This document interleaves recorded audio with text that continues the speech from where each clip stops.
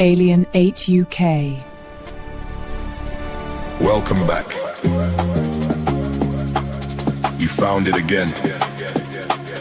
The UFO Files. Broadcasting round the clock on Alien 8 UK. Red-eye listeners, insomniacs, sky watchers, van drivers on the long haul. You're tuned to the only station that stares back at the dark with you.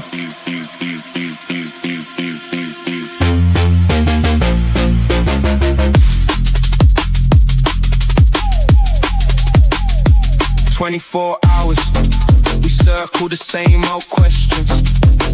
Lights over the north, shadows over the south. Phone lines open, headphones on, blinds half drawn. I got case notes spread like takeaway menus. Highlighters bleeding through until sunrise. Coordinates scribbled on coffee stained napkins from a truck stop somewhere near the East Coast. We don't do jump scares here, we do the long stare out the window at 3:33 a.m. when the estate's asleep and the sky feels too crowded.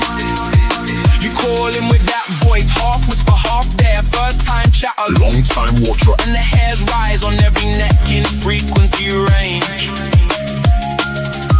Maybe it's satellites, maybe it's stories we tell, so we're not alone in these flickering terraces and rented rooms. Either way, keep your dial right here. This is the UFO Files. Alien 8 UK. All night, every night, every night, every night, every night, every night.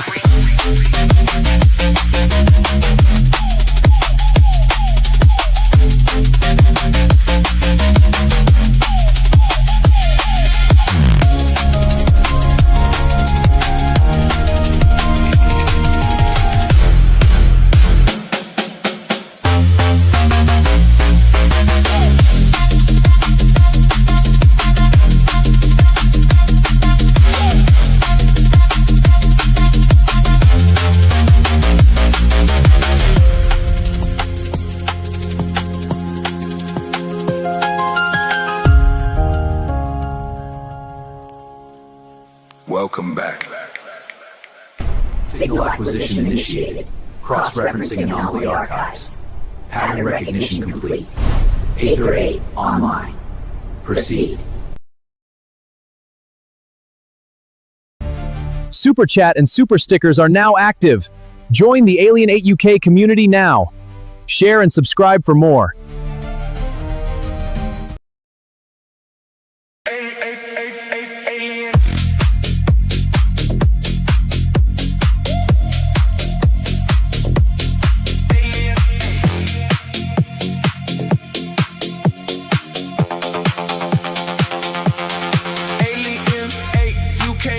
Just landed.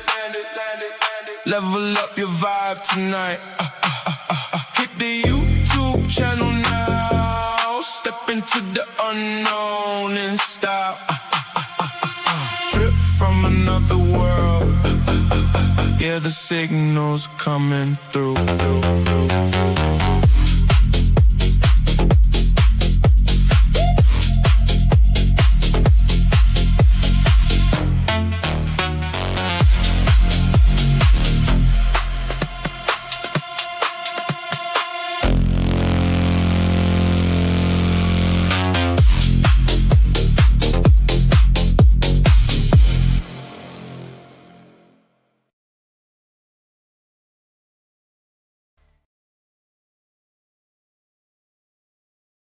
The UFO Files, Day 2. 24 hours of alien encounters and unexplained phenomena. From Bigfoot to Mothman, and lights in the sky. The truth is closer than you think.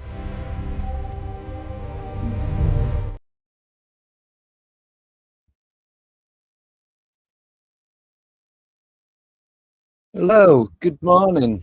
Oh, I'm so tired. But anyway, welcome everyone. Thank you for coming on for day 2. Gonna try and push for 14 hours today. Don't hold me to that, just in case. We do have some guests coming on. The first one is due on at Just let me double check. It is not until 12 o'clock. So if anyone would like to come on between now and then, you are, depending on who you are more than welcome. Well, everyone's more than welcome, but we need like UFO type people. So if there's anyone you'd like me to try and get on who's going to be awake right now, that'd be great. If not, you're just going to have me jabbering on for the next 2 hours. So I'm going to do, I was going to do this as a giveaway, but I'm going to do it as an auction, obviously, to the highest bidder. So it's the Alien UK plaque. So that's been signed by Brian King Sharp, RPG, Ronnie LeBlanc, and Daniel Barnett. So if anyone is interested, the bidding starts at £20 and it's going to run right the way through to the end.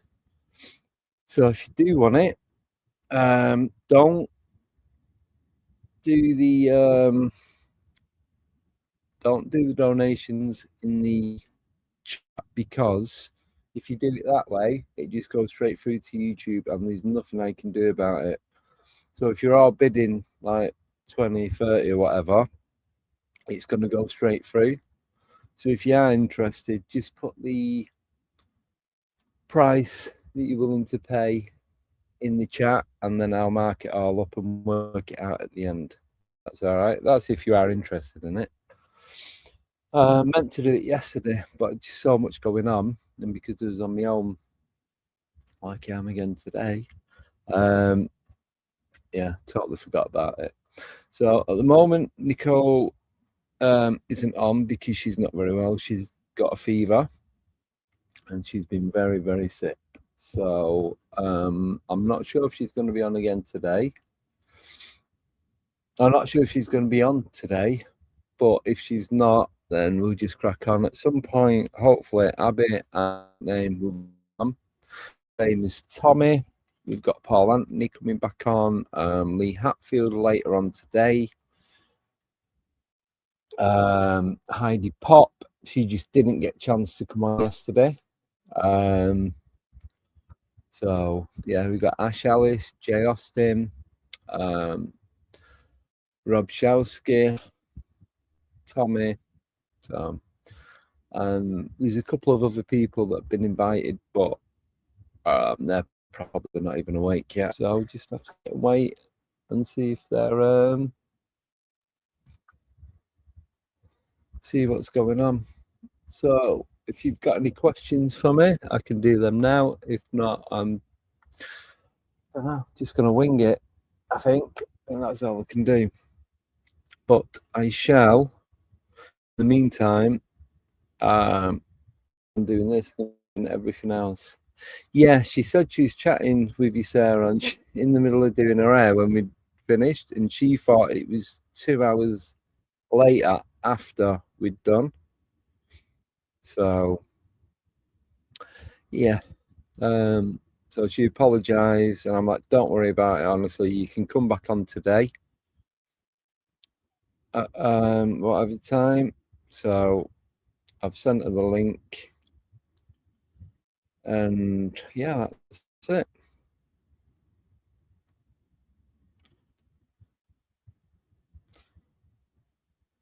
So I do apologize if you keep going quiet.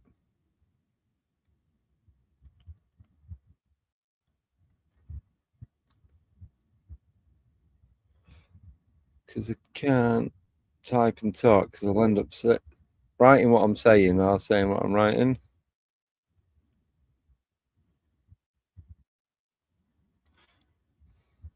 There we go. Right. Let's sit and wait now. Oh, just sit here in silence while we wait for a reply. No. Yeah. No, I've not got a cold. I think it's more hay fever. Most mornings wake up, got a bit of sniffles, but once I've had a drink and breakfast and what have you, then usually all right. But there's a birthday party last night, and most of the time we sat in the beer garden.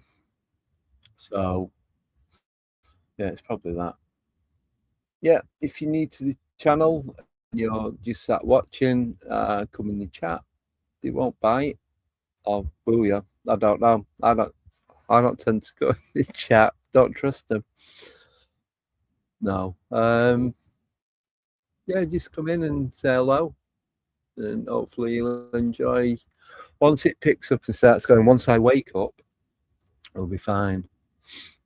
But yeah, if you've got any questions, let me know. Like I said, we're doing the auction. The money from this will go straight back into the channel and obviously help fund it. So you've got Ronnie LeBlanc, Brian King Sharp, RPG with his little Bigfoot, and Daniel Lee Barnett. So all signed. So if you are interested, there you go.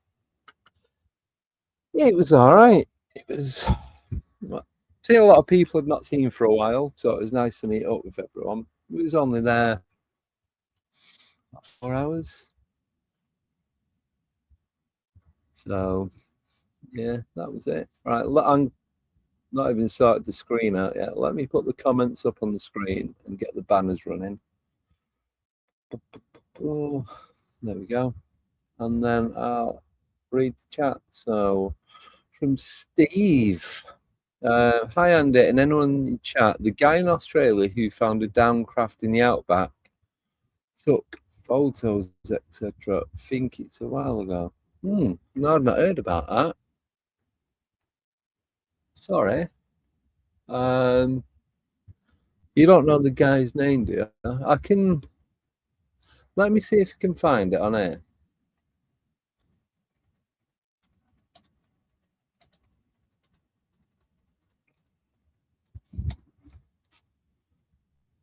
Downed UFO in Australia.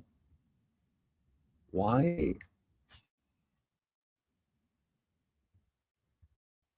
It's all right. My screen has just gone.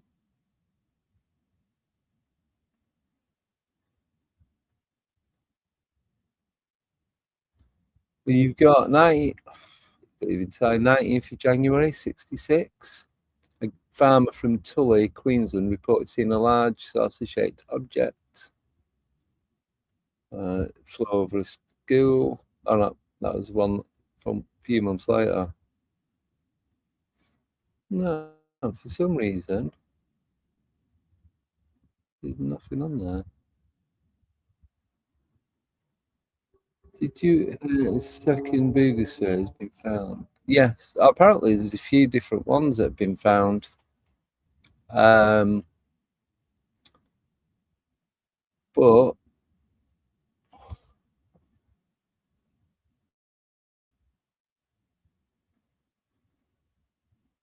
sorry, just bear with me a second. All my settings have gone weird on the PC. I had issues with it yesterday after it come off. No, I can't find that. Sorry, it ain't that. Oh, come on.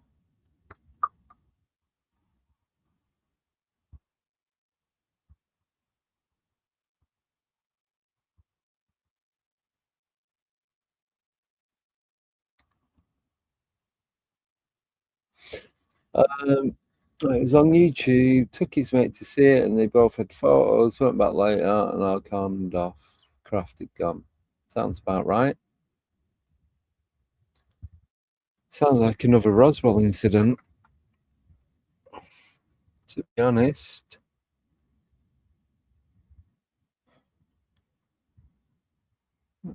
Just bear with me 1 minute.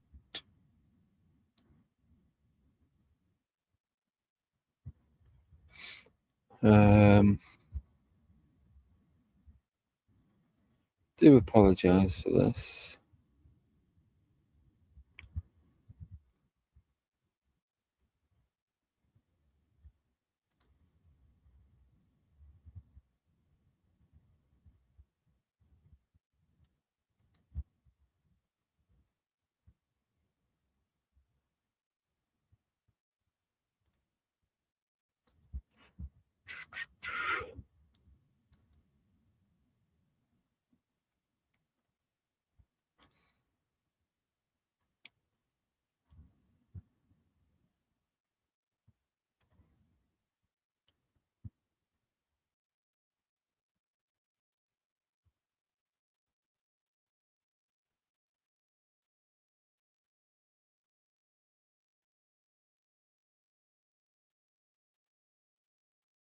Right, done.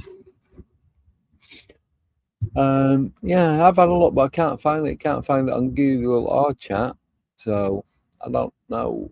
And if you go into YouTube, this will just start glitching because there'll be like 2 or 3 things running at the same time. So, interesting. So, all right then. Here's a question for you lot.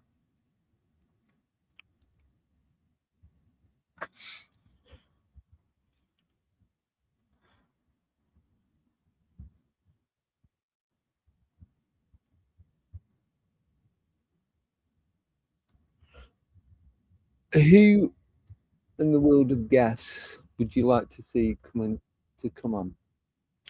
No. So the alien in jar, he's not been DNA tested, but he's sat in 99% proof rubbing alcohol. And since putting it back in here, it seems to have gone back to its like normal texture, colour, and where it's going all mouldy and crap. It's trying to show you without the light. So yeah. And when I do my talk, so I'm doing a talk at BFOG on the Thursday, the 3rd of September at Hot Shot Snooker Hall.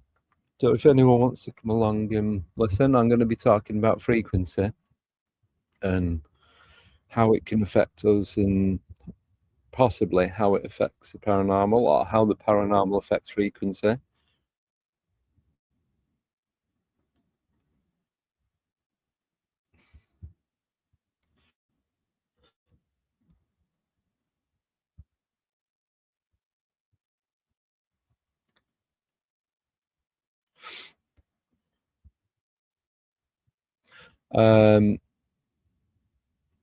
So yeah, I'm doing that. So I'm going to be taking,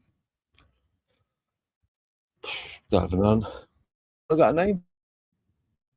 Here's a name for the alien in a jar because it's too long-winded to keep saying that. Yes, thank you, Og. Please do put all questions in capitals and start with an emoji. Because I'm on my own, it's really, really difficult a lot of the time to see the chat. So, yeah, imagine if we got him on. That'd be great. It's really difficult to see the chat once I start getting to it.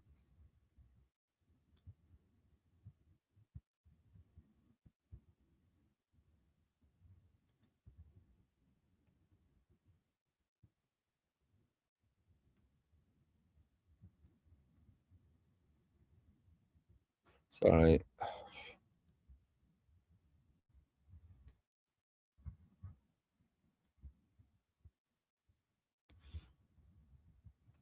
What I was going to say?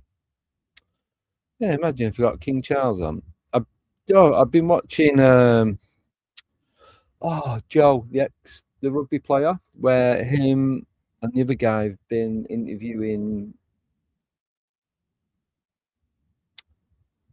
Prince Harry, or who was Prince Harry. They are so funny. He's got such a great sense of humour. Yeah, that'd be good to get somebody like that on, but how do you get someone on like that? I've interviewed. I've contacted a few famous and part way to being famous people. Some have replied, some haven't. But when they've got X amount of million people following them and subscribing to the channel, yeah, you're just gonna get just going to get blended in with everyone else that's sending messages, and it probably doesn't even go to them. It'll go to their PA or HR or whoever it is, their agent or agency that's does all their media for them. So we'll see what's happening. But we have got a couple of people that are going to be coming on.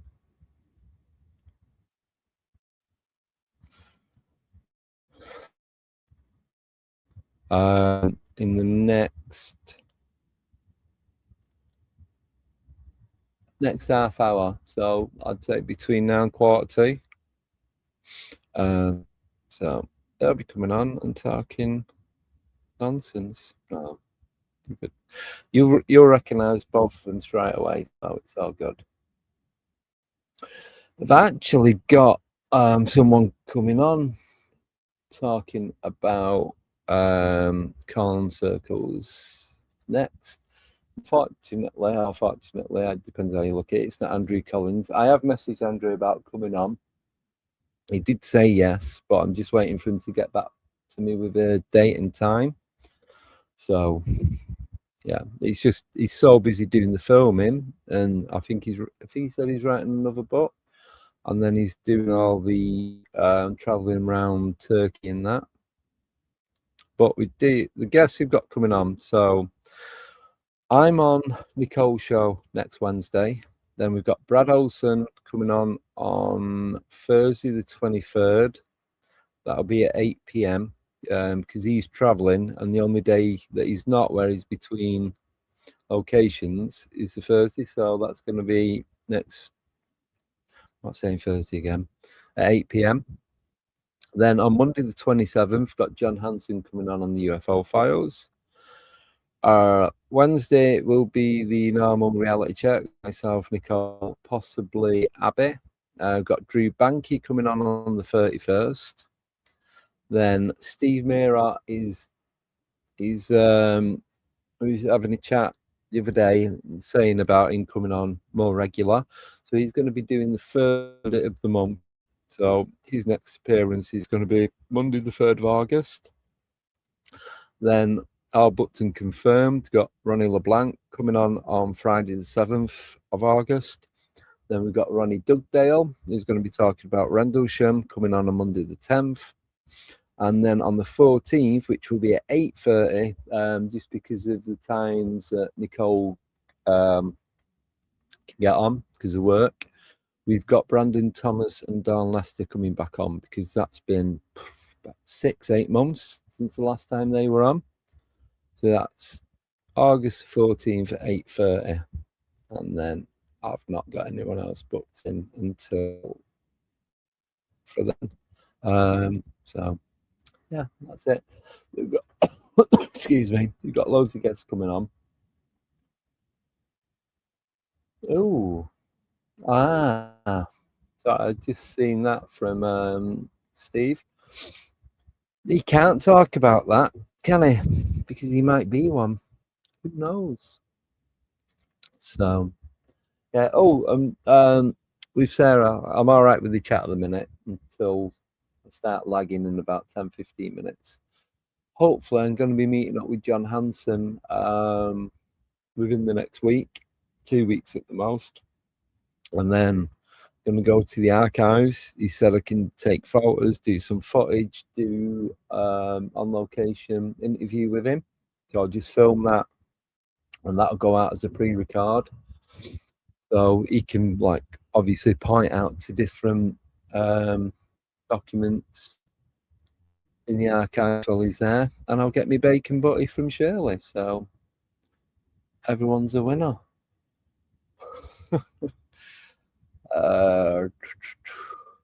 So yeah, that's what's happening. Doing the filming for Jason Kenzie at the end of the month as well. I'm going to be talking about, I think we're doing about the Rendlesham incident. So this is why I need to speak to a couple of people before then, just to get some new information that I've not already got, because I've been there 4 or 5 times now.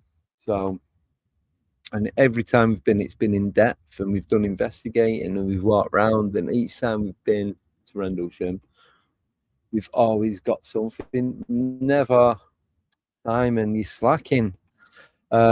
Never gone there and not got anything. We've gone it for, don't really think anything's going to happen today. Then all of a sudden, it just picks up.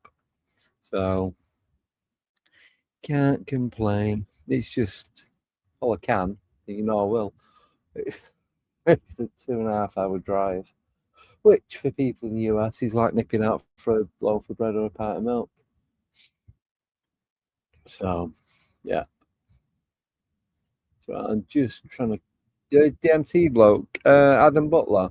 Yeah, I know. I need to get him back on. Actually, it's been quite a while since he's been on. But Drew Banky, he talks about ayahuasca and DMT, and he started doing all the telekinesis stuff. And he sent me a few videos of what he does, and it's like, it's just, you're watching it, it's like just pure magic.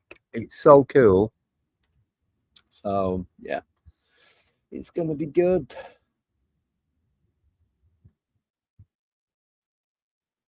12-hour marathon stream. They may try to shut you down. Your message. No, I did a 10-hour one yesterday, so it's going to be at least 12 hours today. Oh, if they shut me down, I'll just have a sleep for a bit and then start again afterwards. So we'll be fine. Right. So just waiting on the next guest. So we'll just keep rambling on for a bit if you want. Most people that have messaged are in the US, but it might be a quiet one today. Reason being is it's a final, isn't it, for the World Cup? So would anyone be watching that and then jumping on it at the same time? I know one of the guests isn't coming on because of that. I think they're actually going to the game.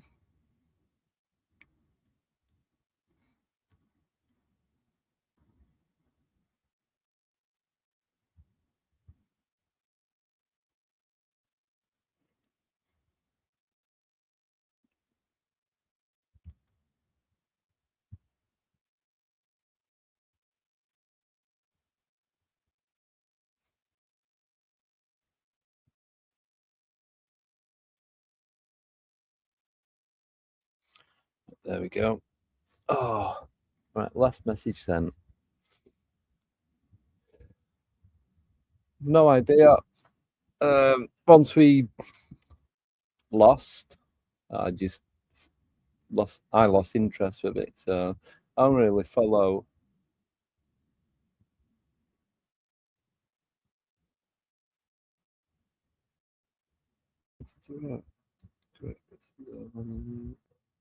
Oh, if can you send me his details, Grandizer? Because I've not heard of him without sounding rude or anything. I just don't get chance to watch very many podcasts anymore because I'm too busy either doing the research for this, setting up the next stream, getting the guests ready, and by the time I've done that, working a full-time job, everything else in between, it's non-stop. So yeah, if you want to send me any links to any of these guests, I'll get in touch with them and I'll keep you updated with anyone who's going to be coming on. But in the next 2 weeks, all being well, I'm going to be going to Rendlesham. So if anyone... Oh, thank you, Simon. Stephen.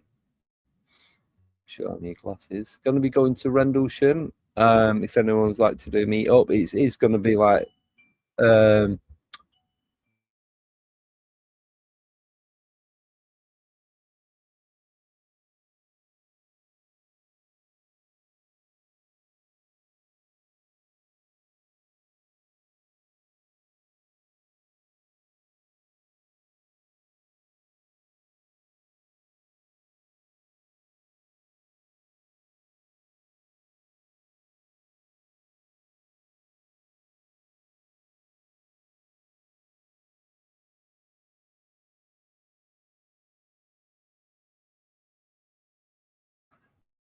Oh my! I can't believe it. Why was it muted? I didn't even press anything. That was weird. Right. So try again. Going to be going to Rendlesham at some point in the next 2 weeks. I know it's probably going to be a little bit busy because the kids have broke up from school now for the summer holes, but it's going to be a weekday.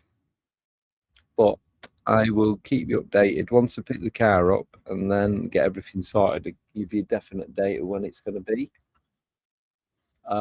Yes, Grandizer, if you drop me an email, alienateuk@icloud.com, just send me a list of people, and if you can put a link in for them as well, that'd be perfect. So yeah, so I'm going to do Cannock, Rendlesham. I do want to go back up to Bempton as well. I'm going to try and get it all done in the 2 weeks. So I'll do go up to one, stay over, then go down to the next one, so on and so on. Right, I'm going to shut up chatting for a minute now. We've got someone that can talk a lot more than me for a lot longer, and every now and again they might even take a breath. So here is our first guest. Glitching. Oh, Hello. hello. It is glitching. How are you? Oh, not bad.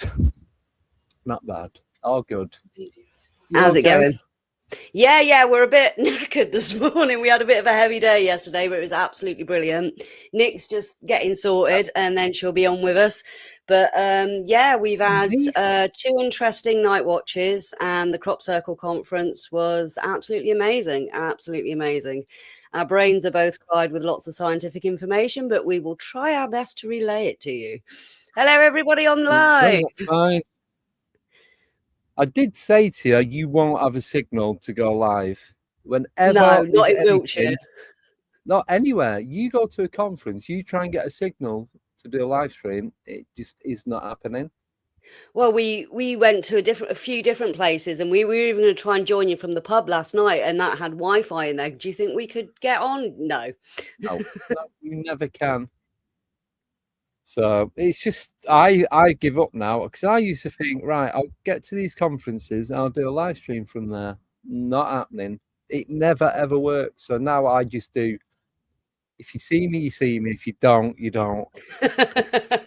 Now you see me, now you don't. Yeah, because there's no point. As soon as you say, right, I'm going to get on, straight away, the Wi-Fi and the ether's going to go, but no, you're not. So, yeah, it's all good. Not anymore. No, so I got John Hanson on yesterday morning. So got John Hanson on yesterday morning. We did catch a bit of that before we went out, actually. How is he? Yeah, I think he's all right.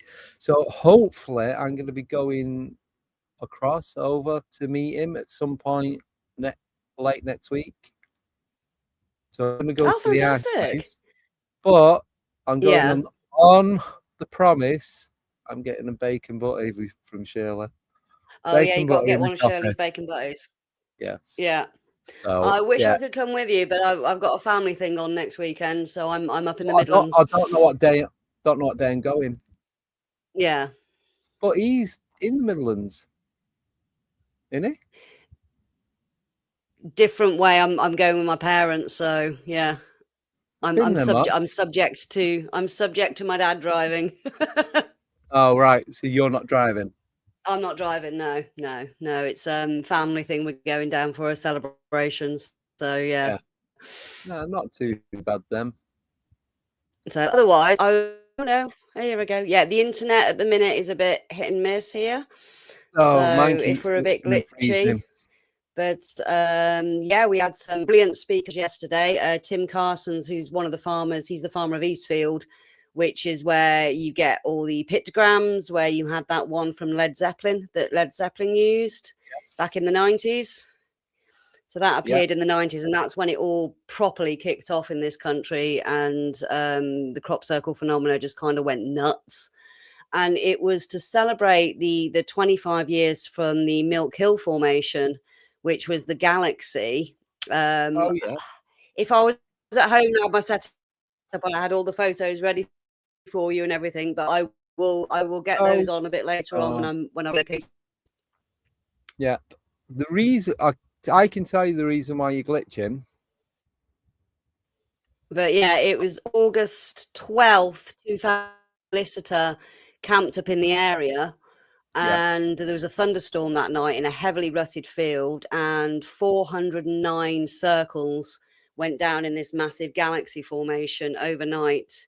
Oh. And in the crop circle community, it's known as the Big Whopper. They don't call it the galaxy. And that one received worldwide media attention. And Lucy Pringle, she was speaking yesterday. It was so nice to see Lucy again. People who know from the crop circle world, Lucy Pringle has done a hell of a lot of research, a lot of photos, and she does research into the effects of the health when you go into these formations, and how it can actually help alleviate some conditions. Can I just stop you 1 minute? The reason you're glitching is because of the backdrop.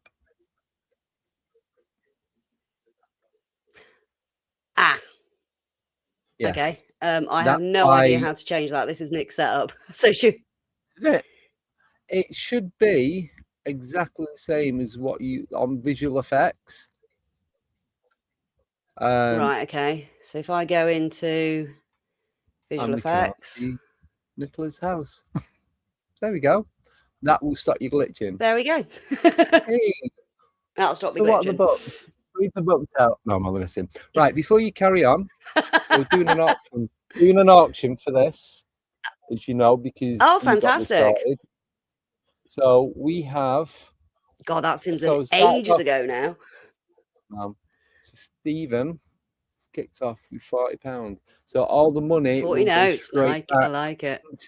It'll go straight back into the channel and help support and cover the costs of everything. So it's not a charity as such, but it is a charity because the cost of everything at the minute is just ridiculous. So it's astronomical, and they just keep going up. So it's what can you do? Sell body parts. I don't mean somebody else. I'm not like going around grave digging and anyone want a hand from 1870. You know what I mean? So, no, I'm not doing that. No. Yeah. So that's a lot better, by the way. There's no glitching, no nothing. So it's all no good. Glitching. Cool. Yeah. Cool. Yeah. So go on. I've forgotten what I was saying. Yeah. I'm off about, sleep, mate. Well, I was going to start at 9 a.m. I woke up. It was like 9:15. I'm like, oh, I've got to have my tablets. I need to bathroom, have a wash, and all that.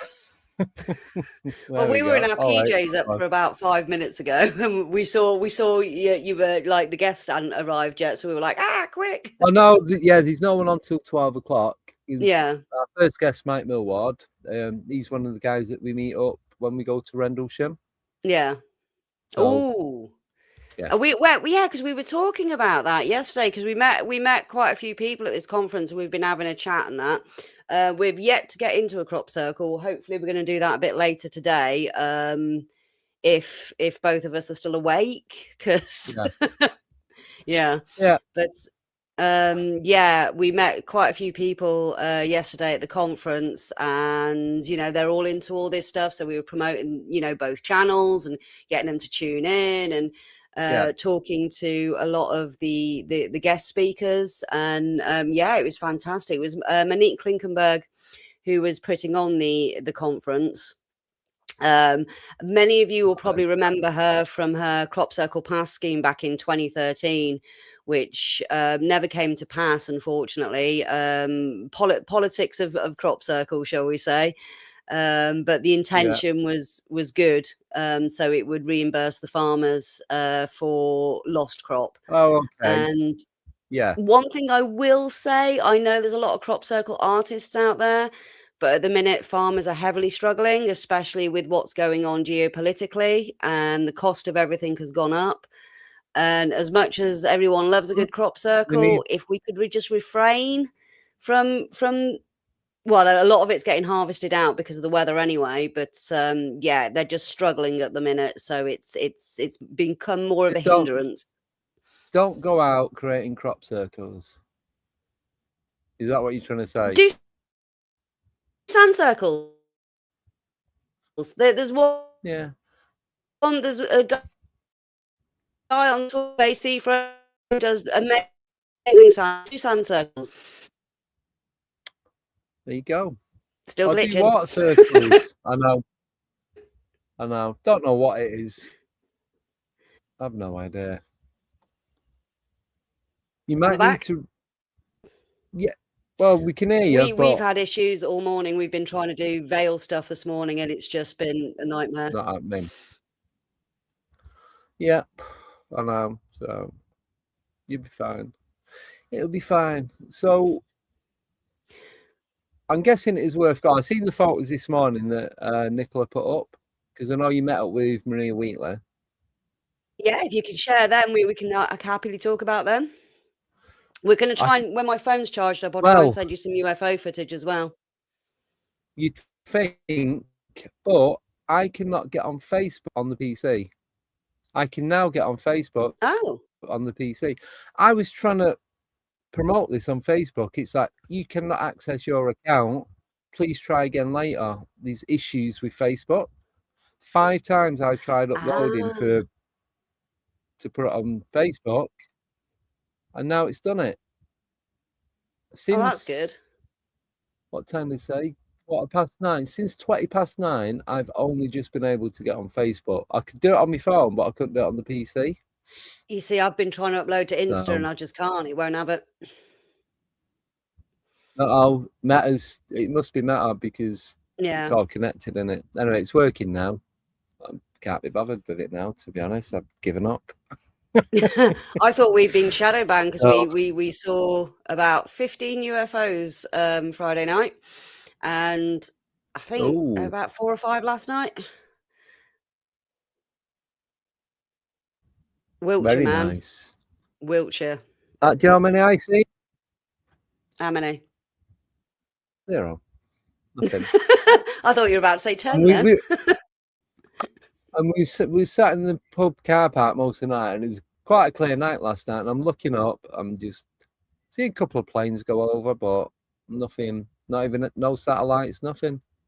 No. So. No, we had lots of whizzy satellites. We had, we keep getting, and it's the ones I get at home. And now I'm glad Nick's seen them as well, because it's great, but it's frustrating at the same time. They come in really bright, and then they disappear. So they'll start on a course, and they'll come in really, really bright, and then they'll disappear. But I had one on Tuesday. Chinese lanterns. Which I'm going to go into on Monday a bit more. But I had one on Tuesday, but I don't know if it was that or a new type of. Are we on Monday?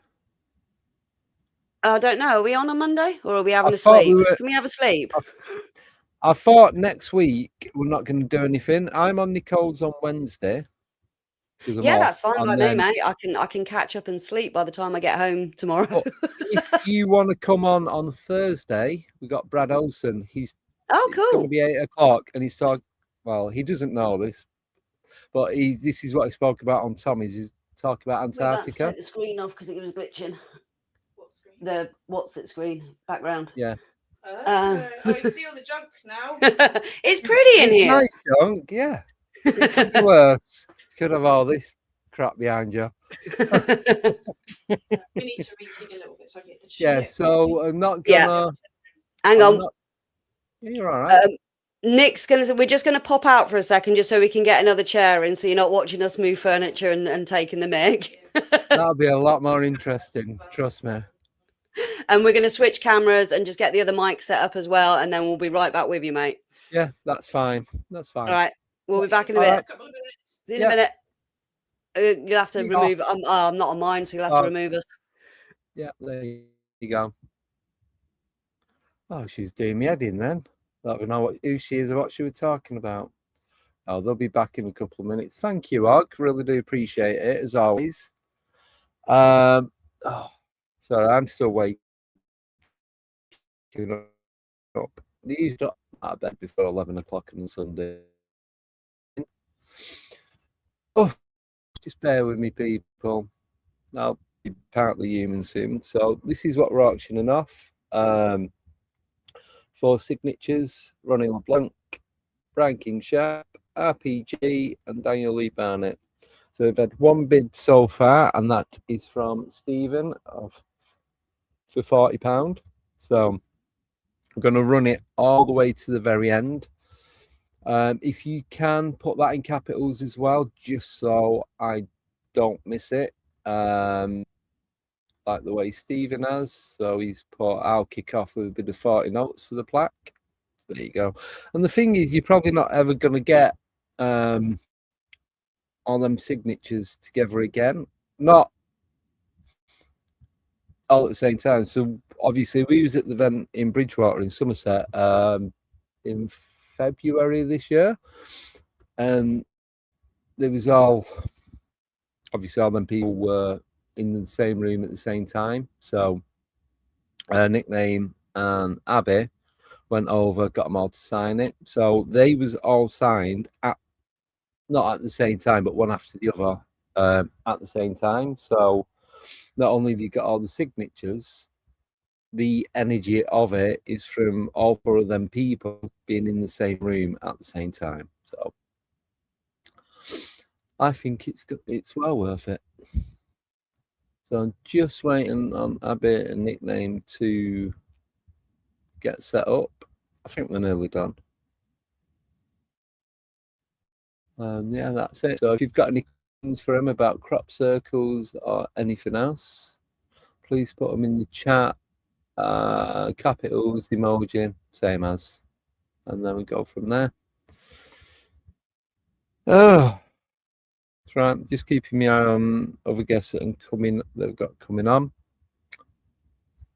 Everyone has confirmed that they're going to be on today. I have asked some other, just randomly sent out messages to people that have not been on for a while that I've just been so busy trying to sort stuff out. You will be seeing me in again today because healthy living diet that I'm on. I eat certain foods at certain times, especially in the morning, because then I don't really eat them for the rest of the day. So I shall be snacking throughout. I'm just waiting for Abby and Nicola to give me the thumbs up for me to bring them on. I'm not sure if they can hear me. Can you hear me? You can hear me. So you're not ready to come on yet, are you? No. Right, okay. Cool. Just checking.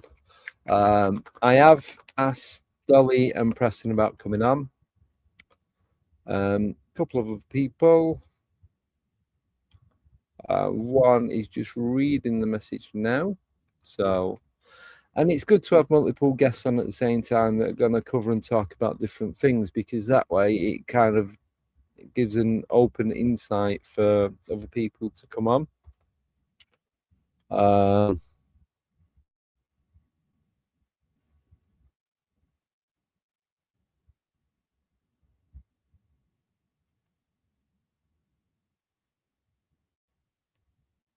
we go. Right. Yeah, just be good. I know if Dolly and Preston are not busy, then they most probably will come on. And they're both great people as well. And they're a good laugh, and yeah. Even though we always talk in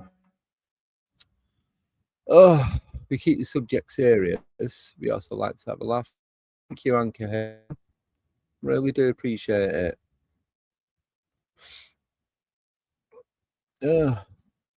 It's Neil. Good morning, Neil. Did you go to the conference down in Avebury yesterday for the crop circles?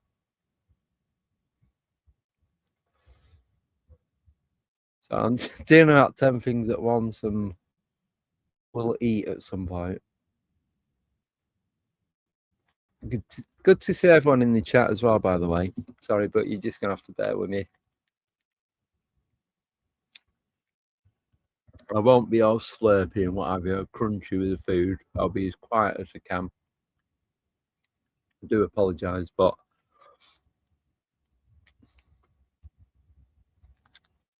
Thank you, everyone, for your support. Honestly, I really do appreciate it. And if any of you guys in the chat ever want to come on, you are more than welcome, because I know Anchor Haven does a podcast. I know there's a few others that come in the chat that day. Dead Fish, he wants to come on. Grandizer, you need to come on, because we've been going on about that for ages.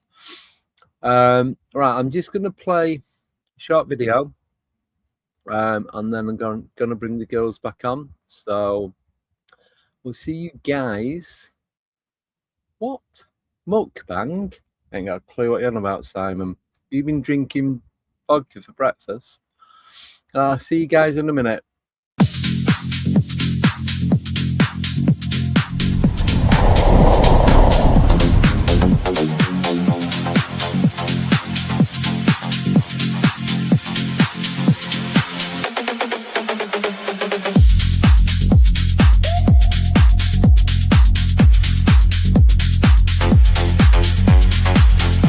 I feel amazing in this new hoodie. The logo is so cool. Yeah, I feel unstoppable in this pullover. Best purchase ever.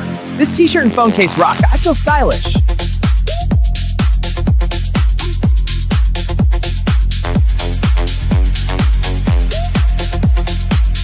We look great together. Best!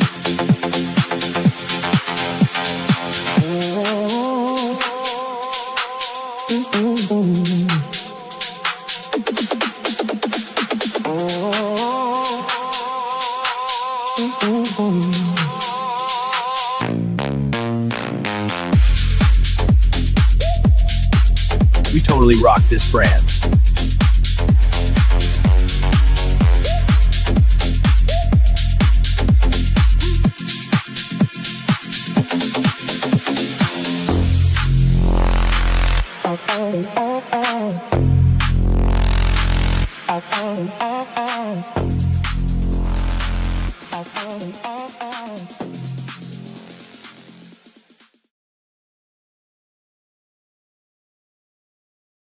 Oh, right, we're back.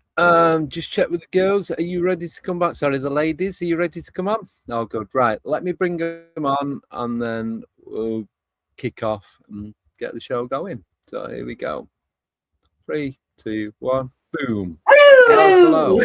There we go. Right. We're back. Thank you. Take over. I've just got to send a message. Well, Where did you get to when you were? I was just talking about the Milk Hill crop circle, and I should have got my notebook because I had the name of the blinking lawyer that I've been trying to remember for the past 20 odd years. Was it Hunt? Stephen Hunt or something? John Hunt? F. Hunt or something like that, wasn't it? Yeah, he was the lawyer that was camped out by Milk Hill when this crop circle went down, and he was there the night before. There was nothing there, and he's a lawyer, so why is he gonna lie? Because it would destroy his credibility, wouldn't it? Yeah. Unless he's a defense lawyer, because that's what they do. But check what sort of lawyer he was. What people don't know is there was an actual concentric ring circle at the bottom of the field, and that's what he saw that night, wasn't it? And we went into, was it Andreas Muller was talking about that, because Busty Taylor was supposed to be on, but he wasn't feeling so good, so he didn't speak. So we had Andreas Muller there. Yeah.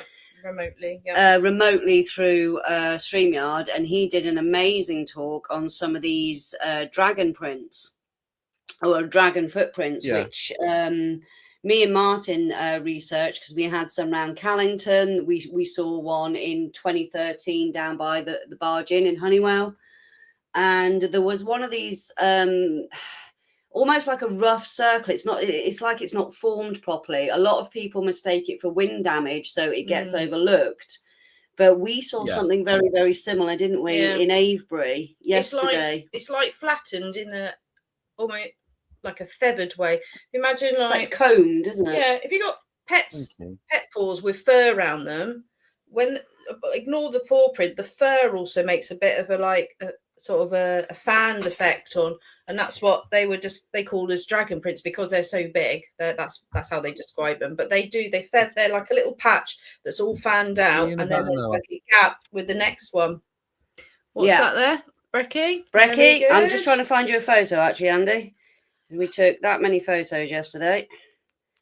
Yeah, we'll send you some bits and bobs. But we noticed that when we was at the crop circle yesterday as well. So having that information before we went to investigate actually made us more critical when we were looking. So you're not focusing just around the actual circle itself. I always look around anyway to see if there's anything else on the hill. Can you see that one? So can you see it's not a full form, but it's like a big print. Yeah, and there's more than them, so it's like something's hopping away or bouncing away. In the crop field. Yeah, so but I mean, they don't know how these things are formed, and they still don't know how these things are formed. It looks to me like some sort of plasma discharge.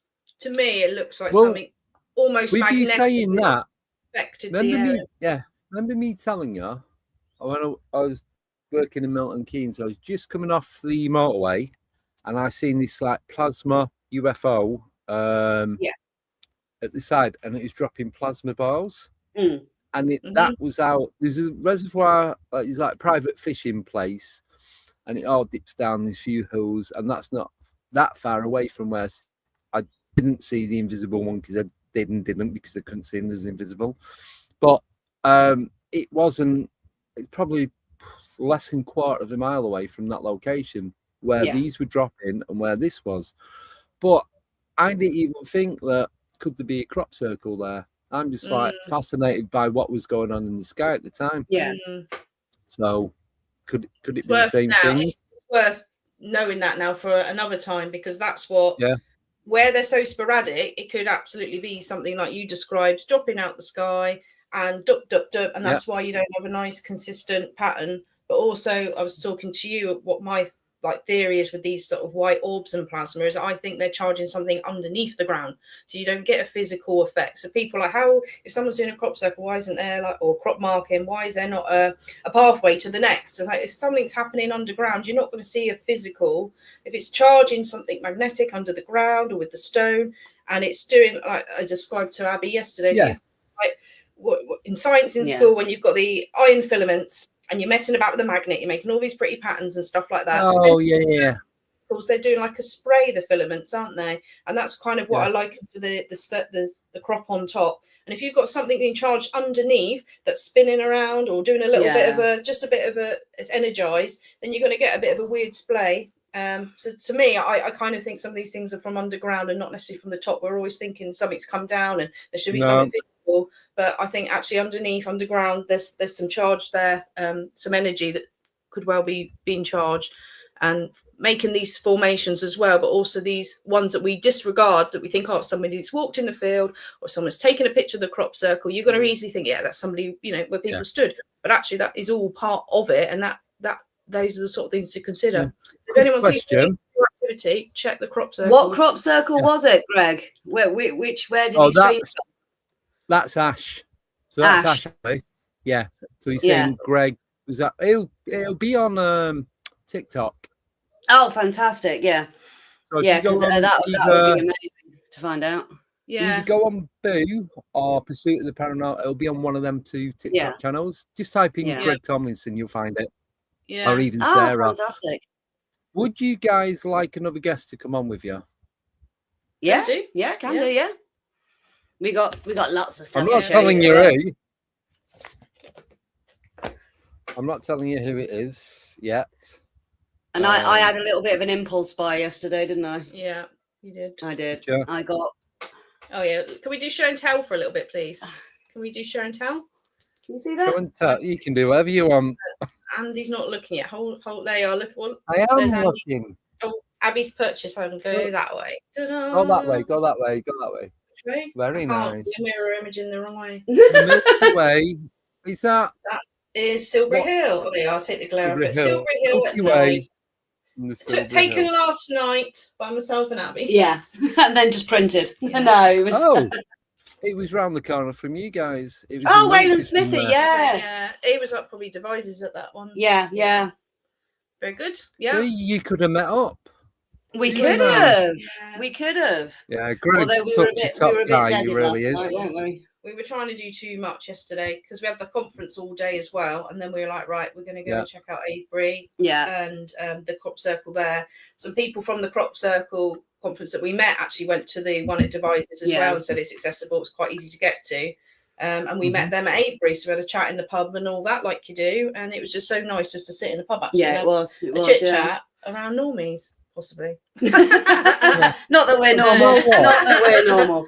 It's good to do the conference during the day, and then just kick back in the evening, and just because you don't always talk about the paranormal, you just talk and get to know these people for who they are. Oh, it's great, but you hear their very personal stories and like, why are you into it? What are you into it for? And then they start telling you these stories that you wouldn't know if you didn't chat to these people, and that's what we love doing so much. It's a more relaxed environment as well. You don't feel as intense. They're interesting, really interesting people. They're all lovely there. Well, we were up the night before till 2 a.m, weren't we, watching UFOs? So it was very busy Friday night. It was, but there was a planetary conjunction as well, and we did a bit of a C5, and it just got all a bit mental, didn't it? Have you talked about them yet? No, I touched on them, but I didn't talk about them. Is your guest coming on imminently, Andy? They put what right now? I put so it's someone someone you both know, people in chat now. I was going to say we can keep talking about crop circles, but I don't want to be. No, if you want to keep talking, I'm going to mute this because it's very crunchy. And I don't want to. What we're enjoying this is called ASMR, isn't it? Yeah. Put the mic closer. Yum, yum, yum, yum. What if I do it really slow? Just nice, just nice. Look, see, you've got a new audience now. Yeah. 24 hours of Andy eating stuff.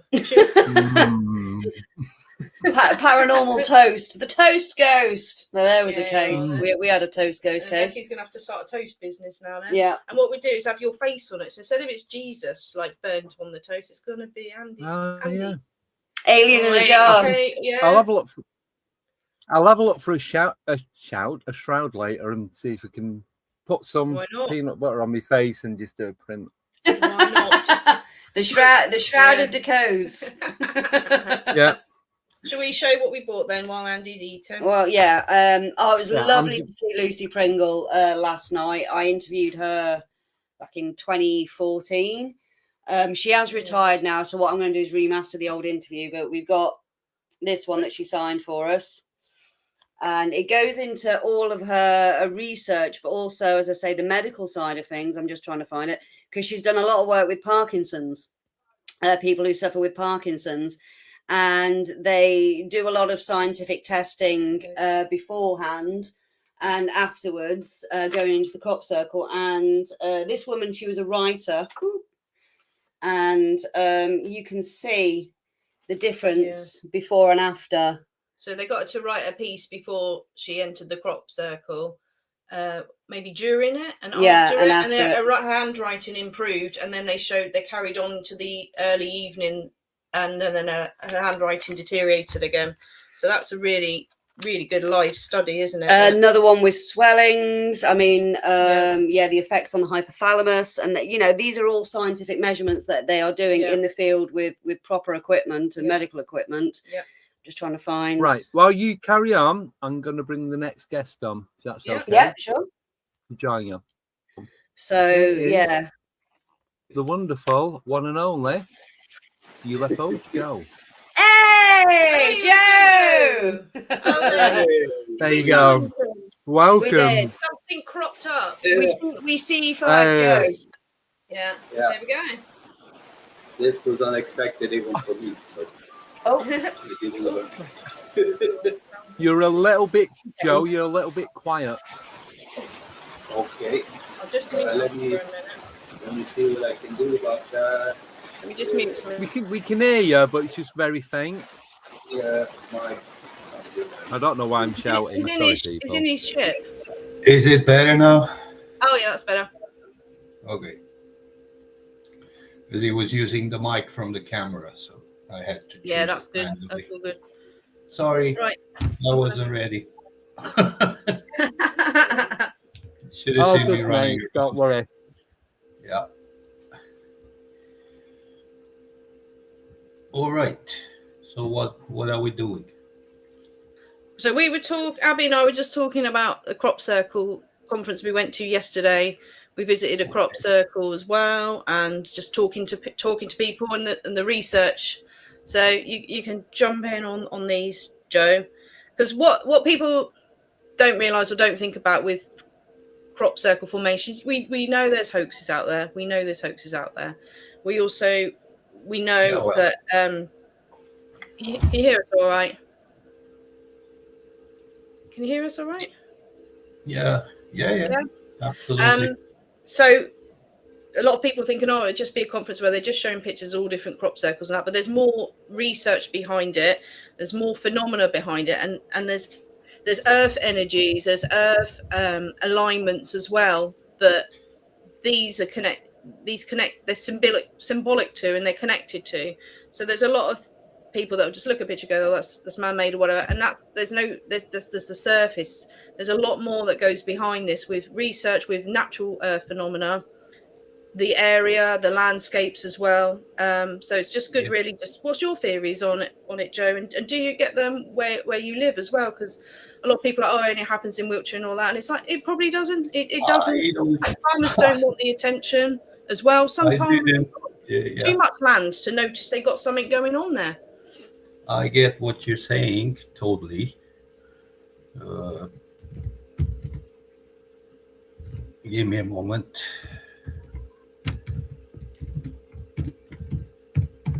Because I never heard of crop circles in Sweden, but it says here that they're very rare in comparison to the UK. Okay. But they do appear. So they're isolated, but they do appear. Yeah, what I know is, of course, there's some of them that are hoaxes, but we have the undeniable video, the old one, the early, I don't know if it was filmed in the 90s. Yeah, that would be video with the orbs forming the crop circle. So yeah, well, we met the farmer did a talk who was involved in that yesterday as well. But yeah, but there's people who do it for art as well. It's not just hoaxes. They're not trying to replicate something to pretend something, landed there or whatever. There's people that do it for artwork and for some a hobby. Some there's probably do it for artwork. Well, so we got all that to consider too. Yeah, I'm sure not all of them are alien made or whatever, but there are certain things that I've read about and stuff like that.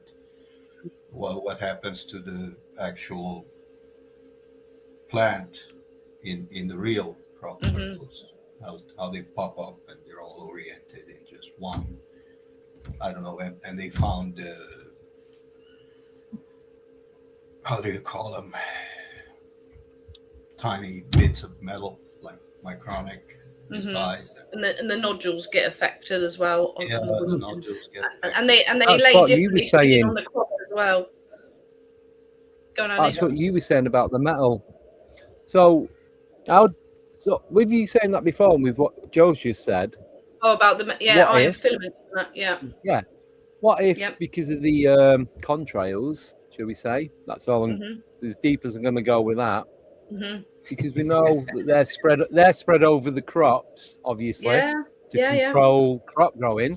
Yeah. And then how do we know there's nothing that they're using underground to maneuver these iron filaments? Or trapped in from above, and that's what makes these displays. We know you can have weather anomalies as well that can affect it. There's all of that to consider. So there's a lot of people that think, I'm not interested in crop circles. There's so much more to it. And they're fascinating, and there's Maria. I've got Maria's book as well, The Secret of Stonehenge. But her talk as well was about earth energies and harmonics and things like that. And they're things you just don't consider. But when you look back and you think of ancestral things, and you think of the planet alignment, some of these are happening on alignments in like Saturn orbit and all of those things. And it's so much deeper. But it actually makes sense. But then, it's surface. There's more to the surface. But Yeah, what probably if it has to these do crop with the layer circles? things also. Yeah. But what if these crop circles are a distraction? So they're dropping the iron filings. Mm-hmm. Yeah. And they're being created to take your eyes away from what's going on, or Mm-hmm. they're telling you without telling you, without Yeah. going, this is what we're doing, but this is what we're doing. I think there's a mixture. I think there's a mixture of messages in there. I think there's a mixture of effects of what we're doing, or just natural effects. You okay? Or could it be about some that. sort of not experiment, but like No, but that makes sense if you're talking about public iron. public reaction? Yeah, that would Yeah. make a lot of sense. Yeah, well, Yeah. there is Like- this guy that I'm tried okay. to recreate something from what some of the crop circles were looking like, and he came up with some, I don't know if we should call it device or something that he really created. I don't remember the name of the guy, but But it's there is- interesting that you mention iron. If iron was deposited and you found it on Yeah, they found like little balls, didn't they, in some crop circles? Yeah. Like little, like I think they called them blueberries, didn't they? So if So, you're thinking yeah, so of that's what I was saying. magnetic charge with them, then Yeah. you're gonna get, Yeah. or you can charge them up, Well, and you can manipulate them. People can Have manipulate you? with mind as well. Here's an idea for you. Manifest with their mind. I'll let you Yeah. do it because one, I don't want to get arrested, and two, you're right near and I'm not. Have you ever thought of doing a cloud buster in or near a crop circle? We got to build one first. Do you know what? They're not that difficult. You don't need No, they're all the not. stuff like you used to do anymore. You literally need like five Copper 5 foot pipes. copper pipes Yeah. straight into the ground, copper wiring, and link it up. And like, there's another couple of bits and pieces you need, but I got all the details for it. Whereas before, it used to cost probably about £200-300. The bucket and Yeah. the iron filings again. Or, You don't need all that aluminium, anymore. because you need the silicon and organic material to create that orgonite type structure. Yeah. We bought a mini one yesterday. Yeah, we were looking at They were orgonite selling them pyramids. yesterday, Yeah. I've But got- I splurged on that instead. Yeah. Yeah. Oh. Oh. I think that is organite. That's what Darren, baby with a laser, give me. I'm sure it's No, organite. organite is man-made. So I'm not in my studio. You know my blue pyramid behind me. Do you know That's what? organite pyramid. I think that might be one of his. I think That's that's one one of of your his teeth, to be honest. Give it to Not Tommy. mine is. Don't tell Tommy. He'll want it. He'll want it. But yeah, it's so interesting with the crop circle phenomena. Yeah. But as Lucy Pringle was saying, she didn't show the email, but she did read it out that at the time when this Galaxy one went down back in 2001, the crop circle hoaxers, artists, whatever you call them, the Banksy of the crop world, actually emailed her and said there was no way we could do this. There's no way humans could have done this in the 3 or 4 hours of daylight, nighttime that they had in the middle of a storm. Tim Carson's was one of the first people who's a farmer who's in that field. Mm-hmm. There was no muddy footprints. He was treading muddy footprints into it. And the slope, it's taken flat classically the way to get the whole picture in, but when you look at the terrain, it's slopey and it's symmetrical on a slope, and it was deeply rutted land as well, so the field was deeply rutted. You did make that clear. And there was a lawyer up there that was camped out, and he didn't see anybody, or so. And 390 circles, was it? 409, about 800 meters in circumference. Yeah. You can't really imagine the size of how many people would it have taken to make that?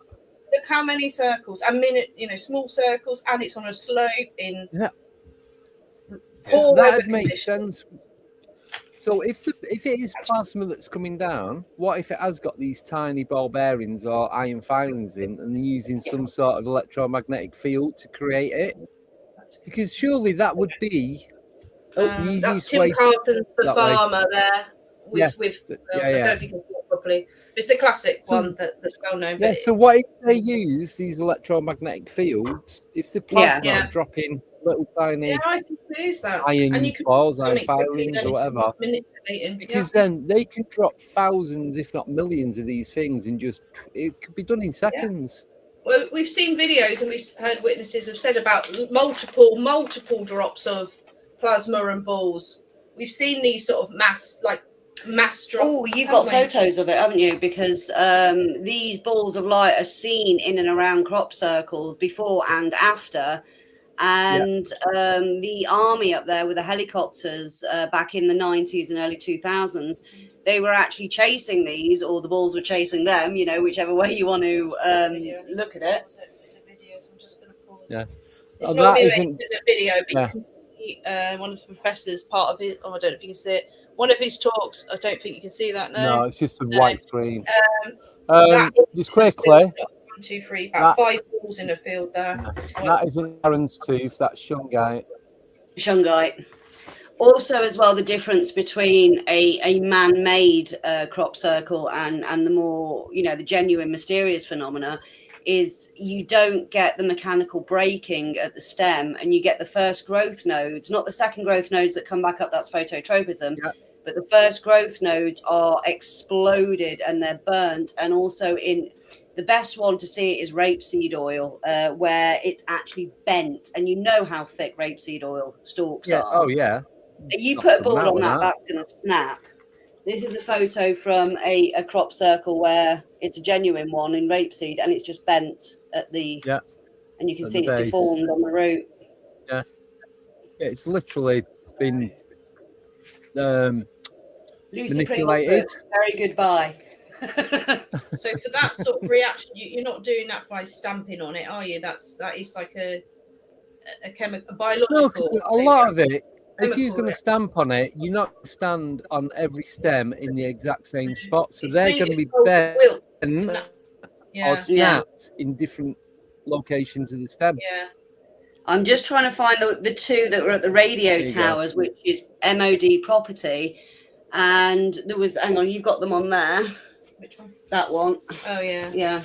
I'm just trying to find. Actually, if Andy will know these to Google and get them up, the one that is the face, the pixelated face, and the microchip sort of ones.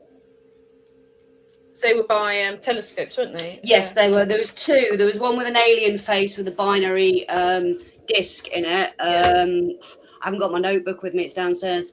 And that one, but they couldn't figure out what this was until they actually printed the image, because Lucy went up in a helicopter. And the way this crop circle was formed, there's been very, very few like it. And they're like tufts, and it's wrapped around, and the distance between the actual tufts is like that much. And you wouldn't be able to do that, especially in the dark. A radio tower. The woman that lived by it, there was this whooshing noise, wasn't it? And she thought, oh, it might be a helicopter, but there was this whooshing noise that went on for over an hour when these two appeared. So that's the galaxy one. So that's the one that we were just talking about that is on a slope, poor weather conditions, and done in a matter of hours.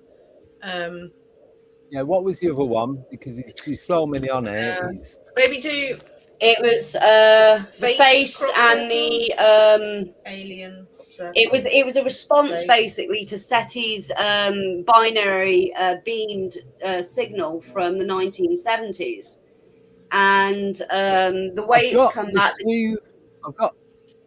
I've got the two alien faces. The one that's kind of like fading out, and the solid grey one. Yes, that was at a radio station. I'm going to have to go and get my notes from downstairs to find out where that was. Oh, I'm saying I've got it. No, really. No. I'm looking on the index. Yeah. So this one on the right. Yes, that was at a radio station. The space in between those like tufts is Lucy, what's say her size? She's size 4 feet or something. Yes, she's size 4 feet, and it didn't even go near it. So, but you can't gauge it from there how close together those. Well, like that's just spacing maybe between each of those little tufts. There's that. No, it was the first one that you had. The right one. Which one? Go up to the very first one you showed us. It's not in this book for some reason. There It's that one there. Where it says, a lot of these. Oh, it's the Chillborn. Yeah, it's the Chillborn. Yeah, Chillborn. Chillborn. In 2002. Yes. With the coded disc. Which one? How the hell do you do that? If you type in Tell me when to stop. circle. I'll just go and grab my notes from downstairs because I wrote all this down. Chilburn. Yeah, and then it will be that. It might be born. Well, that's what it's come up with. Oh, there we go. Face. Chillborn. There you go. Yeah. So it is. Oh, there's the face one as well. Yeah. See that one? Yeah, and they've done like a reconstruction of what it would like if it was a solid image. And again, the tufts together are so close. From up at the distance, you think there's meters behind these. There isn't. The space in between all these little tufts of crop, whatever what crop they are, as well. So super intricate. I can see Chilbolton, Telescope, and Crabwood. Right. So that's the Chilbolton one. Oh, face one. Yeah. There's the code one. This one. Decoded as well. Yeah, that was decoded. So that's upside down at the minute. Yeah. It's got DNA, humanity. But the DNA had an extra strand in it. The solar system was different. Humanoid. It was a little alien, a 3-foot alien instead of 5'9" human. Also, but these. But here's a question. Radio telescopes. How do we know? How do we know if they're upside down or not? Well, this one reads as this is like a binary code. This one, so they know that one is. Yeah. I guess the face. We have the one that. Right. It was upside down on Google. Yeah. Yeah. Because they did use it as a presentation. On Google, just therefore. Each segment of that. Yes, they did. Yeah. So we know with that one. No, I just curious as to how do John F. Hunt was the name of the lawyer. Is it horizontal? Is it vertical? Yeah. If I had no scientific background, I wouldn't know how to. Here's another question. This is for all of you. So this is from Og, and I was going to ask this anyway. Yeah. So why are they mainly in the UK, I wonder, and not like Norway where Joe is, Sweden, but same area. They have been over Europe and one or two in America, but I don't know if it's the UK. They've been some in Germany too. Yeah. I guess it's because I don't know, hoaxers don't have time here in the rest of Europe. So we only have January. Well. Too busy ploughing snow, Joe. That's what it is. Yeah. You ain't got time to go in the fields. No. But it's like the US, Dogman, Sasquatch. Yeah. UK, crop circles, fae, magic. Yeah. UFOs everywhere. Then you've got, I suppose, the Yahweh in Australia. You've got the Yeti, like Nepal, Himalayas, China, all around like the northern part of the northeast. Is it of the Earth? I don't know what areas that's called, to be honest. I think there's probably some areas that we don't see, we don't know about, are not reported. And I was mentioning about America yesterday. Their ranches are huge. They're not like a few acres that we have here, and they don't even have people flying over them. Their ranches are miles. They're like country size. So they might not even notice them. Where we are, these are being noticed. Our land is smaller, and it's quite easy to do a quick clear out with any aircraft, whether it's like pleasure, passenger. People walk for drone hobbies, so I think we're probably more out and about. But it's whether people report them as well. But these particular Wiltshire, this crop circles was based around the anniversary of. So we didn't really talk about overseas, but it's an ancient area here. It's got a lot of alignments here as well. There's a lot of earth energy, rays. So we know that for here. Maria Wheatley went all into that, didn't she? Yeah. So that's what needs to be thought of when people are looking at other countries abroad. what land, what alignments they've got. There must be researchers there. I mean, researchers were from Germany and Netherlands coming here. They must be looking in their own countries as well to see, or neighbouring countries as well, to see how likely to. So maybe it does happen abroad as well, overseas. I'm sure it absolutely does, because we know they are. But maybe they are not naturally formed. Maybe the interest in the UK is that there's a natural unexplained phenomena that keeps bringing people back here. Yep, the mowing devil of the 1600s, and these things are, I mean, you know. Hi, Mikey. Thank you for becoming a member. Sure. I mean, you get the crop circle hoaxers, artists, whatever you want to call them. You can't get into many crop circles. I think there's just one in the area that's accessible. You can't access them. You can't access them anymore. Yeah. But I've forgotten what I was going to say now. Down that line about accessibility abroad. But there's a lot of researchers like the BLT research group with Nancy Talbot and all the rest of it. They came over to the UK and they used to test the wheat and the crop and you know, for the chemical changes, the structural changes in the actual plant itself. You've got that's a good point though. Is that crop abroad? So would it react differently if we're talking about something charged, plasma, magnetic? Would it have that same reaction abroad where they don't have that climate, don't have that crop as well? Maybe it's specific to different. Yeah. So that's why maybe you don't see it abroad as well. The environmental status of it. And they all seem to be in sacred sites as well. So the Wessex complex, it's not just Wiltshire, it's the Wessex complex. So parts of Somerset, Dorset, and they all seem to be by these ancient monuments. It could also have something to do with the elements that are in the soil. Yeah. Yeah. I think it's very chalk-based land, isn't it? It could be the soil, the plant itself, the weather conditions, the location. The energy. There's all that to consider, and that needs to be considered with people going, why aren't they there? Say you're in Spain. That way. Yeah, say you're in southern Spain. I don't know anywhere in southern Spain, so I'll just go a town in southern Spain that've got loads of fields. But you're talking it's average of 26, 27 degrees pretty much all year round. Maybe it's too hot. Like you couldn't grow that wheat or that pasture, whatever, in that heat all year round. So it won't, whatever is going on, won't have that effect. Won't have that effect on what's going on. It won't have that effect on that. Exactly. Plant, I think we've got to consider that. And snow and the environment. Trees. I don't think we've seen a cropped tree, have we? There have been.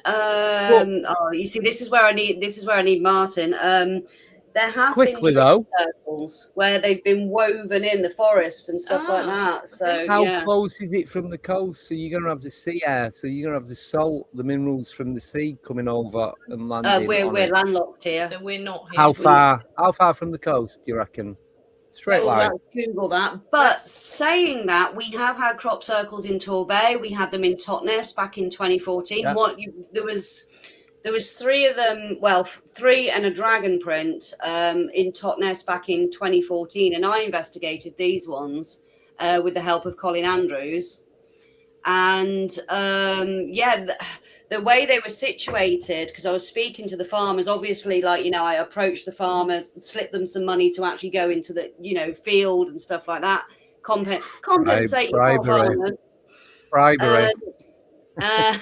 Bribery. And I was in the first one, which went down at the Dartington studio. So literally where me and Martin were broadcasting the show from, the radio studios. And I was in there, and it was the first time they'd had wheat in this crop, because normally they grow peas in it, and it's part of the agricultural college, or if it's still going, so I know a lot of Dartington shut down, the college there. And he was telling me, I knew of another one just outside, just coming into Totnes by the river. Again, water plays a massive part in this if you go into Maria Wheatley's research. Area 51, we like it. And there was one up another way, but the farmer was telling me you could see each crop circle from the other. And I plotted it out on Google Maps, and it made a perfect perpendicular triangle. Perfect perpendicular triangle. Here's another question with you saying about that. So we have I don't know what other countries do it, but we have the 5-year rotation. So you grow different things in it, then you leave it for a year and you use it for pasture for cattle and all that. Has that got something to do with it? So if you picked up, if there was a pattern of it only affects particular crops, could you go back like every 5 years and see what field had that corn circle in?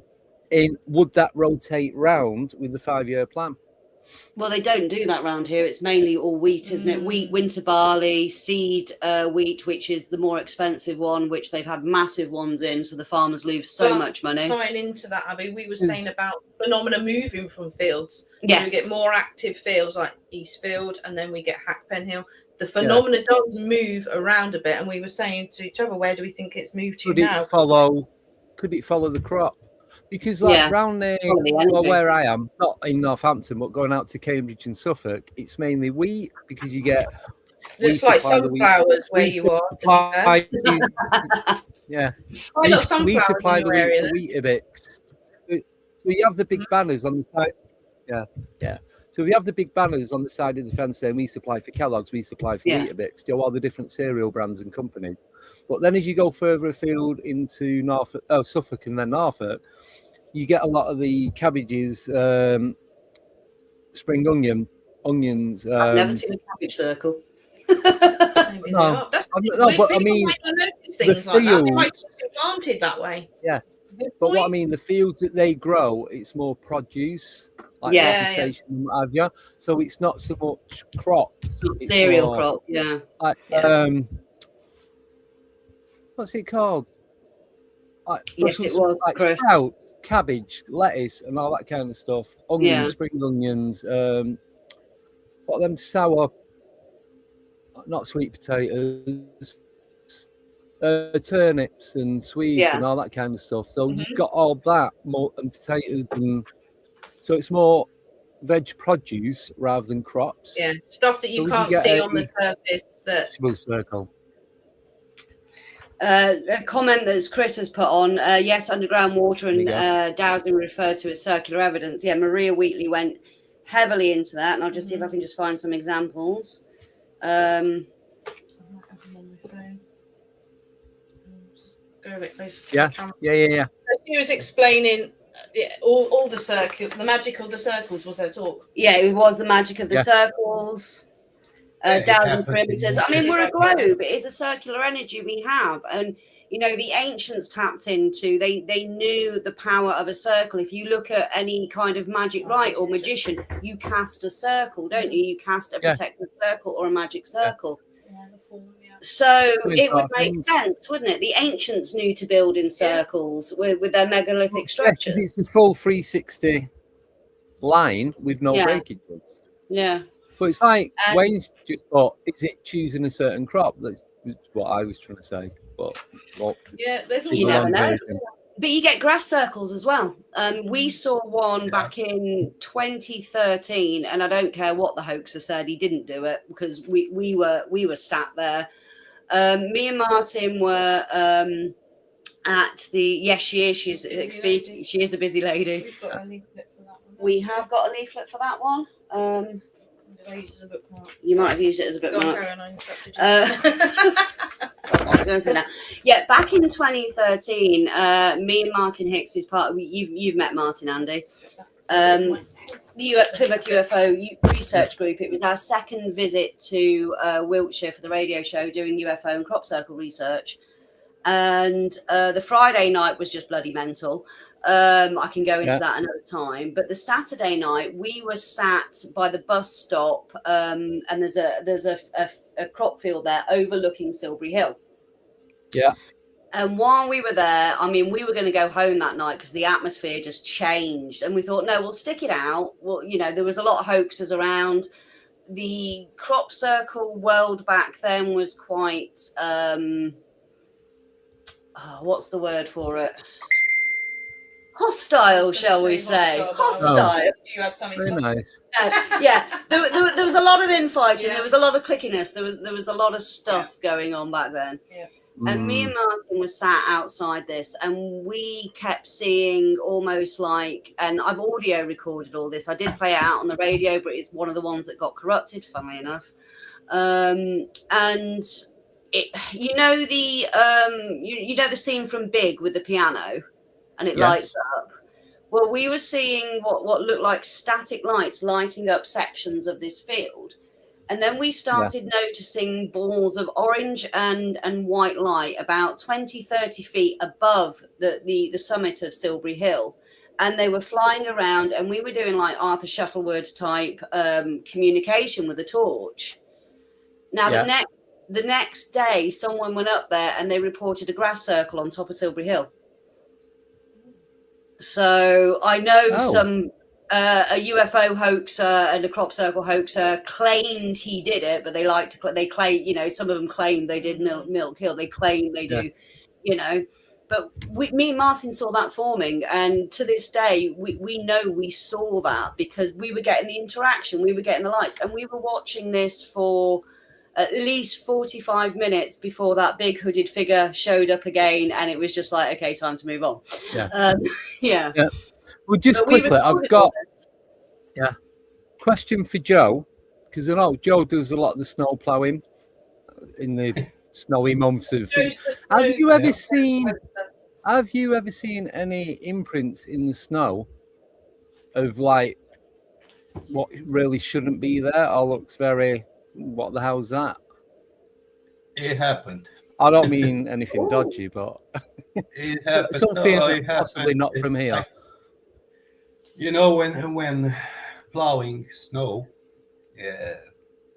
you have to do it in a certain amount of time. So you have to be effective when you do it to reach out all the areas that you have to get done. And I was plowing in this villa area that road goes out to a natural reservation patch where people go out and have fun. And there was this, I just noticed it, slowed down, stopped, looked at it, and just continued because I didn't have time to go out and take photos. I had to do my stuff. And you can Google. But it was like delimited, almost had two lines on the side.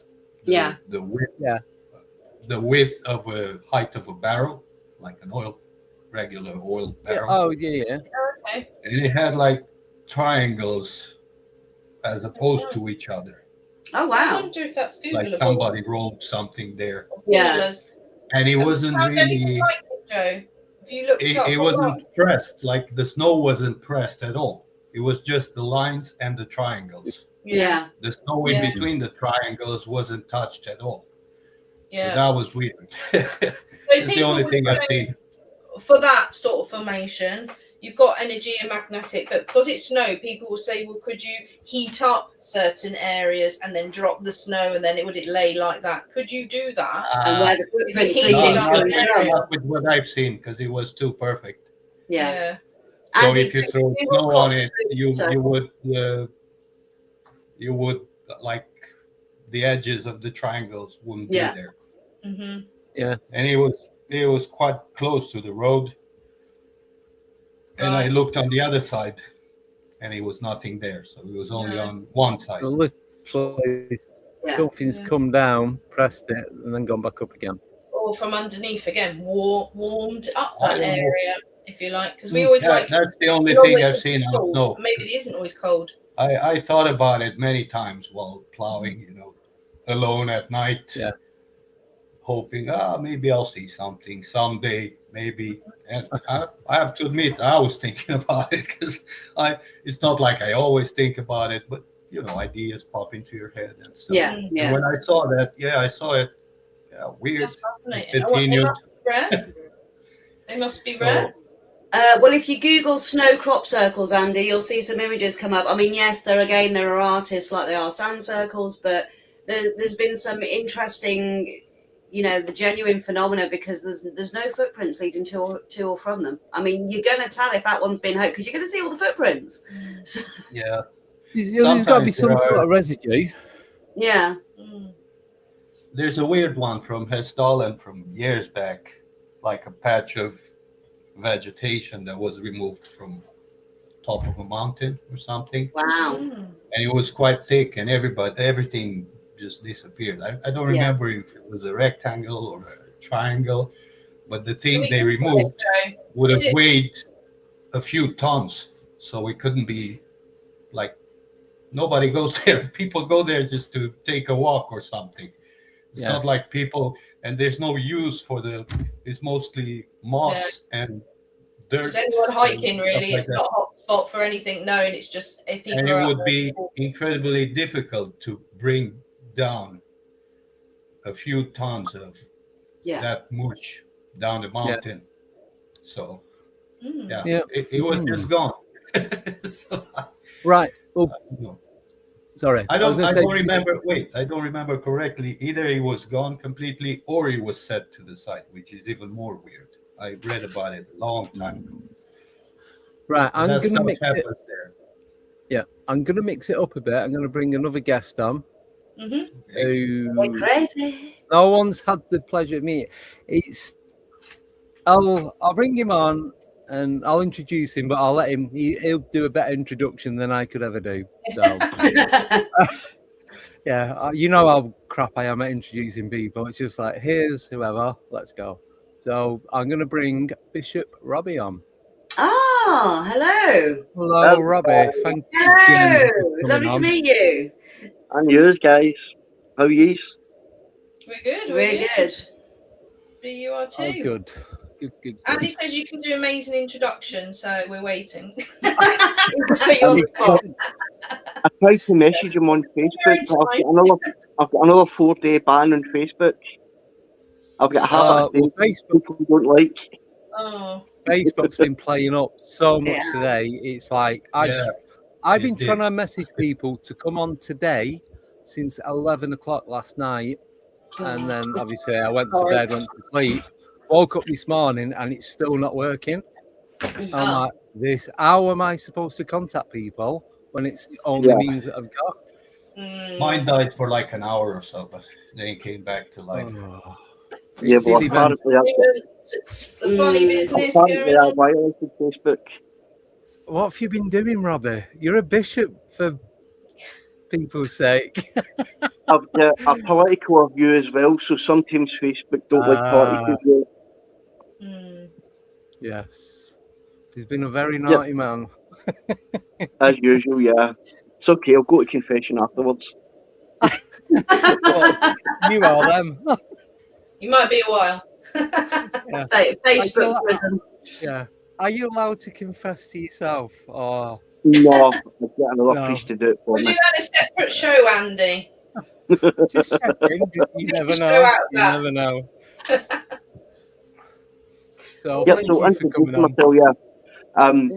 I'm a bishop of a Catholic ministry. I'm also a paranormal investigator, and I've also been obsessed, as well as being obsessed with ghosts and spirits since I was a kid.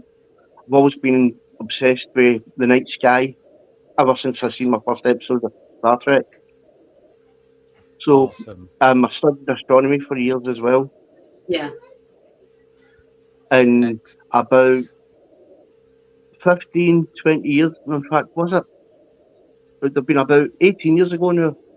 I was out in the garden having a smoke, and I seen like little dots in the sky coming from, was it west to east?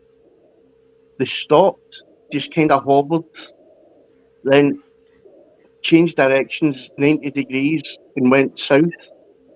Then so I shouted in some of the kids to have a look. Then all of a sudden the dots reappeared, going in the opposite direction in the exact same way they came from. There's maybe about 4 or 5 dots, and I've never been able to explain it. So to me, it wasn't airplanes, it wasn't helicopters, it wasn't anything natural. So I can only assume it was made by something not of this earth. Yeah. What coloured dots were they? When you say dots, were they like all like balls of light?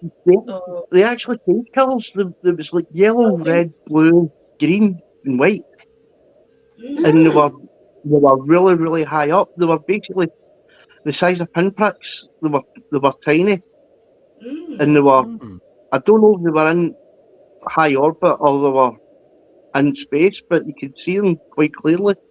Yeah, could sound like it could be out in space. If they're a little pinprick, they could well be, or they could be tiny. But that's we know at the minute looking at satellites and that how they look very, very small at the minute, and we know that they're in orbit, so we at least know when you can sort of liken to what's out there to like that. It was smaller than that, so it must have been further away, and we know that's more further out in space.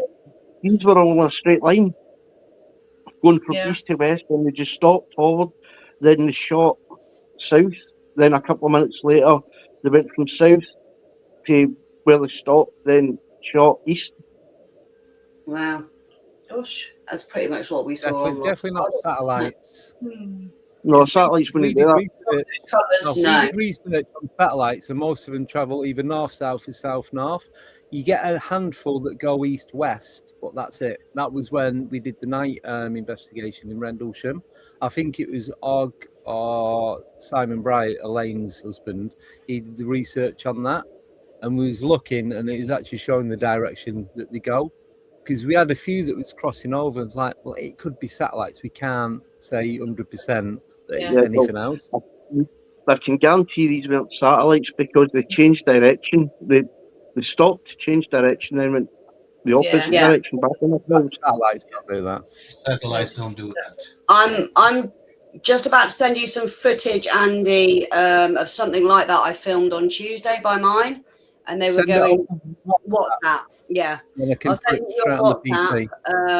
And it was very, very much like what you were just describing, Robert. It was very much like that. It was green and it was white, but I was putting them down to drones because of the green light. And then a helicopter appeared right over my house afterwards, and it was just hovering where these lights were. So well, these weren't drones because it was looking for drones weren't created back then.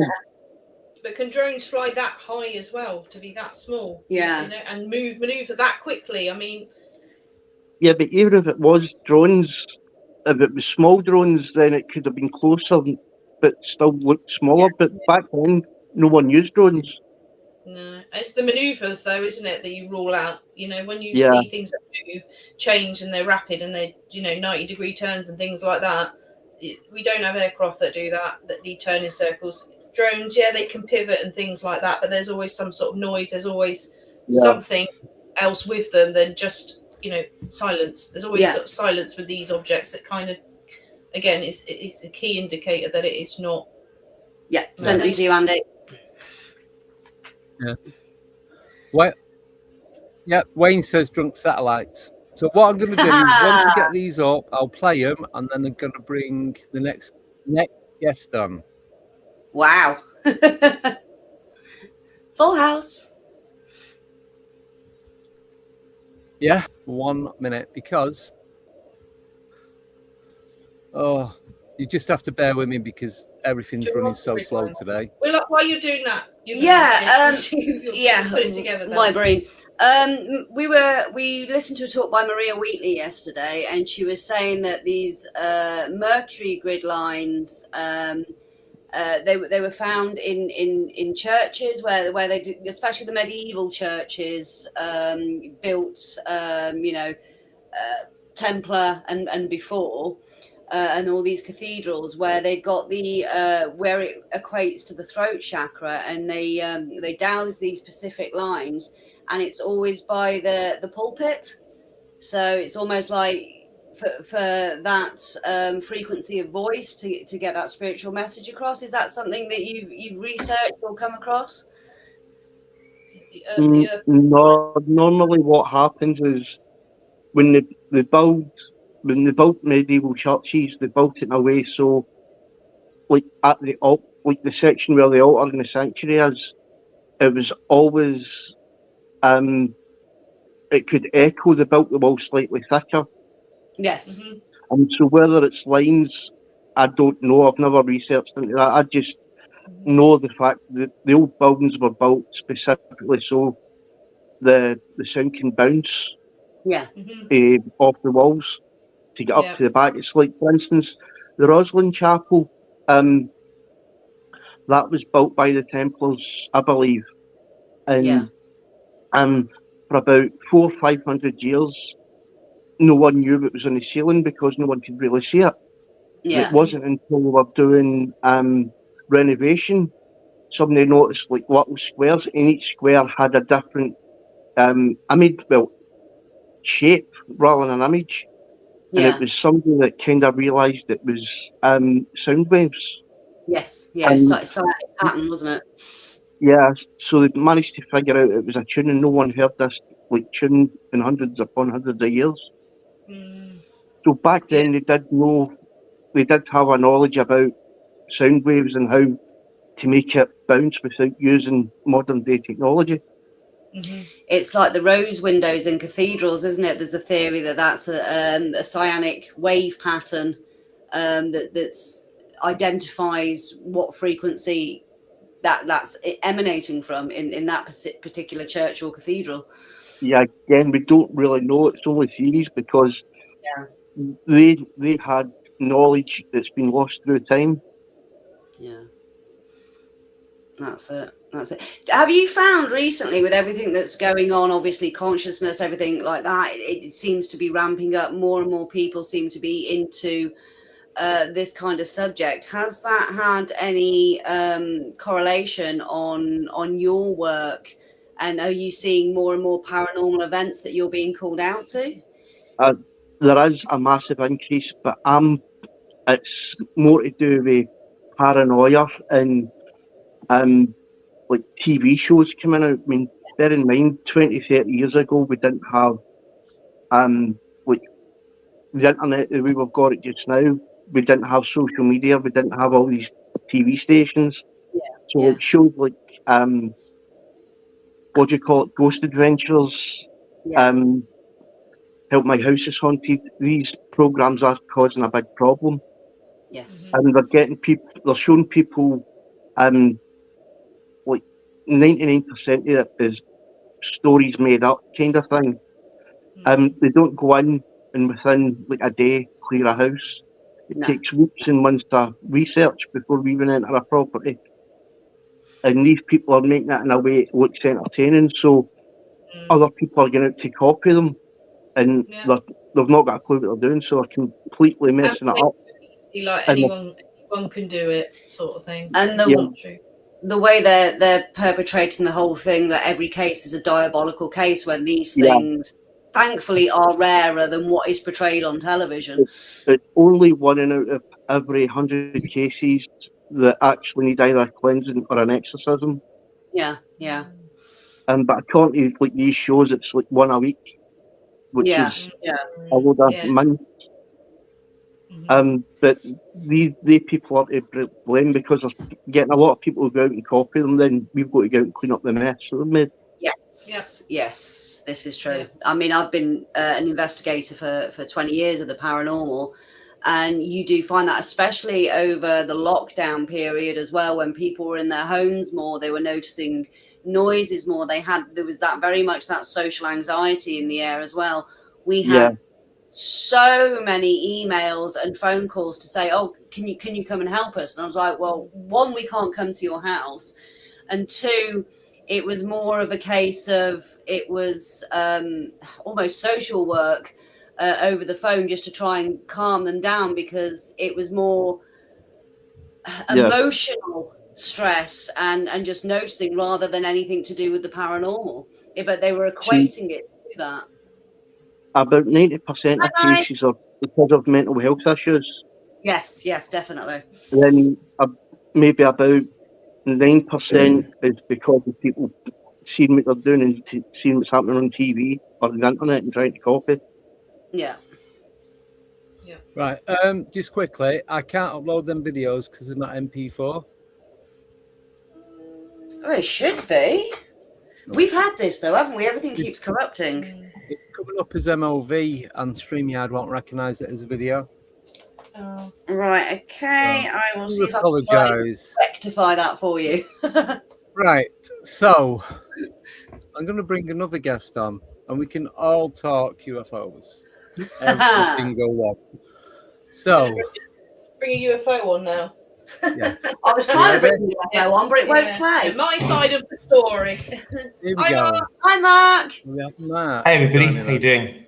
Good, good. Oh, good. Just one thing. Can I hop off for a second? Yeah, of course. I got the kids for the week, so I have to cook. Oh, I'll just order them some pizza, and then I can jump back in after I get back. Just give us a shout, and I'll bring you back on. Same link. I'll write to you on Facebook. Yeah, yeah, that's cool. And I'll go All see right, if I can mate. try and sort this one out for you, Andy. Yeah. Have fun. I'll be See you later. back. Good. He's having Sorry. a paranormal pizza, Andy. Who? Joe is. He said he's got pizza to cook for the kids. Oh, I've got my Paranormal pizza one. t-shirt on anyway, so. Oh yeah. I bought a pizza for later, so Yeah, when I hop on You later. can tell it's getting near lunch. Yeah, we're getting hungry. I hope it's got extra pineapple on it. Oh yes. No, don't definitely. even mention the pineapple. Oh, that's religious. You've got to have pineapple on pizza. I No. like pineapple on pizza. We're not No, arguing right. about that. Can you Just all pineapple, just yeah. stop talking now, please? Because that is just wrong on every level.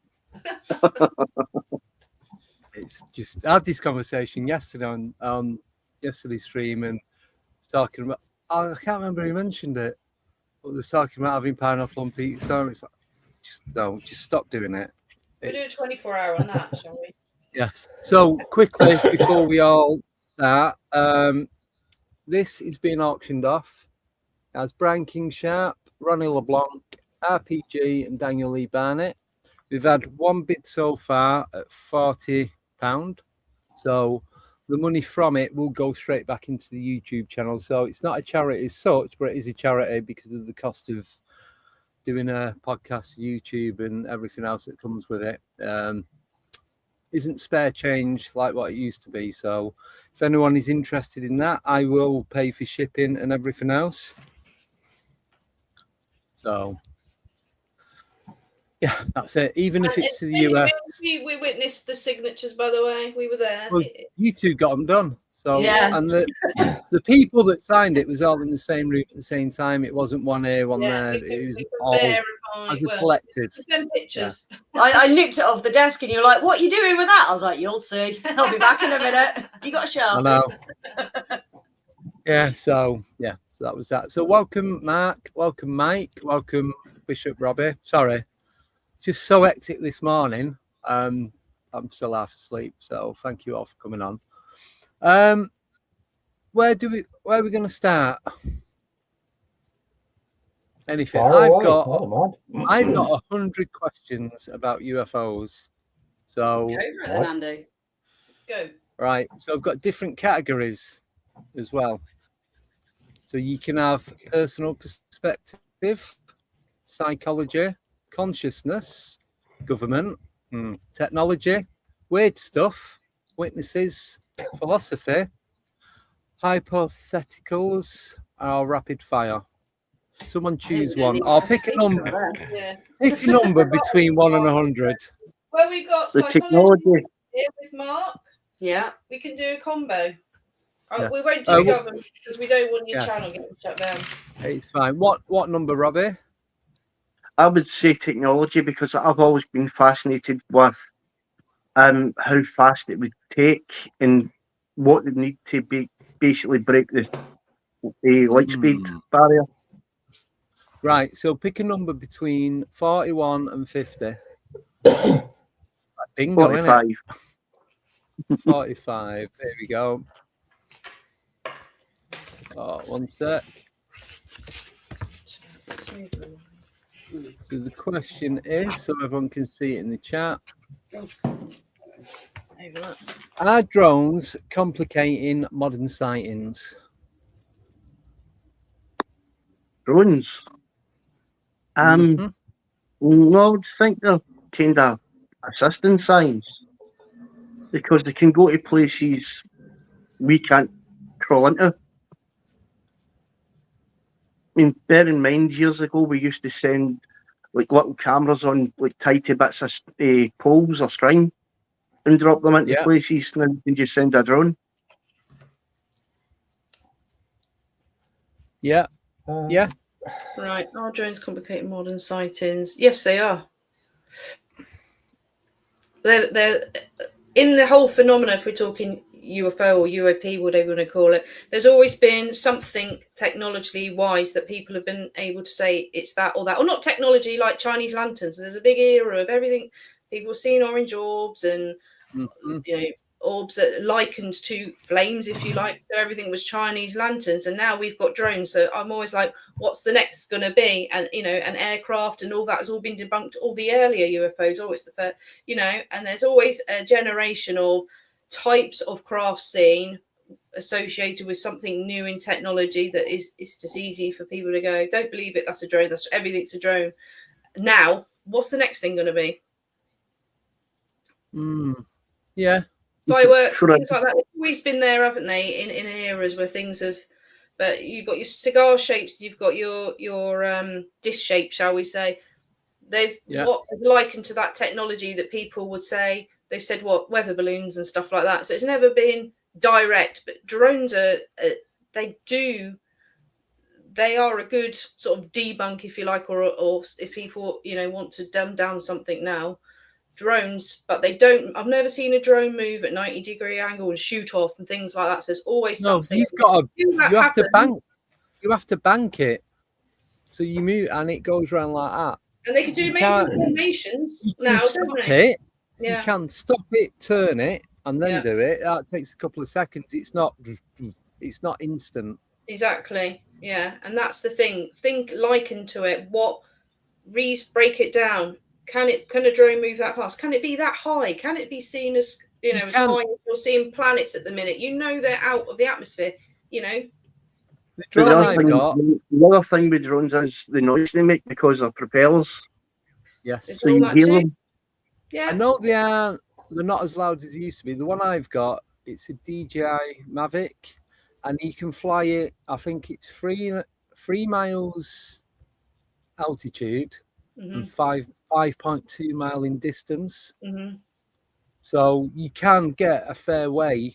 You can get a fair way from you, but you wouldn't be able to see what you're doing. You'd have to have solely use the screen or VR goggles. And it's the only way you're going to do it. And now the law states that you have to have the lights illuminated, so you get the green, the red, and the white. So you have to have it like you would any other aircraft. You've got to have them on day and night regardless. And you can get add-on lights like what Simon's got on his. So you've got you can have it's just a little stick on LED light. You can go on the top or you can have it underneath, whichever. For me, I'd put it underneath just so I can see where it is, because the lights that you get, they're on the little square things, and once you get to a certain height, you're not going to see it. You can't even see the drone.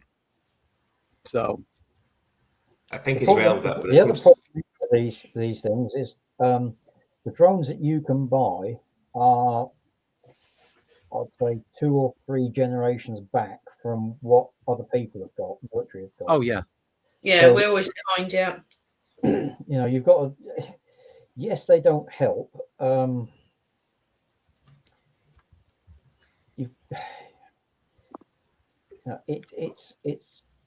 It's a difficult situation to be in. Yeah, you don't know what people have got. You don't know how silent they can run them. You don't know what they can maneuver them at, because they are. I can remember when a drone was something.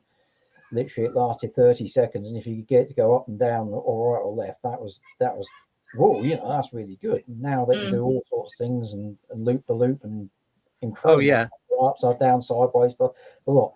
So that's what the public can get. If you've got people who have already developed these things, and the companies who develop them will already be way ahead on this side of it. You could, in theory, have something that can literally just change direction 90 degrees in any direction at full tilt and be comparatively silent.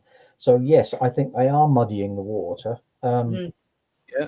They also don't help where you get people go into areas, and I'm going to bring up the old favourite, our place down the road here at Rendlesham. You've got people who've been flying drones around there. Now, that's an active military base. And you ain't supposed to fly drones around there. You already, you can. I know people who've been fiddling around with drones in the area, and somebody in an unmarked car comes up, you can pack that in and bugger off. So, that doesn't help either, because that starts to taint everything badly. And the other thing is, it would be really useful, and I've always said this, it'd be really useful to get a LiDAR fitted drone above Rendlesham Forest and scan the whole damn place so we know what's there, because there's a lot of stuff there that we don't know about. Yeah. So it's a double-edged sword. There are people out there with better than we've got. There are people out there possibly deliberately creating problems, and there are people out there who are, just being idiots basically. But they have their place, but you got to think. And then you used a better word to describe them than I did. Shall we say? Dickheads. I would, if you were me jumping in.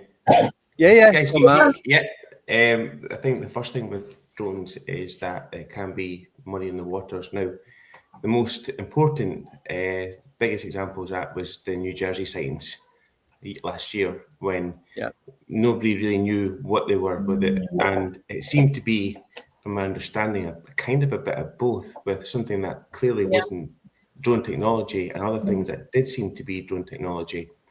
And the other, just on a side note on that, they're still happening, these drone incursions. There's one about a month ago or 6 weeks ago in Edinburgh Airport. It's not been reported very well, but they do still happen.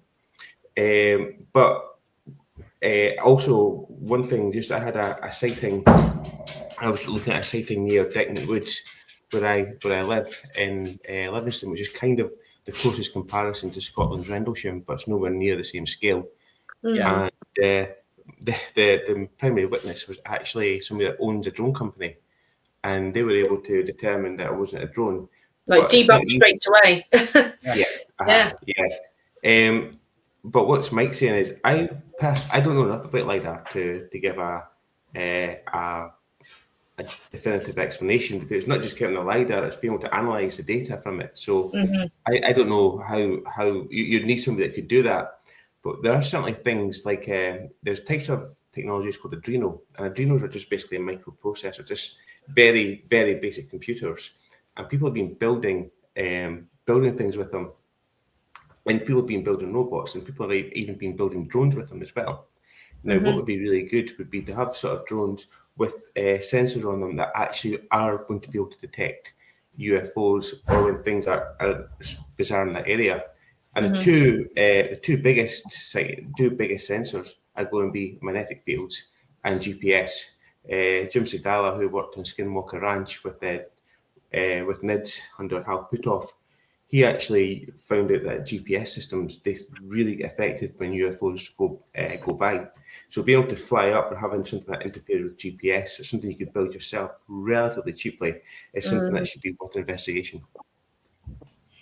And that's also something to consider as well, Mark. There are smart people out there that will tamper with drones and make things, they're the smart people with tech that, will make unknowns out there because they're modifying, they're testing, they're smart, people hack computers and things like that. They're smart people that will do the same thing with standard basic drones that you go, can't do that. Well, Bob Lazar put a jet engine in his car. So there's people that do, things to technology, and they're unknowns because they're private, I guess. They're private things people are doing, not just private companies, but just people that have an interest, and I'm going to have a little play around with that. So you've got that as well. So in generally speaking, you're not supposed to fly over residential areas. You have to have your lights, identification. But you can fly over residential areas, but you've got to be at least 50 foot above. You are allowed to record, but you're not allowed to distribute that recording on any social media platform. So if anyone starts moaning and complaining, if you're right up in the facing, but people won't know where it's coming from, will they? Because it's coming from a mile away or whatever, depending on what the range is. So you're not going to know who to tell off. Yeah, you can film the area if it's for your own. It sounds dodgy when you say for your own personal use, but basically that's what they say. So you can like film. It's limited on beaches and recreational areas and all that kind of stuff. But if you're out in the sticks in the forest, or if it's a public footpath, you can film on that, even if there's other people about. You just say if you're going to use it, edit them people out if you can.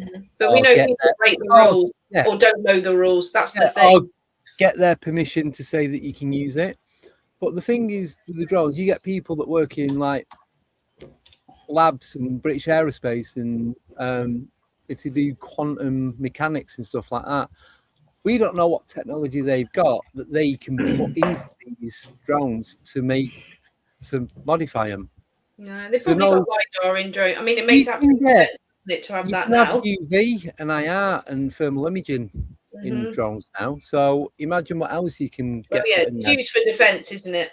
They're all military. You can get the old Xbox Kinect camera, whatever it's called, and you can use that as a full spectrum camera. So, and that's something from back early 2000s. So imagine what else you can put in them now. Yeah.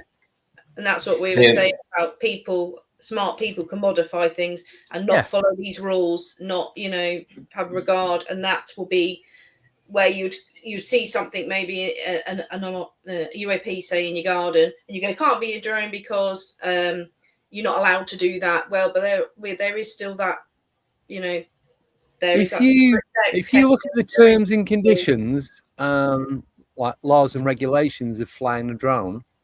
When you first read it, you think, what's the point? I can't fly it anywhere. But when you read it proper, it explains the distance you have to be to fly it and what your rights are as a drone operator.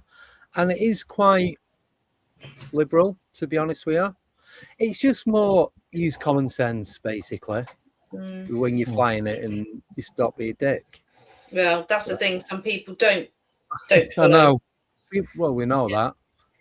Mark, I'm going back to the Edinburgh light a minute, because I don't think I've heard about the airport, and I follow this topic, and I don't think that come my way. I'm going to have to go because I've got people doing things to see. I didn't know this was live, so I didn't prepare for it. Oh, it's fine. If you want to jump on again later, you're more than welcome to come back on. Right, no problem. I'll see you all after then. All right, no worries. Cheers, Robbie. Bye. See you in a bit. Bye. Guys, talking about quantum physics, there's actually an experiment you could do with the drone. I'm developing. I don't know if you can see this. I'm developing something called Aiden, and this is look to my left. Yeah, there we go. Here are the sensors that I'm using on my mobile phone, and I'm using something called vibe coding, which is basically you work with AI to develop apps or develop programs. And that's a new way of how all developers are developing, and even Microsoft, they've gotten rid of all their existing programming courses and are focused on vibe coding. So Aiden, the app I'm working on, has 3 different sensors. It has these are the magnetic sensors on your phone, the GPS, but another thing it's got is a random number generator. And the physics behind it are actually it's not just made up. It was actually a friend of mine who was a physicist who studied at Cambridge University, and I just got to know that I was a token dumb friend of that friend group, because I would never get into Cambridge even to visit. But basically, what he was saying was that when nowadays with computers and mobile phones, there's ways of actually generating like pure random number generators. They're able to get data from like environmental backgrounds. I'm not entirely sure of the technology behind it, but what he said was that if you start to see like the same numbers coming over and over again, almost like in numerology, this could be something called this could be something like superposition, where how quantum computers work or quantum physics work, where something's in a kind of a state, like basically how Schrödinger's cats work, where everything's kind of in one state and no state at the same time. It breaks down. If it breaks down into these same numbers over and over again, it's actually something, some sort of consciousness must be behind it. to show that there's to show that there's something behind it. So sorry, I'm not giving a very good explanation of it. I'll have to think about how to say it properly. Sorry, guys, but basically there is actually you can actually do quantum physics experiments on a drone that you randomly create just using technology that's actually available to all of us. So it's a bit like when somebody gets a white noise generator and scans through, and it just comes up blank, and then a spirit talks to you, and it's doing the same thing except with numbers. That's that. Numbers. And then you get hang on a minute, this is something's upset this sequence and changed it into something.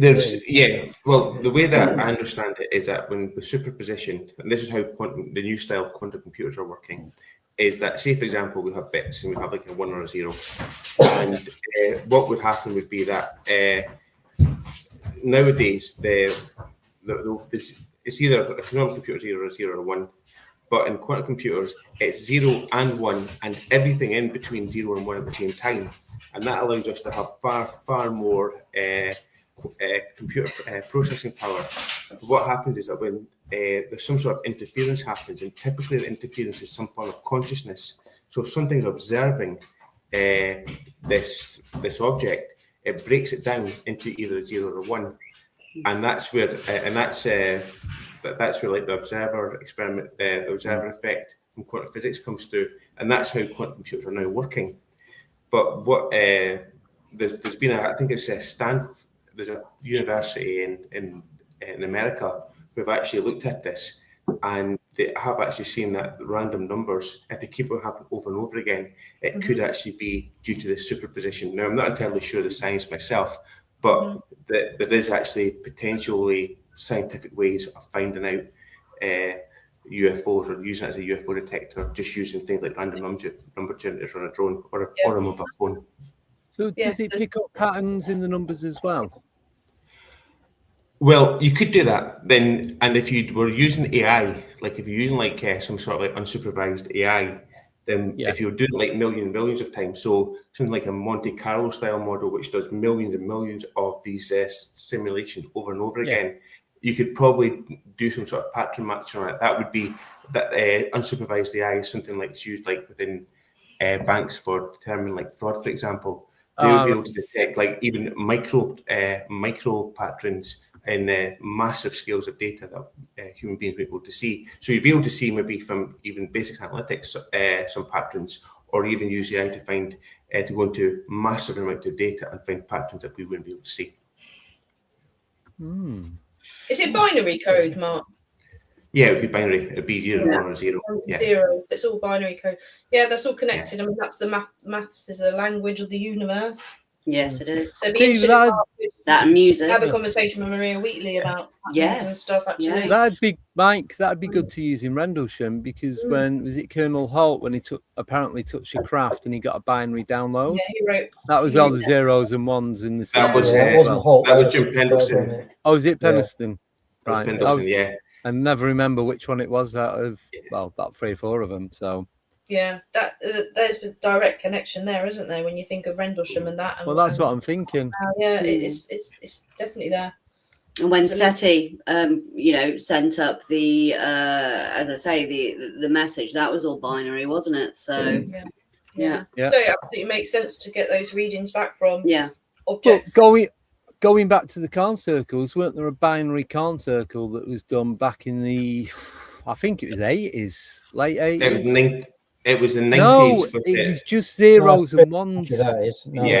Translate to zeros and ones. Yes. A lot of these. Yeah, when they put them through and they. I thought there was one that was actually zeros and ones, like obviously like the Matrix, but no, it was. I think you're thinking of the one with the ASCII code.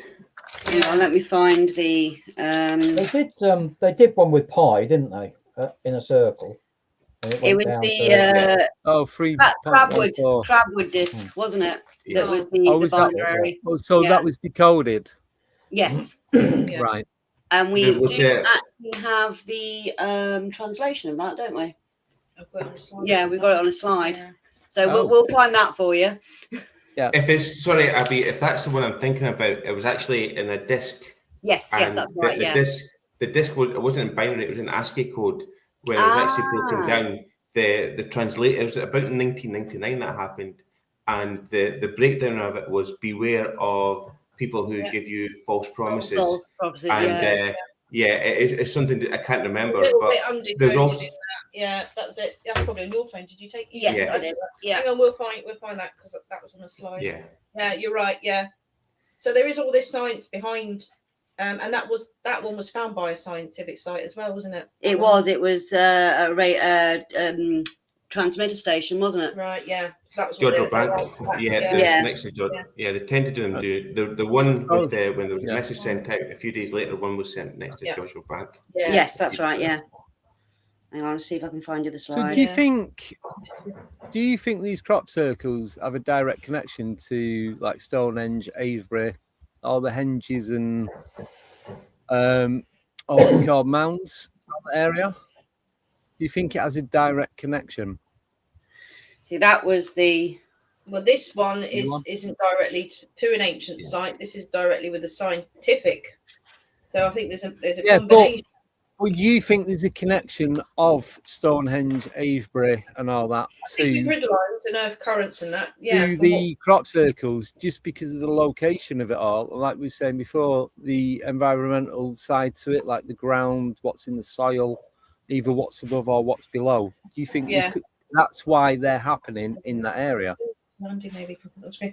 We're just going to quickly send you a message of the code that was decoded. We're just talking about, just so that. Because we took that on a slide that Mark was just talking about. The answer is Andy. I think the answer is yes. So like Avebury, Stonehenge, and all that are places of power. There's a really good guy to listen to called from England called Hamish Miller. I think he's English, and he is he's passed away now. But his mentee, a guy called Tim Waller, is somebody I listen to quite a lot. And they look at like the energy ley lines, the energy currents within England and the UK as a whole. I'm a big fan of things like earth energies and particularly earth energies. And one thing as well is that there's a dowser from Perthshire called David Cowan, and his view is that things like Wi-Fi, for example, or Wi-Fi towers can almost act like artificial, like standing stone henges, for example. So this dowser believes that places like Fastlane, which is a nuclear power site on the Clyde, or things like Wi-Fi could actually act as almost like artificial power sources. So things like why people see things next to nuclear sites is because they potentially could be next to two power sources, but again, they could be close to Avebury, or against places that have got a lot of power, like George Bank, for example. So it's just a stress. Yeah. And what Maria? Yeah, definitely. Mark, you need to speak to Maria. Well, Chris Meek, that'd be great to bounce off.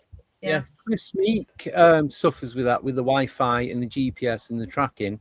He has to turn his Wi-Fi off in the house as soon as he gets in. He literally turns his mobile off and all that kind of stuff because it affects him. And he's just like constant noise. So. Oh yeah, people don't understand that. I suffer from it as well. When my neighbours have got their kids around or their grandkids around and they're on there because my head just screams at me and people say, "Oh, you've got tinnitus." No, it's in the head, and oh God, does my head in. And that's also why I've got to be very careful. At the moment, everything I've got in this house is the majority of the major stuff is hardwired. Like the computer's hardwired, the printer's hardwired, what I'm talking on now, everything's hardwired. If I have Wi-Fi or anything like that, just does me head in.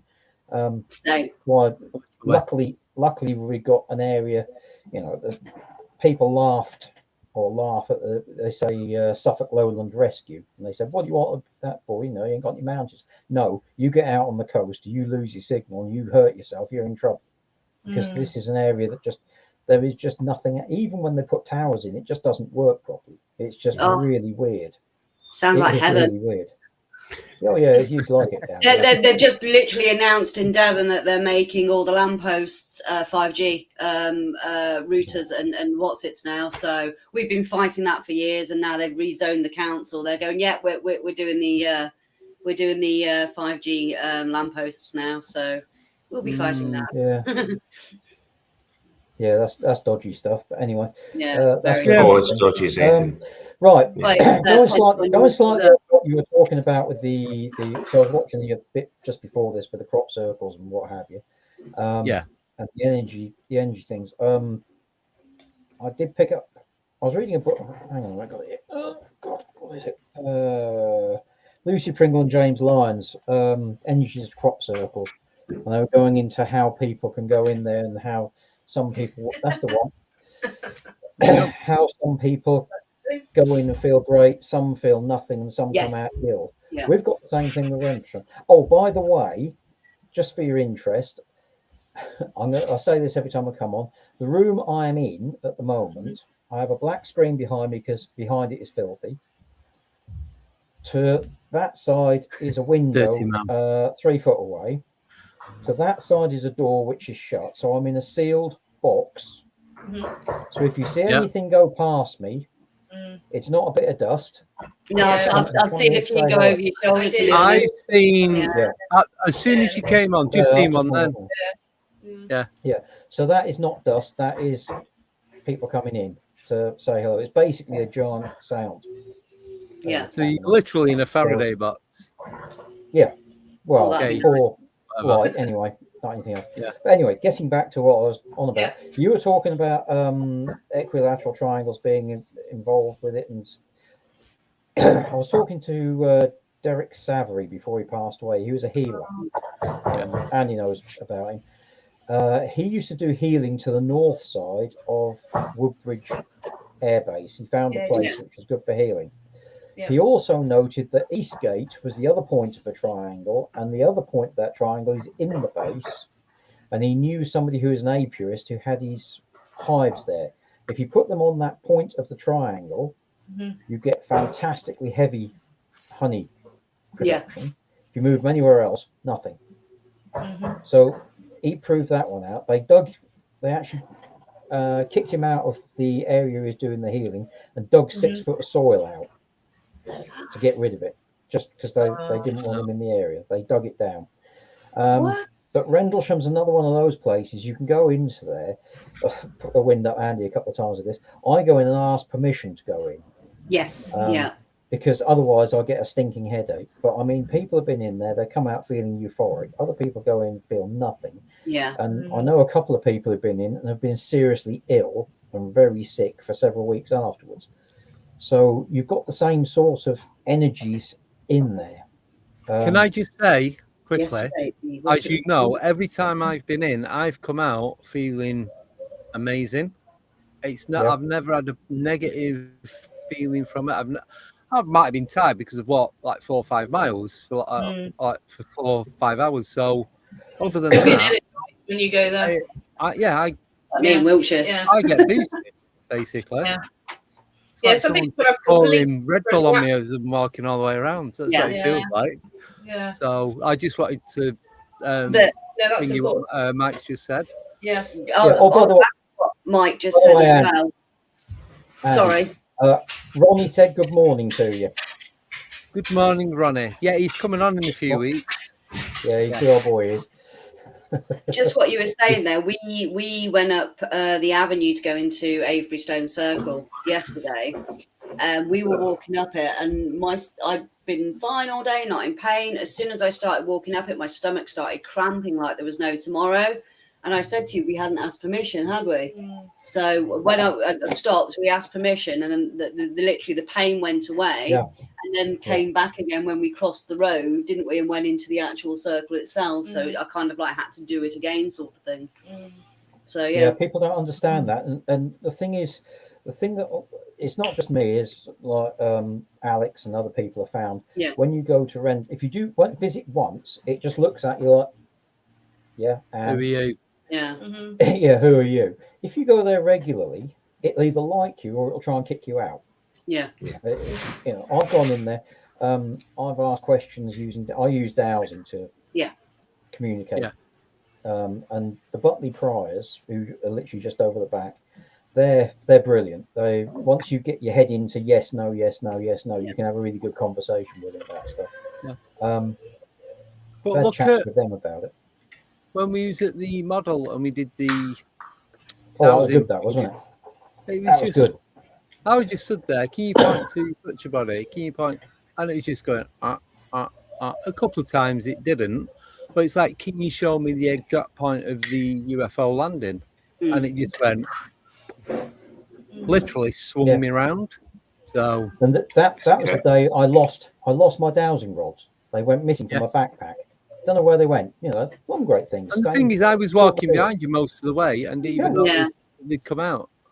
Gone. Wow, Did Ian reappear? Do you get that in life? Generally, things go missing and come back again. No, just that particular. But I was with the dog.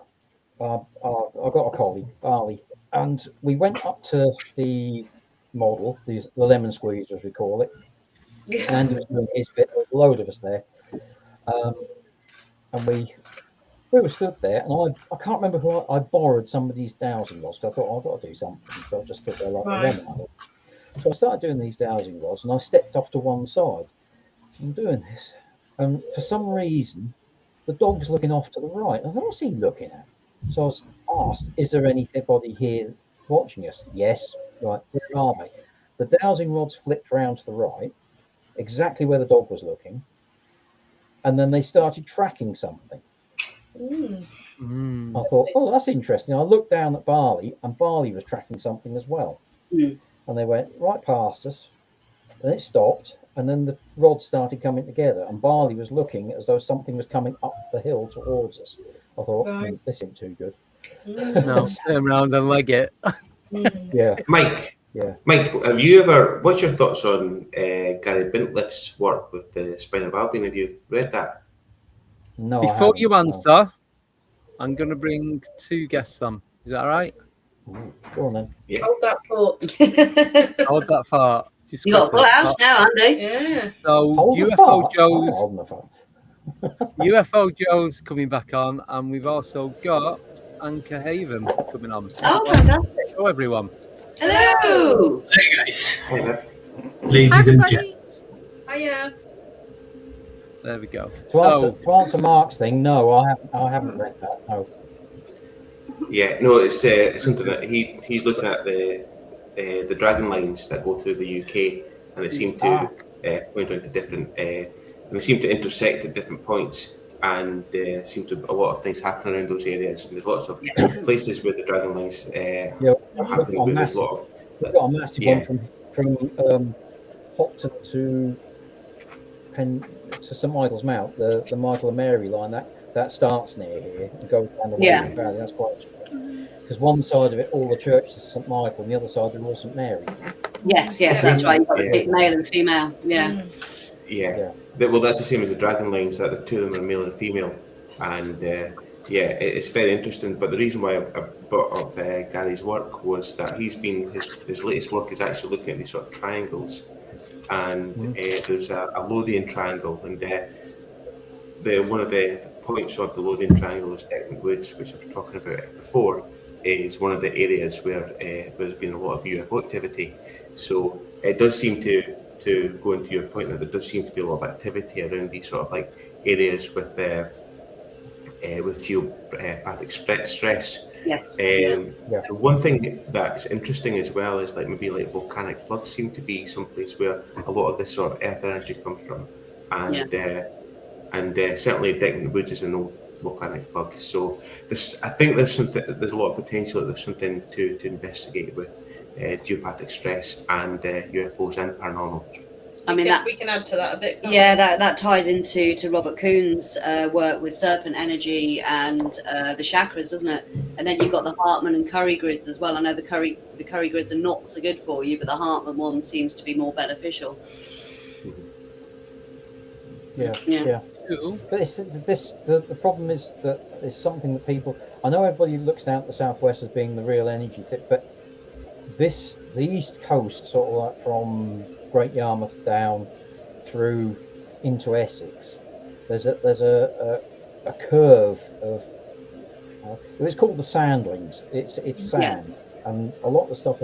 There's an awful lot of weird stuff goes on there. Well, there is. No, it's another sort of whole sort of skinwalker archy area thing going on there. You've got your black shucks and you've got your wool pits, and as well as Rendlesham, that whole area, Norfolk, Suffolk. There's so much high strangeness there as well.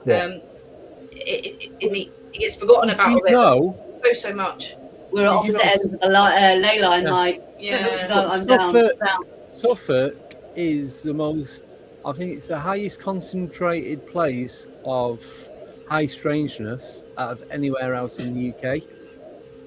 Yeah, there's so much going on from A to Z and past that. Yeah, it's just I haven't actually been down. I haven't been down to the forest for a while because at the moment they're digging up Suffolk to put.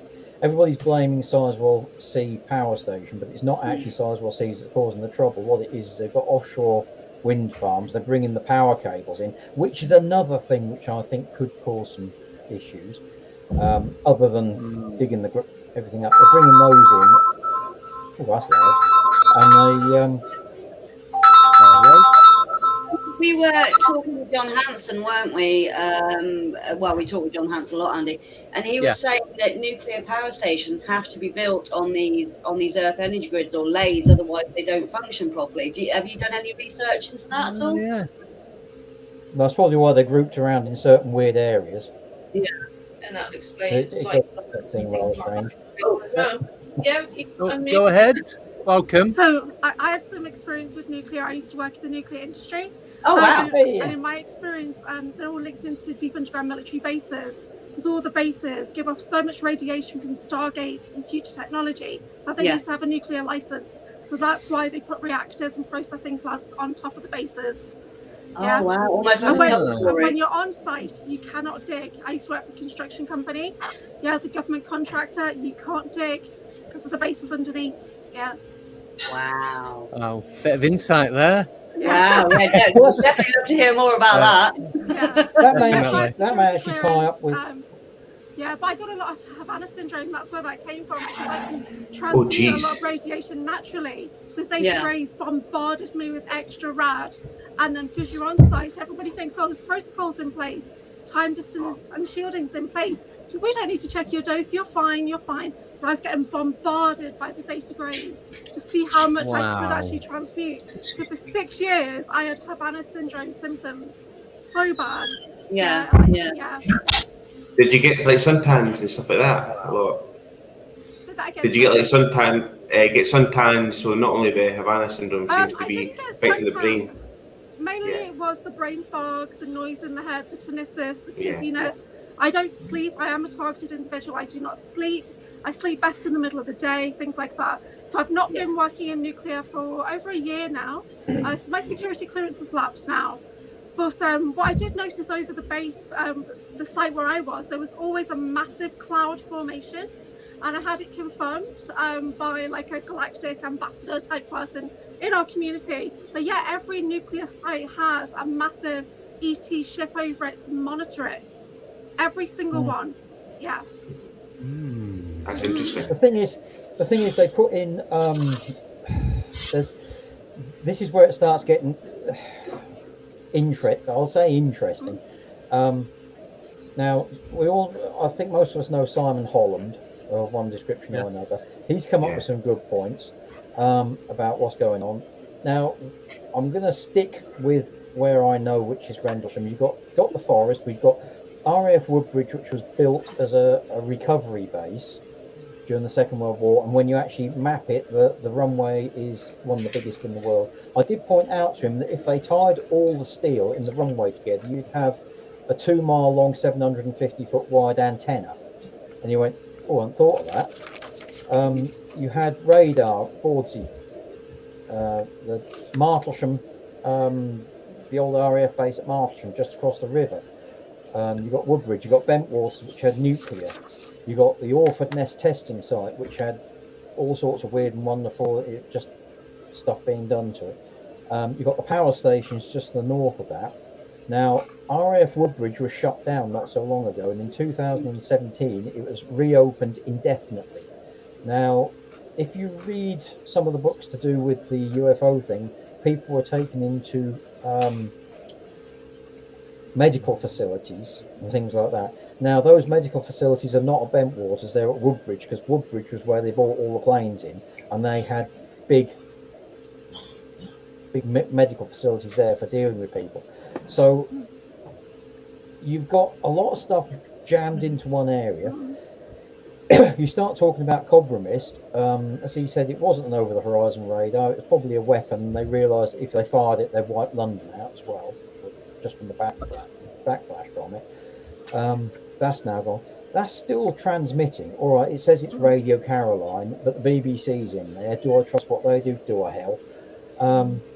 You've got a huge amount of stuff in there. A huge amount of stuff. And then you've got the UFO phenomenon. That is still going on. There is still stuff going on. Alex Lovelock, we've been down there. He's had things appear over him. He's seen stuff. He's been chased out by he's been chased out. Cars and raft above the head. They've had orbs go in the car wouldn't start. And as soon as he couldn't, he was with him, there's him, Derek, and someone else. I can't remember who the other person was. He was with Elaine one time, and then Elaine disappeared. This was in the car. Yeah, they couldn't open the door. They couldn't unlock the car to get in it because these orbs had gone in the side. I can't remember the full story. But as soon as these orbs went, they managed to get in, but then all these vehicles in the air and on the road just turned up literally out of nowhere. Yeah, I've been followed. And I was walking around the forest, just talking to myself on my phone, sort of thing, doing a bit of filming here, there, and everywhere. I was followed until I left. They made sure I left that forest. Yeah. They made sure I went. And Mike, when you're walking around the forest, are you walking to the typical tourist route, or are you walking to the routes that you know that they're the actual landing sites, the other bits between the late Derek and Alex Lovelock saying, this is the areas to go to, this is where activity. Are you going, is that why you think you're being followed as well? Because you're not the tourist walking the path, or is it because you're there that often, they're keeping an eye on you? What do you think sparks being monitored there?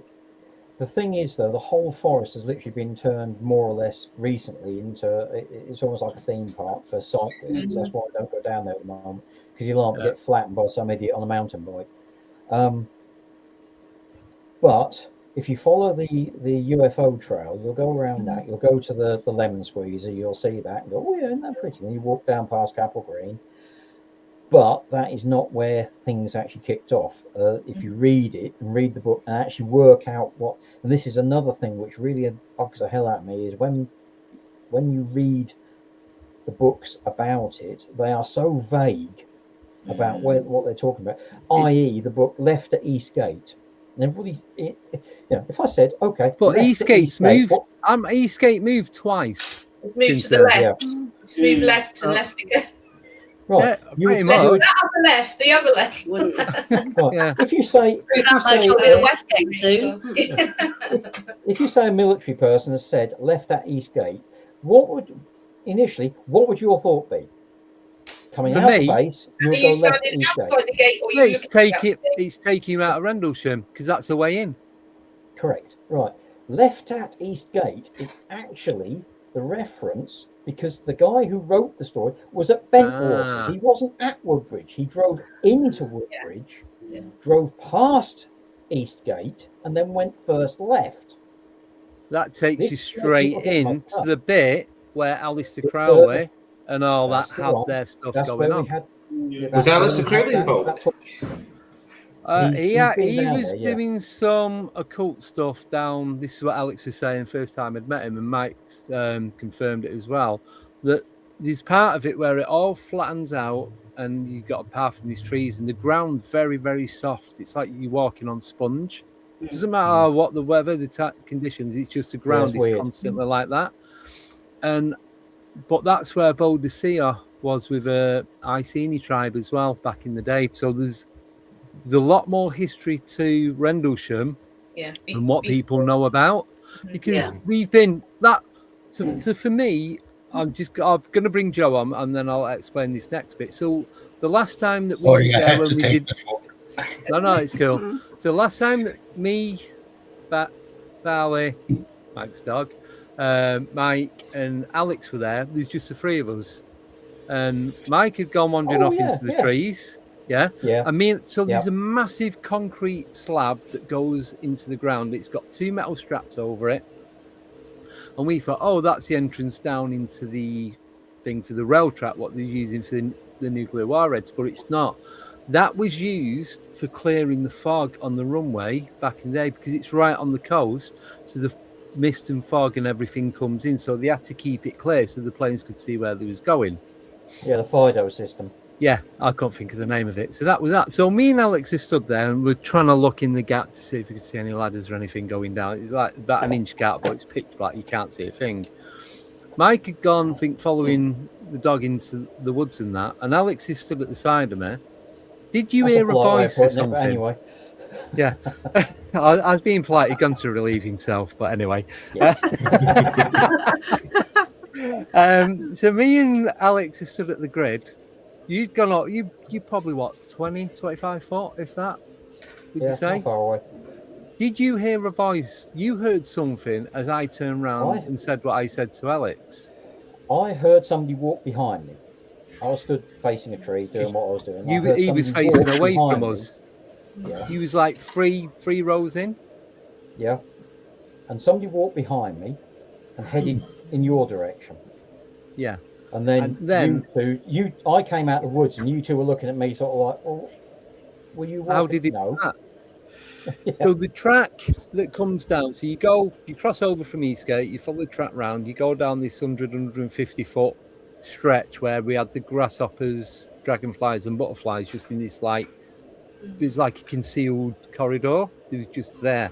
You turn right and you get on this track, and that's a continuation of what is Woodbridge runway.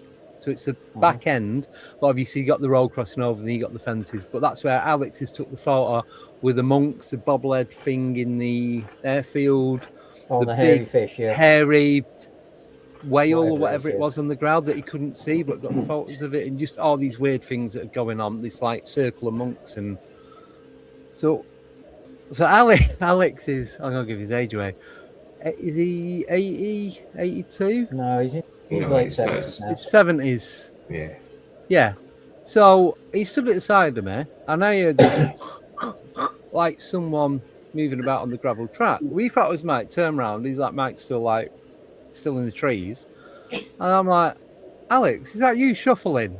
She said, Andy, why would I be shuffling? Do you know how old I am? I was just there, like, it wasn't footsteps, it was someone like sliding across the ground with the feet, like that. Yeah, or dragging or something. He went, I thought it was you. I'm like, no, I goes, and we just looked at each other, and then that's when Mike come over and went, did you hear that? The footsteps? And we all just looked at each other like, oh. But it was like, so I'm stood here, Alex is on my right, and there's only less than a foot between us, literally touching shoulders, and whatever it was right in between us. You could feel something, and that's why we thought Mike could come right up, or even the dog. Like, you know, when you just know there's something there, even without hearing the sound. And then it's like, and then it just went. You could feel the energy just drop. It didn't feel malevolent or anything. It was just neutral energy. I think whatever it was, he'd just come over to see what we was doing. Yeah. Just there. Sites retain that. I mean, there's ancient stuff going on at Rendlesham. You've got the ancient Tourmaline that's, you can't really see it anymore because the ground's been like flattened out.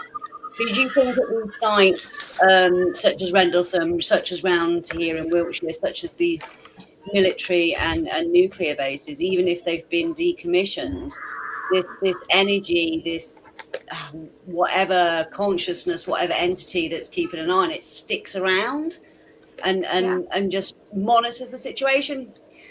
Well, I was going to say, there must be guardians as well at these places. Must be guardians of the land as when well. I was on site here in Urenco in Capenhurst in Cheshire, there was an entity on site, a massive. I went into just looked like a warehouse, it wasn't a processing area, it wasn't a storage area. It was meant to be like in a, in case of emergency, we gather in this point.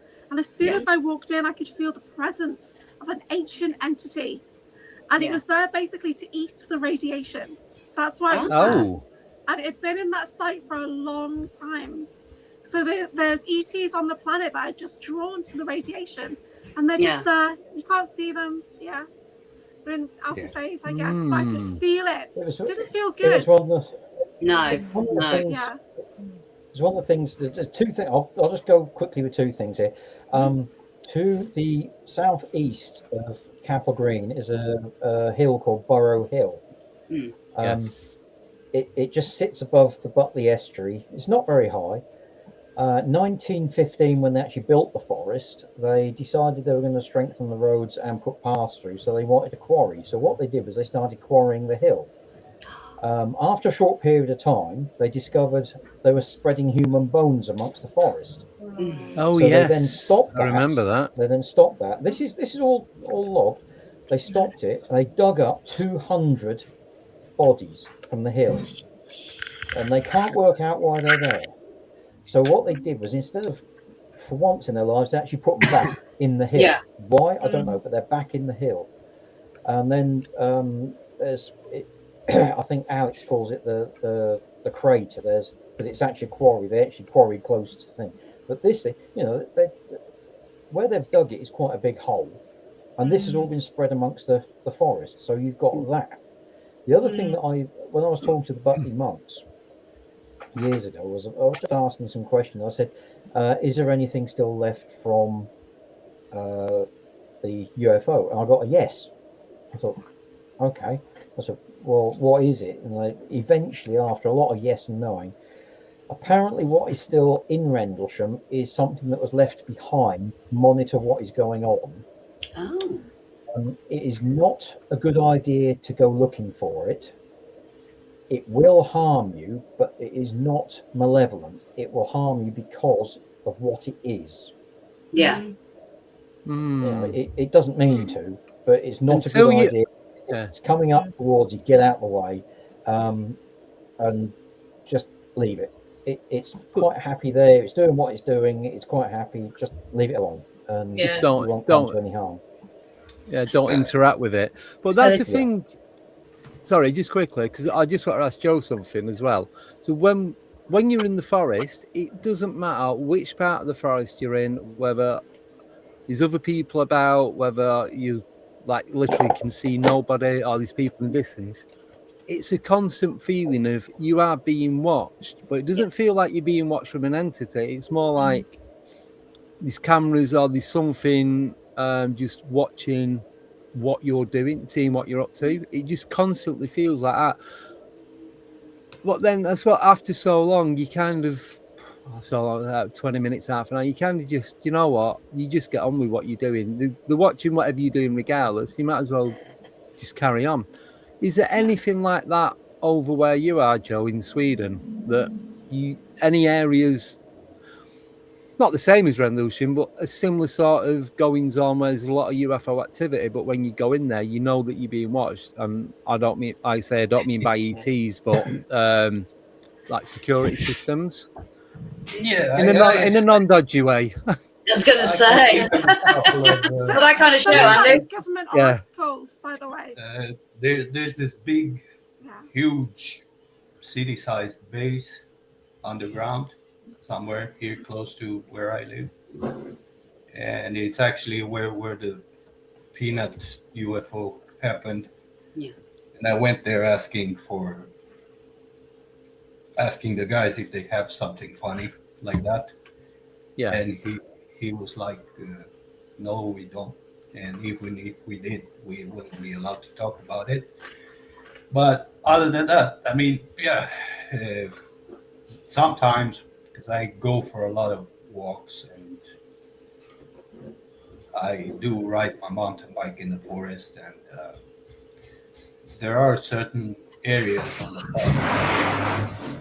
I'm changing paths, like I can decide. I can go many ways. There's a lot of paths in the forest, but there are certain paths where you feel kind of like a presence, And but like you said, I'm just doing my thing. So I feel it, it's there, and I just continue. It goes away after regardless. a while. It's not in those areas. I don't think there are any cameras at all because it's in the middle of Well, nowhere. that's what this is like. You can't see any cameras, so I think they must be integrated into the trees or like the wilderness. These I wouldn't gonna be exclude that, somewhere. You because just I know can't see we're them. being watched from all over the place. So I can speak on this a little bit. Some of it is government oracles remote viewing the sites, and some of it literally is handlers using satellites to remote view those areas. Yeah. So like even as you're talking about it, I can still see the areas you're talking about because I can remote view into that location. So they don't need cameras on the ground. We're way past that now. Yeah. We're working with 3, 4, and 5 letter agencies on those locations. Yeah. So I've got a question for you. Cameras as well. They can zoom in without anything physical seeing, and then there's ground sensors and things like that as well. That but like you said, they can monitor without physical things around. We have teams of psionics for the good and the bad side. Yeah. So they're called government oracles. Yeah. So we've got our own oracles. So we periodically do check these places. Yeah. So with you saying that, so because when we was in there and we first picked up on it, we could hear like a humming noise. And Alex was saying, because he does he used to do mediumship, didn't he? I think he's started doing a little bit more. And he did like the he does the transfiguration. He can do it, but he's kind of like he doesn't want to do it anymore. He's told not to. He's been told by spirit not to. It feels like barriers in place. So it's been cordoned off into multi-dimensional barriers. That's how it feels. Yeah. When you talk about it. Yeah. So you can't see what's going on. There's plenty of things still going on. These spaces are still active. Yes, we could hear a humming noise, and we're looking for like a hornet's nest or a bee's nest or something, and we're looking up at the pine trees, and there's nothing flying about, and we've got the K2 meters. Alex was using his analog, I was using a digital one, and we was both spiking when we put them up to a certain height, probably about 7 foot ish, and his was like Blackpool lights going off. Honestly, it really was. Think of it like it's a frequency fence. Think of it like that. Yeah. And then this humming, it didn't just like fade away, it just stopped, like someone switched it off. And then it was from that point that we felt there's definitely something or someone watching us. Yeah. Can I ask that sounds like directed energy, not necessarily weapons, but directed energy. Yeah. Yeah. What happened with Capel Green? Weren't they making a documentary? Because remember, Ben Emlyn Jones was talking about he was involved in some documentary and then they canned it. And it's been canned. Be careful with that. That's all blowing up into. That's getting a bit nasty at the minute. No, it was Laurie Reinhardt, because I had her on the show, and then it was coming out. Oh God! Yeah, and it was coming out a few weeks later, so that was shown in a few cinemas like around Suffolk and Norfolk. I don't think it's coming out at all now. I think it's been completely canned. Yeah, because I interviewed Ben Emlyn Jones a couple of months ago, and he was at Bases recently, but he was doing a talk on skeptics, which I think he did the same talk down in Newport recently.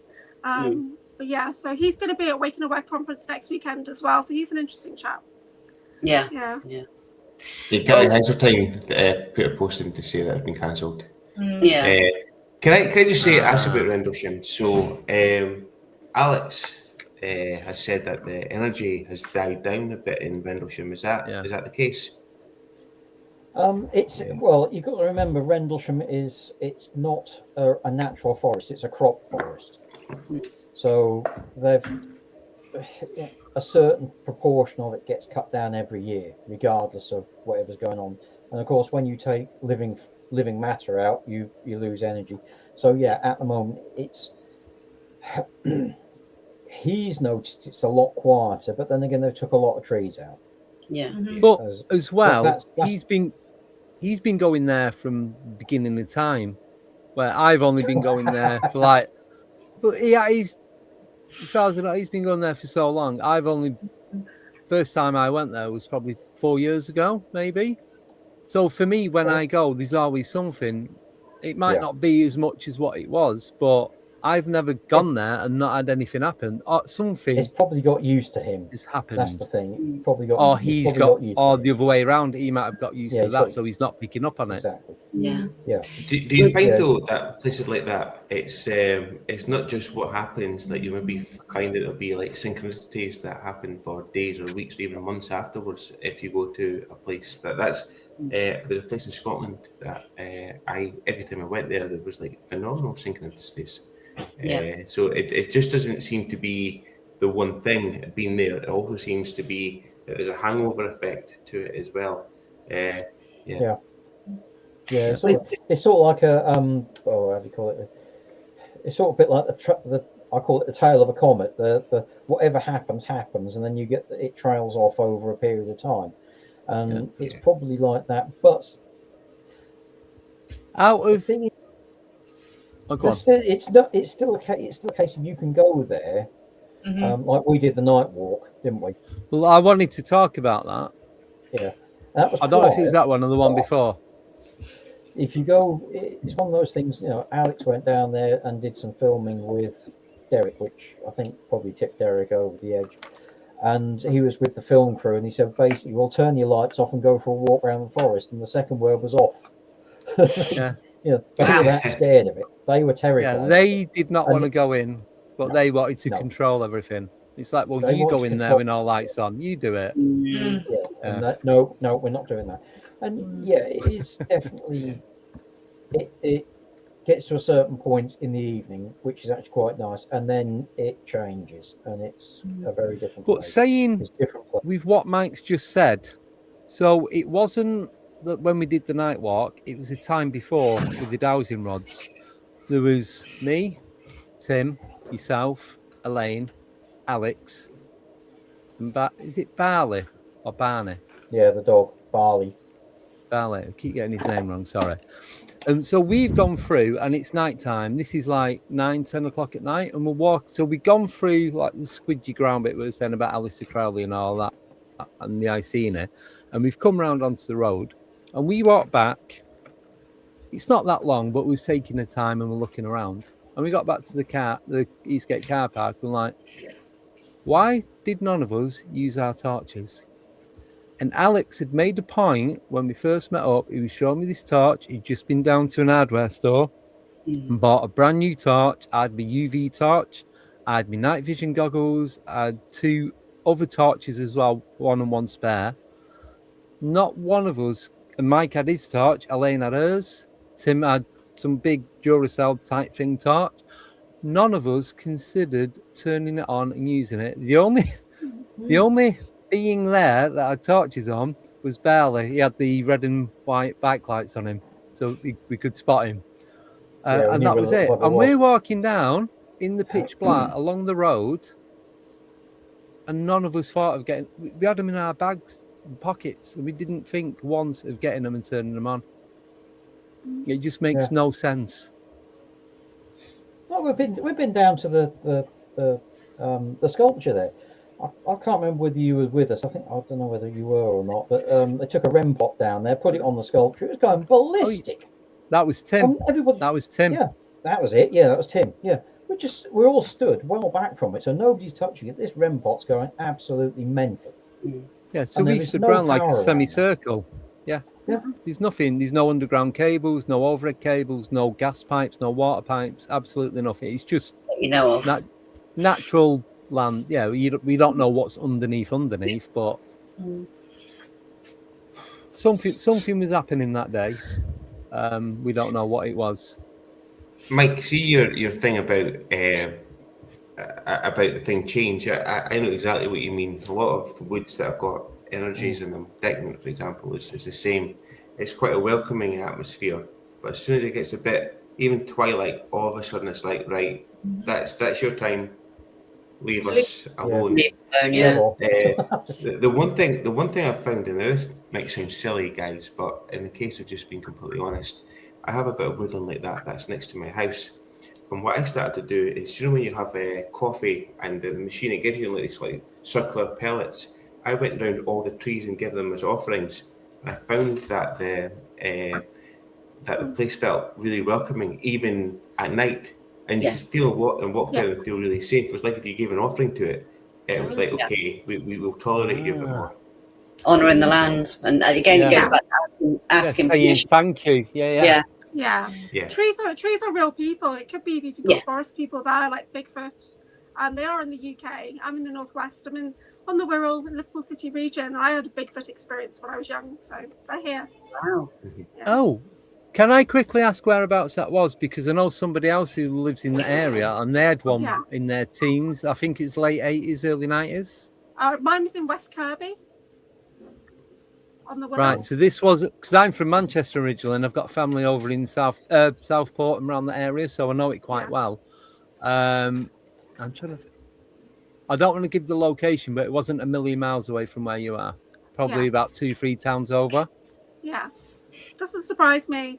There's a lot of dark energy here though as well, so I think the forest people would probably be drawn here to offset that. Yeah, so we've got a mixture. Yeah. What we have up here in East Anglia is quite interesting. Is there's a lot of churches.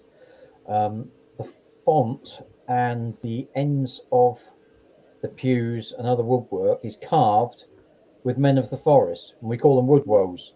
Yeah. But they're hairy men. And you sort of go into a church and hang on a minute, all right, they've got the green man, which is also a bit, it's a pagan thing in the church. But then you look at it, hang on a minute, what's that doing there? And it's, I don't suppose they're as big as Bigfoot, but they're there. So clearly they have been in the area, because people don't carve descriptions of things that they haven't seen. So clearly there has been something, especially in this area, because you got to remember a lot of the time this area, Britain was heavily wooded for years and years and years. It's only recently that it's been cleaned out. But you've got literally round on the corner of Woodbridge, you've got Sutton Hoo, where the longboat was found. Yeah. So, and there's all stuff going on there. Is that the thing that was on the Netflix? They've recently re-excavated that. Time Team went back last year, and I think they're going back this year as well to re-excavate some of the burial mounds. But you can go in, you can go and visit. It's a place of interest. It's one of the I call the brown signs. So you can go in and have a look around. So what's interesting about that? What's interesting about that is that the guy who, if it's the same ones that had Ralph Fiennes in the Netflix movie, the next excavation that they did was Cairnpapel Hill in very close to where Chris Meek and I live. And that has got a ton of paranormal activity. And that was, so they went from the Longbridge place all the way to Cairnpapel. Before I forget, while Anchor comes back on, if I can ask a question, this is going back to what Mike said about something's being left in Rendlesham and not to go looking for it because you'll have negative effects. And going back to some of the Havana syndrome, you get people who've had up close encounters with craft or this light phenomena, and they're suffering with ill health afterwards, energetic illnesses. Like again, I experienced something in 2012. Then I got diagnosed with ME a year later. Is there any, and the hitchhiker effect as well, is there any way you can try and negate that, or is there any way you can try and purge that energy out of your body to try and regain that health, or just try and be able to shake it off almost? Have you come across anything that can help with that? So I work with clients on this kind of thing. I work with empowered people who are targeted, and we just basically start from the ground up. We start with the basic energetic hygiene, getting yourself super grounded, connected into the earth. And then we just work up, purging the body with crystal light energies, bringing in like all the electromagnetic frequency protections, the shungite, all that kind of stuff. We rebuild the light body that way. But anybody who's had these kind of experiences are just full of implants and trackers and all that kind of stuff. So I work with a team to release that kind of stuff as well. Yeah. So, but it takes time. I get really deep into the special access programs. We get into the super soldier stuff on my channel as well. And a lot of us who've had those experiences, our bodies internally are extremely old. We don't look it on the outside, but internally we're dead old, right? So I'm 50, but internally I'm hundreds of years old. It's like that. And I've got osteoarthritis, had to have my ankle and everything restructured. It takes a real toll on the body. So you can tell when someone's really an experiencer because they've got health conditions, basically. They have, if they have... I know, I'm sure there's people in perfect health, but we've all been impacted in some way quite seriously. Fibromyalgia, things like that. Yeah, it's a big sign. Yeah, we start What about the with white matter? basics. Yeah. What about the white matter? The white matter damage to the brain. That's going to be the thing that Gary Nolan talked about. How that seems to be the most concerning thing with Havana syndrome. Is that something that you've experienced yourself? I've not had my brain scanned or anything like that, but I do have implants and trackers because I am a super soldier. So I've got the left eye implant, I've got the neural link at the back of my skull. Other things have been like when I've had my foot x-rays, you can see trackers and all that. But I've not had an actual brain scan, and I would love a brain scan, I would. But I get terrible mind wipes, memory loss, brain fog, and it was going on for years. I'm in the TIRAP, which is like a lifelong targeting program. So I've always been targeted. I didn't know any different until the last 2 years, and I realized, hang on, this isn't right. And so I don't know about the brains, but I would love to go deeper with somebody who's got that kind of technology to have a look. That's really interesting. The other thing that talking about remote viewing is I have a friend of mine who's a remote viewer, and when you try to remote view an alien base or anything to do with aliens, they do not like it. They make sure that they do not like it. So what happens if you so they've got their own that? They've got their own security team. They've got their own security team on the base. So recently, it was a couple of months back, I think, a friend and I were looking at the Bermuda Triangle. And when I got the map up to try and zone into the Bermuda Triangle, I got an alert come back from their security saying, not here, not now. So I got like a back off alert in my mind. So they telepathed with me to give me a warning. And I backed off. I'm not into that. The other one was the Mariana Trench. So the person I was working with kept trying to push me towards the Mariana Trench, which is like even darker. So luckily I kind of relocated myself and came back out. So I work with the team. So I work with Sean Bond for Psionic League, and he has kind of that authority that he just say, oh, okay, there's handlers. Okay, great. Sending you lots of love. And we love bomb. We work with the highest authority. We work with love and laughter, and we love bomb the other side. So it's fun. But it can be dangerous. That's why I do need to do it on a team.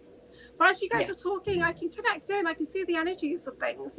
But do be aware that anything that is of interest has its own oracles, remote viewers. It'll even have technology like future tech in place that will bounce back at you and give you a psychic attack. I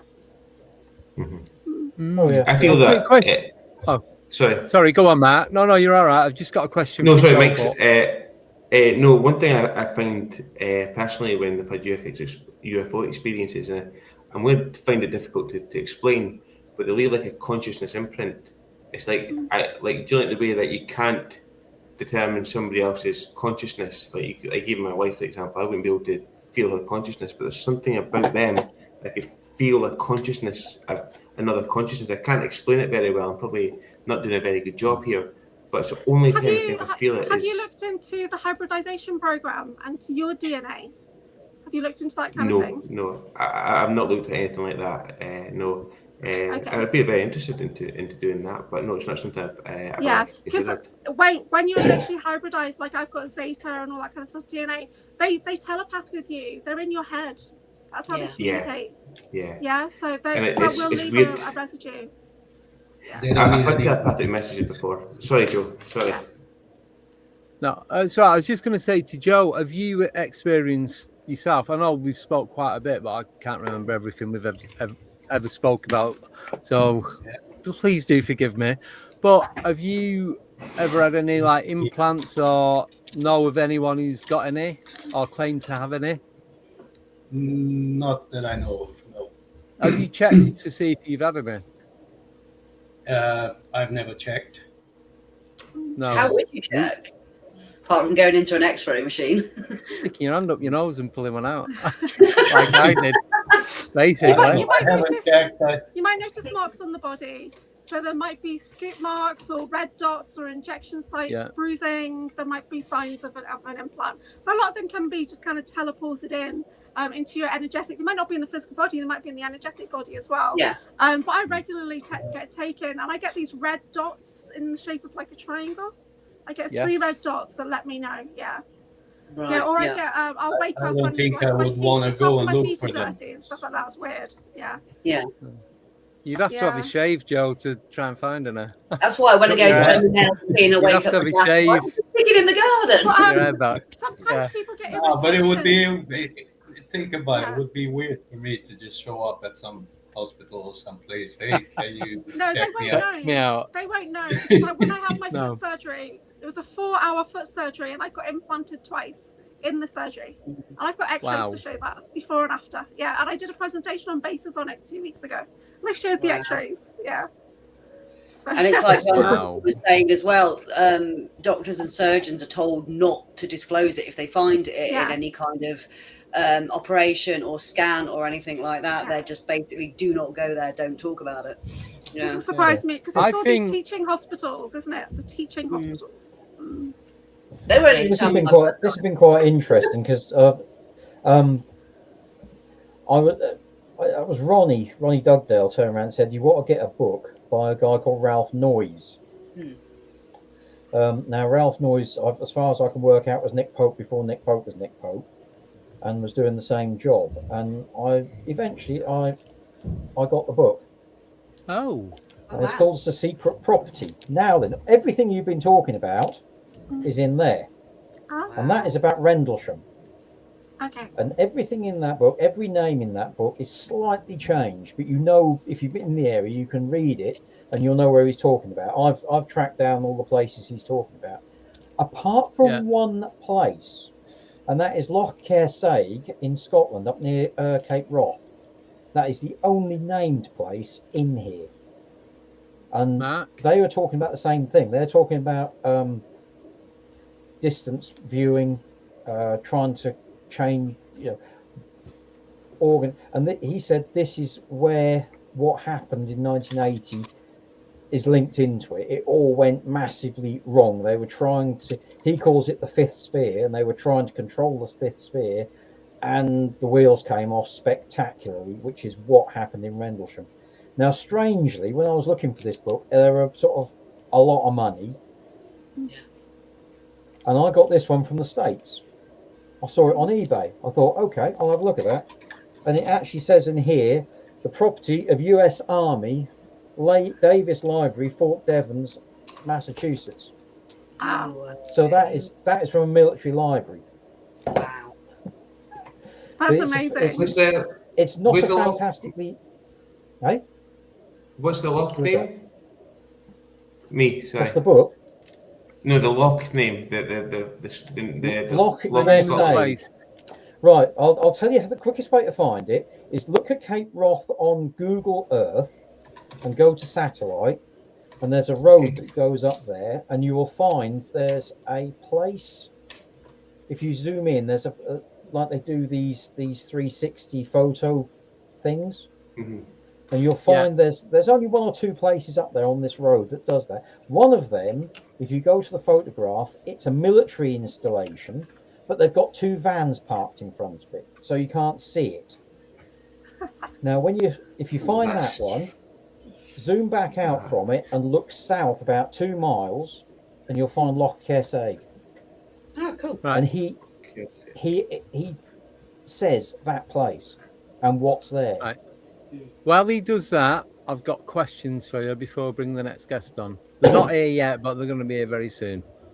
So, sorry about we're going to go. But, you know. No, you're all right. That is, yeah. It's a bit like Ingo Swan, like the locations there. I'm pretty sure he went to Scotland. If he mentioned them in the book, I can't remember, but it sounds like the terrain and stuff like that. But it likens to a lot of areas. But I wonder if one of the places he remote viewed or he was sent to, because he was shipped around a bit to go and test these sites and not told where he was going, could well be somewhere like that or that location.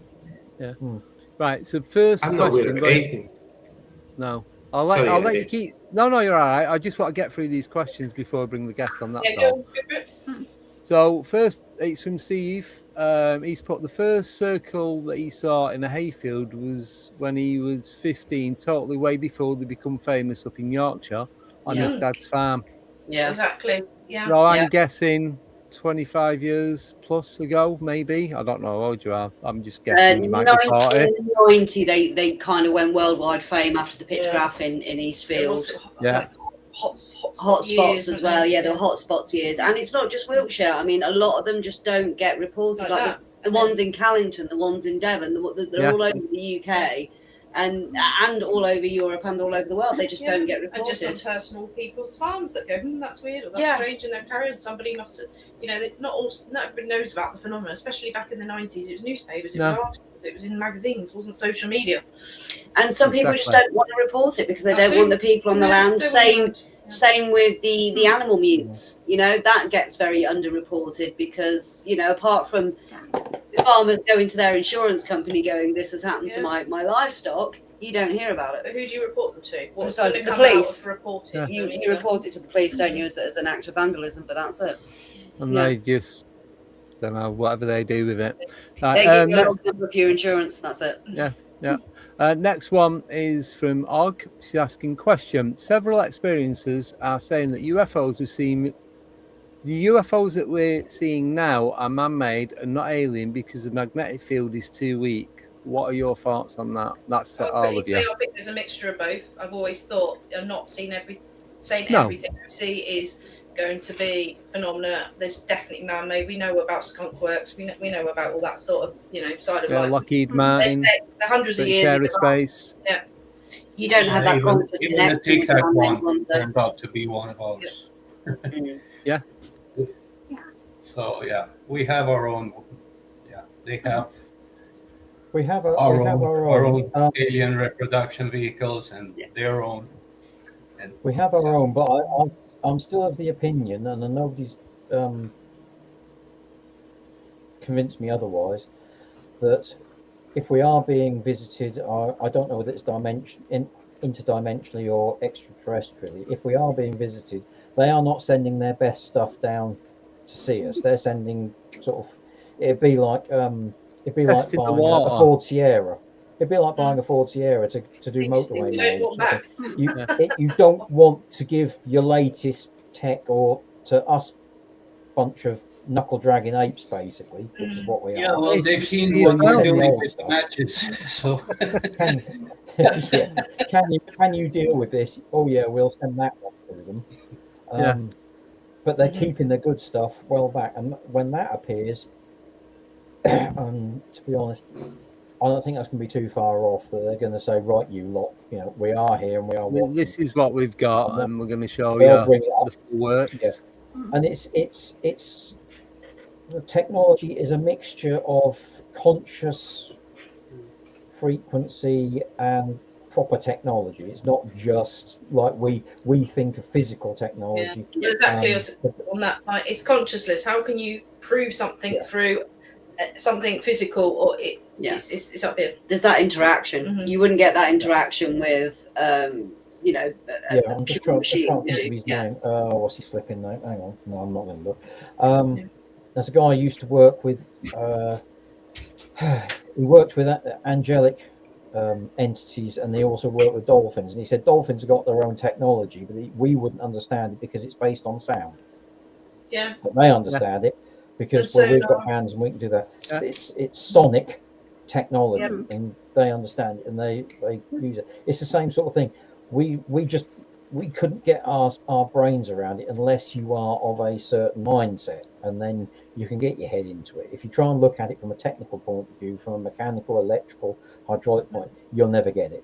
You get so far. It'll just be up here somewhere. Yeah, just quickly, I remember watching the Ricky Gervais podcast with Carl Pilkington and all that, and I remember him saying, and it just stuck with me, that if a lion could speak in English or whatever language you speak, and you try talking to it, you would not be able to understand what it was saying because of its thought process is completely different to what ours is, and that's like what Max just said.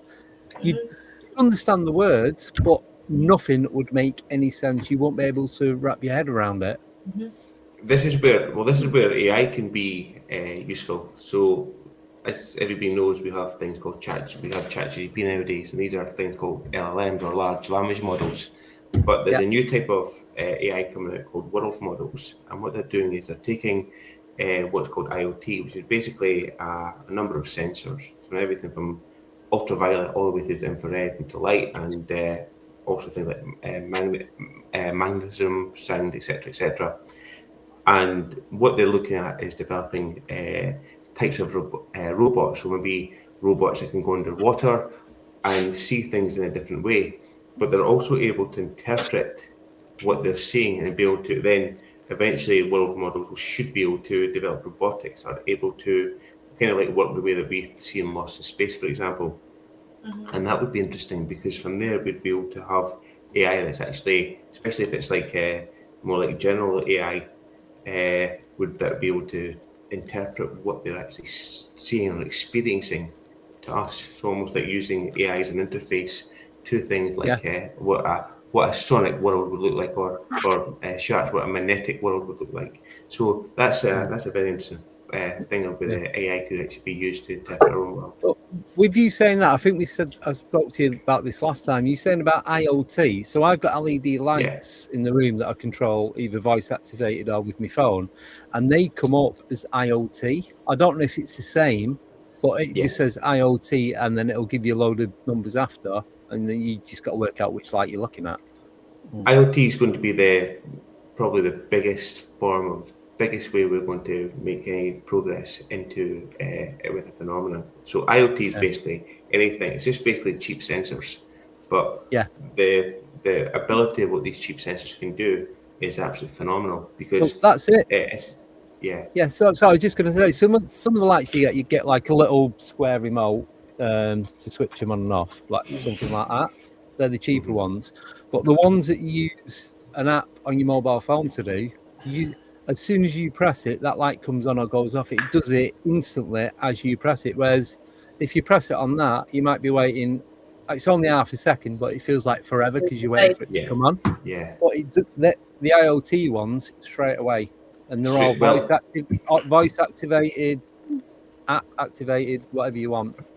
The power from IoT is the fact that you can have billions and billions of sensors. Like literally, like if you have a Microsoft, like a Microsoft cloud solution, they call the Microsoft cloud solution called Azure, and they have an IoT hub, and that literally could hold billions of sensors. Like things I was talking about, Adreno, for example, or things like Raspberry Pi or ESP32.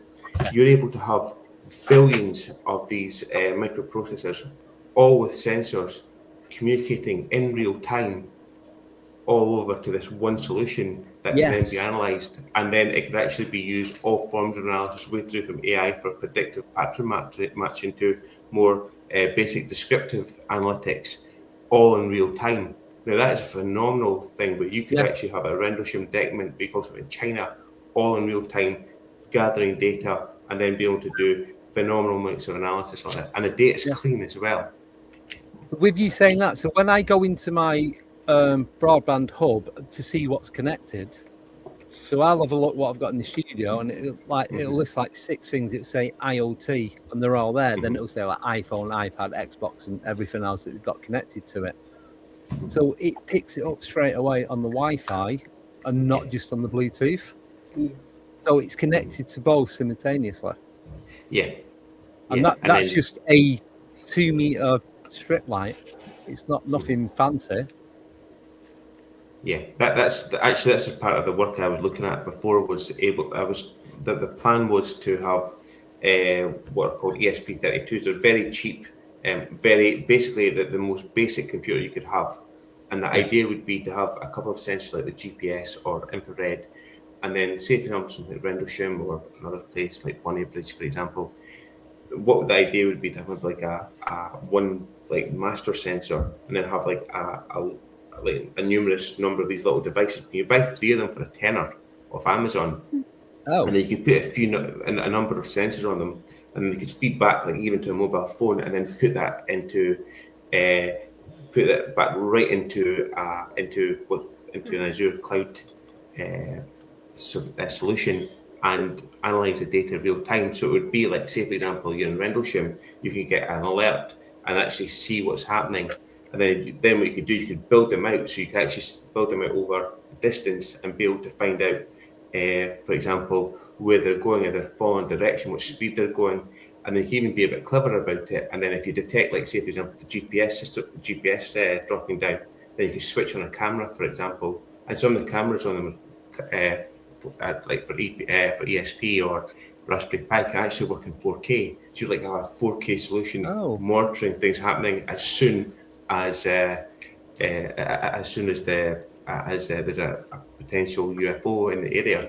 So this is some of the research I was looking into last year, but it didn't work. The real time stuff wasn't working as well as I had to do it, and I had to abandon it. But I will be looking at that in the future. And the master of it is, it's not the capturing the data, it's being able to take it into this one hub and then put other things, for example, like historic sightings from UFO or MUFON, putting it all together and being able to analyse it, and then even able to say over a time frame you've seen this or seen that, and seeing how the data changes in a specific area, like Rendlesham would be a perfect example, where things happening, and then you can it's almost as much, you could do as much as you want with it. You could put like things in the ground to see what sort of environmental data is, or and then cross that with the folklore from, and then just put it all together to give a really rich understanding of the area. And then you can actually analyse that both from a legacy but also real time. It could be like 5 minutes ago there's a UFO in the area and you get an alert on your phone. You get complete so that's the power of IT. Yeah. I tried it and it didn't work, but I will be trying a bit more of a basic thing. I've got a couple more basic ideas in the future, but certainly the technology is there. If you look for things like Microsoft Fabric or Snowflake or Databricks, these are actually solutions that have been used for a long time now. They're at least, some of them are at least 5-10 years old, and this is how they're actually they're used in businesses all the time. That's what my job is in real time. So these are really potential things to do.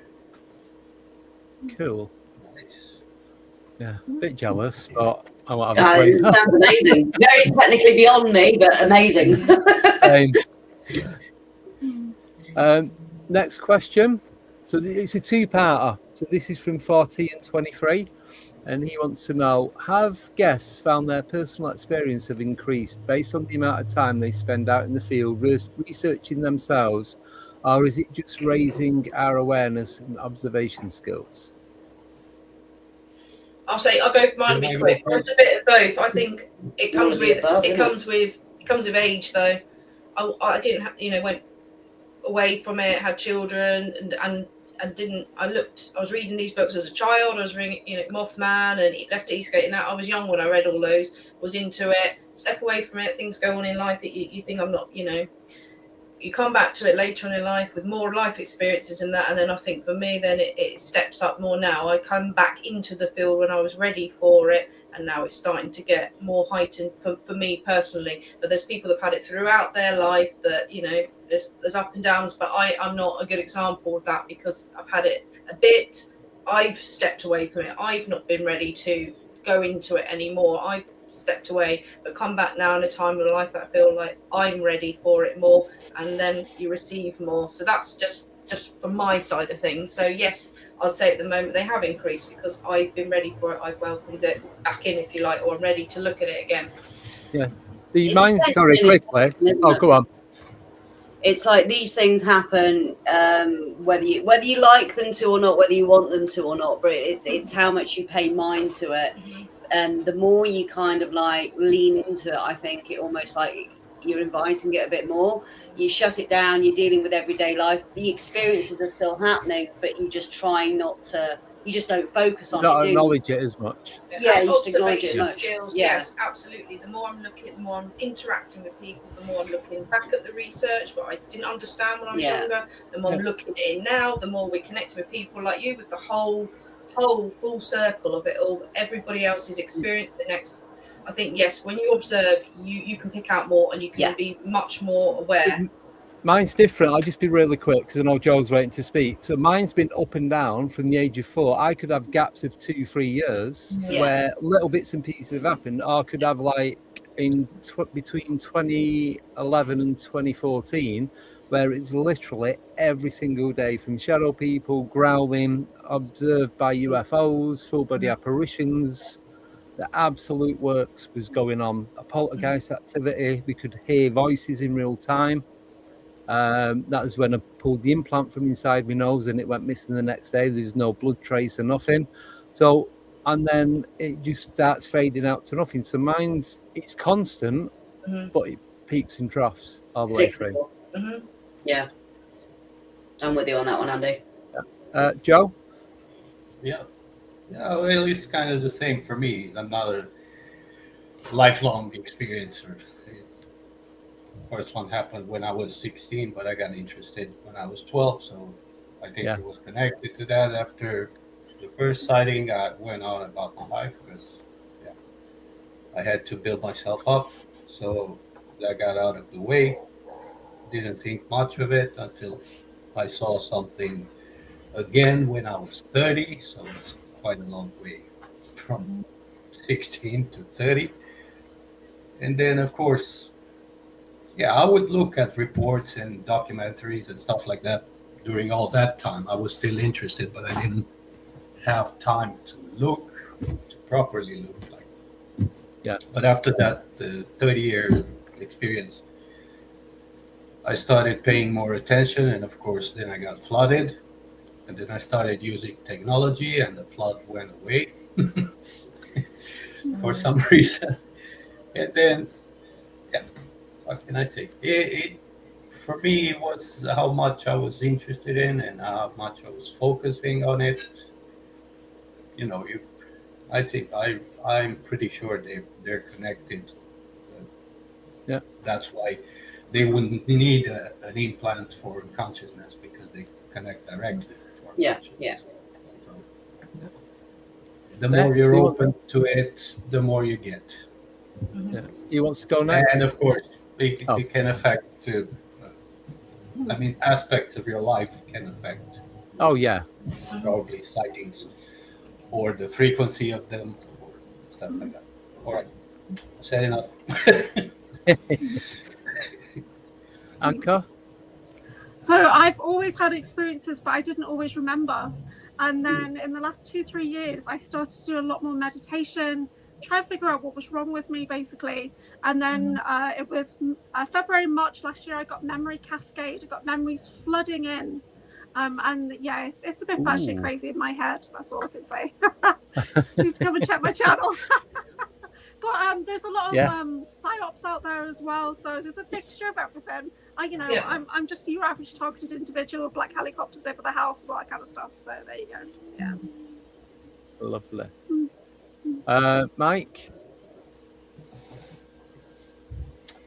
Like a lot of people, I was always interested in it. Seen things, felt things.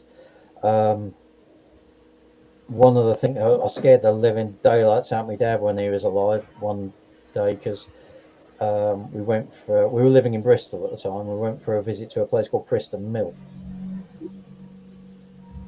And on the way back, Dad was driving. I was sat in the front. My wife and my mum were sat in the back seat of the car. And it's a typical, North Somerset lane. It's sort of about 8 foot deep with very high sides on it and one lane wide. And we were driving along there, and I said, "Pull over. Why is the car coming?" And he sort of looked at me. So he pulled over, and a car went past. And we did that for 5 miles. Every time it came around, pull over, car coming. And he looked at me and said, "What the hell's up with you?" I said, "I don't know." I said, "It's a car coming." Couldn't see him, but it's just the way it went. I did that quite a bit, and then I sort of lost it when life comes in and floods you with trying to exist and all the other bit.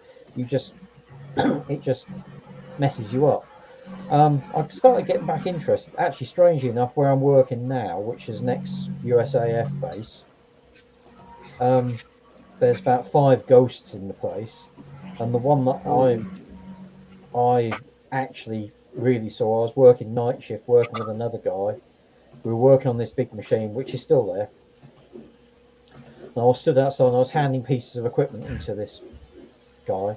I stepped back, and standing next to me was a young American bloke in his ground crew uniform, his hat on and everything, blonde haired, young bloke, and we sort of stood there, looked back. I thought, see, turned and looked at him, and he looked at me, smiled, and just vanished. And I'm standing there thinking, okay. Now, do I say anything to the bloke who's in the machine, who's scared of his own shadow, or do I shut up and just accept this? So I didn't say anything.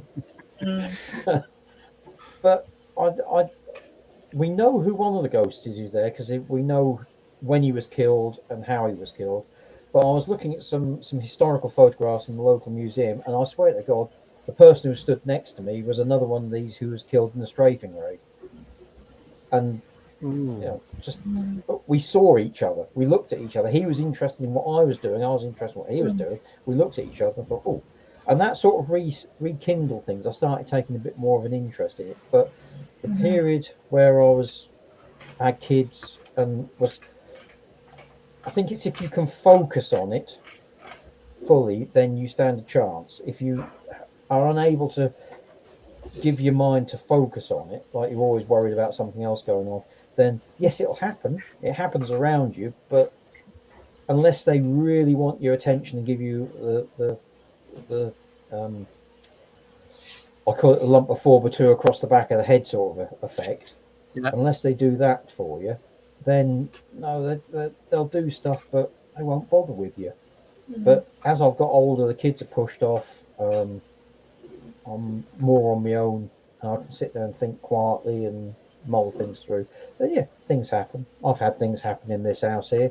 You've probably seen the little zits going around in here, because I invite them in, I ask them nicely, and they come in. We know we've got a shadow man on the stairs here. They're there. They're not supernatural. They're natural. You then open your consciousness up to them, and they come. Oh yeah, I'm here. I think that happens with everybody. Everybody just has their moments that their conscious is so busy dealing with everything else that the subconscious can't see that, and your conscious won't see it anyway. But when you allow that to come through, and I think everybody goes through these cycles, it also depends on what's happening out there as well.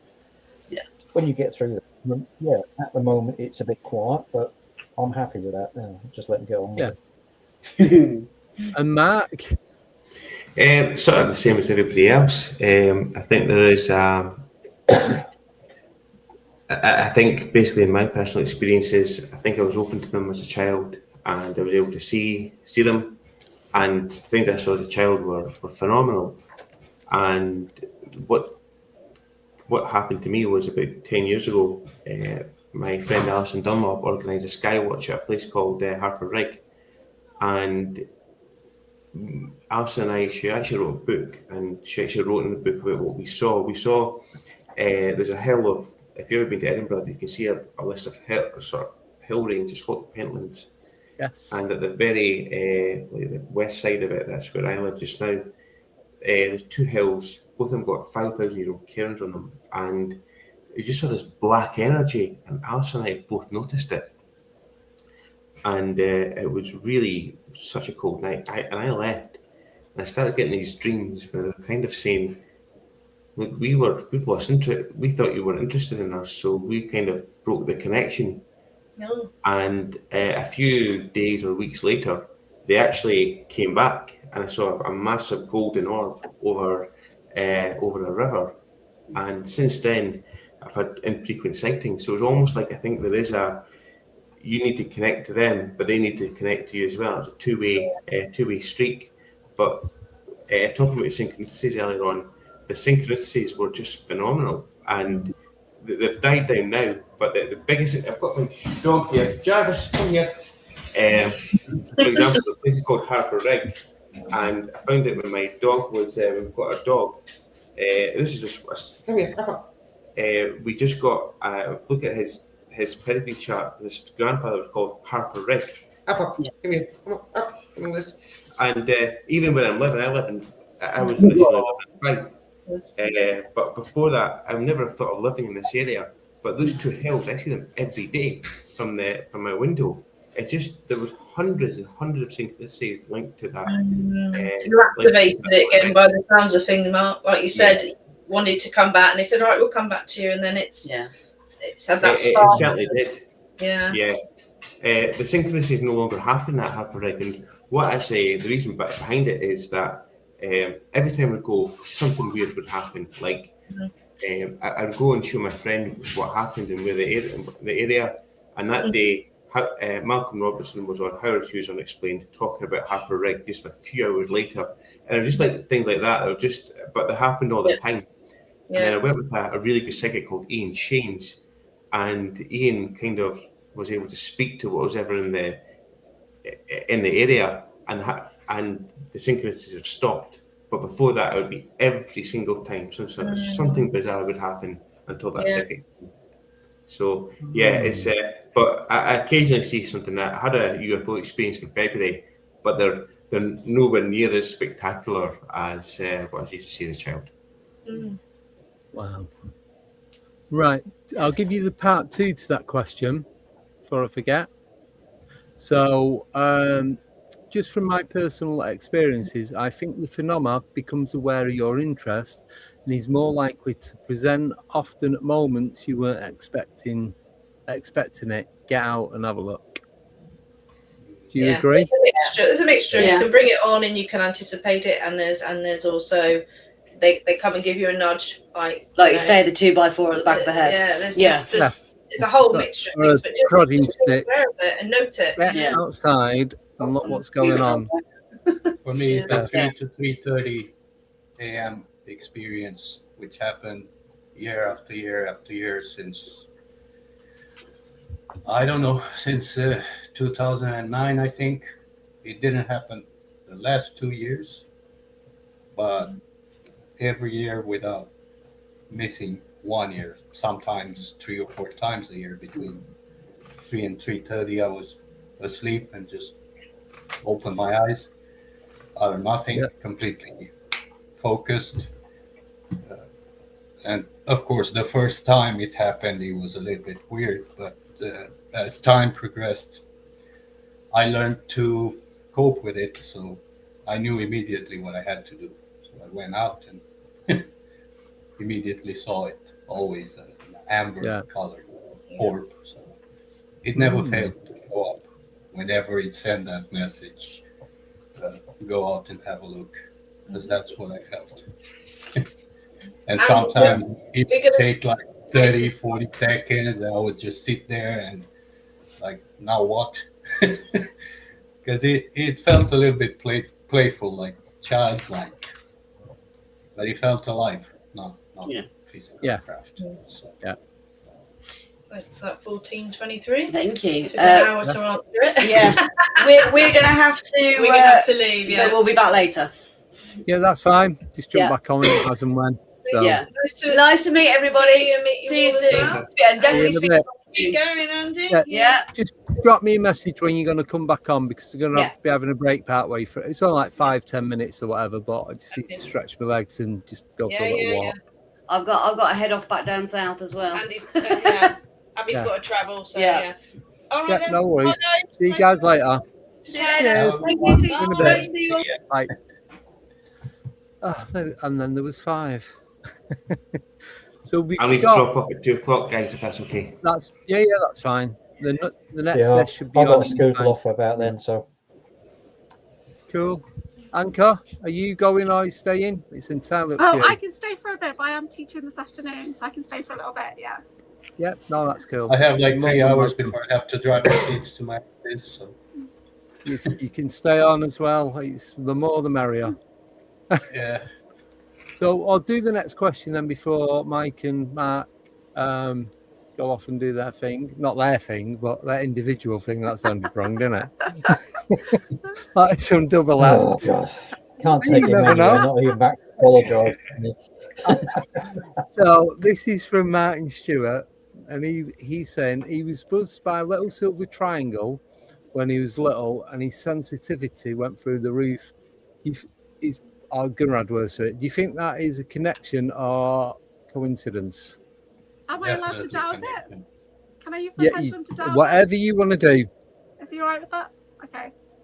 Yeah. Martin. So it definitely wasn't a coincidence. Was it his soul family? It was his soul family. So his starseed family, that kind of thing. Sorry, I get into galactic. Yeah. Ooh. So they come in to teach you and heal you and all that kind of stuff. So we've all got those experiences. Just don't always remember. Yeah. Thank you. Yeah. There's no such thing as a coincidence. No. No, I keep getting told that all the time. I'm like, yes, I know, but it's just habit of speech. So synchronicity is new terminology, I think. Right, any of you guys got any questions for anyone? Sorry, I put you all on the spot then. It's only because I've got nothing right at the minute. I'll ask Mike a question. So Yeah. what are you really fired up about at the moment? What's really piquing your interest? Sorry, I never heard that. No, it's for Mike, not for Mark. For Mike. Sorry. Yeah. Sorry, Mark. It's a mixture of things at the minute. What's really got me? There's local things around here, like we've got. Andy's not been to it. There's a Neolithic path from about a mile to the south of where I am. Is an old oh god, what do you call it? Hill fort. So you look at it, you wouldn't think it's a hill. It is actually quite high. They found a village next to it, and there's a hill fort there, and there's a Neolithic path runs north from there. Been taking a bit of interest in that because that's where I saw my first UFO. That's also where I had managed to get quite a few interesting photographs from there. That was fairly interesting. I'm sort of writing stuff to do with Rendlesham and that area, but it's a bit like Ralph Noy's book. I'm not doing it as what you call it's more of a fiction than non-fiction sort of thing. It's cool. If you read it, you'll see. Oh, I understand this, because a lot of people. I got my own ideas about what happened there, and they fit more with. Yes, there was a UFO there. Yes, stuff did turn up. Yes, we were involved in it. Yes, we made a massive foul up. And it wasn't just the UK, it was the America and the Soviet Union were involved, because you got to remember there was a spy ship off Orford that night. Actually sat off Orford. Oh. So what the hell were they doing there? People don't know about that one, but there was a spy ship off Orford, Russian spy ship. So clearly the Russians they had are a bit a lot of more. Russians are so connected over here, because when we get into the space programs, Russians are even in my history over here. That's how it started with the MK Ultra in Liverpool in the 1920s. It's Russians. Oh.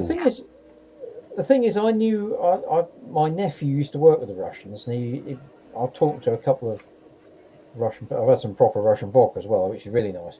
But anyway, that's by the by. But this guy, we sat there one night in his garden, and he said, the problem that you have in the West is that your science is to do with profit. And you don't investigate, you try and find out if somebody can make money out of it. He said, when we were under the Soviet Union, for all its faults, science was science. What is this? Is it a danger? Is it okay? And do we need to really look at it? And he said, and a lot of the stuff that is laughed at in the West, the Russians are way ahead on, way ahead. And he said that's, some of it's been monetized, but he said there's a huge amount of stuff that is still ex-Soviet, that is stuff that we wouldn't even look at. We just laugh at it, and our scientists laugh at it and walk away, unless the military got involved in it. And he said, and this stuff wasn't. Yeah. He said that's the difference. He said they look at it from a point of view of what is this. We look at it from a point of view of what can we make money out of. Where are we going with this? You've forgotten what you're saying now. We're saying about what you're Lost fired track. up about. Yeah. Oh yeah. So yeah, it's something that I get wound up about. That's going on. I keep looking at where I'm working at the moment. I've been walking around there, making myself look a bit of an idiot and talking to them. But because we're not on night shift, which I won't work anymore, we won't. They don't particularly want to play.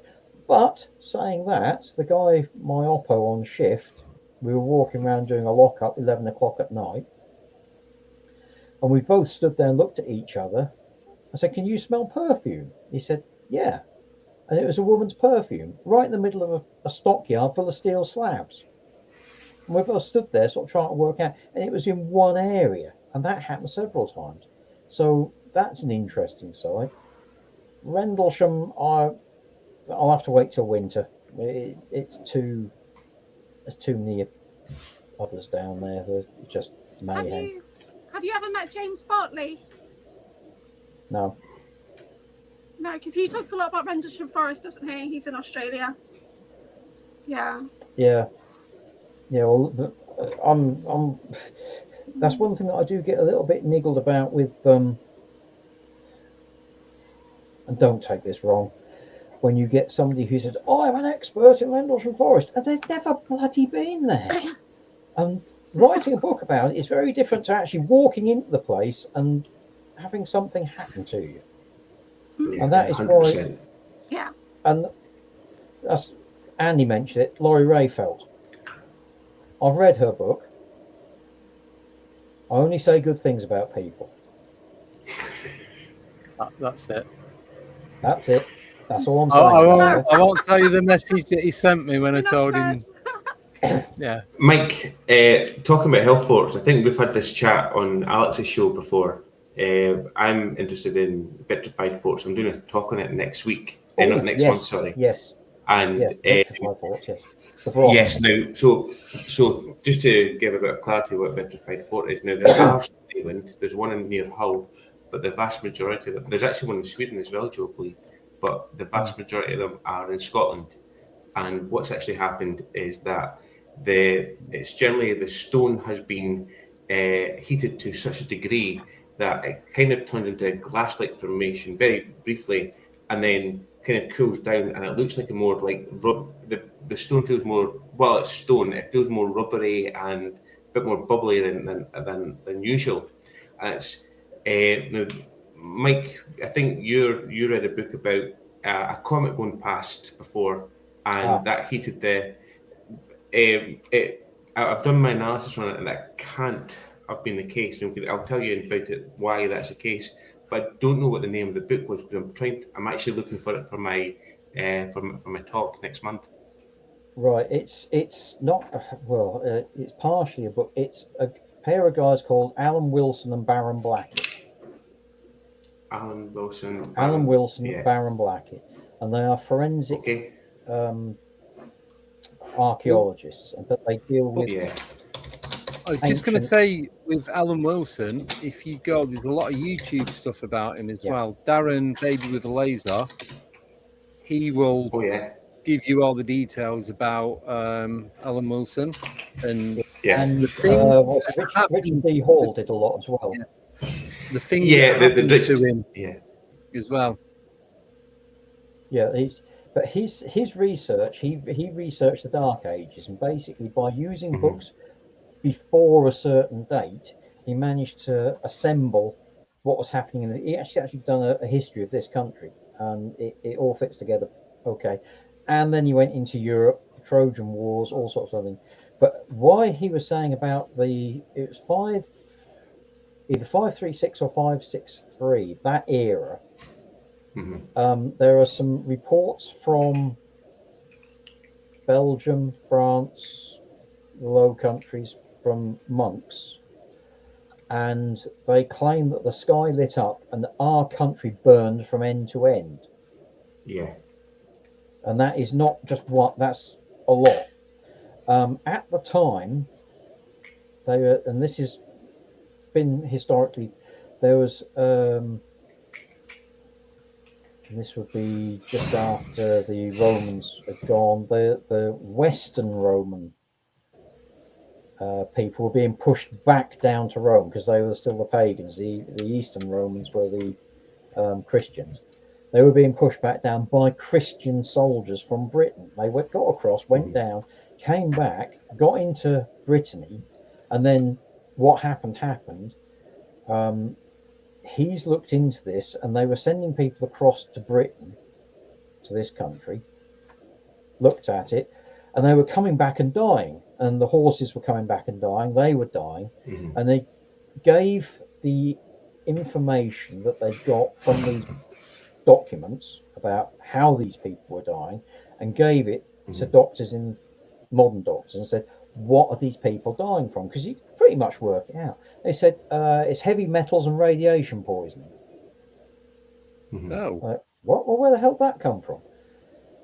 And it's another thing that ties up with, if you, and this always bugged me watching the Time Team, really got on my goat, this did, was they would go to a Roman villa or something like that, and they'd find it was burned and demolished. And there's I think there's a mirror in Bath Museum or something like that. Beautiful silver mirror, and it's folded in half. And as one of the other shows they were saying about it as well, why would they leave something like that? It's worth a fortune just because it's a silver mirror, but it was folded like that. And they said it was found under the rubble. Now, why would so many Roman buildings, villas, this sort of thing, be burned and destroyed, unless there was a shockwave went through and just took the whole lot out? Went through, yeah. Not the all the reason country, areas. It is, yeah. The reason behind the comet. So I've just by chance, another synchronicity. My son's godfather, and that's my son's like the sort of like the Kai Dickens style telepathy tapes, non-verbal autistic. His godfather is actually one of the few people in Scotland that actually evaluates like house fires and understands vitrification. And another friend of mine who I speak to daily is a blacksmith interested in vitrified forts, and he is considered probably one of the experts in Scotland on things like heat, like different heats and what sort of change at a molecular level heat has. And he had a couple of good points about it. The first thing is, both of them said, to vitrify a fort, it's not just to get that heat. You need to be probably about 1,000 degrees. So that's an intense amount of heat. But it's not just the length of heat. Like, for example, in common house fires nowadays, you will, because of the sort of electrical appliances and the sort of substances that we're built on, the sandstone will not vitrify, because it's not only it's reaching that heat, but it's not staying at that heat. It needs a long time for the vitrification to happen. So it wouldn't be likely that comet going past would have enough of a heat source for that long a time to actually provide to vitrify the fort. So it is a bit of a mystery on of why it was happening. Now, the other thing as well is that there's two hill forts right next to each other. I was right next to them yesterday. They're called the Cateroons, and there's paranormal activity that happens at the White Cateroon. I had an experience with a lady called Catherine Swin, who's from Suffolk actually last year, and both of them are about the same age. And the White Cateroon is vitrified, and the Brown Cateroon, that's only about a mile away, and they're all the same height, isn't. And also things like, for example, standing stones aren't vitrified, even though they're kind of made of the same, like material. So there's a number of things. Simon Holland, for example, believes just like I always mispronounce it, like gorse bushes, like the green thing with the yellow flowers, but that only heats up to about 600 degrees. It's not enough to vitrify it. And most of the woods, like Scots pine, isn't able to vitrify it. It only gets up to, again, to about 600 degrees. The only thing that can actually vitrify the technology they had is oak, because that can get up to 1,000 degrees. And there was in the 30s, a professor in 1936 actually was able to vitrify the materials. And then that's the thing that the skeptics are talking about, like Brian Dunning, for example, in Canada. And exactly what you're saying, Mike. He's looking over in Canada. I don't even know if he's been to a vitrified fort, but it's a difference actually going to a place and actually looking at it. What he didn't recognise is that a few years later, the professor that actually tried to vitrify the fort tried to replicate it actually up on a hill where they've got like the wind conditions and all the different weather conditions, and they weren't able to do it. So my friend Chris, who's the blacksmith, his theory is that it's charcoal. They actually charcoaled oak wood, and that was it, because all these are on really steep hills, and then build the charcoal up in a way that could actually vitrify the forts. But to prepare the wood to do that would have taken years. Like, it's not just a simple case of making charcoal. It would have taken a long, long time. So there is a mystery behind that.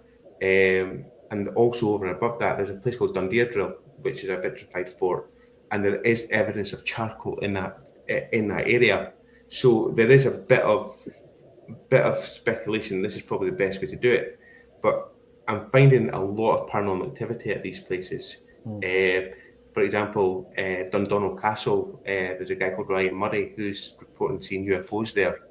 And there's also the most strangest one is its vitrified material at Urquhart Castle on the banks of Loch Ness, where people see the Loch Ness monster most of all. So there's a lot of paranormal connections between it, and I think that this might have been like a religious site, but that's only a guess. So it's a very interesting area of research. Yeah. Sorry, I went on a tangent there. Sorry. Yeah, it's fine. It's one of those things that when you've got people who have researched it and they have looked across Europe and come up with this, and it all ties up. Then you get the mainstream who don't want people to know about this. Yeah. The church at the time probably wouldn't want people to know about it, because they'd turn around and said nothing shall fall from earth from heaven without God's will. But if something comes steaming in and does that, that's just disproved them completely. Yeah. It's interesting. It's very interesting. It just seems strange that about the same time across the whole country, you've got your vitrified ports, you've got Roman. The thing is, they were here for 400 years. You don't just suddenly forget overnight how to build things. You've got local people who can repair these. You know, if you've got a nice building, you keep it. You know, this is the bit I don't understand. We all went back to knuckle dragging idiots and smashed everything up. No, something happened. Something happened that knocked it all back and caused a lot of trouble. What it is, I don't know. It's another one of those mysteries. One day somebody may find out, but until then, we just got to keep looking. Guys, I've got to take a dog. I've got to take a dog out. But thank you very much for having me on. It's been a pleasure. Right, so Mark's going. I know Mike's got to shoot. I'm going to head out as well. Right, Joe, are you okay to stay? Yeah, no problem. Right, so we've got the next guest coming on, but I need to have a 5-minute break. I've got to stretch my legs because I've been sat here for like 4.5 hours. So thank you, Mike. Thank you, Matt. Mike, are you staying or are you shooting? I'm shooting off because I've got to go and do something, and I've been, well, it's now 2:10, and that's a lot longer than I expected to be on here. No worries. Right, so thank you, Anchor, for coming on. You're more than welcome to come on again and just do a show where it's just you on a normal podcast if you wanted. Yeah, that'd be cool. I'd love to have you on my show. That'd be awesome. And I was talking to Heidi Pop, and Heidi Pop was saying how amazing you are and all this the other day. So it'd be great to get you on. She should be coming on at some point today as well. So it's all good. Oh right, that's so cool. Yeah. So thank you, I'm not sure. Yeah, not sure what time, but just keep your eye out for her if you're not too busy today. So thank you so much for coming on. So, right, I'll let you guys go. I'm just going to put a screen up, play some music, and then I'm going to bring the next guest on. Yeah, about 5. I'm just going to stick it on loop. I need to go and... I need a My smoke. back is killing me. So, right. I will be back in, I don't know. Yeah, about 6 minutes or so. So, cheers, Okay. Matt. Cheers, Mike. And see you soon, guys. Joe. Take See you care. later. Bye. Right, everyone. I'll be back in 5 minutes. Got to do a bit of yoga. Not really, but just going to walk around the house for a bit. So, see you very, very soon. And this is Darren's music, Blues for Johnny, that I'm going to be playing. So please enjoy. When I find it, there we go.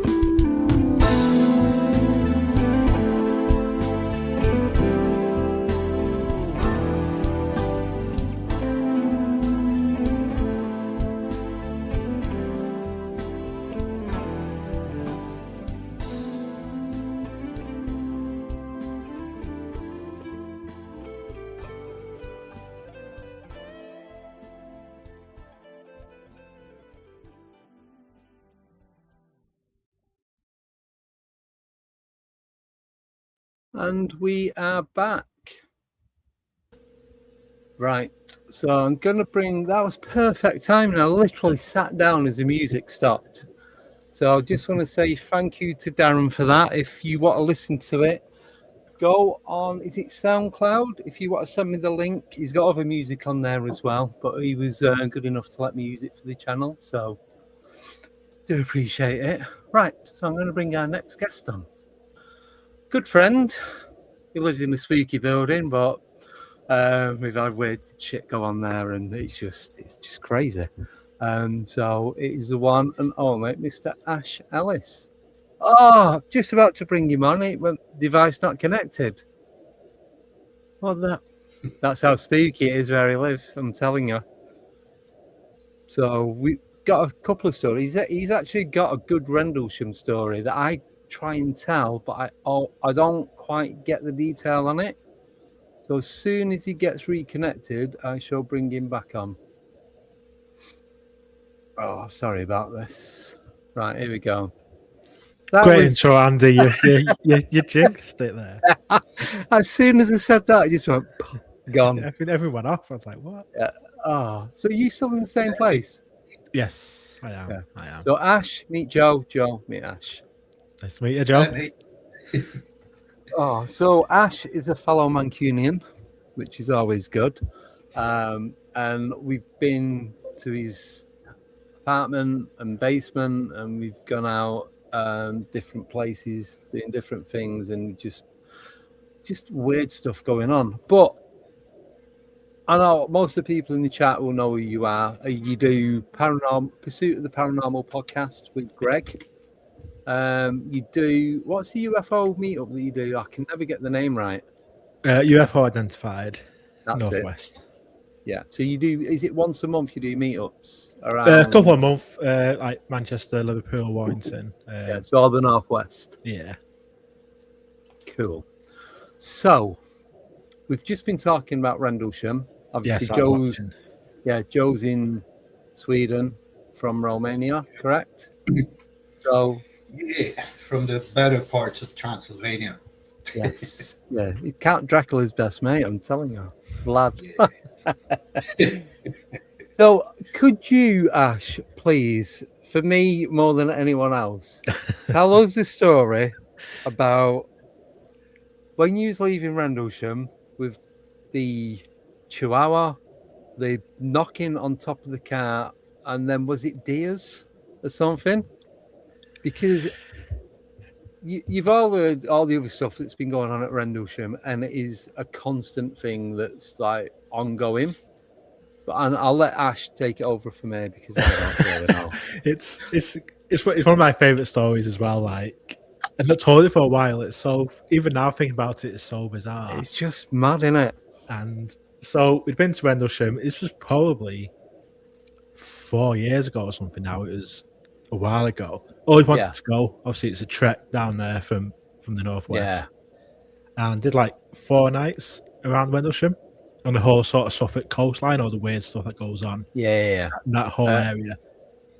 And we'd been in Rendlesham, and it was night, obviously. And we'd had nothing happen. It'd been quite a quiet couple of days, really. On this particular night, we'd walked through to kind of the middle of the forest. We'd walked about 20 minutes, like, sort of into the forest from a little. Can I just jump in quickly? This is also the same guy that I've met up at Cannock Chase, and at midnight decided to go off to the German cemetery on his own. Me and Sober was like, we're going on.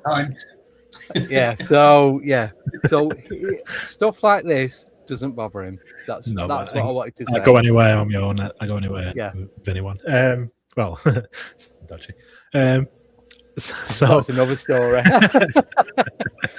So we've been in the forest, and we thought we'd just do a little bit of a thing in the forest with the friend at the time. And we're in this sort of clearing.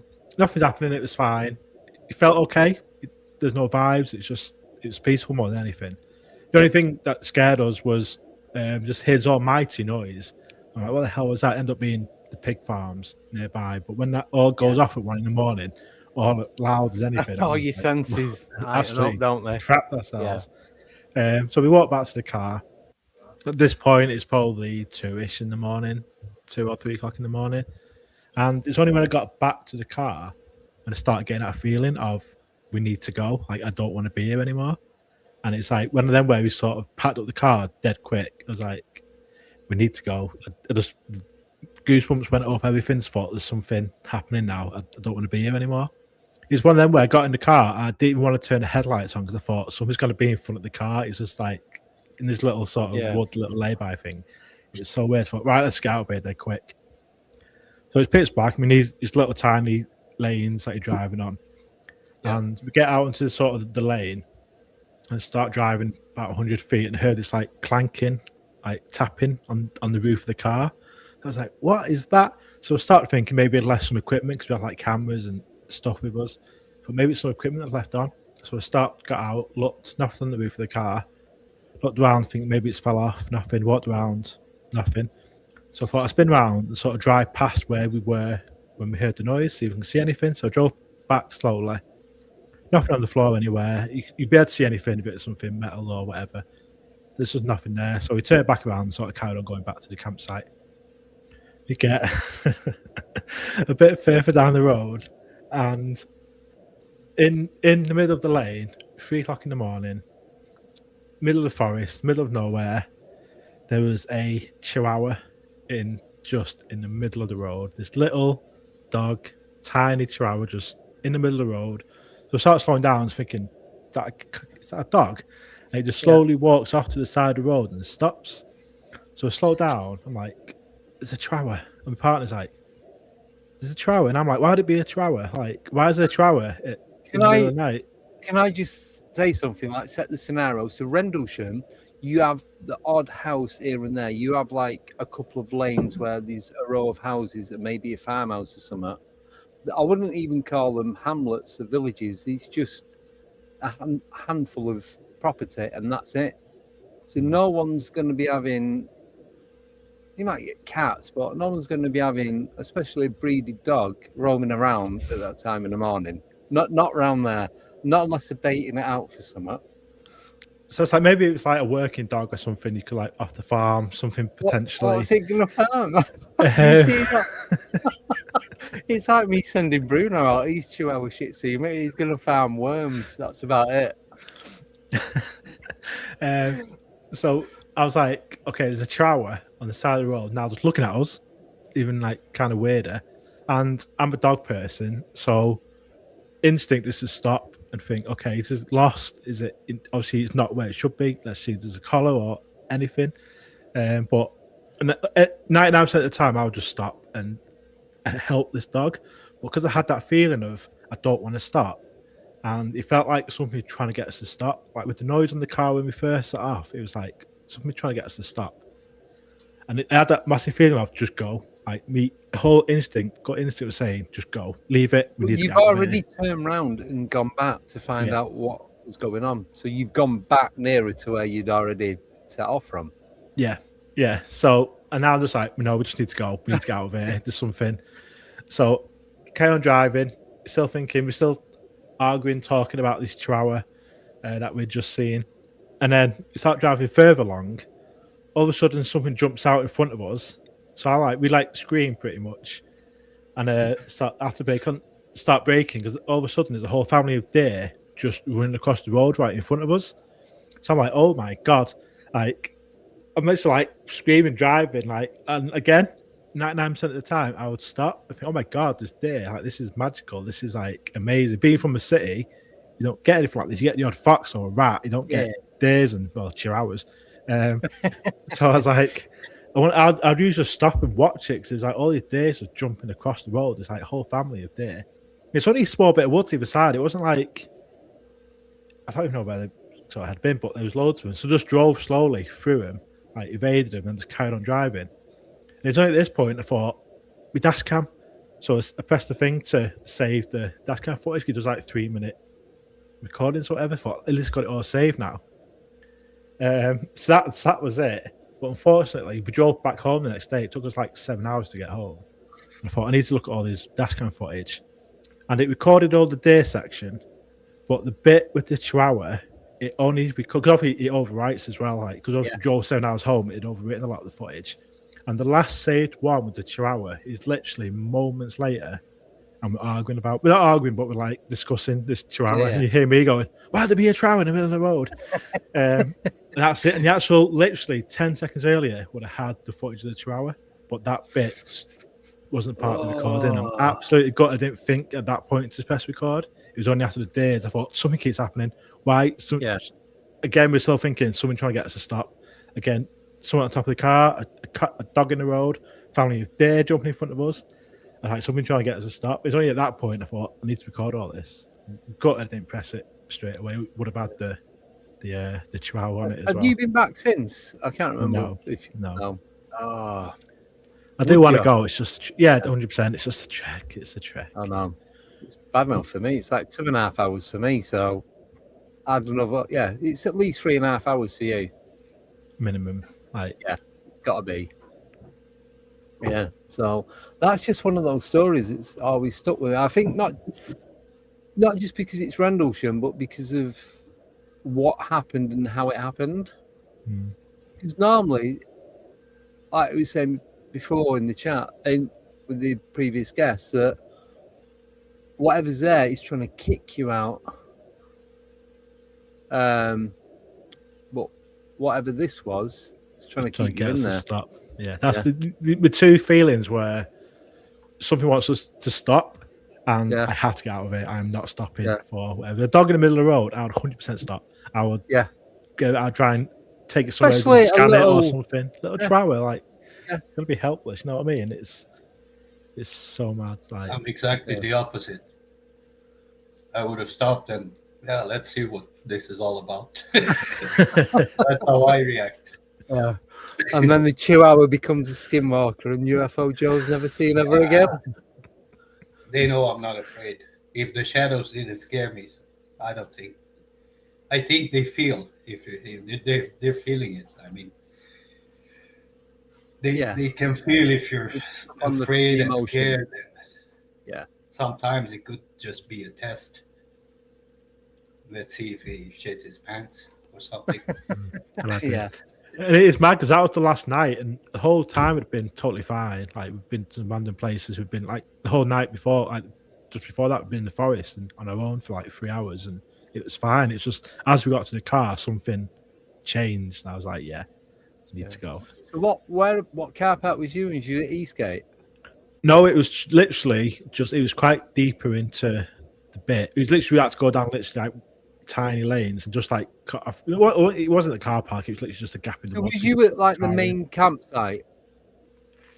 No, we stayed a bit out of Rendlesham itself. Oh right, okay. But when we went on that night, we literally just drove deep into the forest and just found like a gap in the woods and put the car in. It wasn't like a car park or anything. It's just literally a gap in the woods where we threw what 3 word sticks. I was like, I ain't gonna find this unless I know where I'm coming back to. Wow. Yeah, you need to go back. Let us know. Drive down to mine, then we'll go from mine. We said that. We said that for a little bit. I know. We keep saying it. Just do it. Just do it. I'm literally right off the A14. You have to do it. It's about 10 minutes away from where I live. So, and then just straight down there. If stuff is meant to happen, you won't get away from it. So Exactly that. So, you know what I'm going to ask you next, don't you? I know. You've got to talk about that. Yeah, the basement. Yeah. So, since, the only 2 times that have been, we've had weird stuff go on each time. First off was the hand on your back. And then the second time with Tim when he got the scratch, that single scratch right the way down his shin. That was weird. They lasted like 20 minutes in the basement that night. Yeah, it was when I'm like, I was first one out of there. It's like, no, this doesn't feel right today. I was straight out. Made sure them lot were behind me. I weren't going up on my own. But I was going to say, so since then, because you don't like going down there, do you? I've got better. Oh, have you? I have been down on my own quite a few times now. You get a drone and just send that down and fly it around a little bit.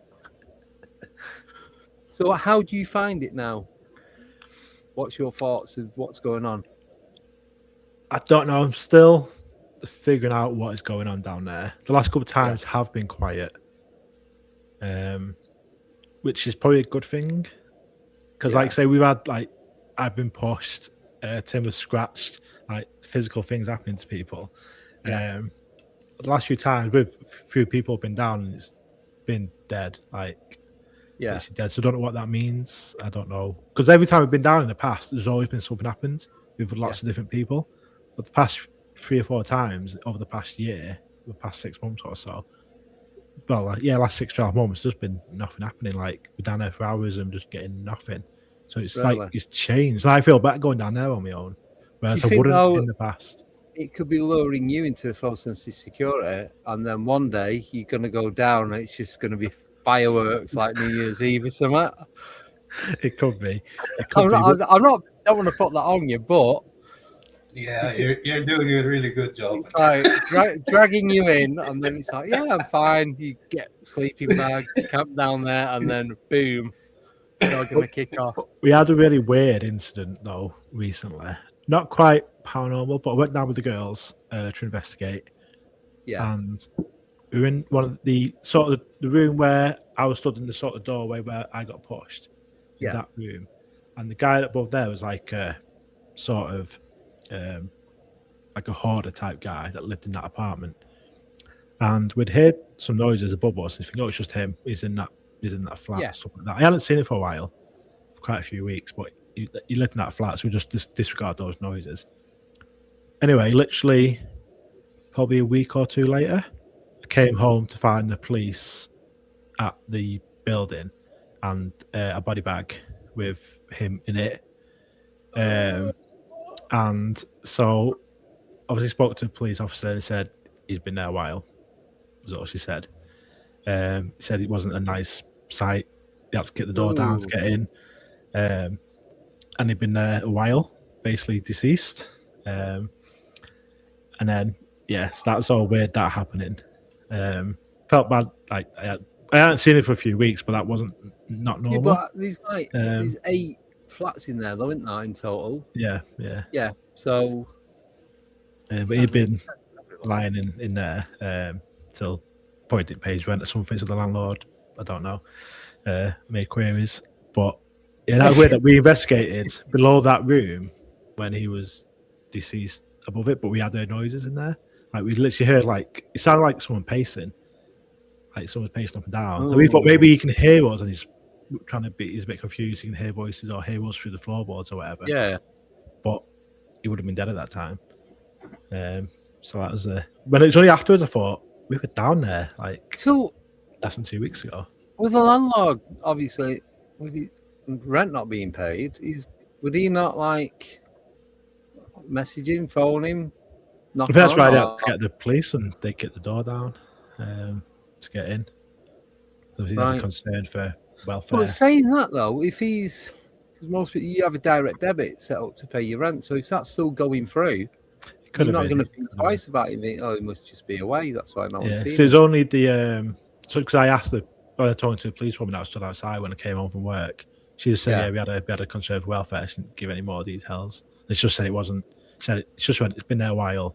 It wasn't a nice sight. She said. So I'm just trying to connect the dots here now. So you said there's not been a lot of activity in the basement, but then if he's passed away,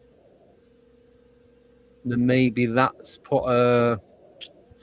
That's what made me think. I mean, it's only correlating thing that's changed. Yeah, but that could have put whatever was down there previous is kind of put that to rest, and then whatever was going on in the basement is now concentrating on this guy passing, and the energy's gone there. So then I'm thinking it might all just. He needs to go in his apartment. Is that what you're saying, Andy? No. Go back needs to break into his apartment while it's empty. No. It's still empty. No. If you want, but I didn't say that. I think the energy from him and then whatever's going on in the basement might get combined, and it might be a big uplift in what's going on. maybe. But then you think about the hand. Yeah, I was speaking to this with Steve Mary the other day, actually. Was it? Yeah. It's like if that hand is whatever that hand is, but it could not be. If it's not a human thing, then would they have any correlation either? Well, we don't know because we don't know how it all connects, do we? So what happened was there's me, my cousin, and Ash, who was in his basement, and I was interviewing Ash using night vision goggles. So I had it on the green because it worked better than the grey and black. And he goes, "I feel like someone's just put their hand on me back." So we can't stop the filming. And your cousin, did we put the light on, and did you just take a photo of your shoulder?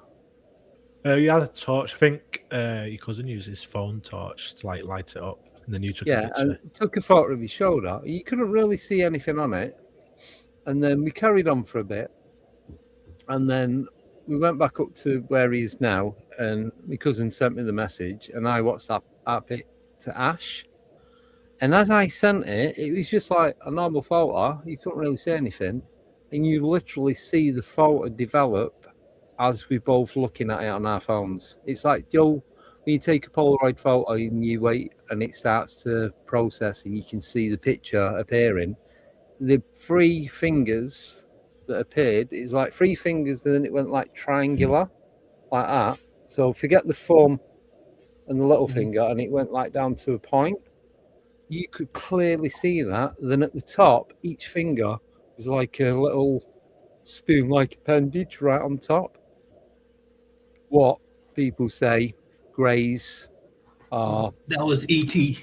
Remember the movie? It looked like. Yeah, so that's those what it was. Fingers. Yeah, and we're looking at it, and we're like, oh my God, what the hell? I was just saying about how it appeared with the 3 spoon-like fingertips on it. Then it must have been... It's only a couple of weeks afterwards, wasn't it, when you took a photo of the bedroom window and you sent it me. You went, "You're never going to believe this. Have a look at this picture." Yes, yeah, it wasn't long after. In fact, I think I was on a live or even on an interview with someone, and then my partner messaged me and went, "Come look at the bedroom window," and the same handprint was on the bedroom window. So was it? I can't remember. Was it inside or outside? It was inside. It was inside because it was a condensation, wasn't it? So this finger, this handprint, literally identical to the print on his back, and you could see the little round fingertips and then the long spindly fingers. If you Google grey alien hand, it's exactly it's what comes up. It's one of these, So, it was just madness. It did proper freak us out. None of us wanted to go back in the basement after that. I didn't even talk about it to anyone. I think apart from you, and I didn't even tell Greg for a while. No, because I was like, "What's in my basement?" It's the first time I've been like physically touched. It literally like moved me out of the way, but I felt it like sort of moved me out of the way, like the hand on my back, and it's in my own basement, which just adds that extra bit of craziness to it. And it was an alien hand. So I'm like, what the hell is in my basement? And the thing, because of the position of the hand, it must have been reaching up rather than pointing down or level with it. Or it could have been level, but it was more like that. It's like just below the shoulder blades. Yeah. So then we tried to replicate it because it had like a weird grease, oily feel to it at residue, first. Yeah. But then that went, and then we tried to replicate it. I got videos of me like putting my hand on the hoodie to try and like recreate it, and nothing recreates or stayed on it. Like that handprint stayed because that greasy residue for. But even if you like minutes. crease a material, it would just pop back up to no. It's like trying to do it on this. You do that, and then in a few seconds it just goes back. So you just weren't doing it. Yeah, no, it's funky stuff. Weird. Yeah, weird. I'm glad he lives there and not me. I would definitely go back down there. I will be. Yeah. Well, I'm hoping to be coming up north soon anyway, so because I'm off work now for the next 2 weeks. So fingers crossed. Human fingers crossed, that is. By the way. Yeah. So what else have you been up to? What been any? I know you've been doing loads of stuff. You've been doing the is it road trip and going out to different locations.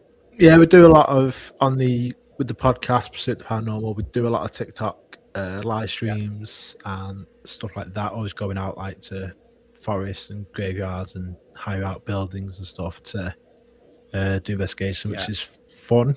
UFO side of things, I've been spending the last few months developing a brand new website and database for our work, because we have a database now, which I believe is the biggest UK focused database, and the current one's not that great. It's like a spreadsheet. You have to read like the lines on the spreadsheet. It's not the best. So I've not liked it for a while. So I've been developing a proper user-friendly, functional, searchable database from scratch. So I've been coding it all myself, and I love it. It's nearly finished. The whole new website is nearly finished. It's going to launch in end of August or September at the latest.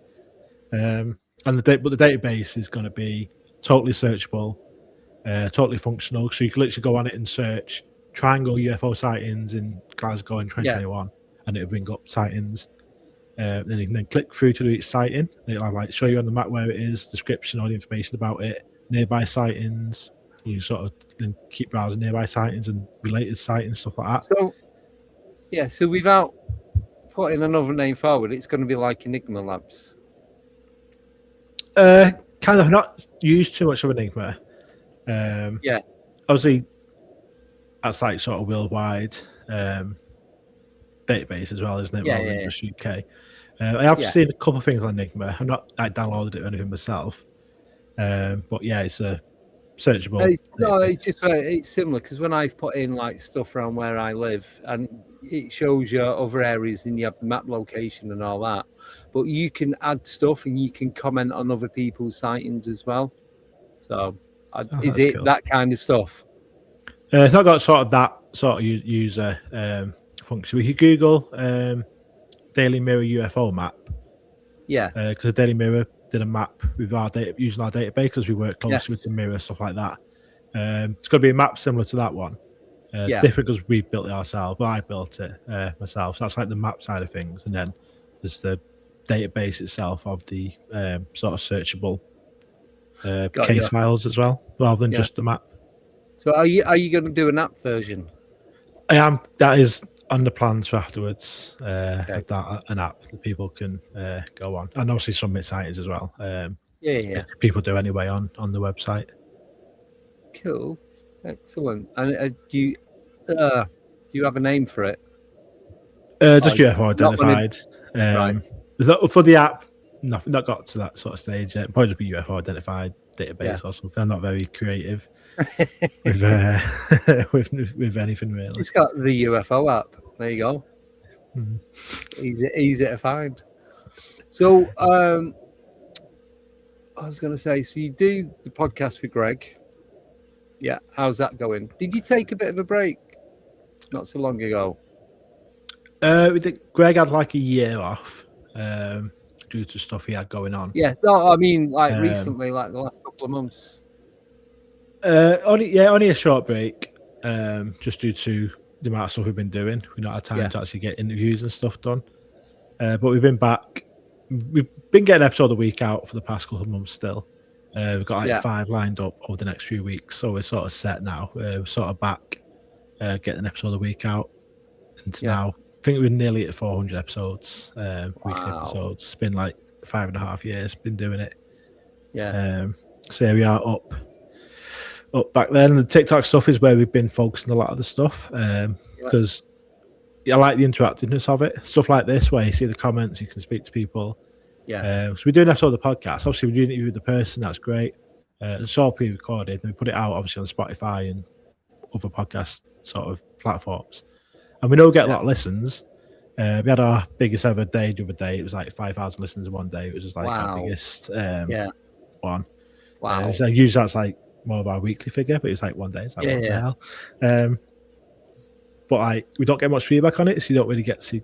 Like, we get people messaging us saying, comments, get some comments on it, but you generally don't get like sort of feedback on it, so you don't know if people like it or don't like it. Whereas when you're doing TikTok, you're doing live streams, you got like we usually got like 200-300 people on our live streams watching. And it's like everyone's commenting, and there's the whole sort of you can see instant kind of time. feedback.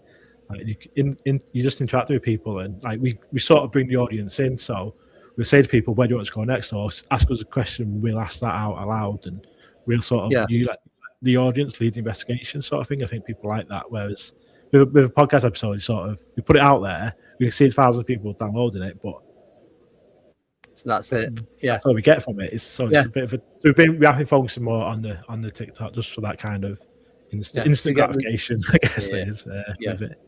So I just want to ask Joseph, so is there any like database in Sweden for UFOs or anything like that you can go on and have a lot? I know like you got the world ones and what have you, but there's a big one. It's called UFO Sweden or UFO Sverige. They have a pretty extensive database with documents and stuff, a whole basement placed in order with years and stuff from all over the world. They're basically very good at that, but most of them are like the very well-known cases. The kind that basically any experiencer knows about. I found myself while looking on the internet, there are a few very extensive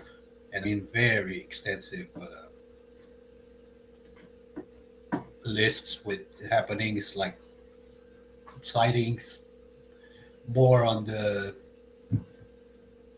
simpleton side, so to speak. Like regular people, not famous at all, which are really interesting cases, but you really have to go and read through the whole list because it's just text. Those know nothing, but they're really interesting. But Sweden has quite a big database. Held by the world-renowned Class 1, the dude that was assigned by the government to take care of the UFO stuff. So I'm glad you said that. It's a little bit like a cult. Because I wanted to ask you about how the Swedish government, are they doing anything towards disclosure, or is it just nothing? It's not a big thing here. You can hear bits and pieces in the newspaper, only on tabloids, which many people don't trust. So I don't. Swedes are not really interested in disclosure, except for the UFO freaks like us. I'm not that interested either in what they have to offer about disclosure, because it's like bits and pieces. And, it's just not enough. For me, disclosure would be like, here you have it. This is what we have. This is what we got. This is what we don't got. But of course, if they release something like that, they will have to release the backstory to each and every part, and it's ugly. Murders and lots of the dark side to it all. Projects and taxpayer money. So they would have to release everything. I don't think full disclosure will ever happen. Bits and pieces, What do you think, Ash? Because the UK government are not doing anything at the minute, are they? They never seem interested. I've had a lot of back and forth with them over the years. My favourite one, I got it printed out somewhere, I need to find it, was a response from the MOD saying, basically, I have to find it. He basically replied saying, because of people like you wasting our time with this, we don't have enough time to focus on proper stuff. That's literally not quite verbatim, but very similar to that. And you could tell he was so peed off in his response. I was like, people like you, professional. I was literally nearly not quite word for word, but he's very similar. I have to find it. I was like, what? This is proper. He must have lost his. Please get back to me. I mean, I've had quite a lot. I sometimes get the same person, But then this different guy, he's very, very dismissive, obviously. Because some of them do try and help, depending on who picks up that specific FOIA. Some of them do try. If they can't get it, then we'll recommend other places, stuff like that. Some of them just say no, like they've not got anything. That's it. Whereas this guy was like, because of people like you, we have to waste our something like waste our time dealing with these requests from people like you. We don't have time to do proper stuff. It's something like that. I need to dig it out. It's probably a couple of years ago, but I was like, it's not very professional response. I'm on some list somewhere though. I'm like, so I think I've asked you this before. Have you ever contacted Manchester Airport? Because you're not a million miles away from there, are you? No, I'm not. But no, I'm not either. Would you? We have done for specific investigations. When we've got like a sighting that's nearby or potentially something that's come from Manchester Airport, we will say, "Is there anything on your radars?" I think, and they do reply. They do come back to us sometimes, saying, "No, there wasn't anything. Or it's just normal air traffic, stuff like that." But Abby, part UFO Identified, tends to do a lot more. The sort of contact in the airfields and stuff. Because there's quite a few. You got like Barton Airfield as well. You got Liverpool. You've got a few around. You've got Blackpool. So there's quite a few airports around there that I know. Abby does tend to contact them quite a lot to get any information. And they are, most of them are like we do the CAA stuff like that as well. And again, they do tend to, even though they're not like because at first they were like, no, we're not responding because we're not a government agency. Like we don't have to respond to FOIAs. But he just emailed them just as out of curiosity. They'll respond to you.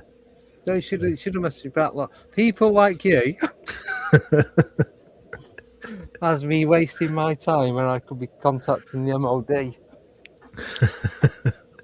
Right, we've got a question for you from Darren, Baby with a Laser. So he's the guy that when we met up to Rivy that time, we met up with Mick. So he's asking, Ash, have you managed to get up to Teg's nose yet? No, I've not. It's not a person. It's like it's is it Macclesfield, Stockport, that way? It's over that way, yeah. Somewhere that way towards the Peak District, isn't it? No, I have been meaning to. We've only done one Skywatch this year. But I mean, been meaning to get out to there because there's a couple of places that way I want to go. So I want to go to there, and there's also don't even know about it. It's about a bit of a walk from Aiken Park, but there's an American jet crashed there in like the 50s. Oh yes, and the wreckage is still up there. Debris and all that up there. Yeah, so we want to go up there to just go see the wreckage of that plane. That's still up there. There's two. One's a lot harder to get to, but this one's a bit easier. Yeah. So keep saying I'm going to do Teg's Nose and then go on to. I'll go to the plane first in the daylight and then go over to Teg's Nose for a Skywatch. But it's just getting out and doing it. Plus with his son, boy, had a good chance actually. The way the weather's been recently, but we've not. It's been too hot to go outside, so I've been like a hermit recently. It's either too hot or it's chucking it down. There's no in between, is there? It's so frustrating. Yeah. So he's just put as well, Ash, my brother was a security guard at Manchester Airport in the 80s. He recently told me about a UFO sighting that was seen by many. That's it. It's not telling you who, where, or what, other than the airport and security. He has told me the story about this, to be honest with you. So there's been like ghosts and stuff seen at the airport. I've seen like soldiers seen on the runway and. Oh really? Stuff like that. Because where Manchester Airport was built over like ancient woodland and stuff. That there's like protests not had the runway built because it's going to knock down all this ancient landscape and stuff, and they built it over it. Is that when Swampy and all that was in the trees and? Probably. Yeah. There's like Roman soldiers and stuff and seen like on the runways and. Yeah. There's that thing a few years ago. I straight away I was like, that's nothing. That's the ball sphere on the runway. Oh yeah. That popped up on Reddit, I think, at first, or Twitter. That was just. I was like, nah, that's if anything, it's just a balloon. It's not anything special. So I never had any interest in that one. Right. Fair enough. Right. Let's say it as it is. Right. So are you all right if I bring somebody else on? Yeah, of course. Is that okay, Joe? Yeah. Yeah, sure. Yeah. So I'm a good listener. he was. So he was on last week. the days are all just blending into one now, so I can't actually remember who was on and when. But he was one of my last guests that was on. So I'm going to bring on Mr. Rob Shelsky. Hi there. Hello. Thank you for coming back on. Oh, no problem. Glad to be here. So you're part of MUFON, correct? I was a field investigator for 3 years. Okay. So I just thought it will all blend in together. In a nice way, I hope. Yeah. Oh, I think so. May I know who I'm talking with here? So you've got Ash Ellis, who is part of UFO Identified. He's got one of the biggest UK UFO databases, if not the biggest. And then we've got Joe, who is over in Sweden, who does a lot of UFO research. Wow. For myself and by myself. Yeah. To be at it. Yeah, I kind of in the same way these days as well. It just, I find it's easier than trying to work in large groups where everyone seems to have a different opinion about everything. We were talking about that in the last time on ghost hunting, where I prefer to be by myself or maybe just one other person rather than a bunch of people. Yeah. It's just easier to do your own thing. You're not having to discuss and go, well, I want to go here. No, I want to go there. And then you end up having a fight. You might just go home. Yeah, exactly. So, right, I've got questions. Here we go. Keep forgetting these rare. Before you start, can I ask a couple questions of your other two guests? I'd like to know where they stand on UFOs. Do they believe they're real, or I think they must. But I mean, I'd like to get a quick, just to catch me up on what's been going on, to find out what each of them thinks about it. So either one want to start? Go. I go. I think they're real. Have my own sightings, and doing the research we do, the amount of sightings that we look at, the amount of sightings we investigate that get reported to us. There's no way it's not a genuine phenomena happening. Where they come from, I'm more on the side of coming from maybe other dimensions. That's where I've been leading more recently, rather than sort of coming from the planet sort of thing. So that's kind of where, at the minute, that's where I stand on it. Oh, cool. It's funny. We seem to be changing over the years as to what we thought they were. Originally, we thought they were strictly aliens, and then we began to think that maybe they were like trans-dimensional beings and then dimensional beings. And other people think that they might be on Earth and have been here all the time, like parallel civilization. And sir, what do you think about it?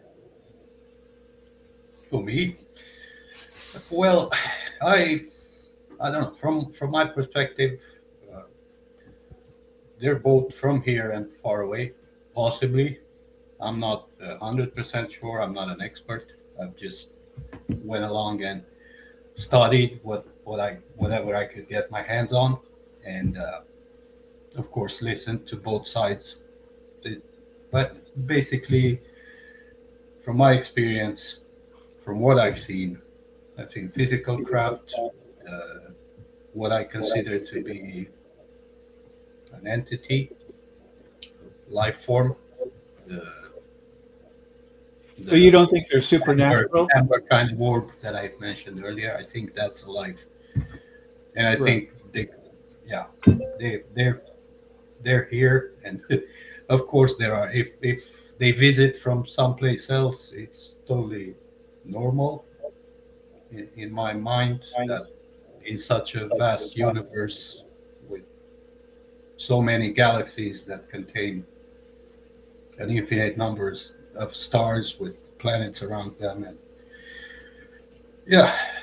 considering how old the universe is, who knows, maybe some of them are millions of years ahead of us.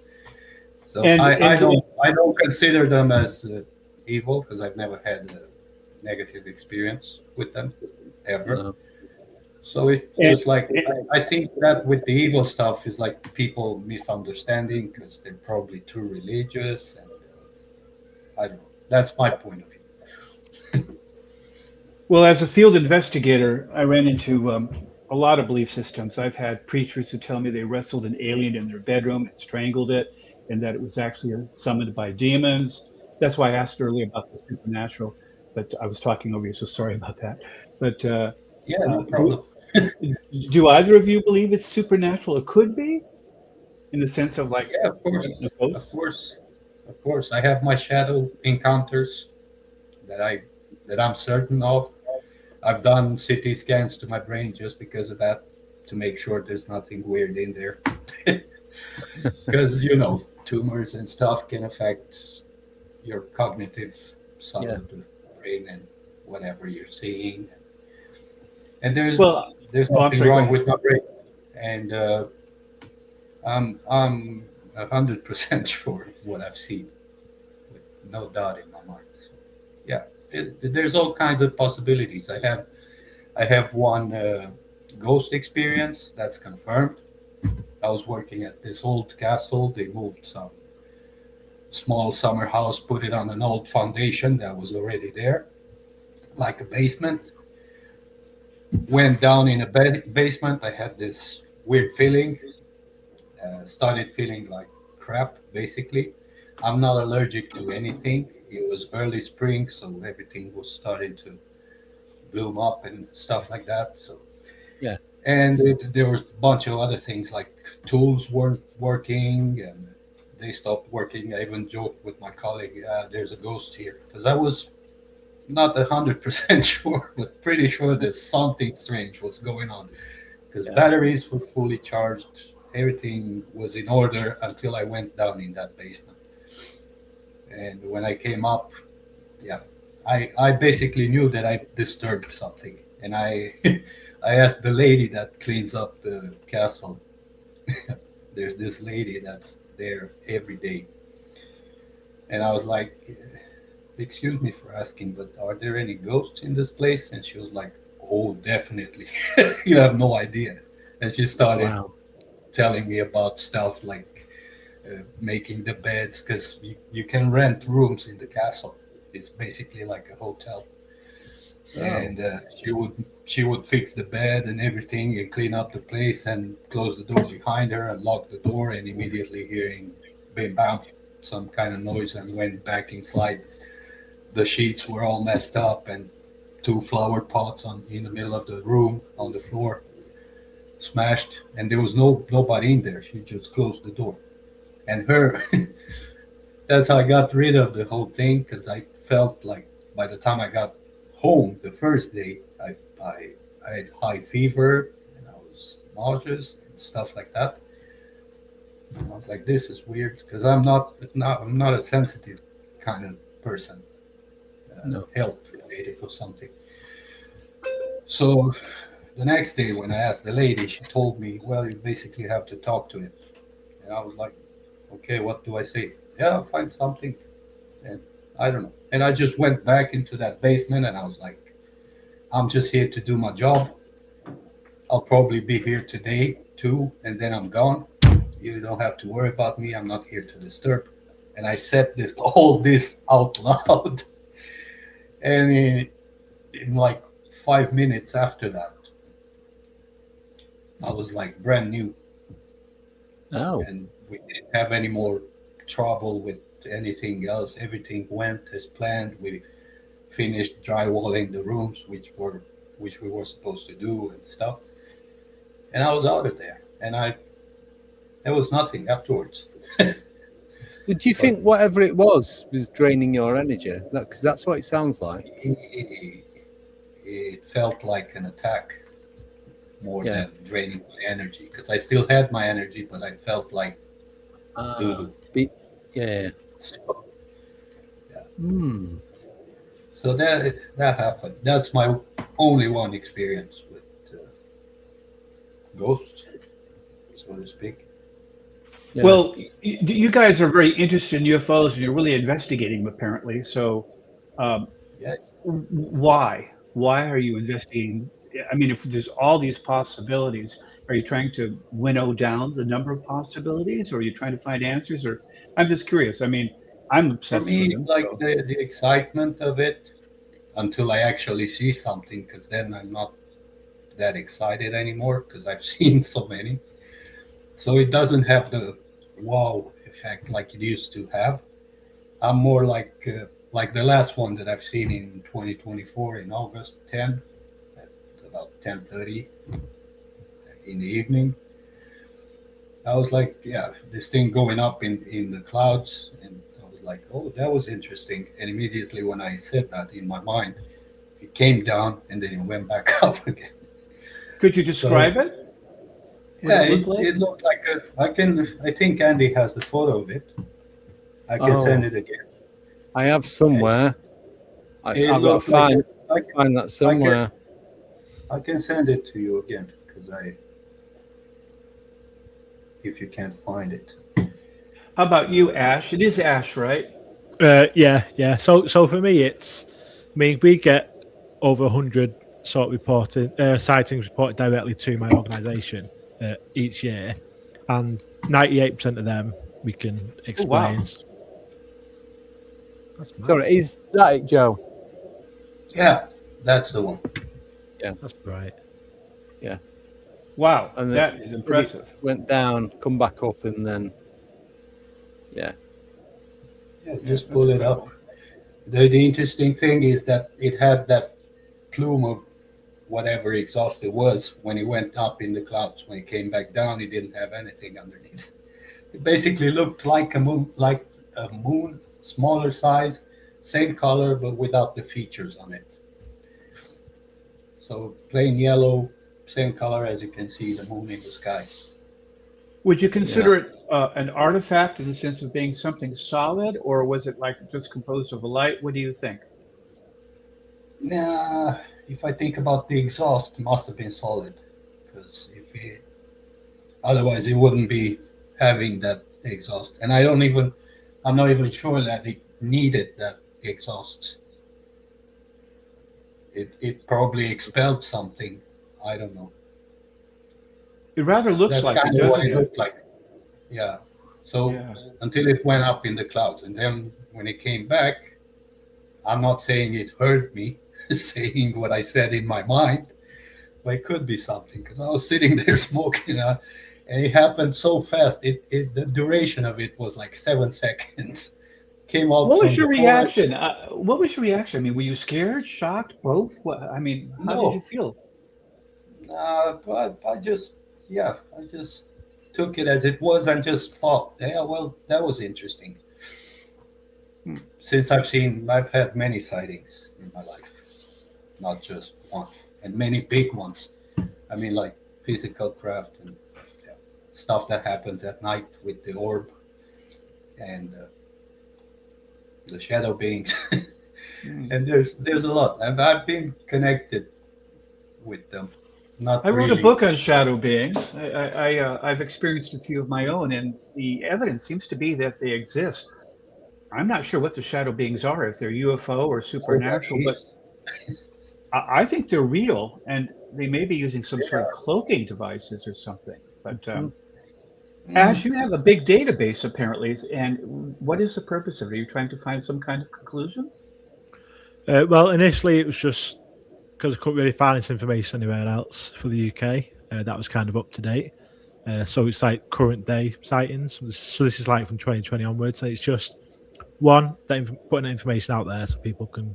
So I was trying to find that information. I couldn't find it. So I thought, right, I will fill this gap. I will just do it myself and get the information out there.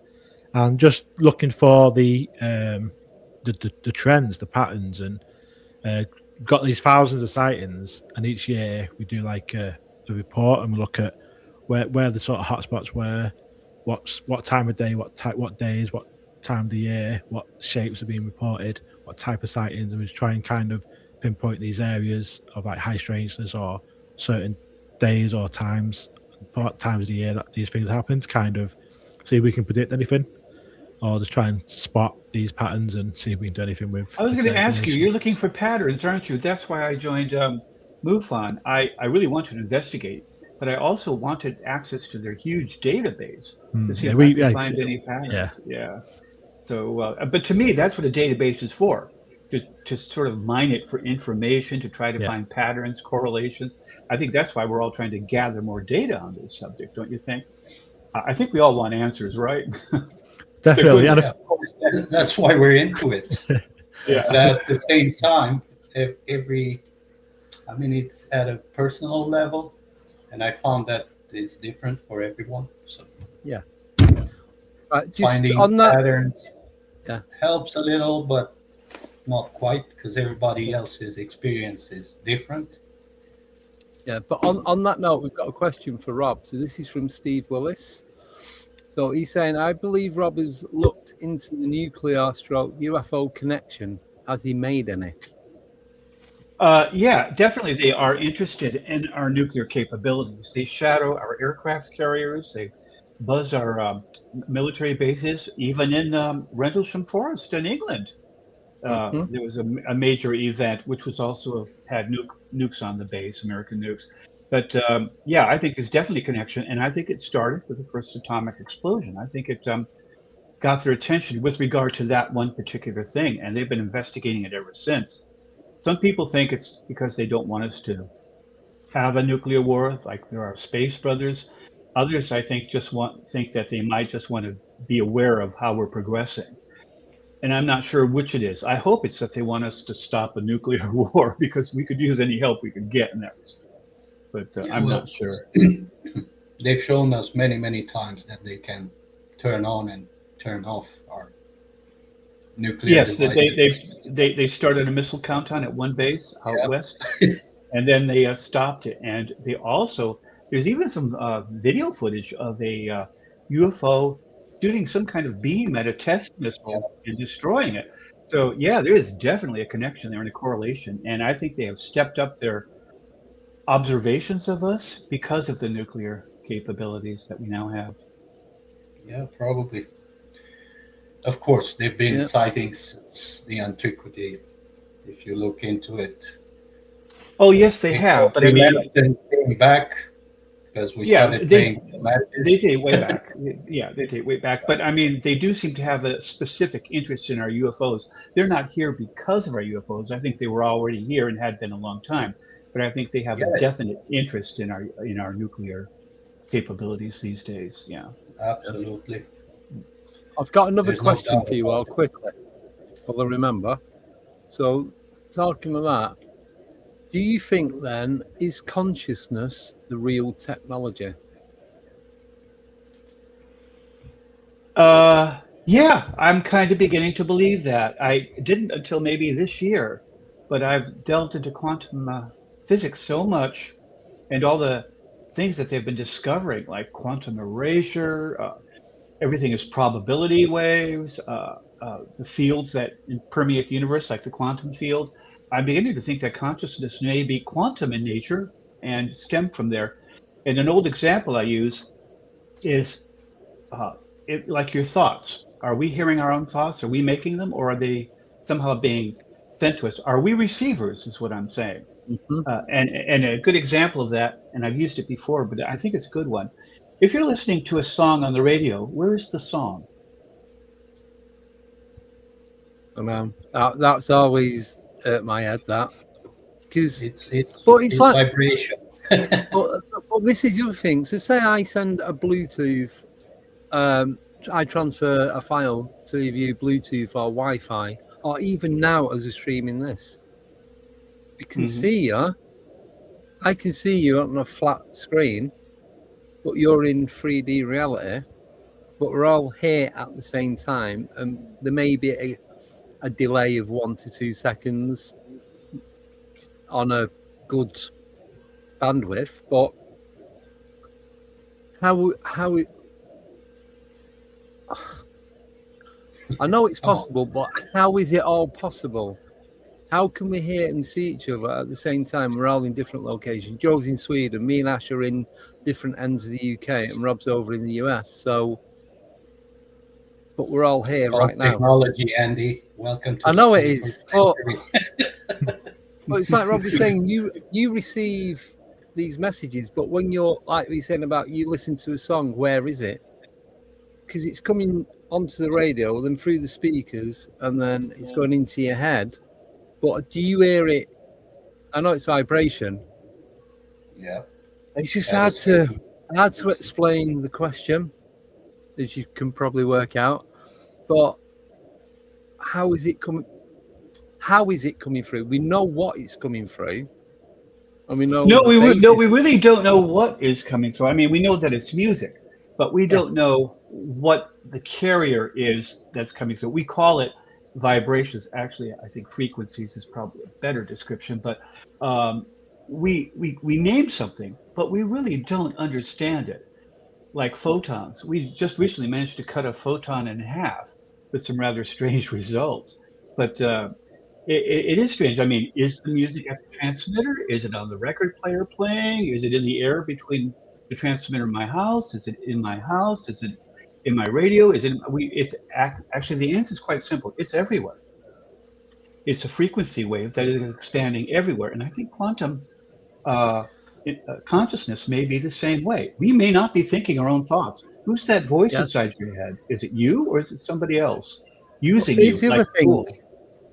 So as you're thinking, here's another thing. So as you're thinking, as you were talking, and I'm thinking about stuff, and you just said it, are them thoughts inside your head? Because I don't hear it inside my head. It's just there, and it could be anywhere around me. Could be the soul talking to your brain. I don't know. Assuming we have souls. Yeah. Our brains. Yeah, we have nobody. It's like it's not until you say something out loud that you can hear it, and then it's in your head. But even when you're thinking it, if you try and focus on a thought right now, you try and work out exactly where that thought is inside your body.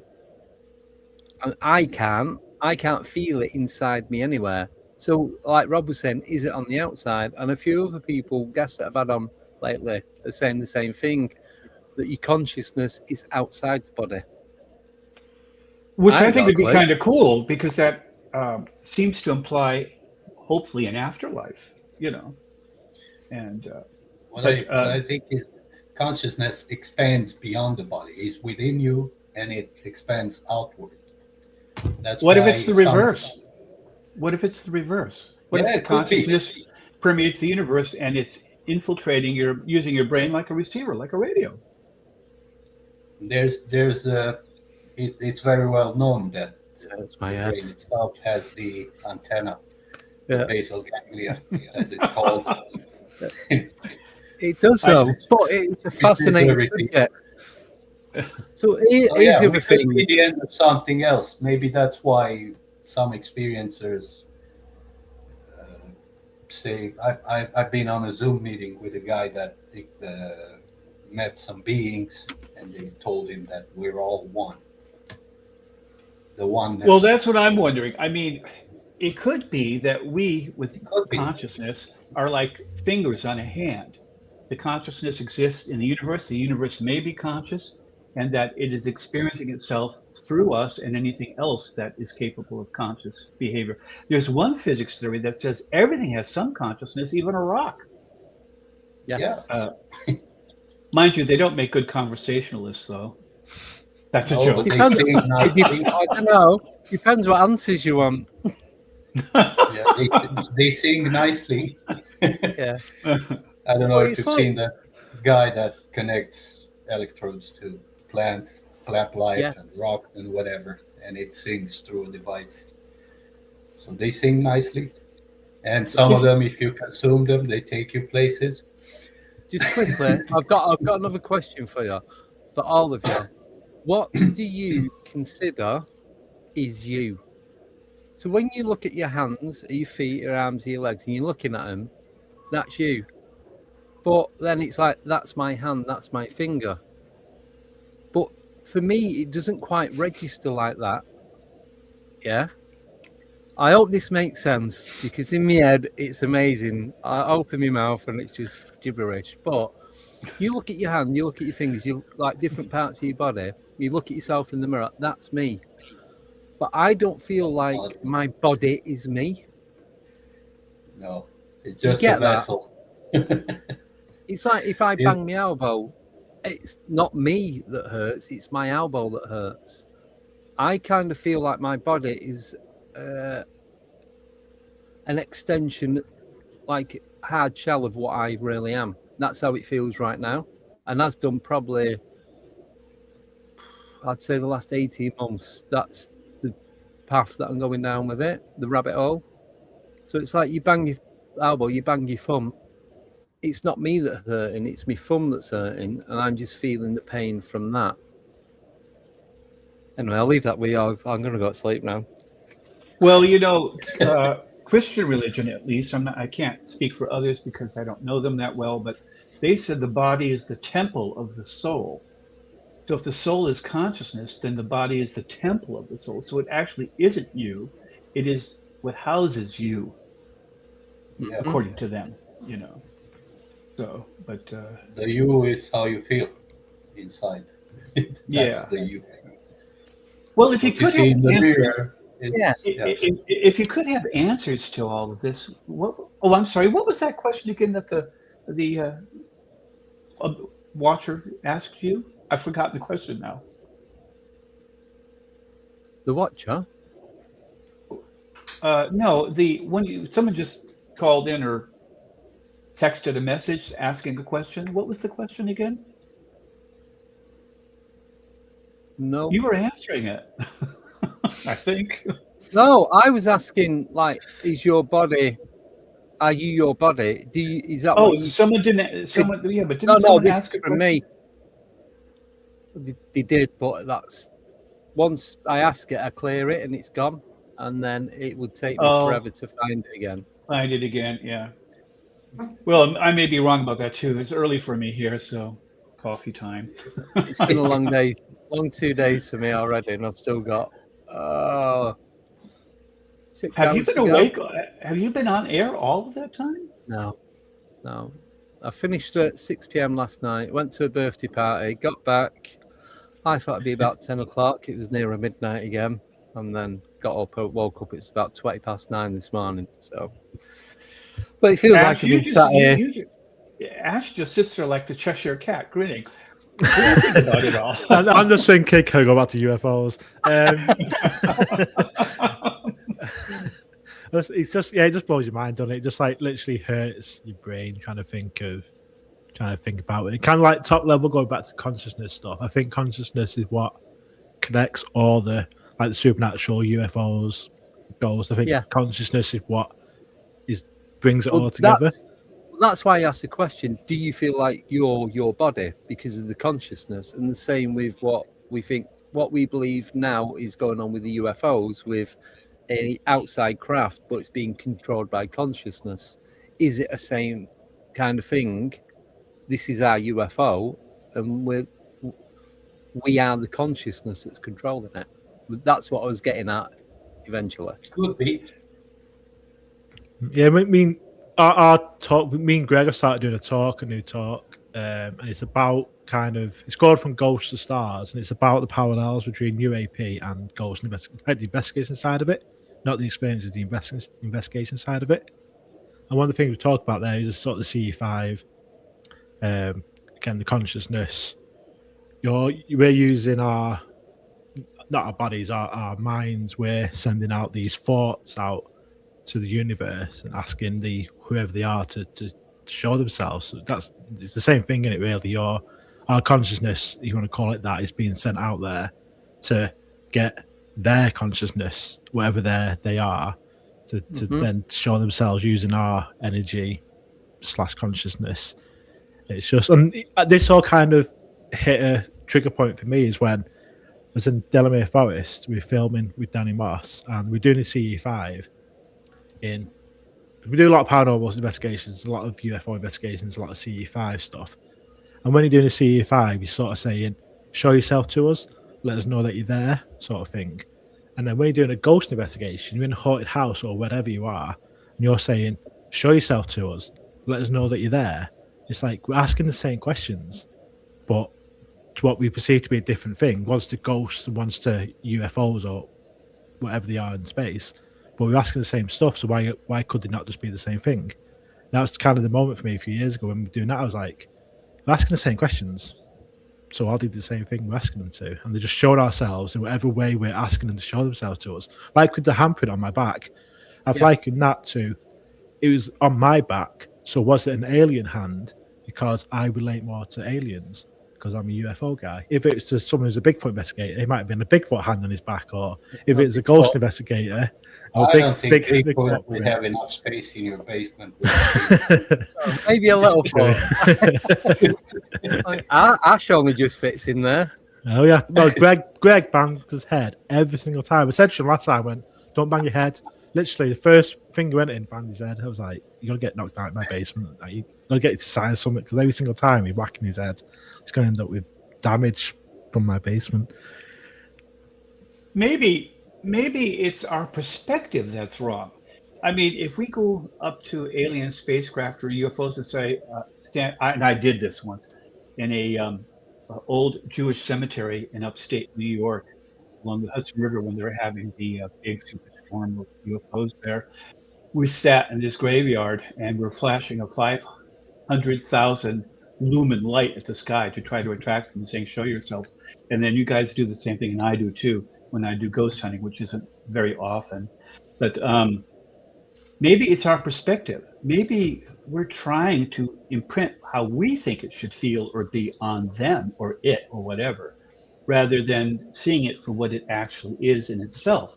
Maybe, I mean, we see the world through filters, we all do. And maybe we're seeing all this through very strong filters too, with preconceived notions of ghosts, of aliens, of UFOs, the whole thing. And maybe the problem isn't with the phenomenon so much as it is our perspective on the phenomenon. Yeah, see, that's good. I put that in the book. That's a big part of it. They're gonna show themselves to us as something we can understand. So in our talk, we call it the observer effect, and it's like is how we, like Rob said, how we think we're going to sort of get it. That's the response they will give us because that's what we're expecting to see, sort of thing. Whoever's observing it affects how the phenomena, whatever way it is, ghost, UFO, whatever, depending on who the observer is, shows itself differently to that person. That's why every experience is personal. Like two people can see the same thing but describe it differently. There might not be one's wrong. They might have been shown to them each differently, and they both saw something different, even though it was the same thing they're both looking at. But with your original question, Ash, I was going to say, are we asking the right questions? I don't know what the right questions are. I haven't got the answer to it, but do we know what the right questions are to ask? Well, no, obviously, because we're not getting the answers.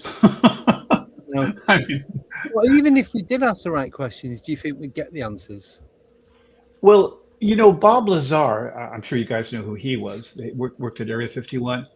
He said he saw a book about aliens, and it touched on all the aspects. They had to read these apparently to get familiar with the ship to kind of try to figure out how these ships worked, according to Bob Lazar. And he said on the subject of religion, the aliens said that we are just vessels. And that really struck me, that because we are just vessels. And if we're just vessels, that means our consciousness is just being housed in these vessels, like so many vases on a shelf with a seal on them or something. But I thought that was strange. Also, have you ever read Michael Talbot's The Holographic Universe? Because he pointed out that they did, with the internet and stuff like that, they found that there were nodes, that when a lot of people thought something, there would be nodes where this would become very strong and concentrated just in the general conversations of people around the world through telecommunications, and that they couldn't really account for this. And he was referring to the holographic nature of consciousness. And it may be that our consciousness is holographic, that it isn't. I mean, we're watching a two-dimensional screen of each other right now, but we're three-dimensional beings. And with the holographic theory, the universe is two-dimensional, but it's a projection. I'm sorry, the universe is actually two-dimensional on an event horizon, and what we see and feel as 3 dimensions is a projection from that. So in that case, we're all together out there somewhere on this event horizon, and these are just projections of us. I'm not quite sure how that works, but it's an eerie thought, you know. Must be because you're all silent. Yeah, I think there's a lot we don't understand. That's why I mostly enjoy what I see and I experience, and don't ask too many questions. Because, yeah, Where I ignorance think is bliss. You'd no, rather not it's know. not that. But think about me trying to explain to an ant what an Android phone is. The ant will go about his way, continue to do Well, do you whatever think it's doing. you enjoy So it more? if they probably explain it to me, I wouldn't understand it because Do we you think don't you have enjoy it more because terms you in don't our understand? we don't have the terms in our structure in our lives. We're not there yet. It's just like for example Ezekiel from the Old Testament. If you look how his whatever gospel is starting, he's describing exactly a landing of a spaceship with the beings coming out of it and moving around, and the way he describes it, where the beings went, the wheels went with them.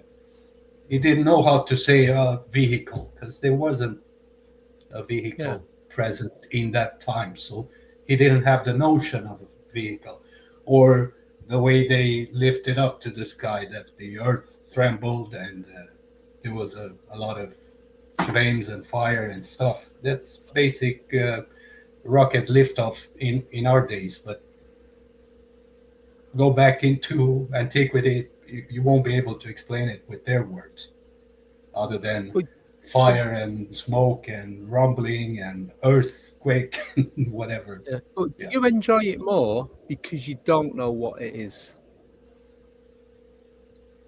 Yeah, of course, because it's something different. Yeah. So take, for example, the pyramid that I've seen. I've seen it as a pyramid, okay? Yeah. And I had not a pyramid, tetrahedron, because it had like 3 sides. Yeah. Not 4 sides. So it was there. I enjoyed it. It took about 10 seconds, the whole sightings, 10 to 12 seconds, and it was gone. And I was like, oh. I was satisfied that I've seen something. Yeah. Because for me, it's mostly about seeing.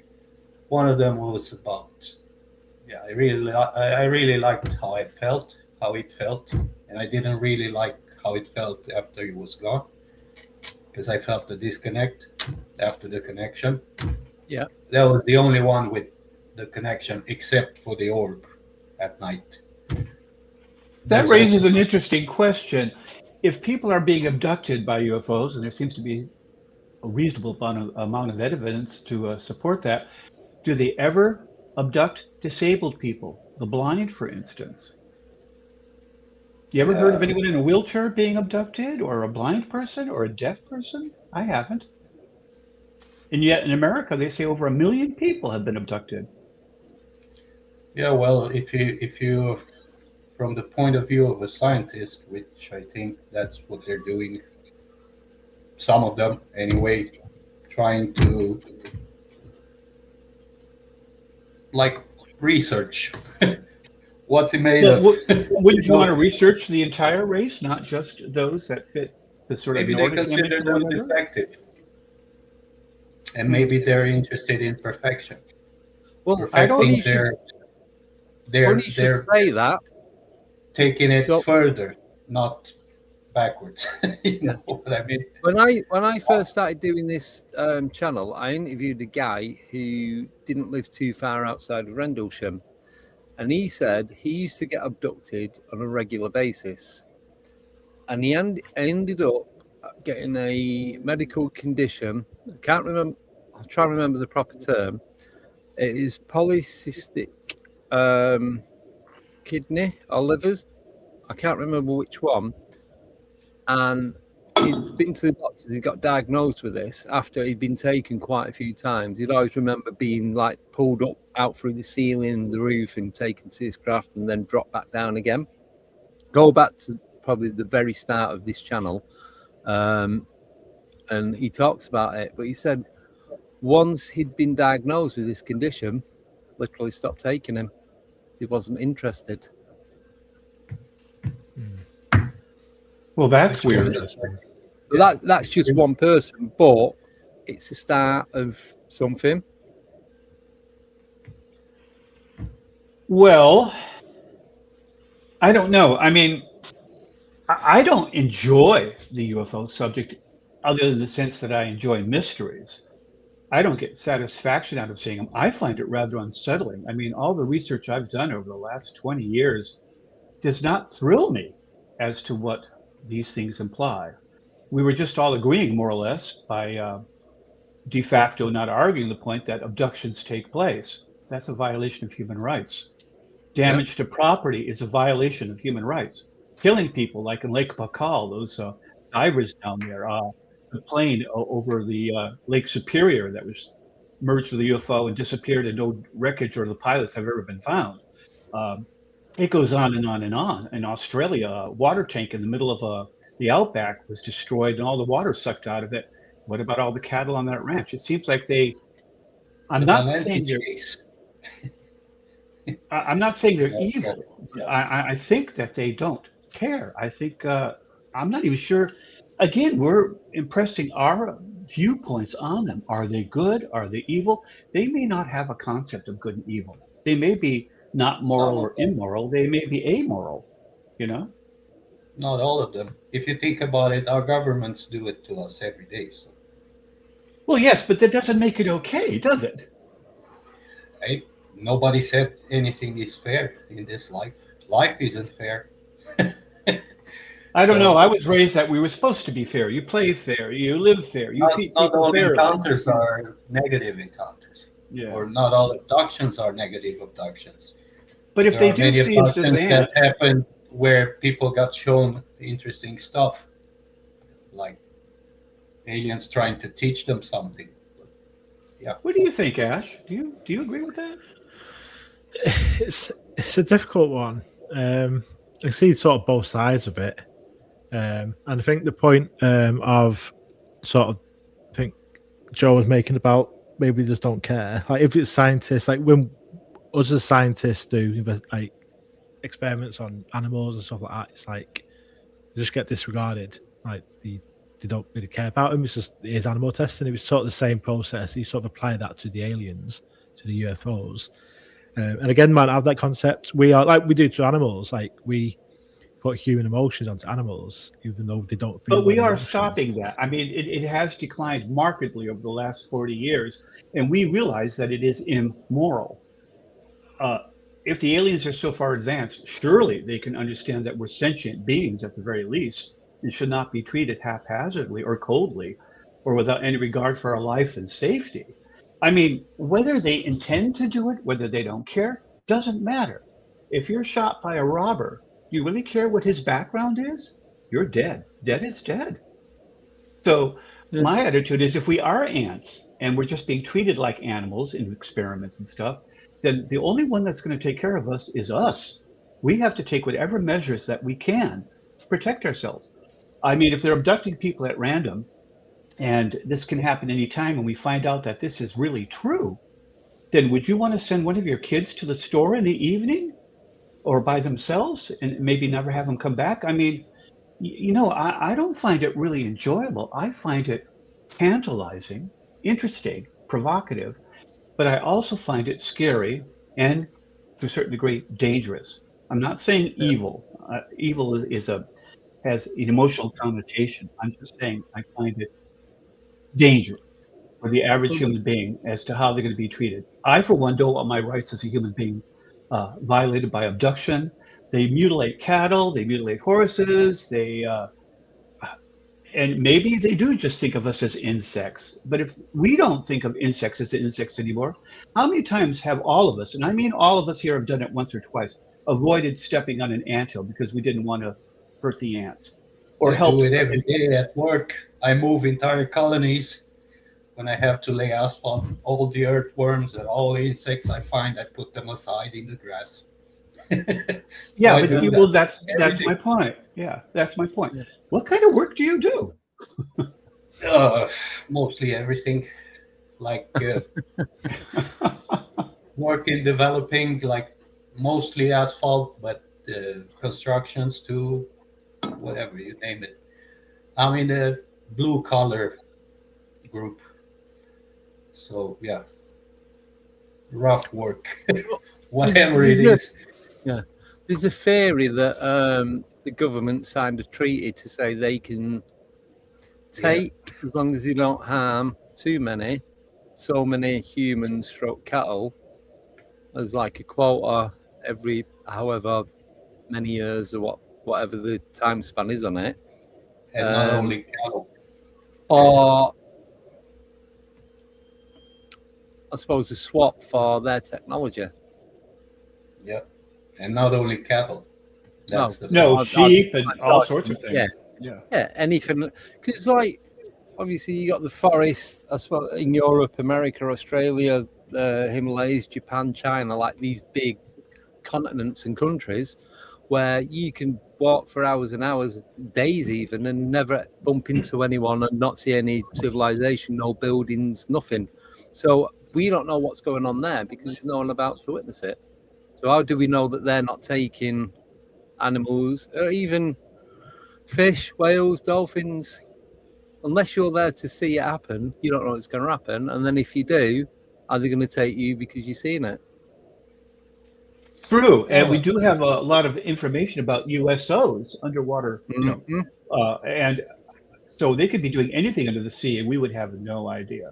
Exactly. We've only, I think, like 75% of the Earth's oceans haven't been explored yet to any degree whatsoever. I mean, it's incredible the amount we don't know about our own oceans. We know more about the moon than we know about our own planet in that regard. So yeah. But we're limited that way to get into the oceans because we can only go down to a certain depth before it can kill you, and we haven't really got the technology to go down before that collapses inside out, and everything else going on in between. True. So what's the upshot? What is the answers you'd like to have? What if you could dictate what kind of answer you got about UFOs? What would you like to know? What would you like? No, not know. What would you like? Three answers. Who they are, what they are, and why they are. That's it. Don't need to know anything else other than that. That's for me personally. Yeah, me too. I think. Me too. I mean, who would you want the answers from, though? Who? A reliable source. Yeah. Because like, people talk about disclosure, and it's like, okay, you want the government to tell us stuff, but then to say, okay, this is it. It's like, well, how can we believe that this? Well, I meant the ultimate answers, maybe from the beings themselves. We would be able to understand that. Well, someone asked this the other week, and they said David Attenborough. I would just ask for a ride. And come back like in a. But I'd want them, whoever the ETs are, to tell me, to like literally come from the horse's mouth, because that way you know. Well, you don't know, but you're gonna put a little bit of trust into what they're saying because it's coming directly from them. They could be talking complete BS. You don't know, but you've got to have a certain level of trust for that to happen. If you could ask them for anything, almost like a wish kind of a thing, but within reason, within the laws of physics, or as we know them, what would you ask for from one of them? I've already said it. It's well within reason. A ride. Mine would be a ride. Coming back like every 100 years, because you know the time dilation and stuff, traveling at the I'd want to know how to. I would come back from time to time to see how bad we've messed up. Similar sort of thing. I'd want to know how to teleport from not just from one place to another, but from one time to another. So not so much time travel, but like time jump. You mean like a wormhole? Yeah, but a bit more quicker than that. Well, I would ask. So I don't know. I would ask to get off the planet because I'm pretty sure I wasn't meant to be born on this dirt ball, and I'm pretty sure my parents aren't the right parents. My parents should have been rich. I should not have been stuck with the ones I got. You know. we all got that feeling. Maybe that has to do with the fact that we're experiencing stuff and the rest of the world isn't, and they're all caught up in this mundane type of things, going about their day. The robots, as I call them, 9 to 5, take a shower, eat, go to sleep, repeat. And then weekends, get drunk, whatever, have some fun. Then I don't trust Sunday robots night comes anymore. and they're all like, oh, fuck, tomorrow is Monday, I have to go back to work. Do I really have to go back to work? And, the continuation. Doing what exactly? What is it you do? Yeah, well, I can tell you from the very beginning, I like what I'm doing because I'm changing. I'm taking, for example, a shitty place and I make something nice out of it. In the end, when I'm done with the area, it's going to look pristine because I care about what I do. You're a Take, for landscape example, I can give you an example. We had this 100 meters side of the road that was supposed to be a sidewalk. And I had to remove stuff from it and garbage and things like that. By the time I left the place, there was a 100-meter fully functional sidewalk with asphalt on it and curbs and everything done. And that's why I love my job, because I made things look better no matter what I do. So I love my job. For me, like right now, it's Sunday evening. I will never think about Monday. Oh shit, I have to go to work.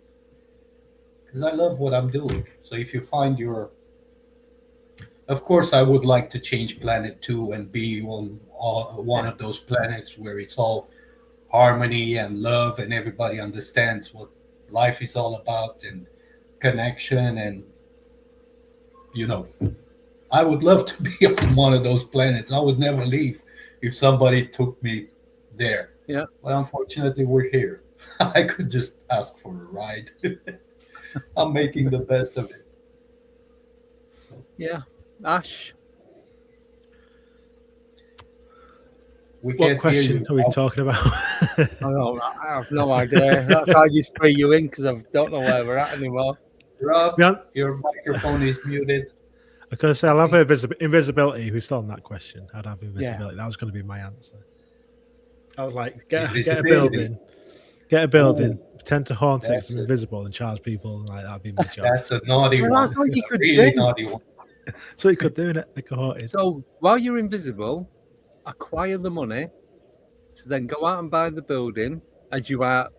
So be invisible, acquire the money, then become Ash, go and purchase the building, go back, rent different apartments out, then become invisible Ash, start haunting it, then people go, oh, it's haunted this place, then become landlord Ash and go, right, I'm going to hire it out now.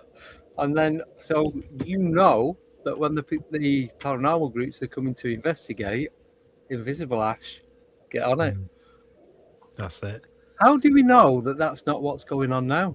What if someone's already thought of that? Especially at some venues, you think, yeah, there's definitely some dodgy going on here.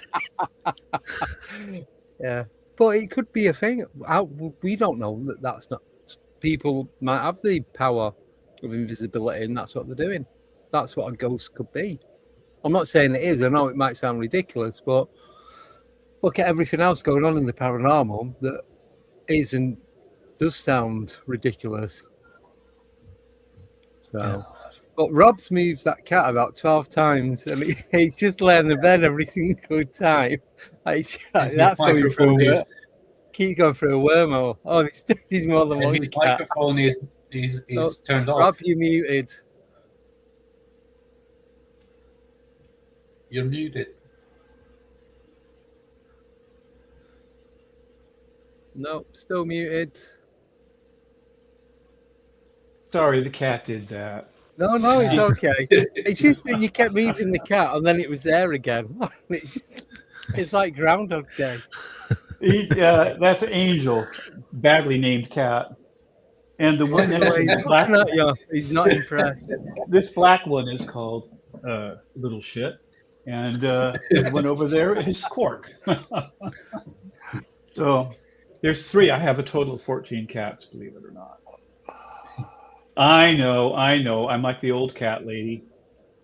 Wow. Yeah. Well, they're enjoyable beings. Yeah. Assholes most of the times, but yeah, enjoyable nonetheless. One of them, I think, just broke my giant screen TV, ran into it, and my robot vacuum cleaner stopped functioning. And my Alexa went down last night. I'm telling you, I don't trust robots anymore. I really don't. All in 24 hours, my house. You don't need Alexa. What was that about Alexa? You don't need Alexa. Oh, I absolutely do.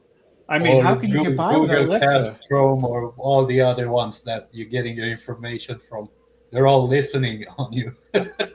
Well, yes, they are, but they also do a lot of stuff for you. For instance, Alexa, turn bedroom lights red. Come on, there you go. Aye, Captain. Aye, Captain. That's how they get you. That's how they get you. Well, they got me. I'm a willing slave. I don't care. I know, but think about traveling, for example. Did you think about it? Nobody uses their eyes anymore. They just use the GPS. And no, we use our eyes. We just don't. Internet falls. Everything is completely screwed because nobody's used to looking at the signs anymore. Whenever I travel from Stockholm to whatever I'm going in Transylvania, I never use the GPS. I only use the signs. So how do you know if you're actually in Transylvania when you get there? Because I'm going through the Romanian-Hungarian border. Maybe. I don't think GPS will tell me that. You know, they'll be all over your ass. You could be you could be in Russia, or you could be in Poland, for all you know, without Alexa. That is what would be me.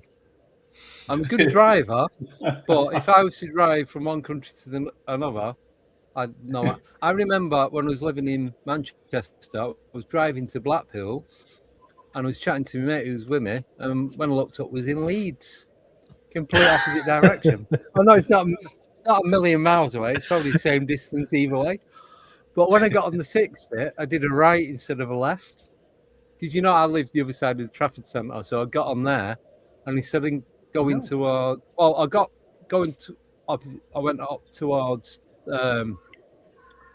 towards Bolton way you should be going. Towards Bolton, but I should have come off for Bolton, but I didn't. Stay on. I went down Valley, past Prestwich and all that, and just kept going. And ended up in Leeds. So... that was the best night out in Blackpool I ever had. Well, without GPS, I could never have found my way around England. You hit those roundabouts, especially in the country, and there's no signs. You just, I mean, there's no signs. Or it'll show you a sign for a city, and I'm heading to like St. Teth in Cornwall, and there's no sign for St. Teth on any of those signs. It's just the major next city, like Truro or something. It means just keep going straight, and you'll pick up a sign. But the best ones, and this is a phenomenon. This is a phenomenon on its own, and I think it's only on the east of England. Is because I drive for a living, and driving along, and it's country roads, and a lot of the places I go to are these little villages. It's one road in, one road out. Or if there's a diversion, it'll add like half an hour onto your drive. You'll be driving along, you go around a bend, and then they've got road closed and fencing up, and someone sat there in a van with the orange lights going. No signs until you get to the road closed. It's like, I need to get to that house, like half a mile down there. Oh, you're going to have to go all the way around. A lot of the time, it's obscenities. I tell them exactly what I think of them. But it's like, why can you not? Or they'll put a sign up saying road closed, or like on this road that's like 20 miles long. It's like, where's it closed? Or it'll say closed at such a place. Well, I'm not from round here, so that doesn't help me. Why don't you say road closed 2 miles away, road closed 500 yards away? Make it so much more easier. Yeah. for me. Now you I don't sound like care a about anyone whiner. else. Yes, I am. When it comes to driving, it's like, it's just frustrating. Yeah, well, it's not like I'm never using the GPS, because locally I use it all the time, because obviously I don't know all the streets in big Stockholm area, because it's huge. Yeah. And of course it's helpful, but whenever I've been to the same area twice, I don't need it anymore.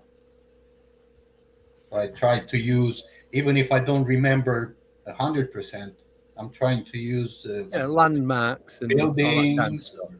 points of reference to get there without the GPS. Because we have this thing here in Sweden, whenever there's a bad storm, sometimes the internet stops working on everything and people are freaking out, and I'm just enjoying it for some odd reason. It's not the end of the world.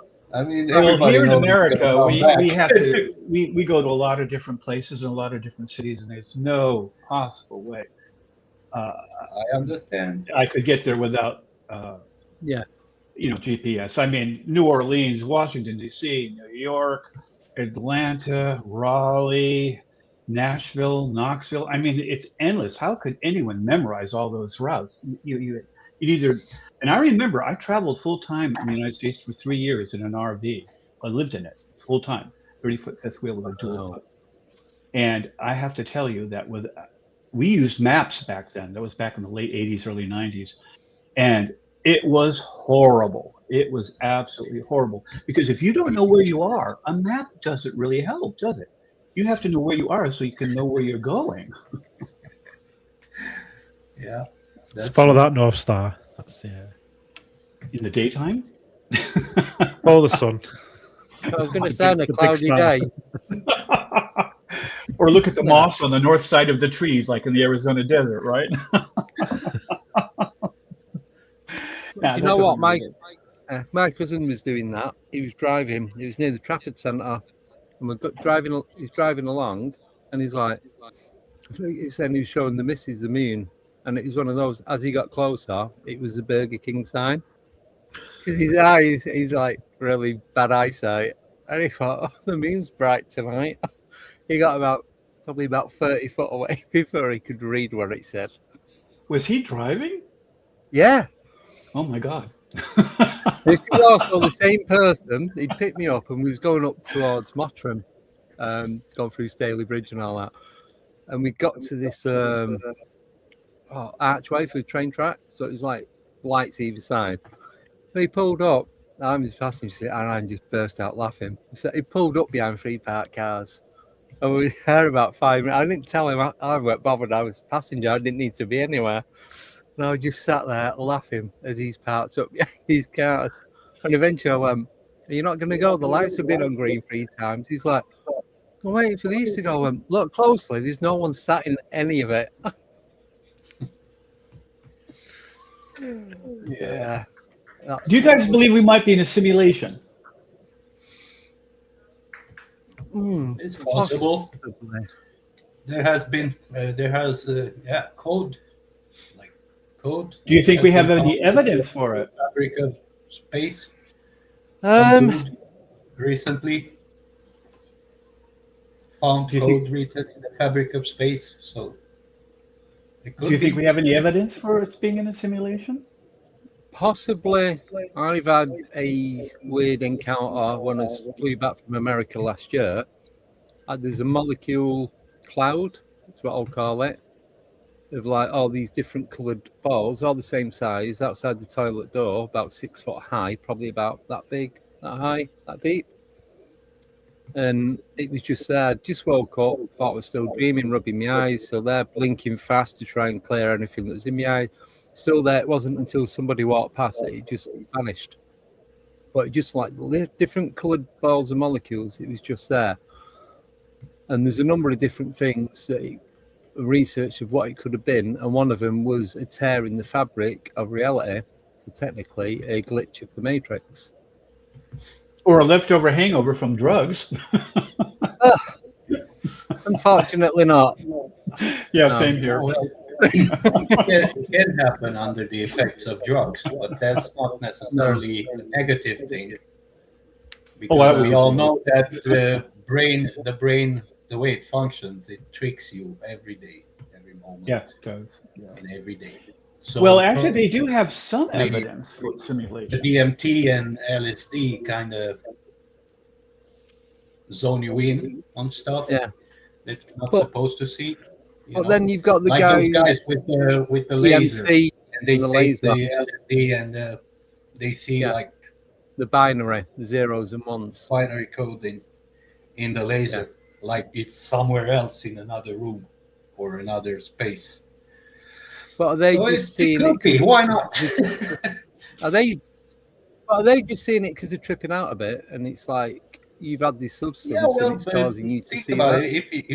If think about the other thing with the quantum stuff, with the electrons going through two spaces, like elongated spaces. When you look at them, they're gonna only create two lines on the other side, and when you're not looking, it's like a whole pattern of stuff. But So, maybe yeah, it needs to be a simulation for it to exist.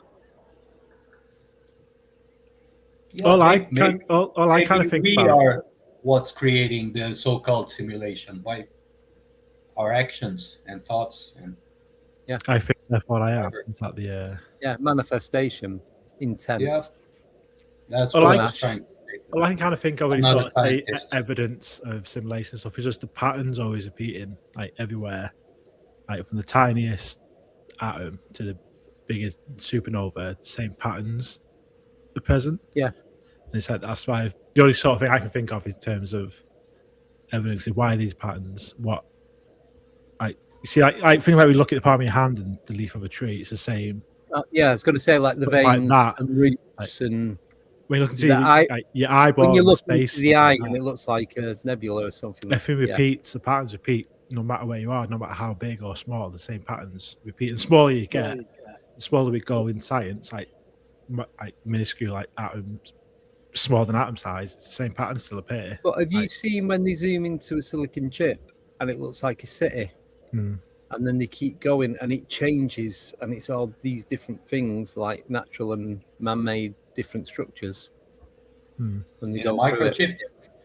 You're saying, yeah, I've seen that one. That's alien technology. Yeah. Well, we have some evidence for it, though. I mean, if it's a simulation, there would be an ultimate processing speed. And in our universe, what would the ultimate processing speed be if that were so, if it were a simulation? Speed of light? Exactly. And also there would be pixelation on the small scale. And we have that. Yep. We have it with the Planck, which is the smallest unit we can have in this universe. And we also have it with the GIF or Jiffy, or whatever you want to call it, the smallest increment of time in the universe. So we have three things that tend to show that it could be a simulation. Nothing can go faster than the speed of light. And that would be the processing speed that we're running on. So how could anything exceed that, you're saying? So also Well, Nick Bostrom said there's depends. about I'm sorry, go ahead, sir. It depends, because not everything has to travel at the speed of light. No, that's the maximum output. If you know about the theory of bending space and time, and you start from here, and instead of traveling from point A to point B, you fold the space of time and you bring A close to B, and you just that's like a wormhole. Or the like warping. a wormhole, But we haven't actually done that, or it's a theory, but we haven't actually done that. We haven't. We're really small in our understanding still. Oh, I'm we're not a learning. scientist, but we're learning, but we're a long way away from understanding. I wonder. I don't know. I mean, if you look at the general history of the human race, it has had terrific setbacks, but the general trend of history has been upwards, especially with technology.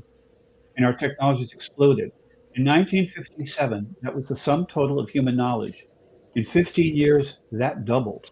And it's been doubling at half that rate ever since. So it's taking less and less time. We're now down to a matter of months before we double the sum total knowledge of the human race. In fact, Kurzweil thinks we will hit the technological singularity where we can't predict anything because there's just so much happening at once that, and that could be as early as 2030, 2032. For us, yes. Yeah. There's also the aspect of what's been released to the public, because according to other people that are in the know, we're like 40, 50, 60 years ahead from what we get as a simpletons. Like Ben Rich said in the 90s already, that we have the technology to take ET home. So right, and dissect them. That's what we know. They may already be there. I Do mean, you mind if when we have I another say quick break? they is the, you know, the military industrial complex and the black government and stuff like that. The secret stuff. That those things may already look like magic to us. Just because we can't comprehend what will be in like 60 years' time. Yeah. I'm going to go on a quick break. Is it okay? I need to stretch my legs again. Yeah. I need a cigarette. It's only going to be 5 minutes. Is that all right? Yeah. Yeah. 5 minutes sounds good. I'll do the Darren song. He's going to get up and dance. Oh, not that cool. Why can I not find the image? Right, there we go. So if you don't mind muting your mics, we'll play this tune. And it's just over 5 minutes long. So see you guys soon. Yeah. Thank you.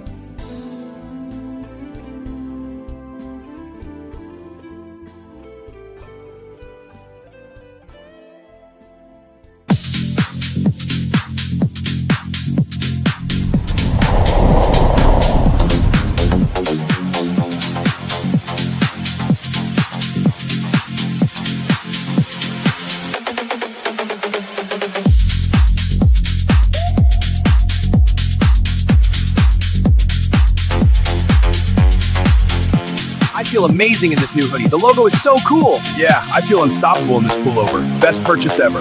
This t-shirt and phone case rock. I feel stylish.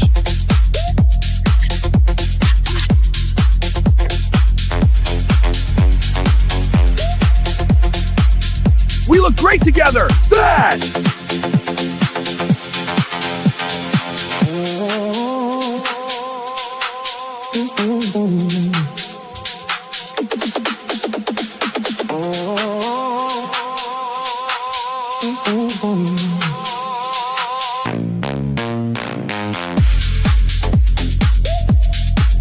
We totally rock this brand.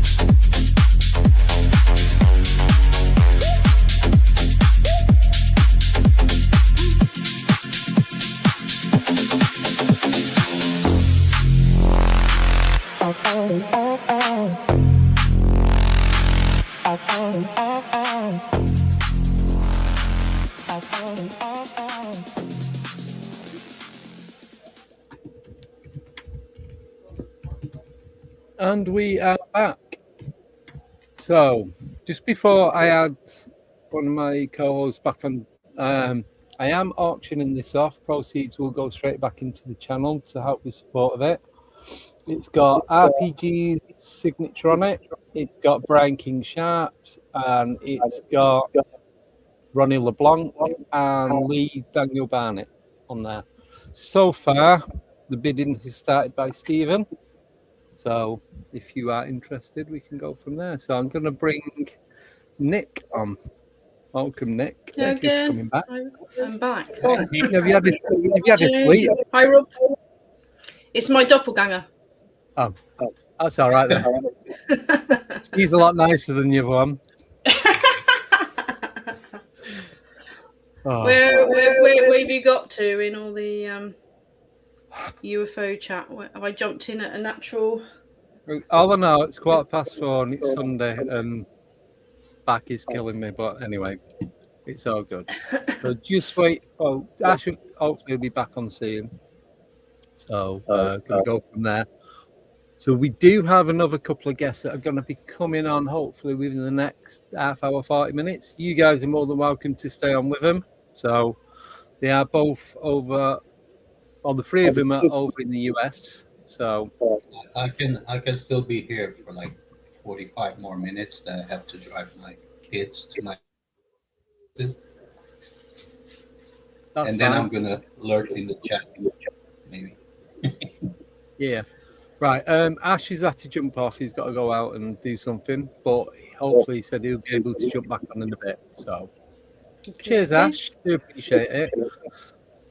Oh, I'm getting feedback. Sorry, it's just me adding because I've got headphones on. It's distracting. On mute. 1, 2, 3, 4. No, still getting it. Is it me? It might just be me.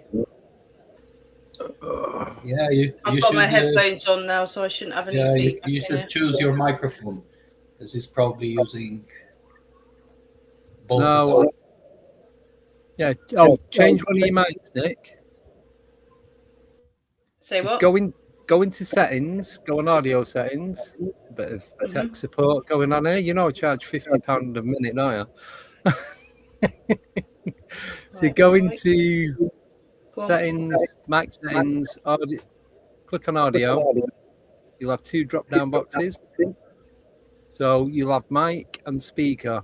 If they're both on for your webcam or something, then that's where you're going to get the feedback from.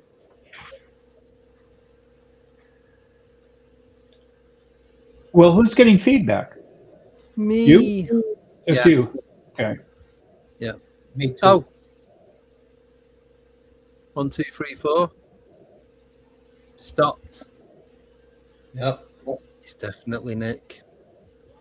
I prefer the other Nick. The other one didn't give feedback. Right, you're going to get some negative stuff after this, Mr. Decodes. I always do. It's because the webcam I'm using is like a speaker as well. Hold on a minute, because I used a different one earlier. So hang on. Talks among yourself. Okay, so do we want any more questions?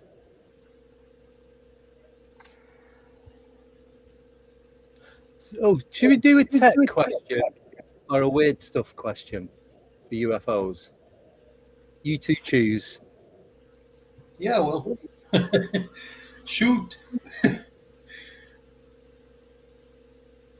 Okay, here's a tech one. Which human invention reminds you most of UFO tech?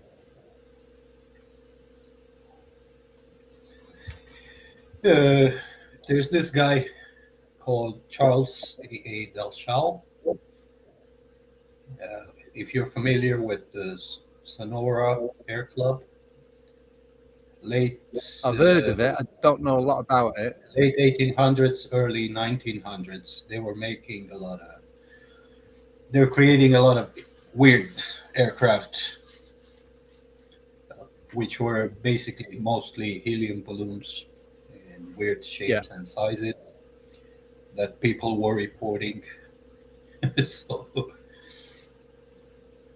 that's one of them. Yeah.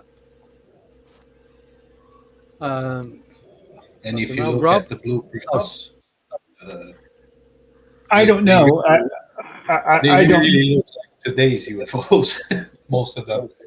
And if you think about when they started, since the 1800s, and what they have today, if they continue, that's something to think about. Just a thought. Yeah. No, thank you. Rob, sorry about that.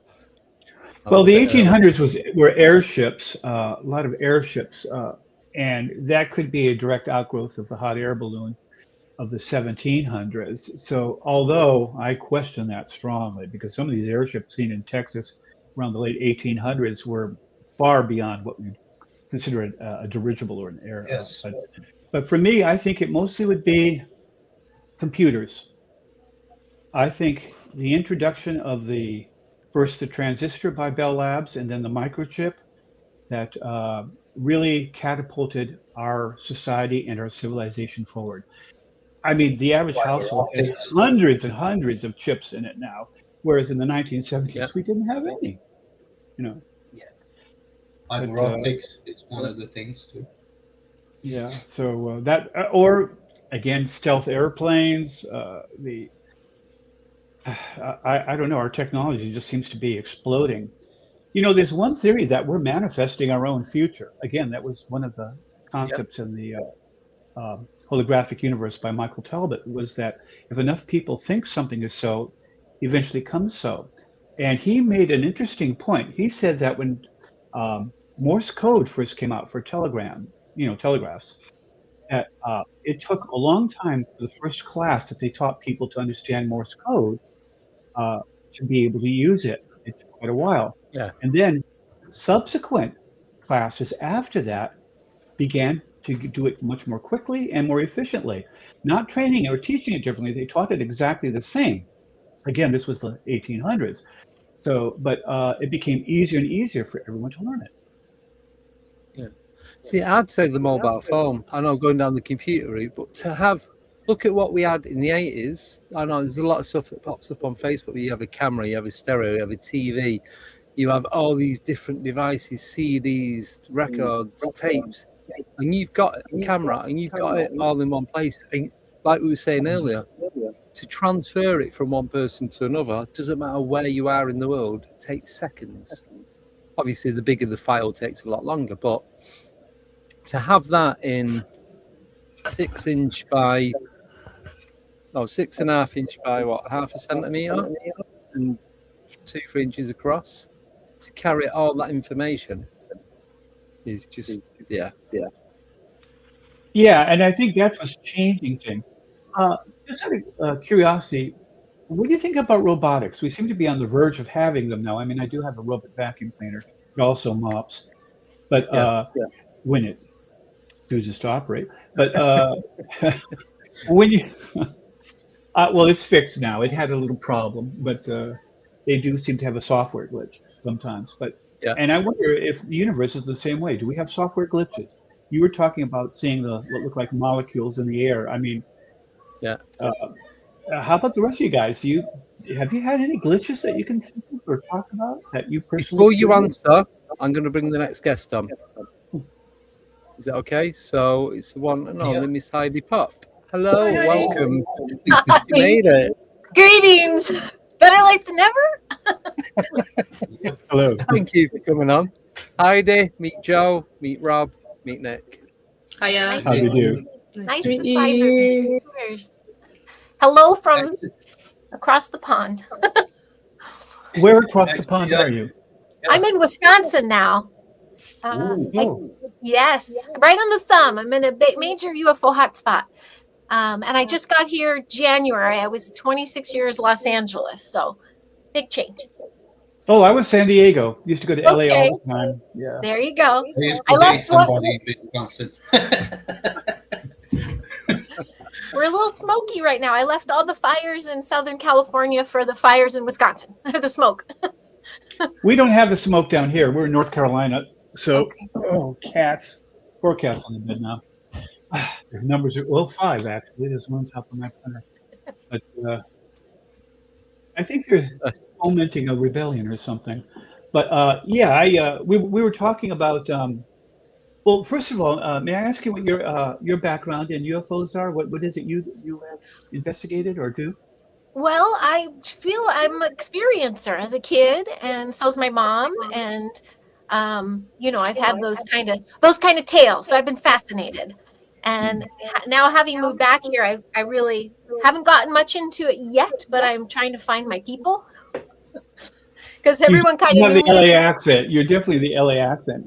Californians are fast talkers. I'm one of them. But, Yes, I'll slow down. I gotta slow down. I got a little excited. In North Carolina, everyone talks about half speed to what I talk. So, but it's nice down here. Although we don't have any smoke from the fires. It's gotten as far south as Virginia and maybe a little over by Raleigh. But I'm in the middle of the state. We don't seem to have it here yet. If we're going to get it at all with the prevailing currents. But we're kind of lucky that way. So far, but we were talking about the idea of can we manifest the future? Can we change reality by consensus? If enough people believe something, almost like a coven of witches. Have you ever wondered why it's not one witch can't do what a coven can do? There has to be like a minimum number to have the powers expanded in a coven.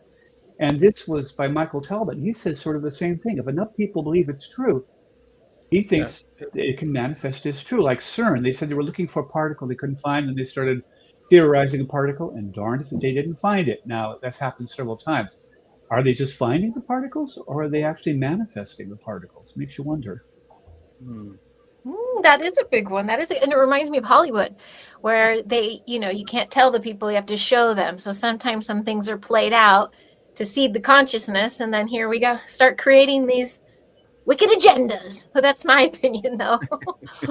That's a good one. Yeah. If you think about it, in the caveman days, all we had were sticks and a few little simple weapons in caves or huts.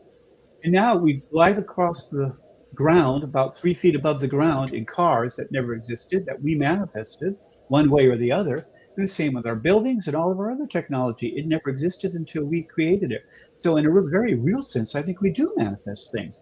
But do we do it by consensus, or do we just do it by hard labor kind of thing? That's what got me curious. Yeah, well, kind of both.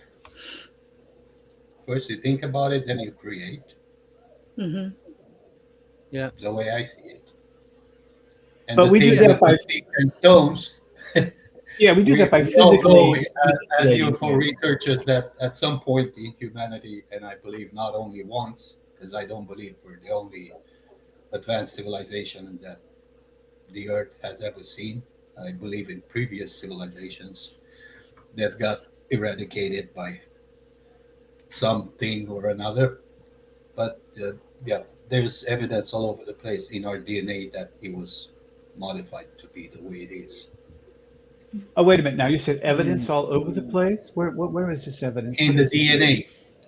Yes, where is this evidence? From the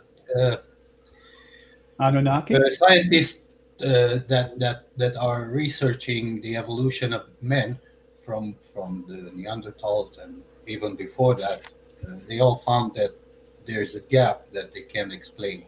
The step of evolution that skipped a bit, if if you want. So we went from a certain point of evolution, we skipped a step and got into another one.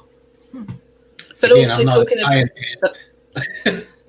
just I going don't on the know, DNA I- side of things, bringing it back to the UFO topic, that's what Lou Elizondo talks about. He talks about DNA. And In other words, our on DNA podcast, was what would you do if you were to send something out in the atmosphere or to share something with something unknown? What would it be? And he said DNA.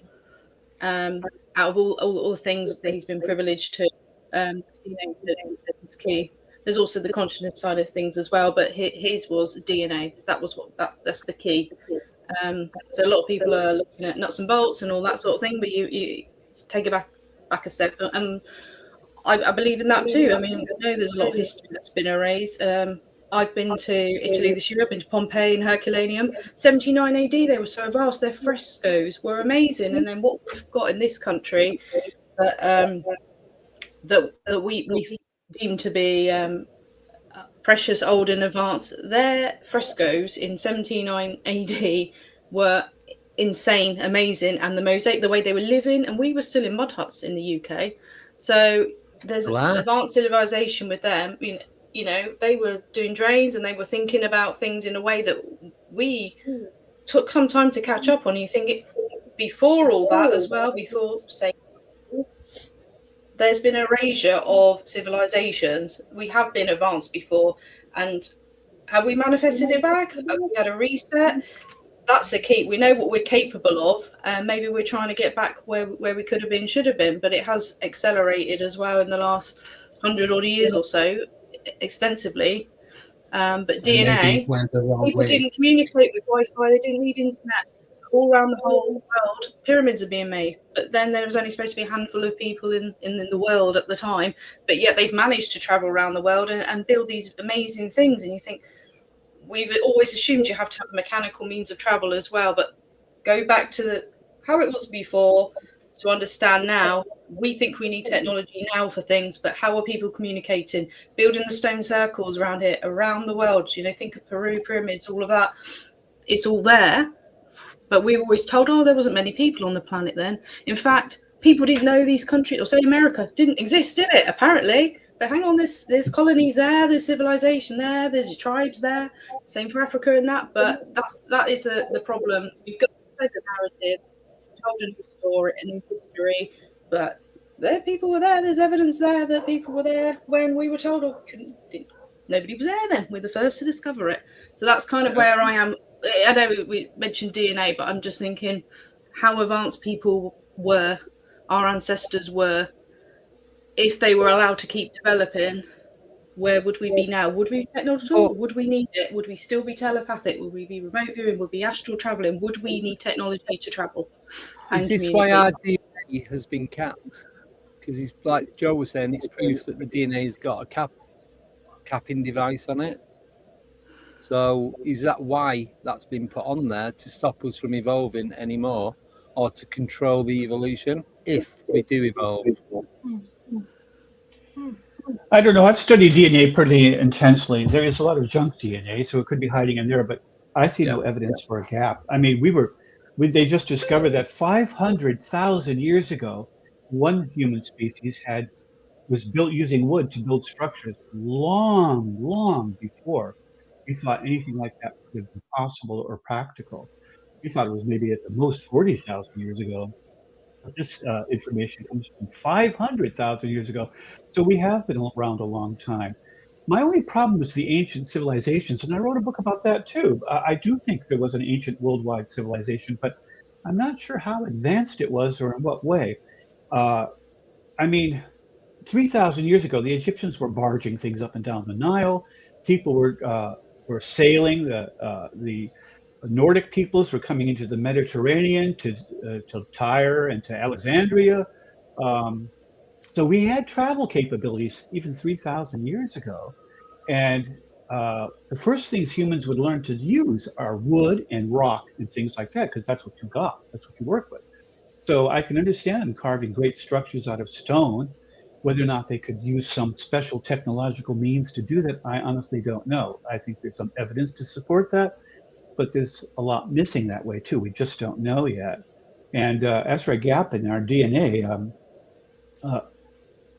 I don't know where this gap would be.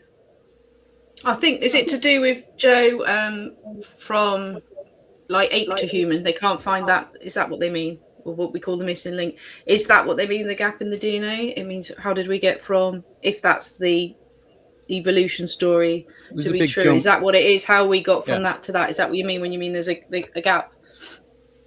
Yeah, there's a huge step that was taken in evolution that shouldn't have went the way it went. I mean, it should have progressed normally.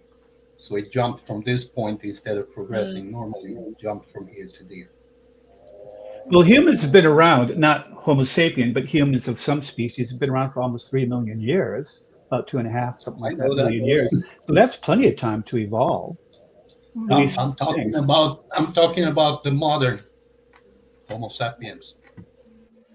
Well, they coexisted with Neanderthals, who were also quite intelligent and had fire and tools. Well, my argument on this is, with evolution, once the next stage of evolution is there, doesn't the previous one die out?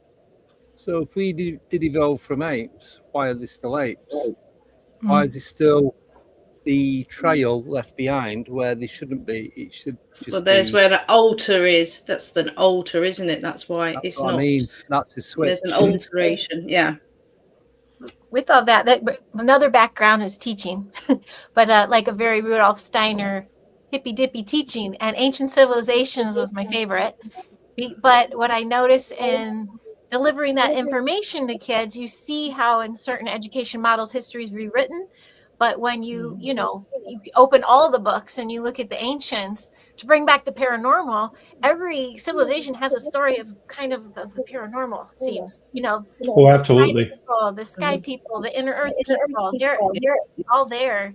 The Great Flood. What if it was, we've always been working together? As a teacher, I worry about as a part-time, maybe again teacher, the future, like you were saying, Andy, the past gets erased. Like, what is it going to look like with all this tech taking over and the human species getting so dumbed down? Like, are we going to be like, there's a lot to unpack when it comes to this tech thing. I do get a little leery of it all. Hi, Anchor Haven.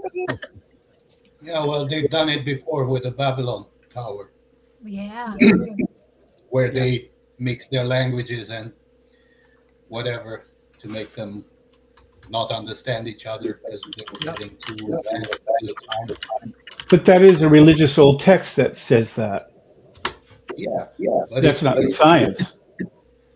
It's not the science because it's in a book. I see Bible like a history book. Not today's Bible. Today's Bible has been doctored. Oh yeah. And how many texts and books have we not seen? There's lots of things that have been taken out of it, and we know. Well, look at, is it Alexander the Great library that got burnt to the ground with all the information in there?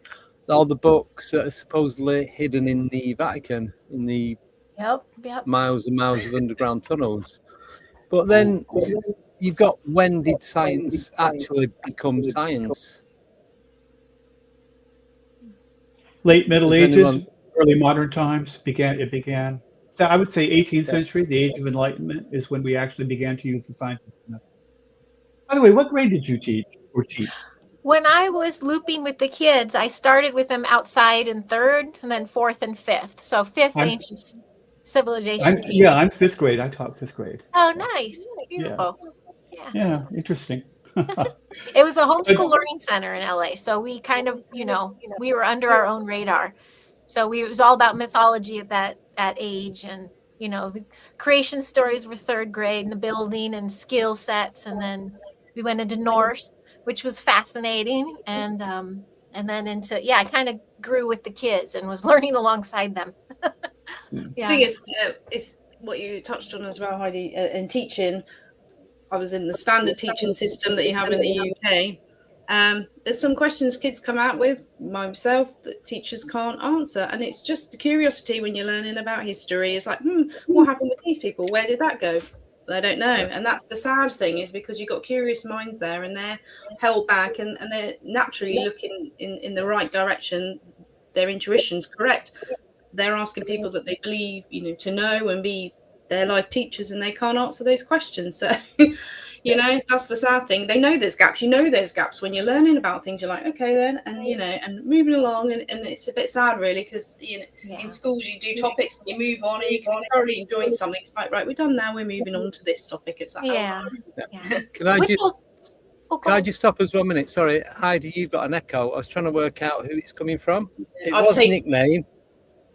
I've done what I can on this side, but people in the chat are commenting. So it could be your audio settings on StreamYard. Okay, on StreamYard ones, let me check. Go through mine again. So I have altered everything to noise cancellation. Yeah, I got echo cancellation, automatic adjust. So if you go on, click on audio. Oh goodness, I'm on the wrong microphone. How's that? 1, 2. Nickname, talk. Hello. Not here right now. I'm gonna talk about kids. No, now we've all got echo. Oh, geez. 1 minute. The joys of this is not the alien tech that I would choose, by the way. Let me just have a quick look. Yeah. Oh wait, 1 minute. I think it's gone. Woohoo! No. Oh. Do you know, you and I have very similar things on the wall. That gold decoration behind you. With me? Yeah. Yeah. I'm not sure if you guys can see it in this light, but let me see if I can show it to you. I have one on my wall. Oh, right that's next. cool. It's very dark, but there it is. Yeah. Isn't that odd? Isn't that fun? All my treasures I accumulate, and I got a lot of kid things up here. That used to be on my wall in my old house. Yeah.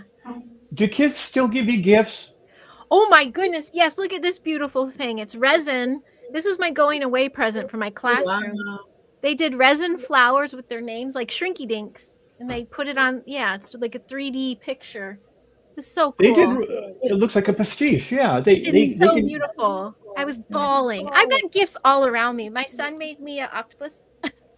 How many legs does it have? I know, right? Hey, he did 8. Did you know octopuses can have more or less than 8 legs? Yes, another favorite human and animal block. We did the octopus and how intelligent and how amazing. I love that Sally Field movie, by the way. If no one's seen that one, it's pretty sweet. Just quickly, I found out where the echo's coming from. It's coming from Rob. Me? For some reason. Was it coming from you earlier? From me earlier? No, so it's coming.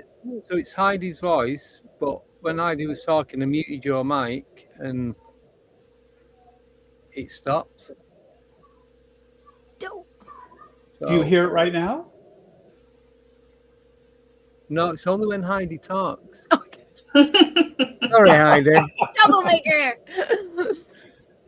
So yeah, just blasting the energy waves here. Did I get on my settings? Did my settings move? So when you come on, Heidi, you said you're on a UFO hotspot. Now I thought California was one. Catalina Island and off the coast as well. I thought you were already in one. So I don't know so much about where you are now. So well, is it personally to you? Are they?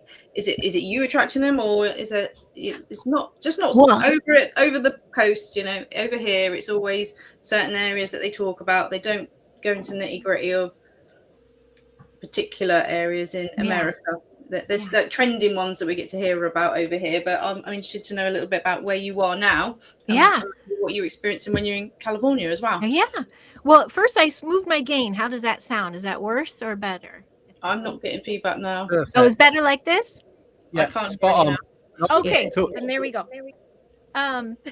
So, well, here where I am now, I don't know if this is just algorithms playing.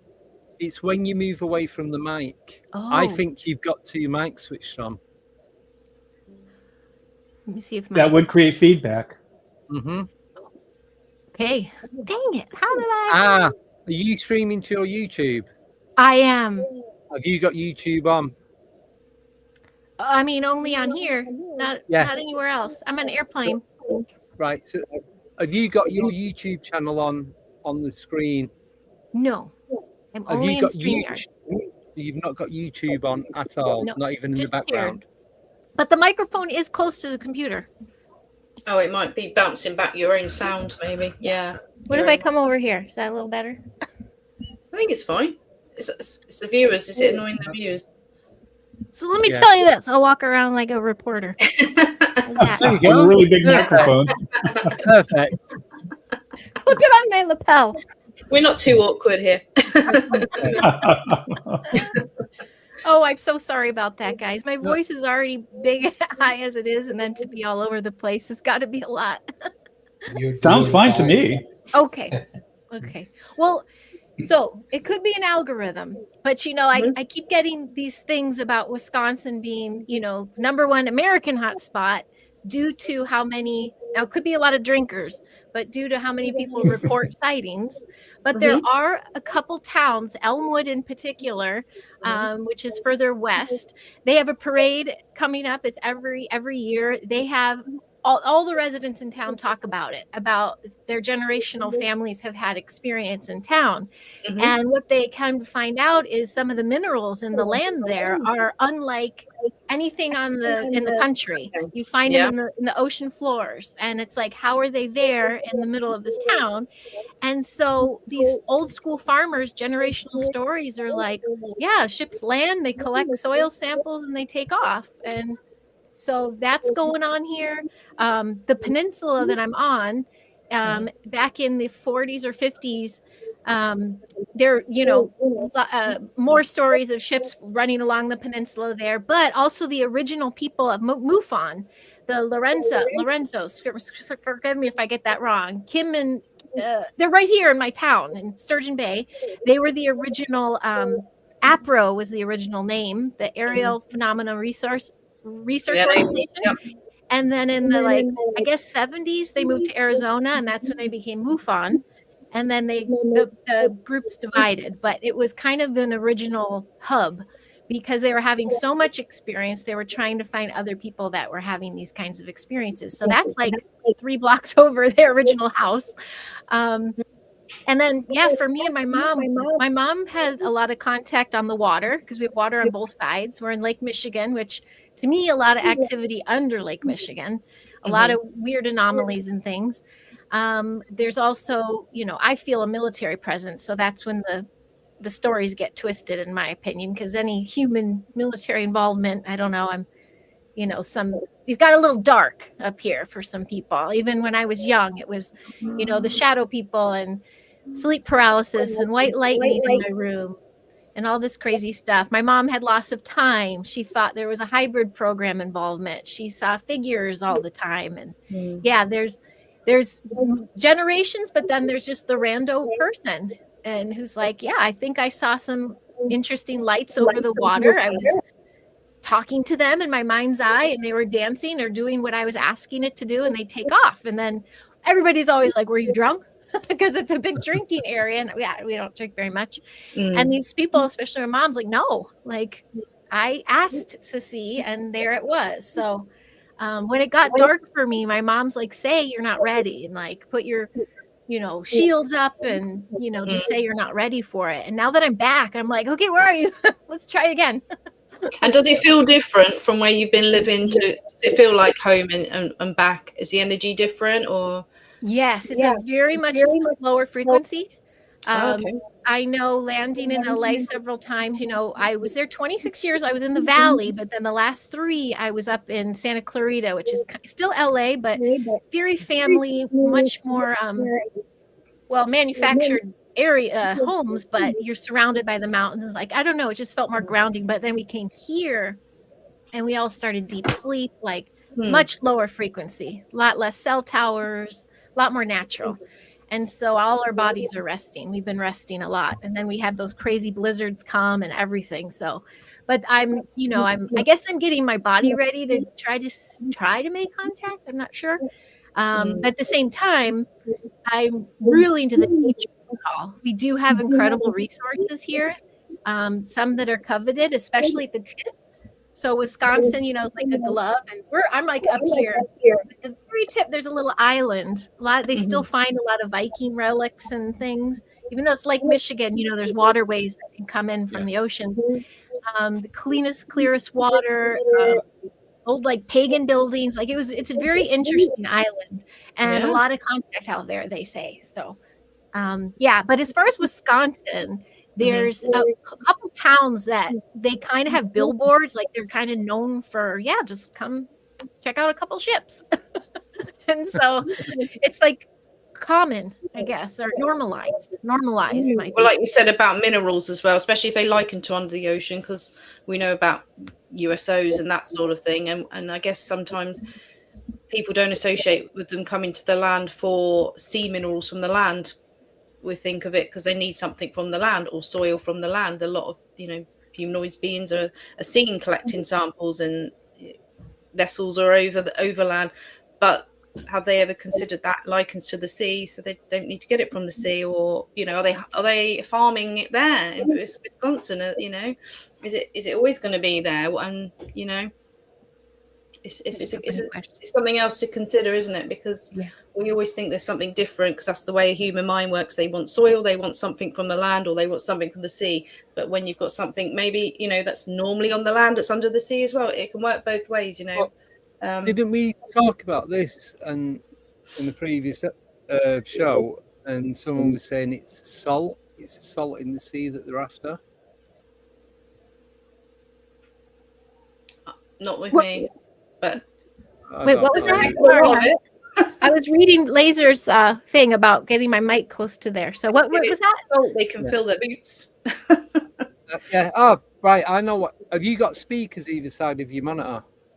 So it must be all that. I'm in my headphones. I'm usually in headphones, aren't I? No, I did think that. I think what is the mic's next to the speaker, so as you're talking, it's bouncing back out. Yeah. Coming back through I'm the gonna mic. mute myself and yell to my kid to bring me some headphones. 1 second. No, so what I was saying is, someone mentioned about the reason that they wanted is going into the oceans, and that is to do with the salt content. No, the Great Lakes aren't salt at all. They're fresh water. Yeah. You don't know. I mean, there's so much salt in the ocean, isn't there? I don't know. I wouldn't.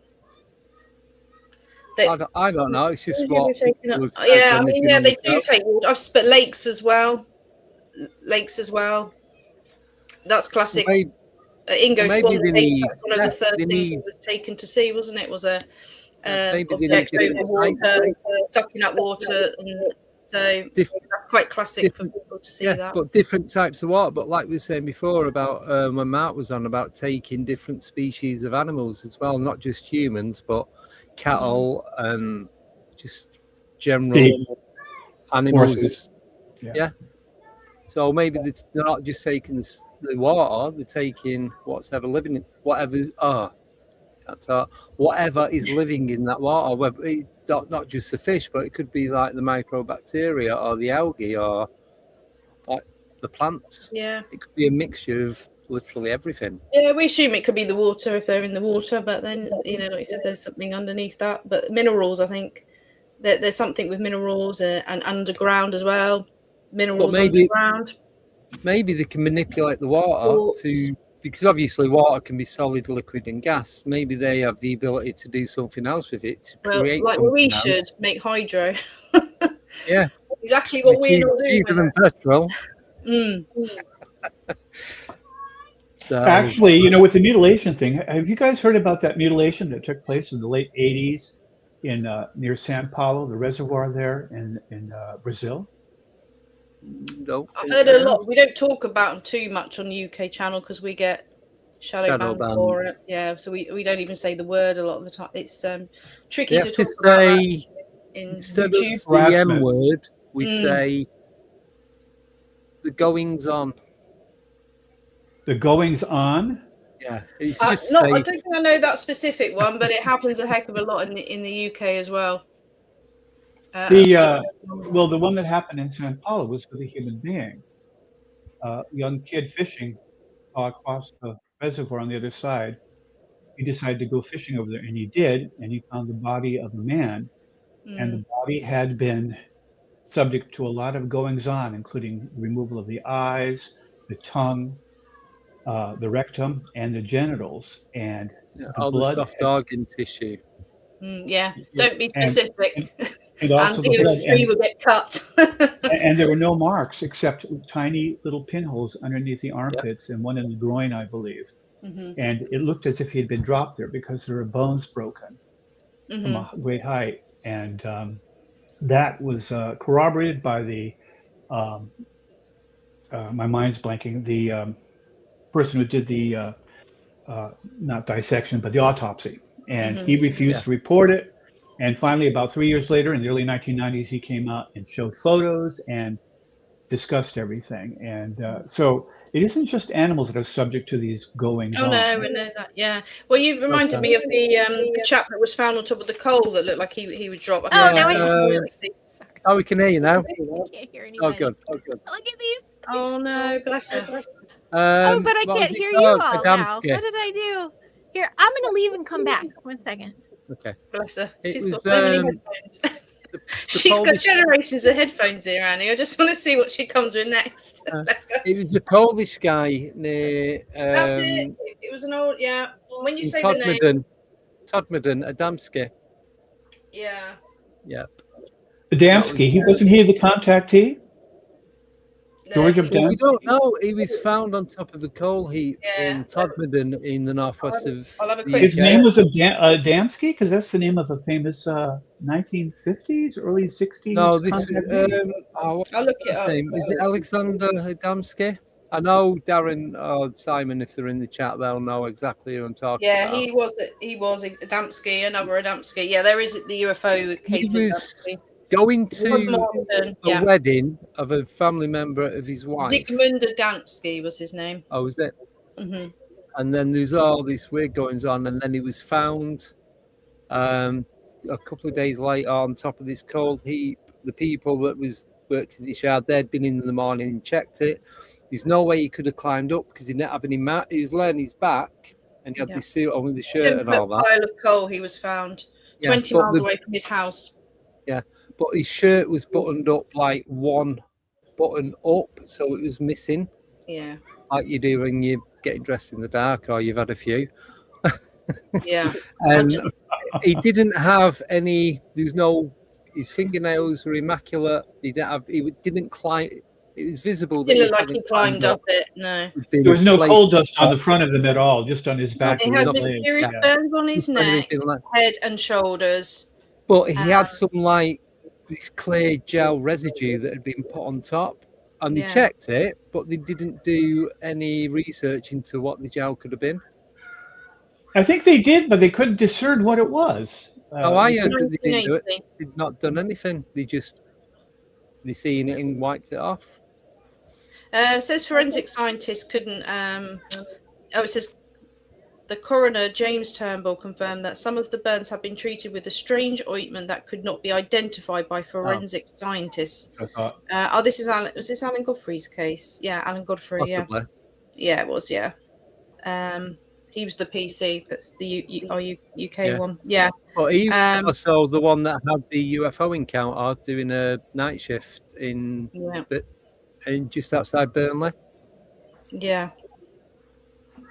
So that just reminded me, because this is happens with the missing 411 cases as well, isn't it? People seem to vanish from thin air. Sometimes they appear found. After they've been searched in that area, they appear again, and there's no sign of David Paulides. Exactly. Well, there is an aftermath for Adamski because it came to light afterwards, and this is fairly recent knowledge, that there was some sort of altercation at the wedding or something that it fell out with members of his wife's family. I don't know how true it is. This is just what I've heard, and that it might have been some sort. He got into a fight and it got a bit worse for wear, so they had to leave him somewhere so that they didn't get blamed for what had gone on. Yeah, but how did they get him on top of that coal heap without him getting coal? But then, if say there's 2 or 3 other people, and they've carried him up and placed him on top, and then they could have been covered in the soot and coal and everything. Not him. That is a possibility as to what could have happened. I'm not saying it did. That's just something I've heard, but I've heard it from a couple of different sources. So, who knows? One of your commenters asked what was my most evidence from an investigation as a MUFON investigator. And just real quickly, one that I did was over near Raleigh, and it was by a father and a son. And they said that they saw the UFO, that it landed in a field. And I went and investigated, and sure enough, there was a burnt ring in the field. There was distortion to the plants. I had collected some and sent them in for analysis, like I'm supposed to do.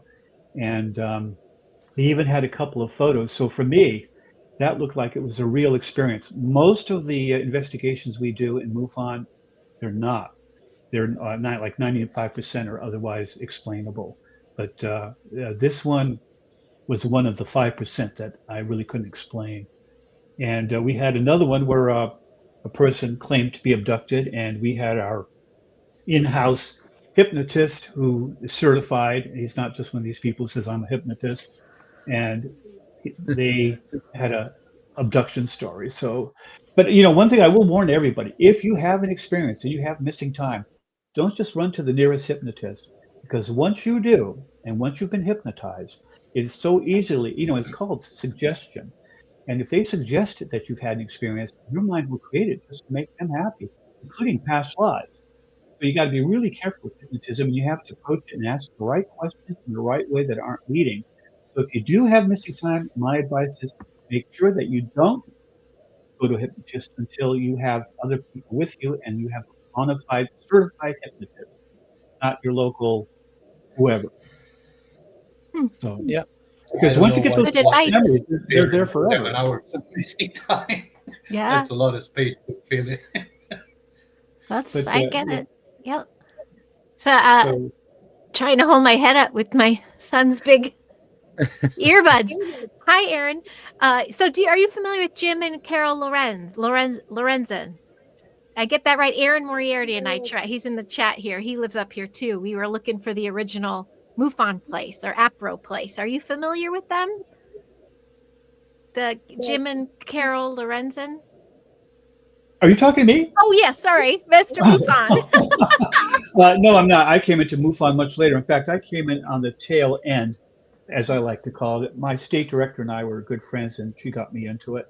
Gotcha. She's the state director of MUFON. But at that point, they were already padding the governing body with different people, new blood, and some of the new blood. See, to me, it's collecting data and it's evidence. I want hard evidence. I want to kick the tires of UFO. But when you get someone on the board that claims that they are channeling a 60,000-year-old alien who's long been dead, maybe they are. I don't know. But where's the evidence? If you can't repeat the evidence for me, it's not really evidence. It's hearsay. It's one person's belief systems. And I don't go with belief. I like hard evidence. Again, I want to kick the tires of one. Someone just asked, and said, he says, Rob, once I phoned my girlfriend from a call box and said, I'm on my way, which takes 25 minutes walking, but did it 5 and can't remember my journey. Again, you see, that could be missing time. It could be. Or it could have been a translocation in time. That seems to happen sometimes, just naturally. So, but what do you call it when you know that you've had missing time and a rolling dash cam? You know you've lost time, but it doesn't show on the dash cam. That's a weird one. That is strange. Yeah. Was there any kind of gap, maybe like static or something in place? Yeah, it was like a 45 minutes gap. Oh, I wow. was in France. I took the wrong turn, and I ended up at the same gas station. I know it was supposed to take like 45 minutes because it was a long way back to get back to the point where I was supposed to exit. And I felt it was a bit funny because I've gotten there like too fast. So I looked at the. Yeah, I was there 45 minutes earlier than I was supposed to be. So I had the dash cam rolling, and the laptop in the back of my trunk. So I took the laptop and the SD card from the dash cam, and it was nothing. I mean, like everything looked normal, but I know that I lost that. Your clocks on your dash cam or your time just ticking over normally, so you watched it back all in 45 minutes. All normal. The whole journey, the time. Yeah. But when you got there, you were 45 minutes too early, like the time you set off, basically. Yep. Sounds like the movie Contact.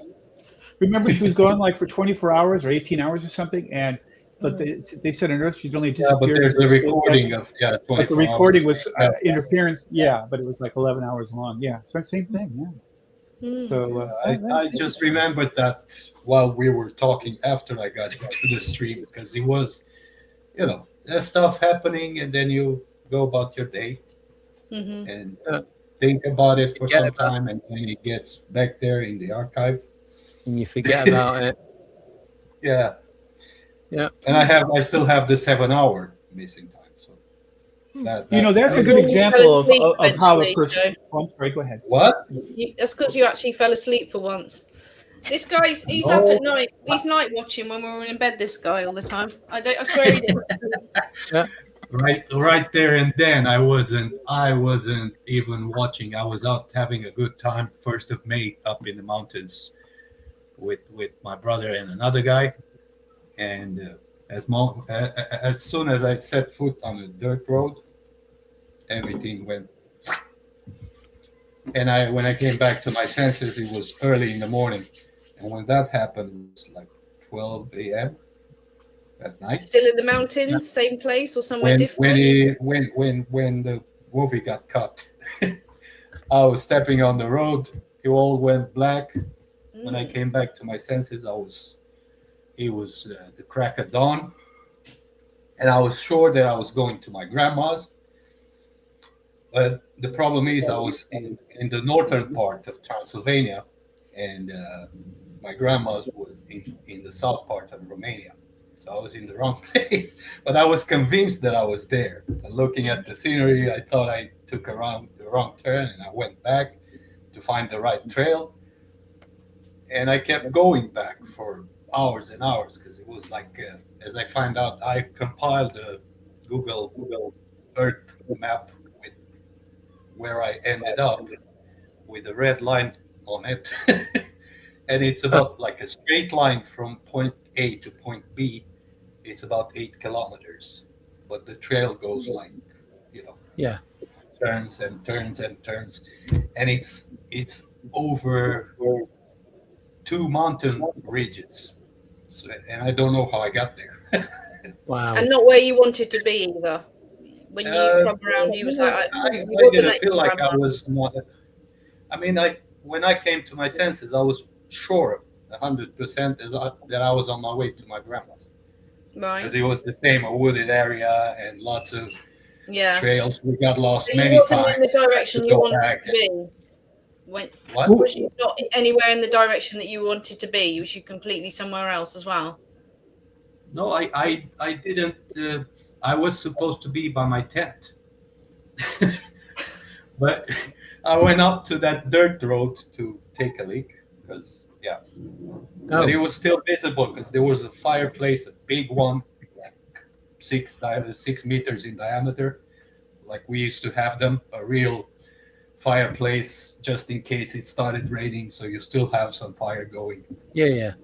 And it was illuminating the whole area. So when you traveled back to where you wanted to be, how difficult or how long did that take you to get back? Because you said it wasn't really difficult, because I'm used to rough terrain.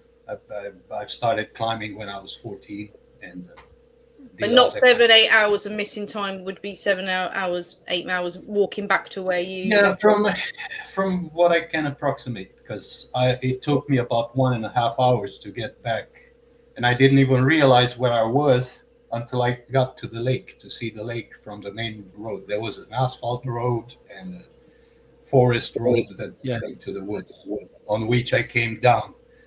And when I saw the asphalt and a part of the lake, then I realized, oh, I'm not on my way to my grandma's.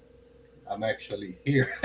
And then I remembered the thing as it happened, me stepping on that dirt road and everything going black.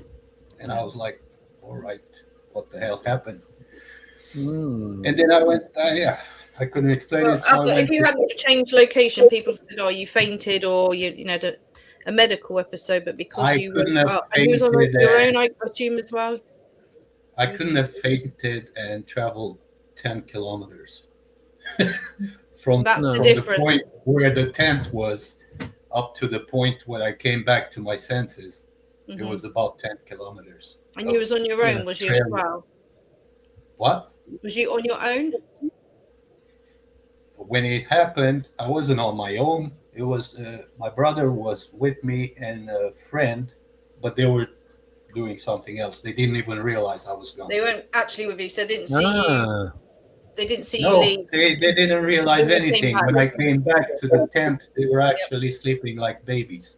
Oh, and I had to push one of them to make myself some space. They didn't. What did they say when you in the morning or when they woke up? Did they say where did you go for 8 hours or no? They didn't care about your welfare. Oh, he's just gone out. They've gone to sleep, so they've not noticed that he's gone anywhere. Oh, they didn't care. They didn't care about him. That's still a weird one for me, but I would do regressional hypnosis just to find out whatever happened. I'm not afraid of it. Mm-hmm. So I can send you the map so you can get a some sort of. Wait, I have to. Yeah, I found it. Wait, because I have so much stuff on my laptop that is hard for me to find even my own I'm stuff. going to give you guys another question while he does that anyway. Yeah. Here we go. Do UFOs have a sense of humor? I think so. It depends on what we're talking about. Because the orb one that I encounter all the time, not the last 2 years, but that one has a really good sense of humor and feels almost childlike. Yeah. I think they tease us sometimes. I'm not sure if that's a sense of humor, but I think they tease us. I think they. Right. I can see that. Yeah. If you can pull it up. So the upper part is where I ended up. And that's all the way back, the red line, the way back to that star. That's where the tent was. So from the first star, the lower one, up to the higher one, that's where it all went black in the lowest point. And that's when I came back to my senses at the highest point. And it's a long way. And it's not flat terrain. Well, you can see the ridges, mountain ridges and stuff, at least 2 of them. And I don't know. Yeah.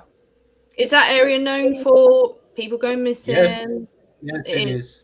They don't come back. They go missing. But I and come found back? out, no, it's not known for disappearances. Right. It's known for abductions. Actually, I got in contact with a lady that lived just 2 houses further than mine was. And we ended up meeting each other on Facebook. I don't know how. And she was living in Seattle. And we got to talk. And at some point, she told me that she was abducted countless times. And she told me where she lived. And I was like, are you kidding me? I was like 2 houses down from you. And she was like, that's impossible. Wow. So, yeah. Well, that's worth looking into because that's not an isolated area. There'd be more people. Wow. There's a lot of remote places that nobody goes in because it's like huge mountains covered in forests. Well, you got to know what you're doing to go somewhere like that as well, though. Like, I wouldn't last going somewhere like that. Even, you do have to have some knowledge. I do you it need to be able to whenever I do it. Even here, I go like to push on and go further than the trail takes you, just to see what's out there. I do it all the time, but not many people go into. I mean, you go into a forest, to a place where people gather, or there's some tourist area with stuff. But I wouldn't venture into the woods like that because there's a lot of brown bears and wolves in the area. So it's one of the reasons why people don't do it. So Right, I've got another question for you all. So this is obviously about UFOs. So are we observing them, or are they observing our minds? Ooh. I think it's both. Yeah. Robbie's That's the transaction, huh? It's a tough question because sometimes they seem to interact with people at a long distance, and other times not. I have found in my research that if they seem to take notice of you, and in a lot of cases they do, maybe you should run, because usually when they take notice of you and start coming towards you, the next step is abduction. And if you don't want to be abducted, better to hide. If you're on a highway, you see them, get under an overpass, do something. But if they get too close, your number's up as far as what they can or can't do with you, you know. And is it always good? No, not always. But good is a emotionally laden term. I don't like those, good, bad, evil. I just mean, is it something that you would want to have happen to you or not? Would be a better way. Negative or positive, for your own personal. Yes. I think it has to do a lot with how you see them and how they perceive you. I think fear is a big factor, and I'm betting my everything on it. So if you fear them, they're gonna use that fear. I with you there. I think it's all frequency. So depends on the experience you'll have. The peanut one that it just hovered over me like 10 meters above the van, and it was the deepest, darkest black that I've ever seen. Scary, but I didn't let it scare me. I was looking at details and stuff, and it just went away. Did some stuff and just shut off later on. But it felt like it was alive. I could even say that, but like a dark, emanating like a dark energy. And that was not the only one. I had one following me for 20 or 30 kilometers, the stingray shaped one that was also giving off dark energy from the tips, swirling like this. And I just plain and simple told it out loud. I can see what you're trying to do. I'm not afraid of you. And in that moment, because I saw it in the rearview mirror. In that moment, it just went like behind. I didn't see it in the other mirror, but it followed on the highway. As I was turning, the thing was always in the middle of the rearview mirror. That's how I knew, because the clouds and everything moved to left or right as I was turning on that highway. Not that specific thing. It was always in the middle. So, and I got the bad vibe from it. That's why I'm saying, if you I think it differs for different people, because a lot of people had neither fear, they just had awe and surprise. And we're all different. Otherwise, some 1 million or more have been abducted that didn't want to be abducted. So I kind of err on the side of caution when it comes to UFOs. I mean, I'm not into being probed personally. No, nobody is. No, not for me. Yeah, Aaron's got another Wisconsin story. He's got a great channel, Truth Quest with Aaron Moriarty, but he saw a silver disc. He had someone with him too that saw it too. So he had, And hey, Coral. I don't. I forgive me if you've already all said this. I have a quick question though. If you were all talking about crafts in the sky and things, does anybody have experience of being in person, or something right in your room, or peeking out from another dimension, or Possibly growing up when I seen that light being, or possibly now doing more research into it, it could have been some sort of portal that was opening up.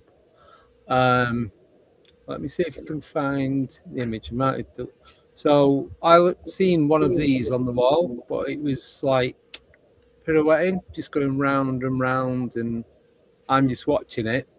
Probably about 4 or 5 inch, about 4 inches tall, and it's like had all the light spectrum going through it. And where I grew up, where I lived, the back of the house is just fields. There's no artificial light that was coming in. There's no street lights. It's just a back garden, then a park, then allotments. Then there's just like a walkway. Then you've got a golf course. The nearest building directly behind the house was a college, which in a straight line was probably about half a mile away. Those could be plasmoid sentient beings there, Andy. Well, this is the thing. So as I'm watching this and I drift off to sleep, many a night afterwards, I'd be going to sleep and I'd feel like I'm sinking into the bed. But the nights that I didn't feel like I was sinking into the bed, it felt like there was different entities or different things stood around the bed, because the bed was up against the wall into a corner. So it's like the head and the right hand side of the bed was like one wall like that, and then the outside of the bed and the foot of the bed was open into the bedroom, and at the foot of the bed, another probably about 2 foot away was the door, obviously, to get in and out of the room.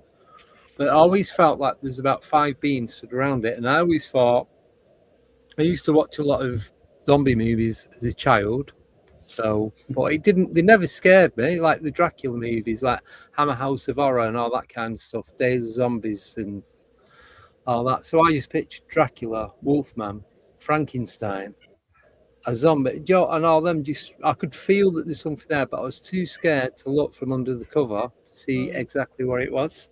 So I don't know what they were, but I knew that they were there. There was something there. What about monsters under the bed?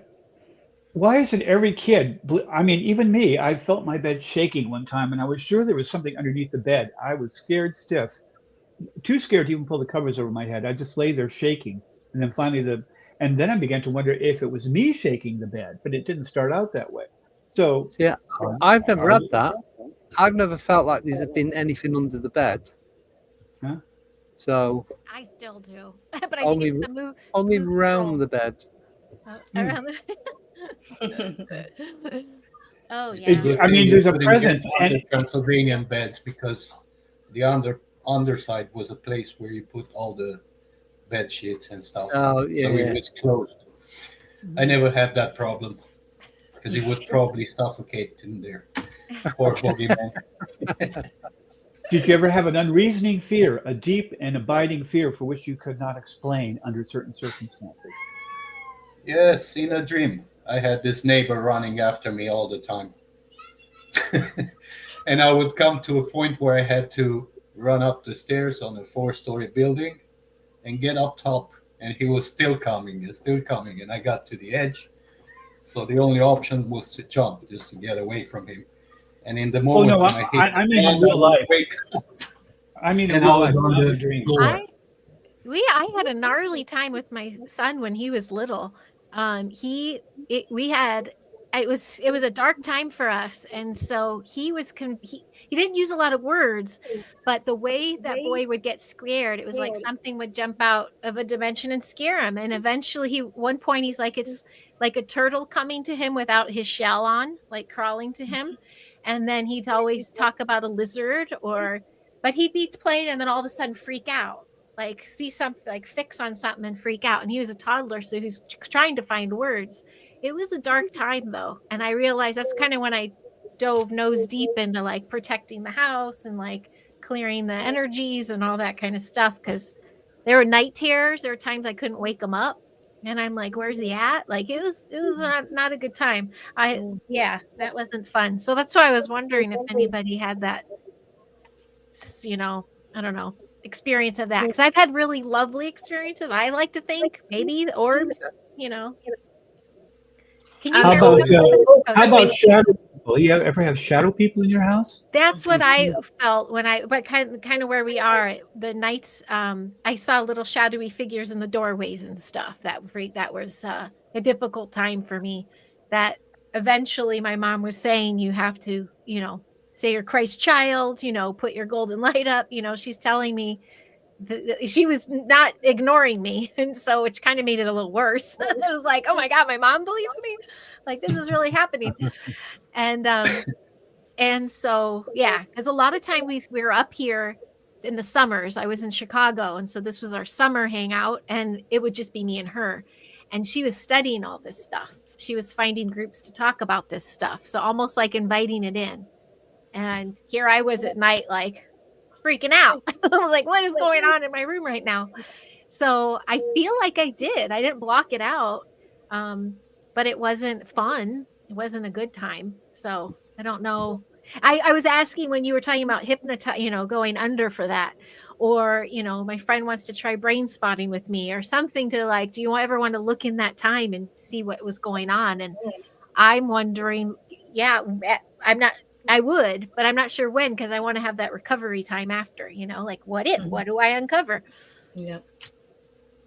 And how about drugs? I mean, like, do you think that certain psychedelic drugs can enhance your ability to? I just saw an article where some scientists say that perhaps psychedelic drugs alter the state of your brain enough where you are able to communicate with different types of beings, maybe from other dimensions or whatever. That's where MK Ultra comes into it, doesn't it? LSD and yeah, but I've done some research about DMT and that is ayahuasca and all those. But I think we don't have the ability to travel to these different realms in our full form physical body. So by taking these different types of ingredient, shall we say, it gives you the ability for your consciousness to leave your body, whether it's inside or outside, but to leave it behind, to go through to these different places that exist. It just opens you up and puts you on that different frequency so that you can go there and you can see these things to make that connection. Because it's like with lack of sleep, which is what I'm going to be getting. And when I have lack of sleep, I do see a lot of shadow people. But I don't think that's because I'm getting delusional. I think my frequency is going from a higher to a lower one. So it's changing and I'm resonating. So then I'm at the frequency where they are now visible to me. But then when I go back to normal sleeping pattern, eventually they go again. And it's like other things that can adjust your frequency as well. So I know they say, oh, lack of sleep, you start hallucinating. But are you really hallucinating? Are we being told that because they don't want you to know what the truth actually is, and these things do exist because you are at these different levels of frequency? Yeah, you're a receptor. Yeah. Yeah. Okay, so if that is so, then do you believe in astral projection, out-of-body experiences? Yep. 100%. And which one of us here have had them? Excuse me. Maybe when I was younger. Once. Possibly twice. Once that I definitely know of. Because I don't know how to explain it. So yeah, I've probably had a few. I'll were just they tell positive, you or were they negative experiences? No, it was all positive. Oh no, I had a have, few. That's how I have lost flying. the fear. I have Fear of everything. flying dreams, and I love the That's flying one of dreams. those experiences. Yeah, they're always fun, flying dreams. I remember I was arguing with a neighbor about it. I said, well, there's a group of us, and I was saying I love flying dreams, and he went, oh, what is all this about flying dreams? And what's the big deal about it? And both I and his wife at the same time said, because they're fun. They're fun to have. It's such a feeling of freedom, you know. But by the same token, I had one where I was actually sort of zooming up into the sky. I thought, let me see if I can go further. And I went into space, and I went just beyond the moon. And then all of a sudden, I panicked. I don't know why, but I just absolutely became terribly afraid. And bang, I was back in my body again, just like that. Now, was it a real experience? I mean, it's really subjective, isn't it? to me, it seemed quite real. I mean, I flew over a countryside about 30 feet above the ground, you know, seeing rooftops and at night by a full moon. Yeah. It's all right. I've just got the next guest to come on. So we carry on. I'm going to come offline now. I think I'm going to have to go too because I have to. All right, we're making room for more. I'm going I've had to jump them off for as 3 well. weeks now straight, so That's it's time for fine. me to get a little bit of freedom. Yes. Nice to talk to you all. Nice Nice to meet you, Heidi. Nice and to Rob meet as well. you. Keep it going, guys. Well, Keep what it I'll- going, Andy. Yeah, what I'll Have a good do time. while you go, And always before we bring- remember, Oh, always Oh, go on. remember, we're all different. And it's a good thing, because otherwise the world would be a boring place if we were all the same. And we all have different views and opinions and stuff. I just want to let that out there. No, we appreciate it. Thank you both so much for coming back on twice. Really does help. So I'll see what you I'm all going to later. do, I'm going to play a 1-minute video. I'm going to bring the next guests on, and then we'll carry on. Is that all right?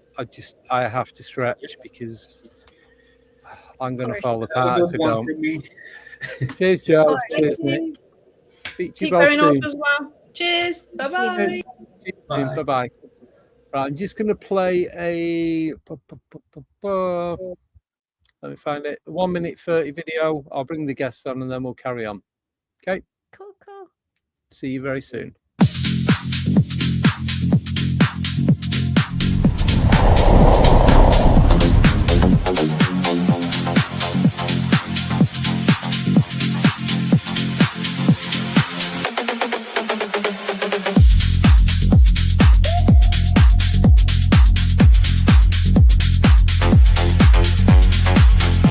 I feel amazing in this new hoodie. The logo is so cool. Yeah, I feel unstoppable in this pullover. Best purchase ever. This t-shirt and phone case rock. I feel stylish.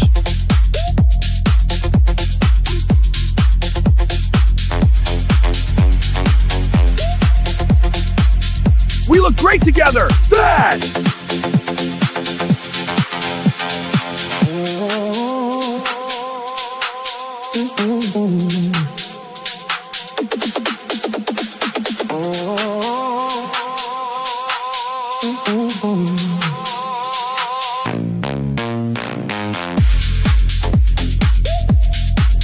We totally rock this brand.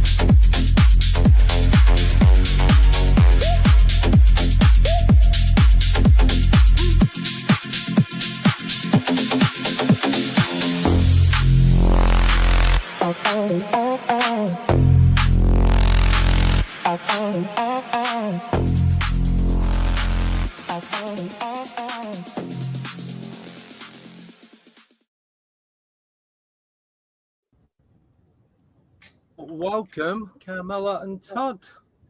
Hi guys. Hello. Hello. Did we scare everybody away? I know. I was like, I took a shower. I just, when I was afraid I smelled like bad body odor or something. It's all good. Thank you guys for coming on. Thank you for reaching out to I us. meant to message you last week, and I've just been so busy. And it's funny because I knew you were, you were doing the 2 days, and actually, I stayed up. When you sent that message, it was like 4:45 this morning. Our time. And I had just gone to sleep maybe like 2 hours beforehand because I was up watching. We were doing like movie night, so we watched Indiana Jones. I fell asleep. You fell asleep, so I was up. I was up till like 2:30 this morning. So. Yeah. Wow.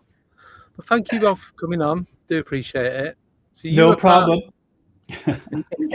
You're part of Stay. Well, you are Stay Haunted, and you do your own podcast. Well, yeah, we do. We actually, let me get out of the way a little bit. So so we co-host a podcast with Chris and Audra. I don't like that I'm on my shoulder. She's got like a ganger hanging over her head. But yeah, we co-host the Stay Haunted podcast with on Monday nights on YouTube with our good friends Chris and Audra from Perrysburg, Ohio. We're in New Jersey. So yeah, it's a fun time talking a little bit about everything. We've had a couple cryptids, and we're gonna, I know with the time difference, it's tough. I know we've been talking back and forth with you, Andy, and Jay, to have you guys on. And yes, actually, well, Jay was supposed to be on now, but he's got health issues. Right. Not on, and that's why I wanted to get you guys on so you could all be on at the same time. It never works to plan. So with the time difference, we're because usually we do the show live on Mondays, but we're looking to try to accommodate, especially with Jay, and maybe do like pre-record stuff like that. Well, I am off work now for the next 2 weeks, so if you've got any gaps, time is not an issue. Sounds good. He says. Going to Gettysburg? No Gettysburg? No, not this year. I'm going to try and get back over next year. So we're not going either. Yeah, you're not. No, we're just taking it easy this year. So we're actually in 3 weeks. We're actually heading out. We're going to drive out to Ohio to see Chris and Audra and do an investigation with them. Yeah. So we're excited about that. So cool. You ever get over to Wisconsin? We have not. Oh. Yet. There was a yet on the back of that. I'm in Door County, and there's a lot of lighthouse activity and sunken ship and cryptid spotting and a lot of fun stuff going on up here. So if you ever make your way, let me know. How about North Carolina? How about North Carolina? We're loaded with all sorts of haunted stuff. Our mountains here are the oldest in the world. And Heidi, it's nice to meet you. Nice to meet you. Actually, so Rob, what part of North Carolina are you in? Yeah, it's probably a good way to phrase it. Easy for you to say. I'm in the middle of nowhere. I'm right in the center of the state, about 2 hours from the Appalachian Mountains, and about the same, a little more from the ocean. So actually, Chris and Audra lived in. They just moved about a little over a year ago. They were in Locust, North Carolina. So that is also in nowhere land. Kind of no man's land. It was what, for like, we flew into Charlotte when we visited them. So it's maybe like an 45 minutes from them. To the. Did you guys see the Brown Mountain Lights? Did you go up there and look at those at all? No, I did. I they're amazing. They're amazing. They're real. I thought it was all a hoax or something, but definitely there. But yeah. I just need to show Todd and Carmel something. So this is from when you came over to the UK last year. The same bag as. But I did open them last week. I needed a sugar rush. You waited that long? Are they still good? Yes. Yes, they are. So you cannot buy these in the UK, not even through Amazon or anything like that. And when I went to Gettysburg last year, I think you guys were other than Nicole and Sean, were the first people to meet. Yes. So they brought me, give me 2 bags of them. And then when you came over to the UK, because we did Festival of the Unexplained. Right. I was staying in London, so I said, look, if you get the train to Northampton, I can pick you up from the station, and then we can all drive up together. So they give me a couple of bags of them. That's the second bag, and that was in was it September? Yeah, it was September. September last year. I only opened these last week. I did check the date, and it says December 26th. So it's all good. You're good. Wow, I can't believe you let it sit there that whole time. Would have been gone in a second. It would if I could get more over here, but because I know I can, I have to ration myself 1 a week. Ron can do the same thing. Ron always rationed. He would only eat 1. That was it. And I'm like, I have to have like 10. Yes. I could eat the full bag in like 1 go, but then you won't have any. Exactly that. So I thought I needed to share that with you. We appreciate and that. It's banned there, right? Like it's banned in UK. No, we just can't buy them. Just can't buy them. We can get even on which. So even on you guys version, the UK Amazon version, you can't get them. No. Nothing. Really? You can buy Skittles from the store, obviously online, but you can't get the popped version. Oh. All right. So That's weird. yeah, I know. Carmela, Andy, when we were chocolate. over there, yeah, the truck, we're driving by Hotel Chocolate, and that was like Carmela, like eyes went big, and she was like, "Where are you going?" We're going so to the Hotel Chocolate is like 3 miles away from where I live. You have to drive past it to get onto the motorway. And Carmel was like literally trying to climb out the car to get there. Make a quick pit stop because you love the Hotel Chocolate. But it was worth it, was it not? Yeah, it was a great experience. We met a lot of great people. You know, we had met you obviously last year at Gettysburg, and then being able to see you again, you know, just a few months later. I introduced them to fish and chips. Fish and chips. Real fish and chips. And we're not fish people, like, and it was, you know, Jay, and even Jay, he's like, "You're gonna like it." I'm like, we're not gonna like it. he was a bit panicky when we went in the chip shop, but then once we got out, he's eating them. It's like, you know what? It's not that bad. Yeah, it was. What did you think of Gettysburg? Gettysburg, it's we love Gettysburg. Did you? I've been there a few times. Yeah, it's really fascinating.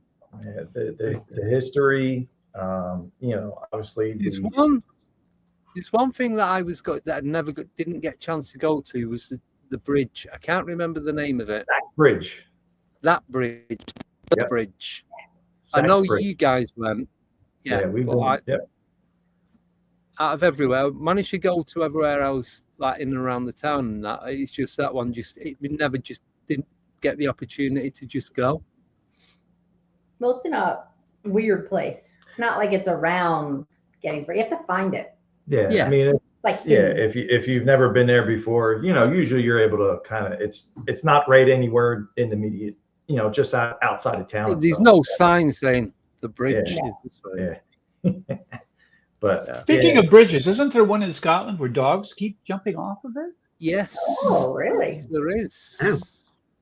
So, for some reason, and I think it's again to do with frequency, dogs will be and they just jump off. Do you think there's some sound or something? The last thing I read was some sound. I'll probably get corrected in the chat by someone that knows more than I do about it.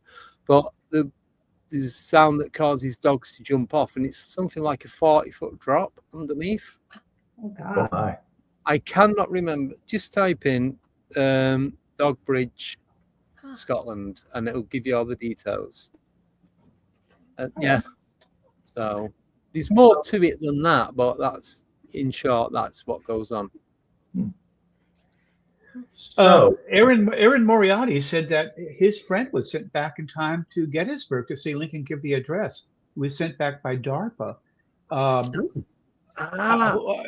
Who is his friend? Do you know? That's Heidi's friend. I know Andrew Basagio he's talking about. Basagio. Was it Basagio that he's talking about? Sounds like he's talking about. He's interviewed him quite a few times, yes. I always have trouble with that man's last name. It is really hard to pronounce. I know, Aaron. Forgive me if I butchered that. And Baby the Laser, tell me if you see another one. Did you see that earlier? Baby the Laser. I seen one that shot past like that. But I interviewed a couple of people. He's from Seattle. He did Gypsy Road. I can't think. He's from the US. His brother's obviously from the US, but his brother used to live in the UK for a while. Anyway, there's a couple of them that have gone to Gettysburg, and they're out in the fields because you know how big Gettysburg is. It just goes on forever. It's like, I think it worked out, it's 19 square miles or something, like the whole battlefield. Okay. And they've gone to this particular part, and they're sat with these people that are doing a reenactment, and they're sat there and they're drinking with them. They've got all what looks like authentic stuff. They've got all the uniform on, this, that, and the other. So just have them for a couple of hours, and they go away. They go back the next day, nothing there. No one about Eric. That was it. Eric and Dr. Wu. Right, Eric and Robert Wood. And I think they go back the next day. They've gone there for like 3-4 days, and there's no one about. So they go and ask questions, and it's like, no, Because if you do research for Gettysburg, they do not do any reenactments on the battlefield because they don't want it to mess up what's already happened there. So they want to keep it. They don't want any contamination. What he believes had happened, there's some sort of time slip, and they were sat with the actual soldiers. I think there's a Confederate, and they were sat with them at the time, and they were interacting with them like we're all sat here now. You had an experience, right? Was it our first time out there, I think? I think so. Yeah, our first time. We were driving around the battlefield and kind of following the audio tour, and the one section, I forget exactly where it was. I don't remember where it was either, but I just said, oh, look, they're doing a reenactment. Isn't that cute? They have the uniforms on. I'm going on and on. And I look at him, I go, there's no one there, right? I looked at him like, where?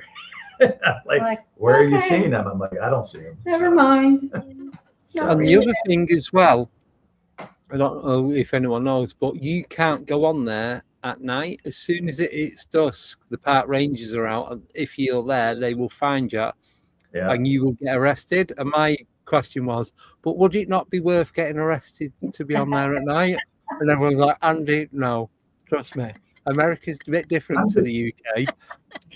Yes. You could pretend that you have, hello, Abby, how are you?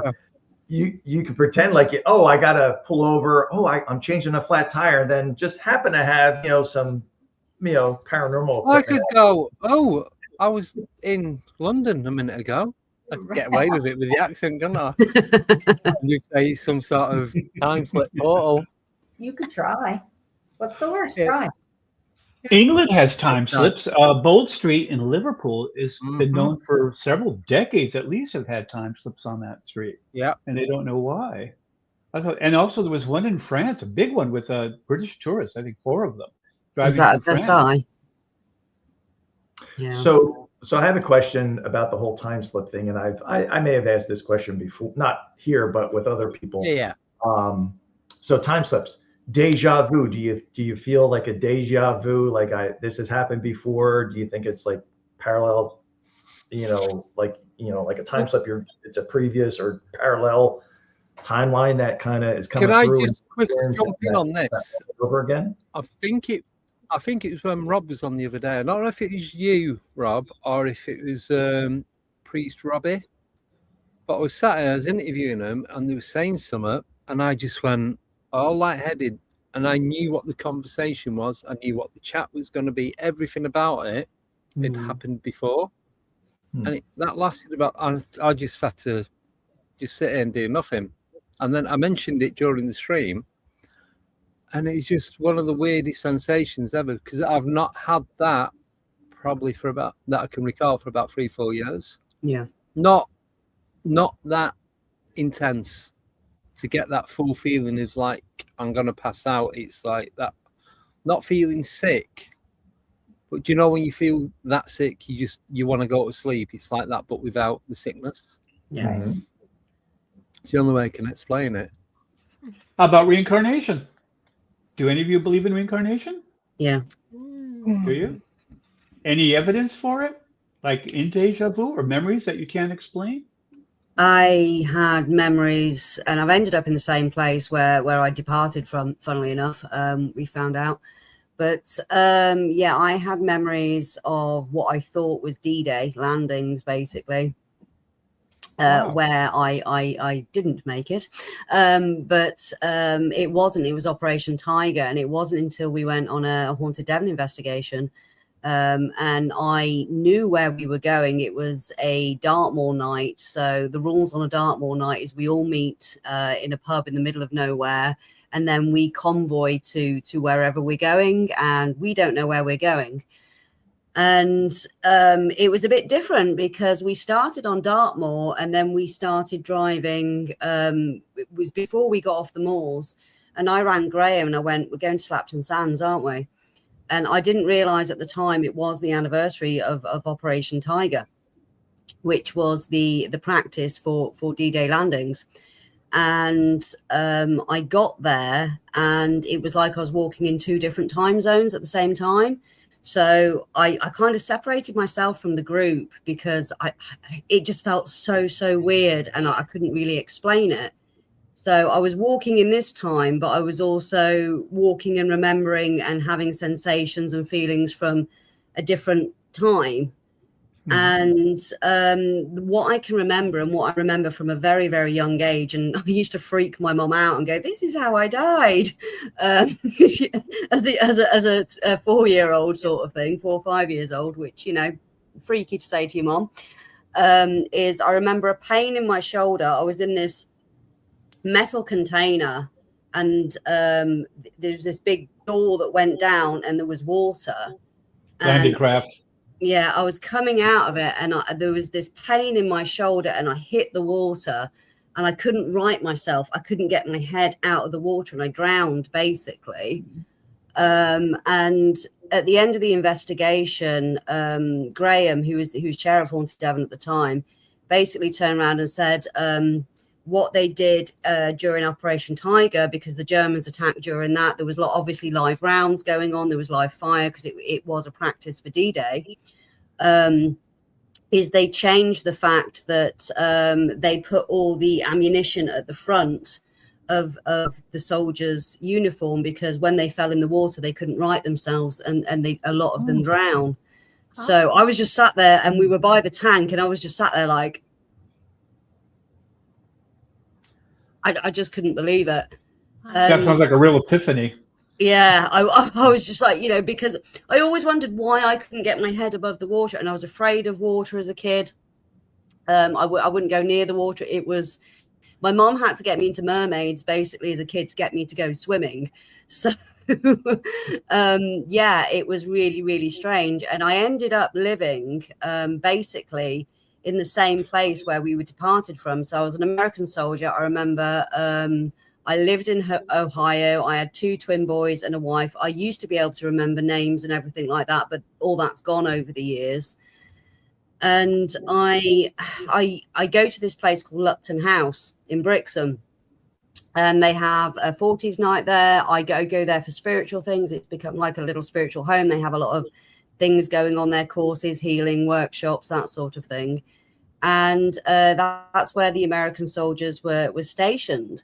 And when I went there for the first time, I knew there was trenches dug around the back. I knew all different kind of things that I shouldn't have known. And there's a point in Torquay called the Vanishing Point, and you queue there to get the ferry to Brixham. And I've always hated queuing there, and I didn't realize it was the Vanishing Point until a friend pointed out the memorial and the lights on the floor, which basically spell out Morse code. And it's where I would have last departed from before we went to Slapton for Operation Tiger. But the fact that in this life I've ended up in the same town where I departed from before I passed away is really strange. It's almost like it's come full circle. So if anyone else can explain that, that would be brilliant. Just out of curiosity, what pub were you in? You weren't in the little village of Belston on Dartmoor, were you by any chance? I can't remember what pub we were in. I know, I think we went to the one in Widdicombe on the Moor. We all met in that pub, and then we convoyed back out. So it was a little bit of a sneaky, tricky one, because we met on Dartmoor and then we went to the South Hams to Slapton.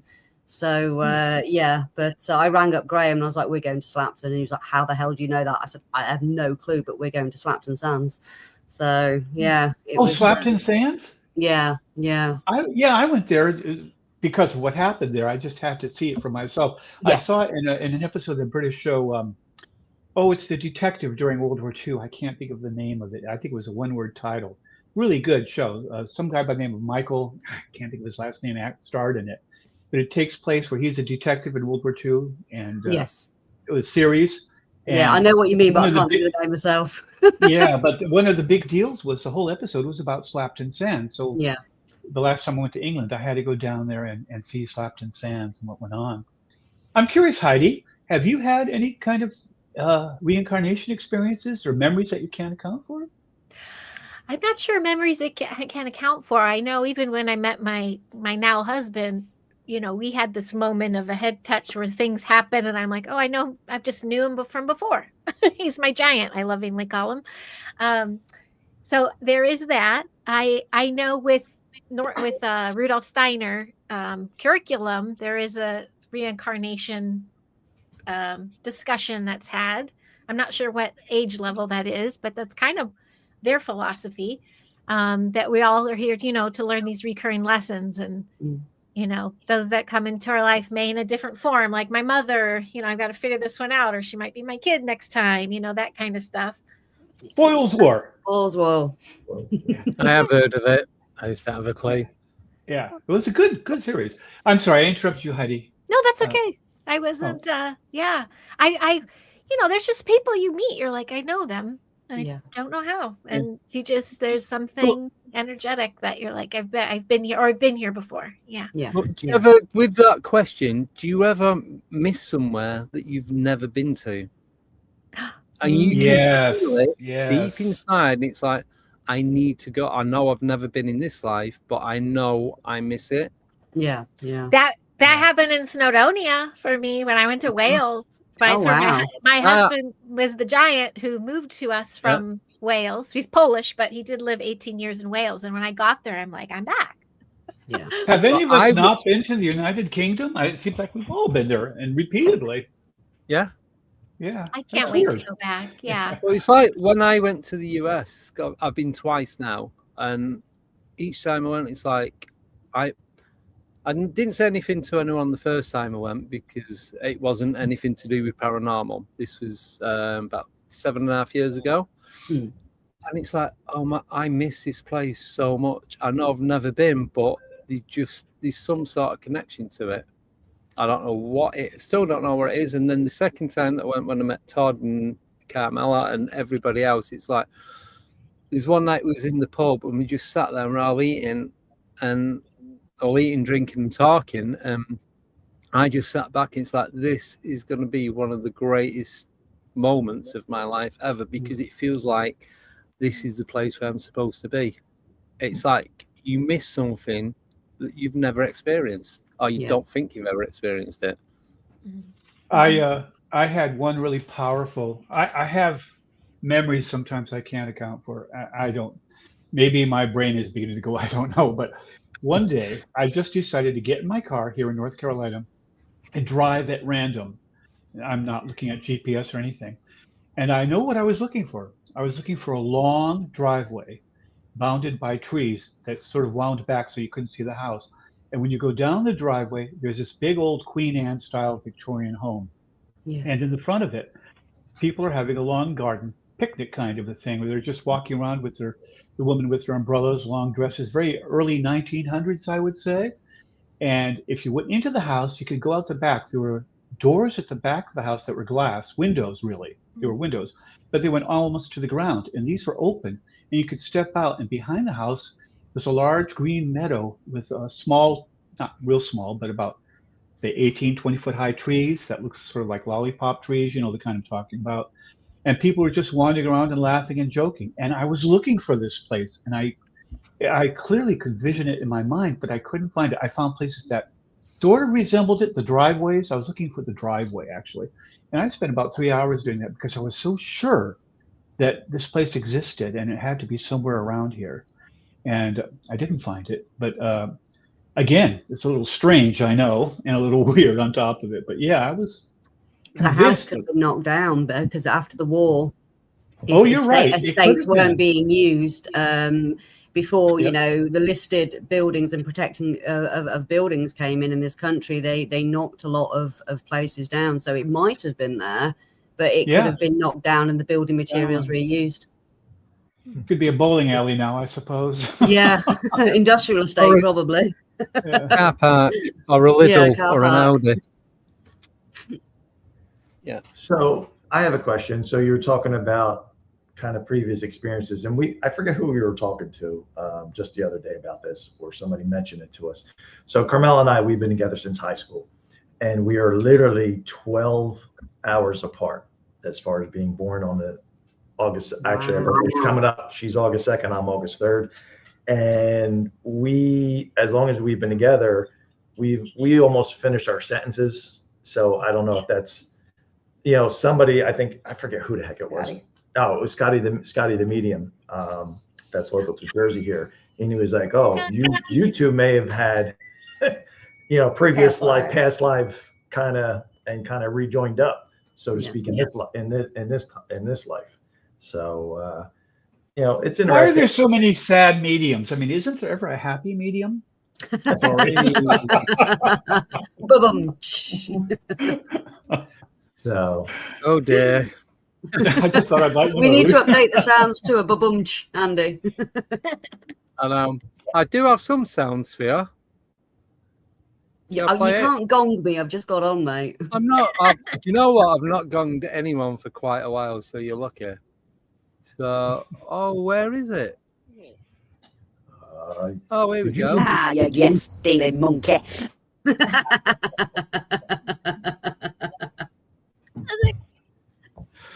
There you go. So That's why you got top royalties every time you play that one, Andy. I don't know what you're talking about. So I know you had 12-hour session yesterday. You're in almost 8 hours today. So have you talked about? And if you have, I apologize for bringing it back up.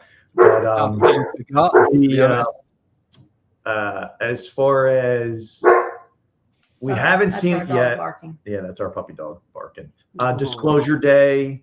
We were watching. Has anybody seen Disclosure Day and kind of talking about Close Encounters, all the Hollywood movies of the how much truth is in those movies? I'd say switched on, isn't he? Spielberg, he's in the know. He's got people on the inside. I'd say there's more truth in there than we're led to believe. Yeah. How much of it is true, I don't know. But I think with Close Encounters, because I've seen that quite a few times. Yeah. I think what happened, how it happened, and the amount of people that were involved with what went on, I think all that is legit, but then obviously they need to make it into a screenplay, and then, as it say, it's entertainment purposes only, which is the new thing, is what they seem to put on any TV show or movie now, to claim it's not real. Wasn't it President Reagan who viewed the movie in the White House, and he said to a couple other people, "There's more truth to this than he said." Anyone it's in the Timothy Good book, Above Top Secret. He said, "There's only me, you, and a couple of other people in this room that know the truth about this movie," and he said that to Spielberg. Yeah, that's strange. Wasn't the sorry, Heidi. Wasn't the scientist, with the lights, at the end where they do, he was working with Bruce Bigelow and NIDS, and he had the projector, didn't he? And it was taken off that, what they got that scene from, where he was doing experiments, not on Skinwalker, is it Mount Wilson, with the other ranch that he owned? There's about 5 in total, isn't there? Yeah, and they left the projectors there, and I believe the Beyond Skinwalker program actually used them again in an experiment. They managed to get one of these old projectors working. Can't remember the name of the scientist, but that's what they based that part of the film off. Apparently, was the research that Bruce Bigelow was doing on Mount Wilson. Is that again to do with frequency? Yeah, because each color has its own frequency. Each sound was a different frequency. Yes. So playing the light color and the sound at the same time would create a third frequency if you combine them two together, which is something that you wouldn't pick up in sight and sound, but you pick it up in your subconsciousness. Something like that anyway. The whole industry, that's my old world. Before teaching, it's like 30 years in motion picture. So I'm the worst person to watch anything with because of behind the scenes. I just know it's dark and light, and there's so much programming, and there's so much blood money, and there's so much demonic entities on set. So it's very hard when I see Spielberg attached to something now. As much as I still have my little Ewok and I'm a Jedi girl and all that stuff, the boys that he plays with, there's a dark puppet master that's running Hollywood too. So I just A lot I get leery on the frequencies, the imagery, I get leery, but I will always be a lover of entertainment. I now watch like this. Yeah. Right.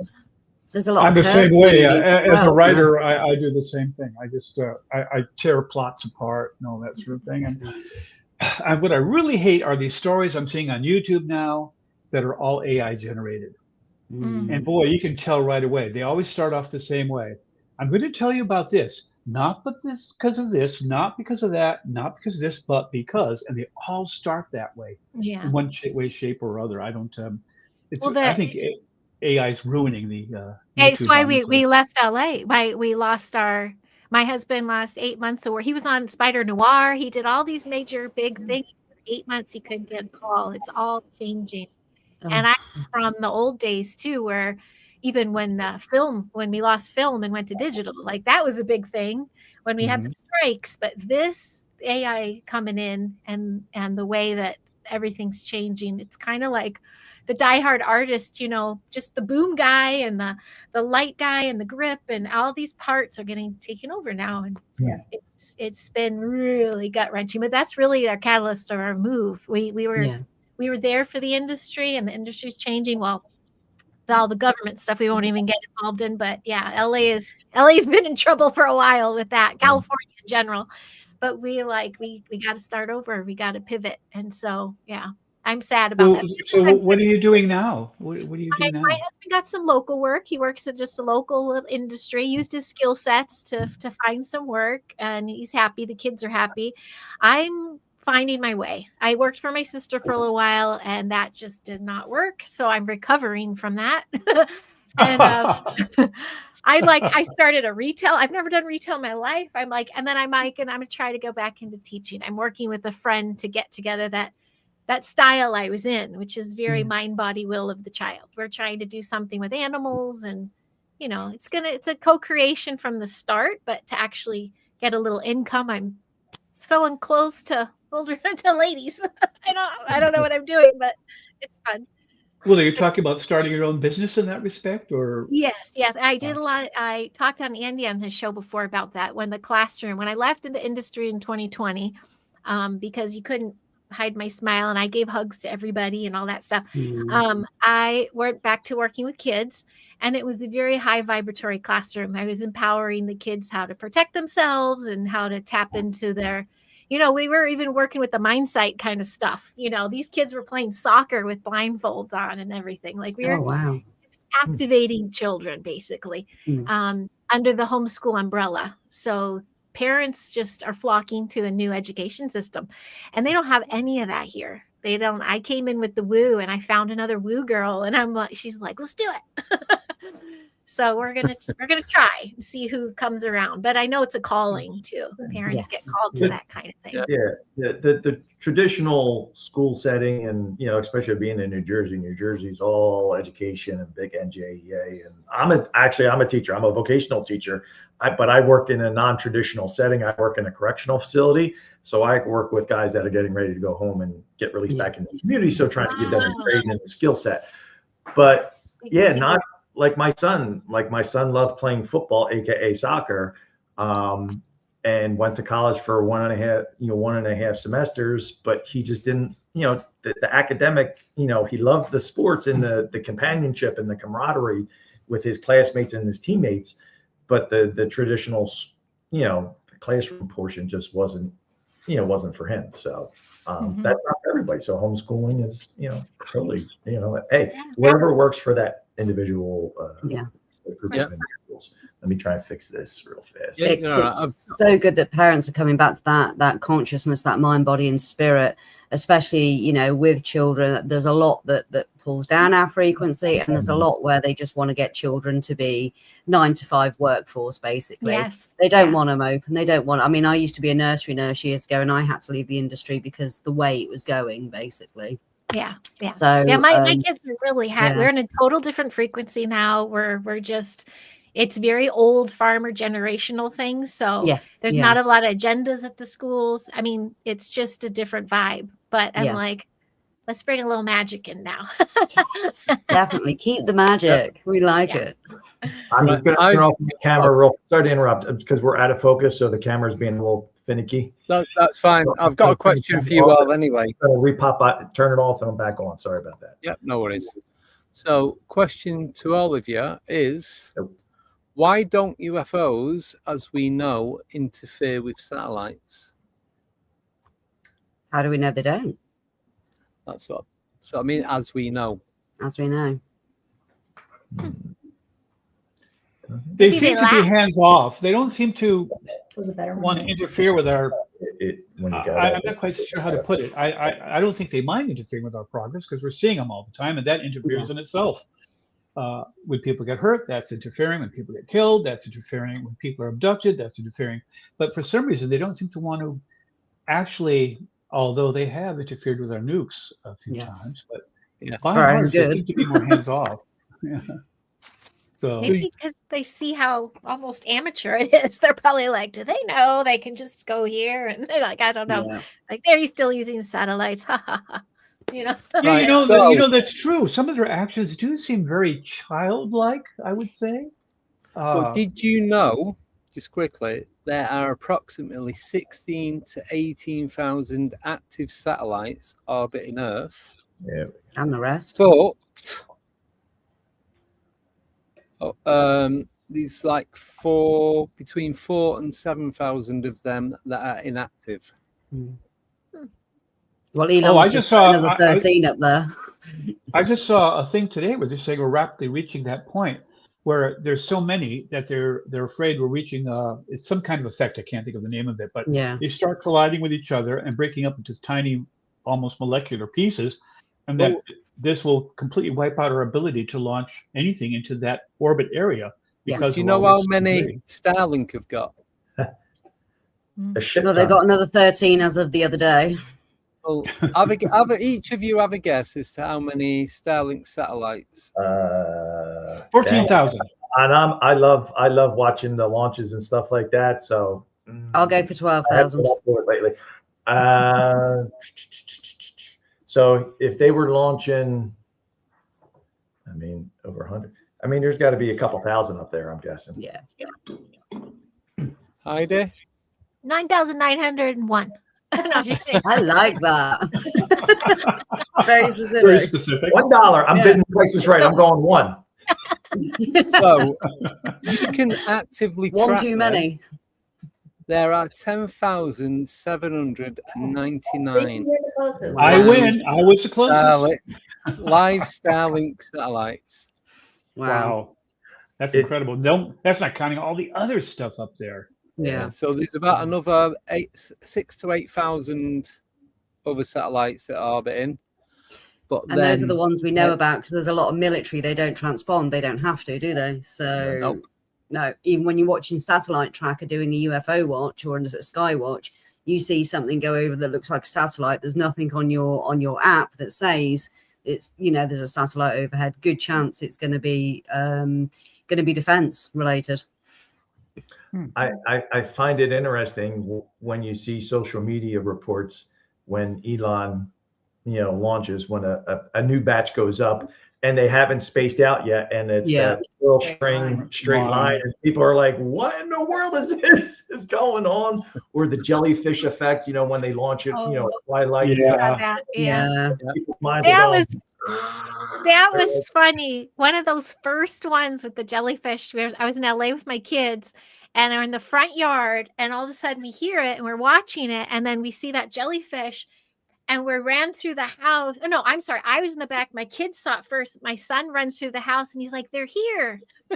He's like, "They're here, Mom. Come see us." Oh, bless him. They went to the front, and they're like, "They're here. They're we're like, hey," and I'm like, "What does it make you feel?" It was funny. By the way, we were talking earlier about UFOs being able to interact with people, like you see it in the sky and it seems to notice you or something. I'm wondering, is that telepathy or is it just really good cameras? I mean, we can read the headline of a newspaper from space in the middle of the Kremlin Square in Moscow. Actually read the headline. And that was back in the 1990s. Yeah. So what are they capable of? Maybe it isn't telepathy at all. Maybe they can just zoom in right onto you and see exactly what you're doing. I mean, down to your fingernail tips. And if that's the case, they don't need telepathy. They know exactly what you're doing and that you're there in the first place.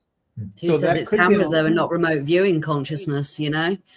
And just being able, they have that technology to snapshot what they're seeing in their consciousness, in their mind. Right, but with Occam's razor, you have to go with a more simple and practical solution. And the simplest solution under Occam's razor would be some form of technology that we have that they have that's slightly better. And believe it or not, I think our capabilities are almost to that limit right now. So why couldn't they have that too? So if you have two explanations, you have to go with the simpler and probably the more practical one, because we do have evidence to support that one, whereas we don't really have much evidence to support the idea of telepathy.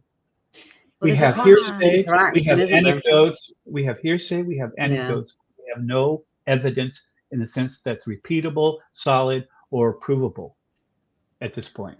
Well, I tell you, if they still have those cameras that can read newspapers, then why the heck and they should end trafficking and all of that kind of stuff. Like, come on, we got to catch these criminals. That's what I say. Well, they actually do use it quite a bit with the shipments coming into the United States from South America, oh, good. Florida. So, but I'm not saying that we have the same capability that the UFOs have, but we have a pretty darn good capability that way. In fact, we have cameras that can see inside of people's homes where you are and what you're doing. They can't make out your physical features, but they can make out an illuminated figure walking through the house or on the They toilet. can do that with your Wi-Fi routers now. They can predict where you are and everything. Yeah, like that. I just saw that too. They used Wi-Fi interference to do the same With thing. that, you don't even need that technology. With one of the guests that was on earlier, Anchor Haven. Yes. You have remote viewers that can do that. You don't need to set up cameras or satellites or anything like that. They can just go in and view and take data as to everything that's going on. And my mom's stories back in the day, she would be on the pier with watching a craft, and in her mind's eye say, move to the left, move, like it would copy what she was thinking. By the way, she did a VHS tape. This is the 80s and 90s. She sent it to MUFON and she never heard back. never got her tape back either. See, and I think was it your mother you were talking about? Yeah, it was my mother. Yeah.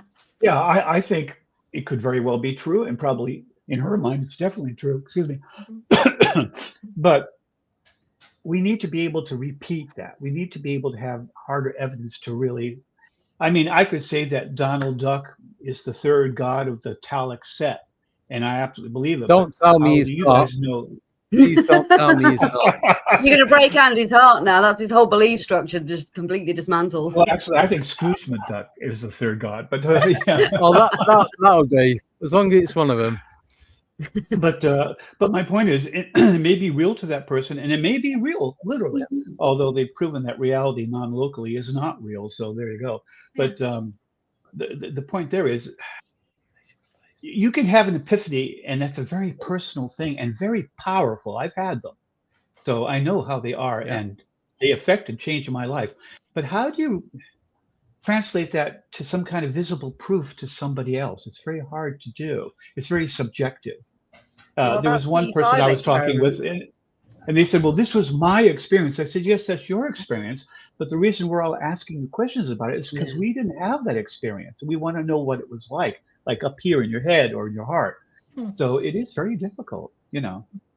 What about the CE5 experiments and stuff like that? Because that seems to be repeatable, and that seams to be some sort of interaction through consciousness and frequency. To a degree, it is. It's greater than probability would allow for, and you're quite right. That is some real, repeatable evidence, and that's the kind of thing that I look for in situations. If one person does it, unless it's under really controlled conditions, I'm not sure. They might be reading body language, or they might be perceiving something we can't see. Some people can see indigo, some people can't. It's way up there near the ultraviolet. But it's different. And I'm not saying it's not true either. I mean, it could and might well be true. But how do you know what's true and what isn't? I mean, it's like saying which religion in the world is the true one. Everyone thinks their religion is the true one. And and you can't discount them because they might be right, like Scrooge McDuck. But it's just, for me, it has to be repeatable evidence for me to, and like you were saying with the ESP thing, yes, that is repeatable evidence. It's not a great percentage above probability, but it is a definite repeatable percentage of above probability. So that makes me think there's something to it. Yeah. So we're losing everybody here. I'm actually going to wait for Andy to come back, and I do have to bounce, so I have to head out. But I wanted to thank you all for meeting you, and it's lovely to meet you. Oh, it was great meeting you. I loved it. Yeah. If we're ever out in Wisconsin, we'll reach out to you. Please do. Please do. There's some pretty cool people out here that are really, there's some cool shows. I went to the quit being a tour guide. I know. I think North Carolina is better. And New Jersey, I'm not so sure I'd ever want to go back to New Jersey. Yeah, I lived there as a there's kid. so much here, though. Actually, southern New Jersey I liked. Yeah, There's a lot of stuff here. New Jersey is a love-hate kind of state. Well, it depends on where you are in New Jersey. I wouldn't go to Camden again, but I love. Yeah, no. We're just south of Trenton. We're in northwest Burlington County, so we're Columbus, New Jersey. So we're close proximity to a lot of things. So I lived in Keensburg, New Jersey. It was a boardwalk town. Yeah. Right up near. We lived in an old Civil War mansion. It was really cool. Nice. Yeah. And you were saying, and there was a grave in the backyard. There was a grave in the backyard, and we dug it up. We were just little kids. How'd that? Well, we shouldn't have, but they said there was a marble slab that could be used for a coffee table, so we thought we'd dig it up. But we did find bones, but they were completely scattered in little pieces. They were, it'd been a long, long time apparently. And did that kick anything off at all? Did you have any knock-on effect from that? Yeah, guilt. The rest of my life, I felt really guilty for desecrating a grave. Yeah. I was only 9 at the time, but and there was a bunch of us doing it, and it was on our property. But if I had it to do over again, knowing what I know now, I never would have done that. Right. So this could be stupid and cruel. So Heidi, sorry, you were starting to mention about some spooky things out by you. Oh, well, one of my first things I did when I moved back here in January, the cryptid convention was going on, and so I got to meet a lot of new people and realize, wow, there's a lot of investigations that go on out here, and a lot of authors, and that's when I found out about one of the towns having a UFO weekend and UFO parades and everything. Like, it's just like, oh, there's a lot, and all the mounds. We have all those mounds going on. Yes. Yeah.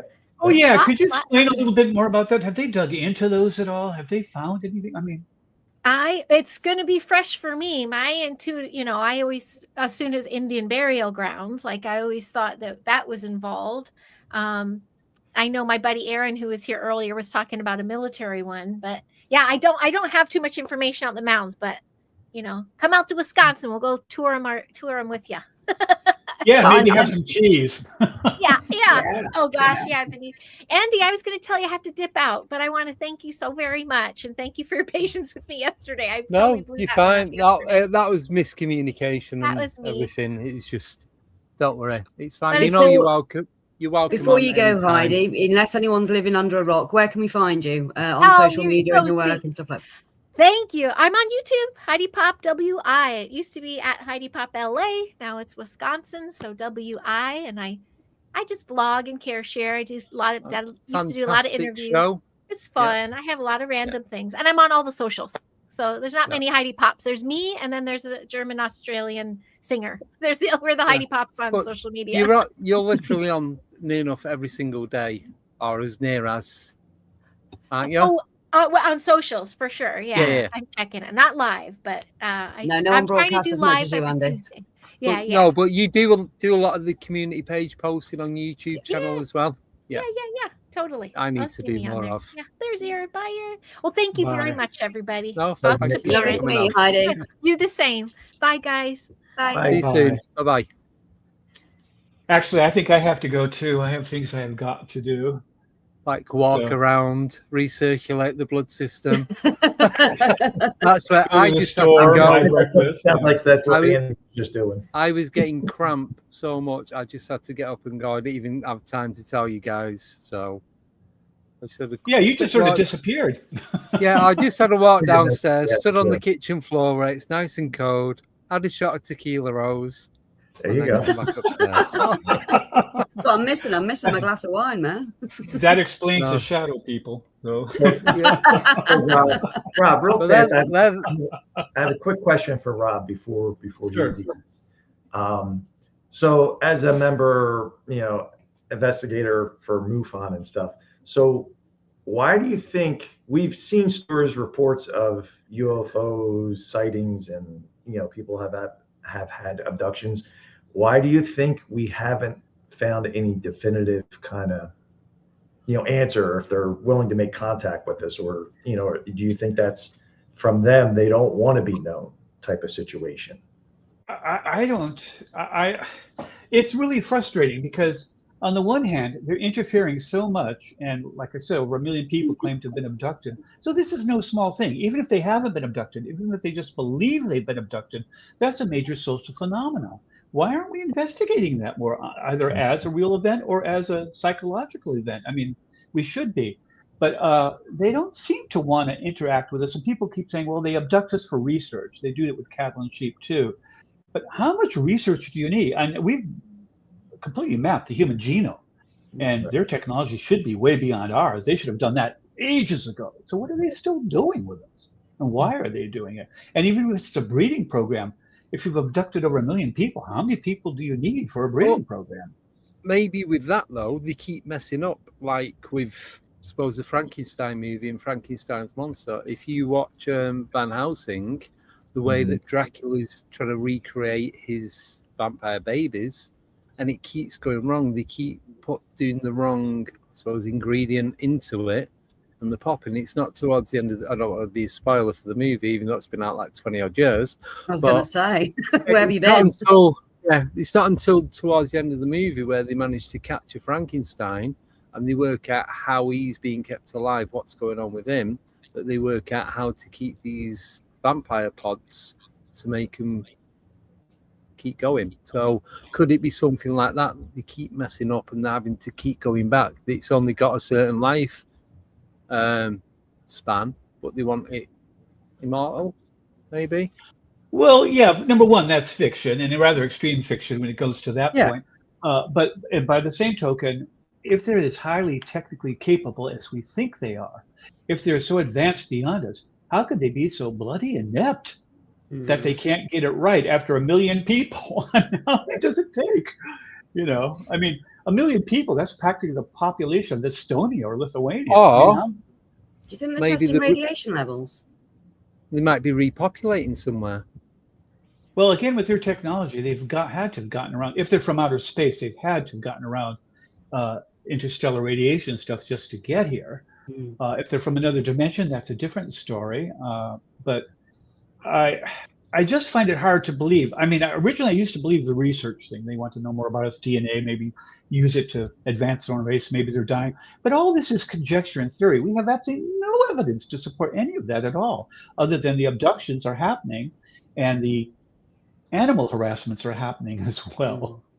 So I don't want to use the other word. But yeah, it just, I find it a real conundrum. And I don't know. I mean, they're just unknown. They may be so alien in their thinking that we simply can't comprehend what their motive is, which would be disappointing since I spent a great deal of my life trying to find it out. But what if they are us from the future and we've messed up big time and they're coming to recreate, clone us and all that, and they're trying to repopulate another Earth, so whether it's out of space, another dimension, another realm, inner Earth, regardless of where it is, they're just trying to repopulate that, and that may be where some of the missing 411 are going. They're using tech to get our DNA cellular structures and just putting it all together and rebuilding it that way, ready for when.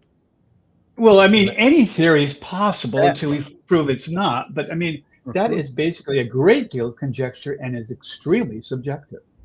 It's not objective, you know. And until we find out, we can't. I mean, how do we know that that's true and that this isn't true or that? Oh, we don't.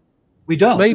Maybe they're doing it for fun. Maybe it's like, come on, let's go get some more. I think it's a good idea to come up with all these theories, but we shouldn't forget that they are theories, just theories, and also they're based on very little factual evidence to support them. But we have to entertain every idea and hope we come up with the right one. We don't have the evidence.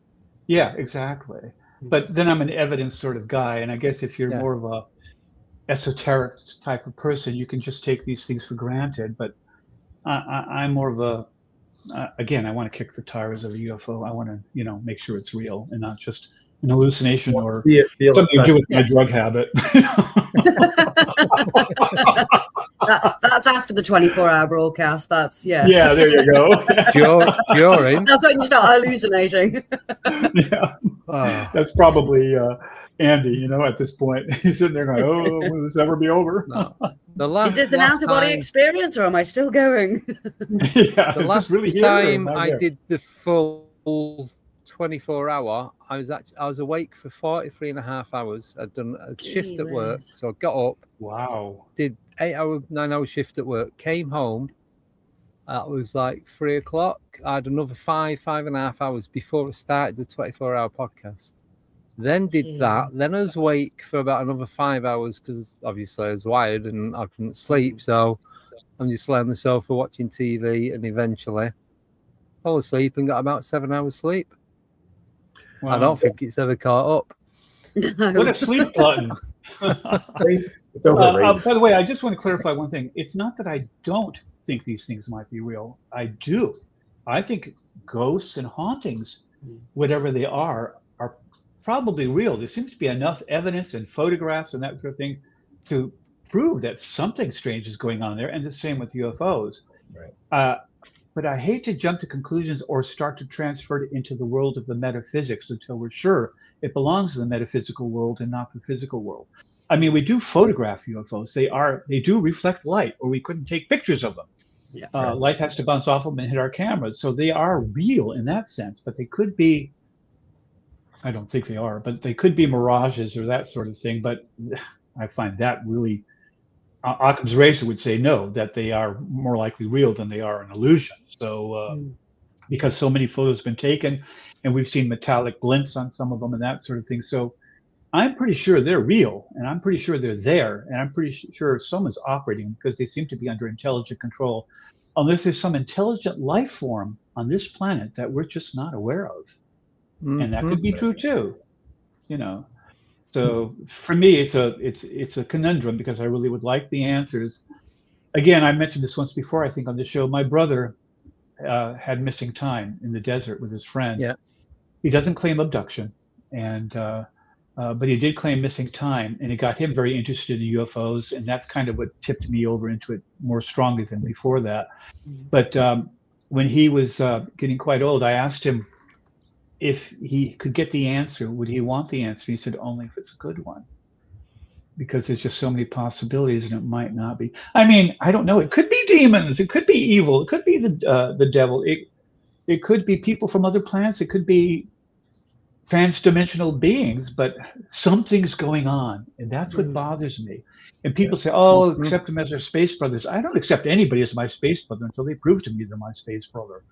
I mean, when you're abducting people and damaging stuff, you're not my space brother. More like my cousin, maybe. But black sheep of the family. Yeah, but I mean, I hope to God they are our space brothers. But I have serious doubts about that. That's my problem. So, and on that note, I really have to go, I'm afraid. Very good. No, that's fine. Thank you so much. Nice meeting you, Andy. It's nice meeting you guys. I hope we get to talk together again sometime. I really haven't had a chance to talk to either of you two. I mean, I really would like to know more about. I really stay haunted. Honestly, I'm not real familiar with that. But then I'm more UFO oriented than. Yeah, and that's why we're more paranormal and. You know, but I'm getting there. I'm into having met Andy and stuff like that, but we're open because, like I said, I'm always looking at the stars and wondering, seeing by, hey, is that a satellite or is that an anomalous, UAP that I'm seeing. So yeah, and I'm the same way about ghosts and shadow people. Yeah. Yeah. So, but like you said, there's been too many experiences, as you stated, not only with UFOs, UAPs, and people have had those experiences, but in the past, and as long as we've been together, especially just 4 years ago doing investigations, we've had so many experiences as far as disembodied voices, visual sightings, visual light anomalies, aka orbs, that it doesn't make sense that there's too much.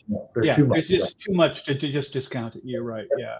Well, thank you very much, guys, and thank you for letting me be on the show. And you're welcome. Where can we find you, Rob, before you go? I'm sorry? Where can we find you before we go? Oh, you sound like a real professional. Okay. Actually, just look for me on not YouTube, Google. Just Google Rob Shulsky. Tons of stuff comes up. Or go to Amazon. I've got 83 books on there that'll give you an idea of what I write and what I do. So thank you very much for letting me be on the show. You guys have a good rest of the coming on. Enjoy the rest of your Pleasure to meet you. Pleasure. See you soon. Take care. Bye-bye. Bye. Oh, that wasn't a How sign. you doing, dude? How you doing? I am 8 hours, 31 minutes and 59 You're doing good, seconds. Andy. You're doing good, Andy. He's doing good. So we have this little kind of break in the chat. So congratulations on your team winning the England taking third place. I know you're listen, what is most bloody American. They performed when the stakes weren't high, put it that way. Well, wait, they managed to get 6 goals in there. They won a game that they should have won last week. It's like they've come third and they got 29 million for playing. That's not even the players' wages. Yeah. So Lacey, when we get on podcasts, Lacey loves to. Her dog drives us nuts. She needs to be needy. And Robbie, our 2 sons aren't here. They're down the beach. So Miss Lacey right here, look at her. She's right in your lap. She's like, listen, every time you go on the camera, I like to be a nudge. Yeah. So I was going to ask, and I know he had to run, but so just before when I woke up this morning, I saw your message, and then I go peruse through all the socials and stuff. I came across David down the rabbit hole, his kind of 4-post series about it was about the alien that escaped from Area 51 and killed a husband and stuff like that. Did you see that post this morning? I don't know if it was from this morning or just, sometimes I know things show up, even though it may not be from a couple days ago or whatever. So have either one of you, did you see that? I've not been on any social. Yeah. I tried getting on it for about 2.5 hours and it wouldn't let me do it. I was trying to post this show and that was it. So it wasn't working. I managed to do it about 10:20. And I don't know started working, and I've not been on any other social media. Just I think it was on Instagram. I'm not 100% sure. I don't know if it was just something. It was like a 4-part series, I think, and that was about an alien that in a secure area that they had captured, and it escaped, and then it got to a silver mine, and then it ended up killing which was a camping ground, and then a father got so they saw this being that escaped, and then it ended up killing him, and then I forget who the son. So the mother is, they basically, the government said, oh, it was like a hybrid animal or monster or something like that. I forget who the gentleman was. He was he worked there. He was security at Area 51. And, long story short, once he was able to, they said, oh yeah, you can tell her. So she, hey, now she was told the truth about what exactly happened to her husband. And then the son, what happened? He was in the military. He was in the military, ended up working in Area 51 as security for Area 51. And when they were talking about the experience, his commander or whoever is like, oh no, I know that story because it happened to my dad. He was the one that got. Wow. It's wild. That is wild. I mean, there's a story, isn't there, where I don't know if it was one of the Roswell aliens or from a different crash, that they actually went and lived with a general for about 9 years before sadly he couldn't deal with, got ill and died. So I don't know if that's true or not, but there's been a lot of chatter about that, a lot of rumor about this, and that's basically what Paul was based off. I don't know if you've ever seen the film Paul. Yeah. Oh, one of the best movies ever, with Nick Frost Check it and out. Simon Pegg. Yeah. It's a British comedy, but it's in America, and they run into this alien. Yeah. They hire an RV and just go driving all over the US. It's funny. Yeah. Right. Yeah, they go on the UFO highway and come in contact with an alien that's called Paul. Paul. Yeah. We'll have to try that. Yeah, and then the FBI or CIA end up getting involved. It's one of the best movies, and it's funny. a bit. I think a lot of it is like tongue in cheek. There's a lot of hidden reality in there. Yeah, definitely. So, but it is a comedy. Well, that's why I brought up, not being big into the UFO, knowledge wise. I always my reference is movies and, Contact, that whole, when Jodie Foster's, she finally goes through and it's, she has the experience with dear old dad, and she has the, but that's just the way that they've been doing it for millions of years or whatever. And then when they come back, they're like, oh, you didn't go anywhere. And then after the fact, they're like, oh no, did you see her body footage, camera footage? It was like an hour or whatever long, or 8 hours long. Wow. But it like a split second, to her, so to speak, is what they explained to her. But they were like, oh, that is interesting. that's a bit like Contact, isn't it, with Jodie Foster? Was it Jodie Foster? Yeah. That's it. Well, that's what I was saying. That's what I was. Yeah, that's what I'm about. Yeah. Oh, there's a lag on this side. Yeah. No, so Todd, Carmela, so you do the Stay Haunted. You do, is it one a week you do? Podcast? Yeah, we do. Yep. Every Monday. Yep. One day, Monday, live Monday from 9 to 10. Usually we hold, to about an hour. Depending on the guest. 2 a.m. Yeah, it's a little bit of a time difference for you 2 a.m. for us. So that's why I know we talked about doing some pre-records and stuff to accommodate the time shift. So. And what sort of places do you investigate? What's round by you? We got a lot here. We really do have a lot. Do you want to share? Go ahead. No, you share. You're the talker. No, you I'll share. be right back. There you go, Todd. You've been told. No. You just go your so asshole. yeah, so no. Oh. So we so we have a few different locations around us. So we're fortunate to have a bunch of different locations. Did you ever go to White Hill Mansion when you were over here? I know you went to Gettysburg. No. So that was pretty much it. That was the only you place I went to. You were a walking zombie when you came in there for that one, because that was a short turnaround for you. So we've been to we're blessed in the area, that White Hill Mansion. We've had Burlington County Prison, which is local to us. We have I'm trying to think else. What else? Fort Mifflin. That's the one that is it Greg O'Brien? Yeah, Greg O'Brien. Yep. Yeah. So, where else have we been? What else do we have around us? Peachfield. Mm-hmm. Tower. Is there many asylums and Tower? Trans Allegheny. That's in West Virginia. What about Pennhurst? Yeah, we've been to Pennhurst Asylum. Yeah. They're the only asylums. So what experiences, talking back about our co-host, Chris and Andrea, what was our experiences down at Montgomery House? Oh, I saw Mrs. Montgomery. Oh. For his side. I said, don't move. There's someone behind you. So, of course, he runs. And then I took a picture and you could see her face in the corner. Of course he runs, right? She's like, yeah, there's somebody behind you. I said, I'm there's like, something behind you. Don't move. I'm And he like, ran. And he's gone. Bye. I'll wait in the car. Let me move, take the pictures. Yeah.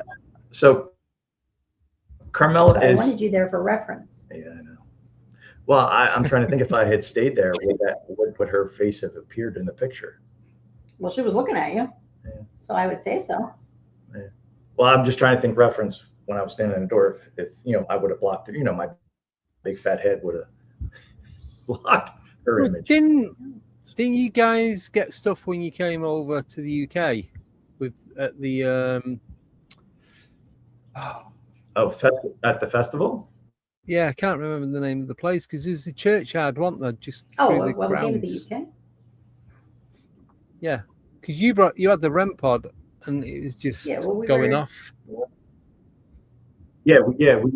So when we went, so we were in the because we helped that little girl cross over. Apparently. Oh, right. There was a little girl that was held back by something. I don't know what it was, but remember that was the first time you saw the shadow go across. Yeah. So we were doing, I think it was the Friday night. Were you right? Were you there with us? Were you in the room in the kind of like that banquet? So I did that, but then when we went out, I was like, I'm going to go back on Friday night because I had stuff that I needed to do Saturday morning, and then I came back like midday Saturday. So I didn't stay over on the Saturday night.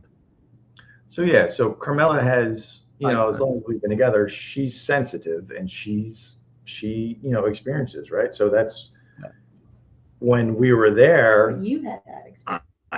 I know I had the experience, but you were sensing the little girl that Andy, I think is it Andy Moore is the medium over there? Yes. I believe, right? He was there. Yes. He was only there that Friday night, so you may or may not have seen him since you left. I couldn't tell you, to be honest. It's been a long, just too much going on. Right, I hear you. So when we were doing that that session in that banquet room, I saw a shadow figure, and then you were experiencing the little girl that Andy was picking up on, right? And Andy was. He drew her. I didn't. Did I say what she looked like? I believe you did. Not to him. Yeah. No, because I didn't know him. Right. I said it before I went in that room with him that there was the little girl. Right. Explain what she looked like, and then he said, "Oh, you have a little girl that's attached to you. She doesn't want to leave your side." And then you were the human pendulum. Yeah, I was there. They did the human. Oh yes, I was there because I was stood behind to stop you from falling. Yeah. I stood there. Yeah. I stood there like that because I thought if he falls, we're both had better touch me. And all I kept thinking was, I'm not catching him. Yeah. So I was actually there in the room. Who'd have known? Yeah. But yeah, we've been fortunate that, that was a good experience, getting over there. It's one thing to see, in pictures and movies and stuff like, London and the UK and parts of that over there. So it was very nice to actually be over there and see it. And then that church, the church. I was just thinking, do we have anything happen in that church? Or even that night when we were walking? Right. Remember we went out and about? When we went round kind of along the river and the little lake and along the yeah, we all felt there's something going on there, but no one could quite pinpoint exactly what it was. Mm-hmm. No, there was something, but I don't think we knew what it was. No. It was creepy. But I think that was more safety in numbers. It didn't feel so bad because there was so many of us. I think if there'd just been a couple of us there at a time, I'd have been. I'm going back. I'm going to go to the light. I don't know that I would have been wandering in the cemetery by myself. I'd have gone to the cemetery, but not so much along the river. Well, then there was the long path that that pathway that went down the woods or whatever along that property. Yeah, because we're having to like climb around the tree. Was it tree roots? Tree or something? Yeah. But I was like, all right, who wants to walk down the creepy long path with no lights? Yeah. Well, we went so far, and then a few people like, no, bad vibes, because there's what? There's about 9 of us in total. 9, 10. Yeah, something like that. So it was, do we? Don't we? So we didn't. I But was it's still happy to go it was back. still fun. Yeah, I was a little creeped out. It was a good weekend. Oh yeah, it was a good weekend. Mushy peas. Mushy peas. And yes. Mushy peas and deep fried sausage. Yeah, that was it. But even because even the what was the name? Bosworth Hall. That's it. Yep. So I didn't realise till we got there there's a battlefield just over the road from Bosworth Battlefield.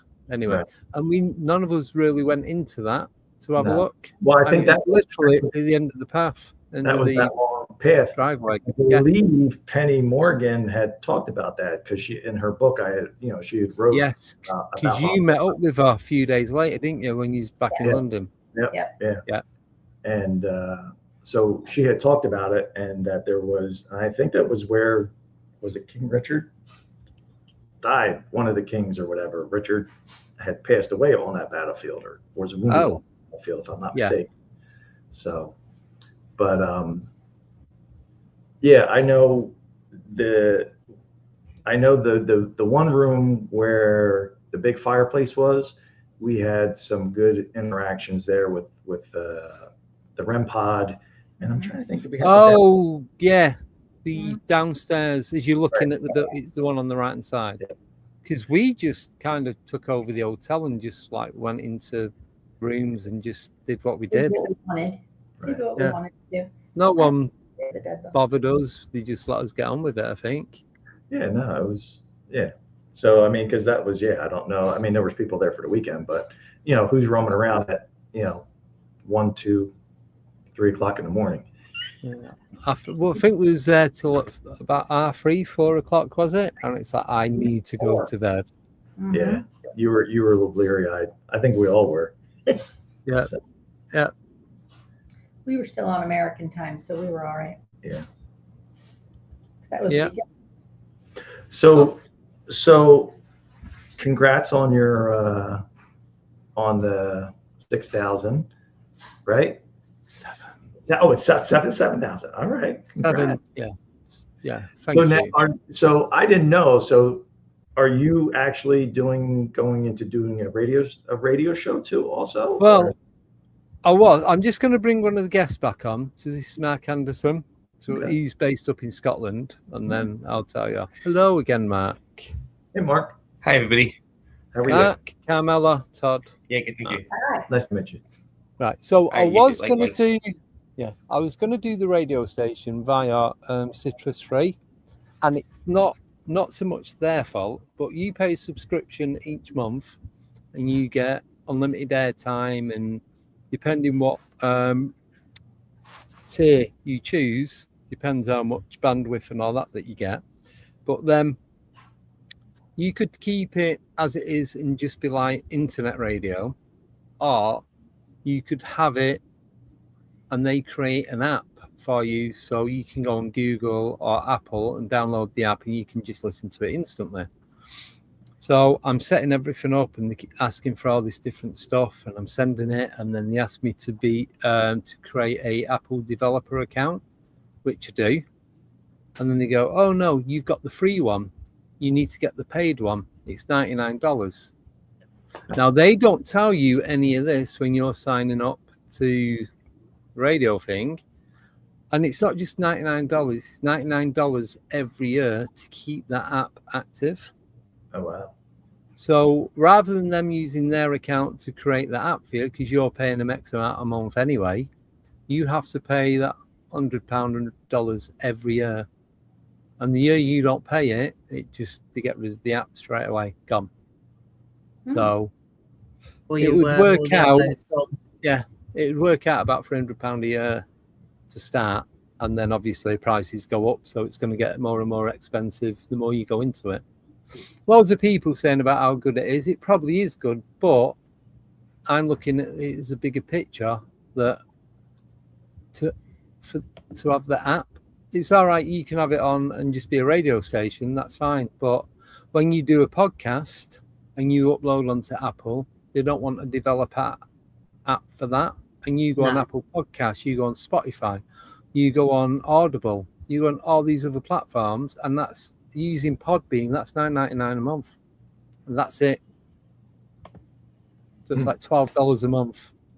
So, and you can listen to it anytime. Whereas with a radio station, it's whatever's going on. So I just thought, no, I'm going to concentrate more on YouTube. I don't want to throw money at a different platform when I'm just really starting to build up this channel.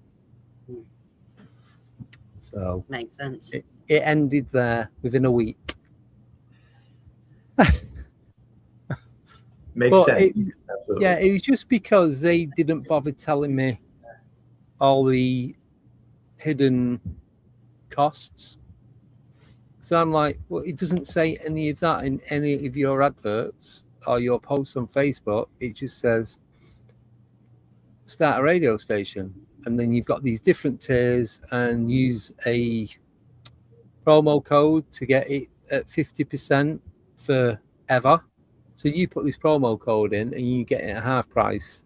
As long as you stay with them, it doesn't go up from that. Obviously it'll go up each year, but not to the full amount. But it doesn't mention about all this developer stuff for Google and Apple, and you have to send them all these details, and then they log into your Apple account. Yeah. So if you do it, that's where you've got to go.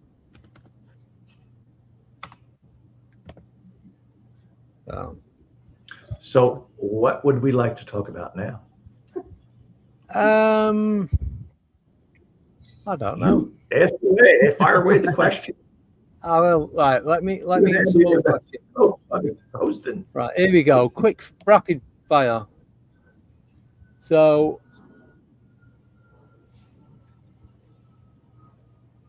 if you could interview any person from history, who would you like to interview?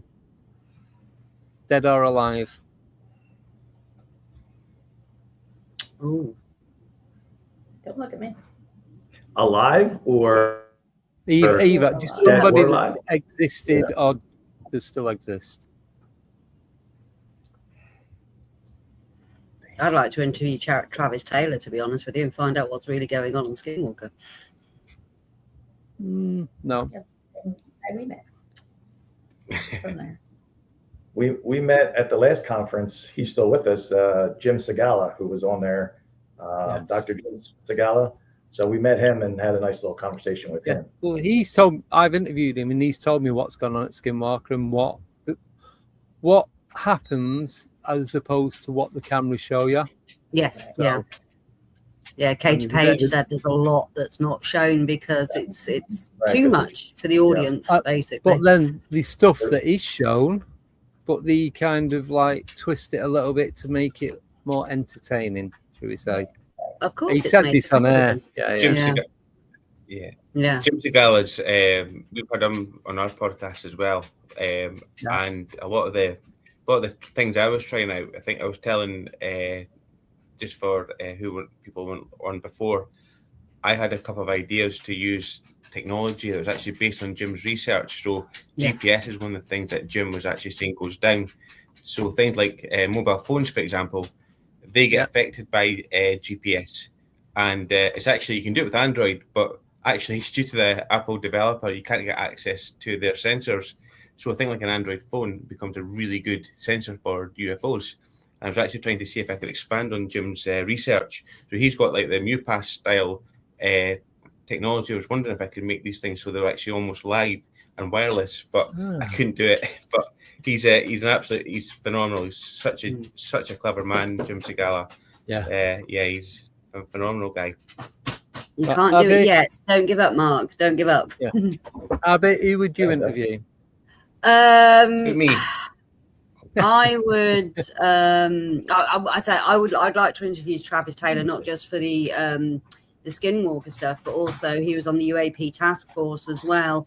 So if he could actually say what's really going on, that would be brilliant. But like the whistleblowers, like anything else, that right back in time and interview someone like Jesus. or Moses? Because I'll be honest. So I think it would be cool. We just watched, like I said, I watched the movie. Whatchamacallit, Indiana Jones last night, and he goes back in the dial of whatever, and he goes and meets Archimedes. I'll say Archimedes. But it's not just that, because I'm not a religious person, as you all know, but it's just this person named Jesus did exist. His parents were called Mary and Joseph. He did live apparently in that part of that town, that city, or what have you. So find out what was actually going on. And did he walk on water? Did he turn water to wine? Did he do the feeding of the 5,000 and all that other stuff? And was it magic? Was it trickery? Was he some kind of non-human intelligence? So it'd be interesting to find out. What about Aleister Crowley? What he was doing at Rendlesham and Scotland? And Balskin House, yeah. Yeah. I'll tell you who I'd like to interview, anybody who's passed away, is Carl Jung. Oh. Now, Carl Jung is actually if you actually look at a lot of the work he did, he actually wrote a book on UFOs. And I've got to admit, it was a bit beyond me, if I'm honest with you. But it was the intelligence. He clearly had a lot of intelligence behind it. And even back then, he was talking about how there's radar sightings and radar contact in his book. Also talking about who's alive, and a good one for Jesus is Diane Pasolka, who wrote American Cosmic.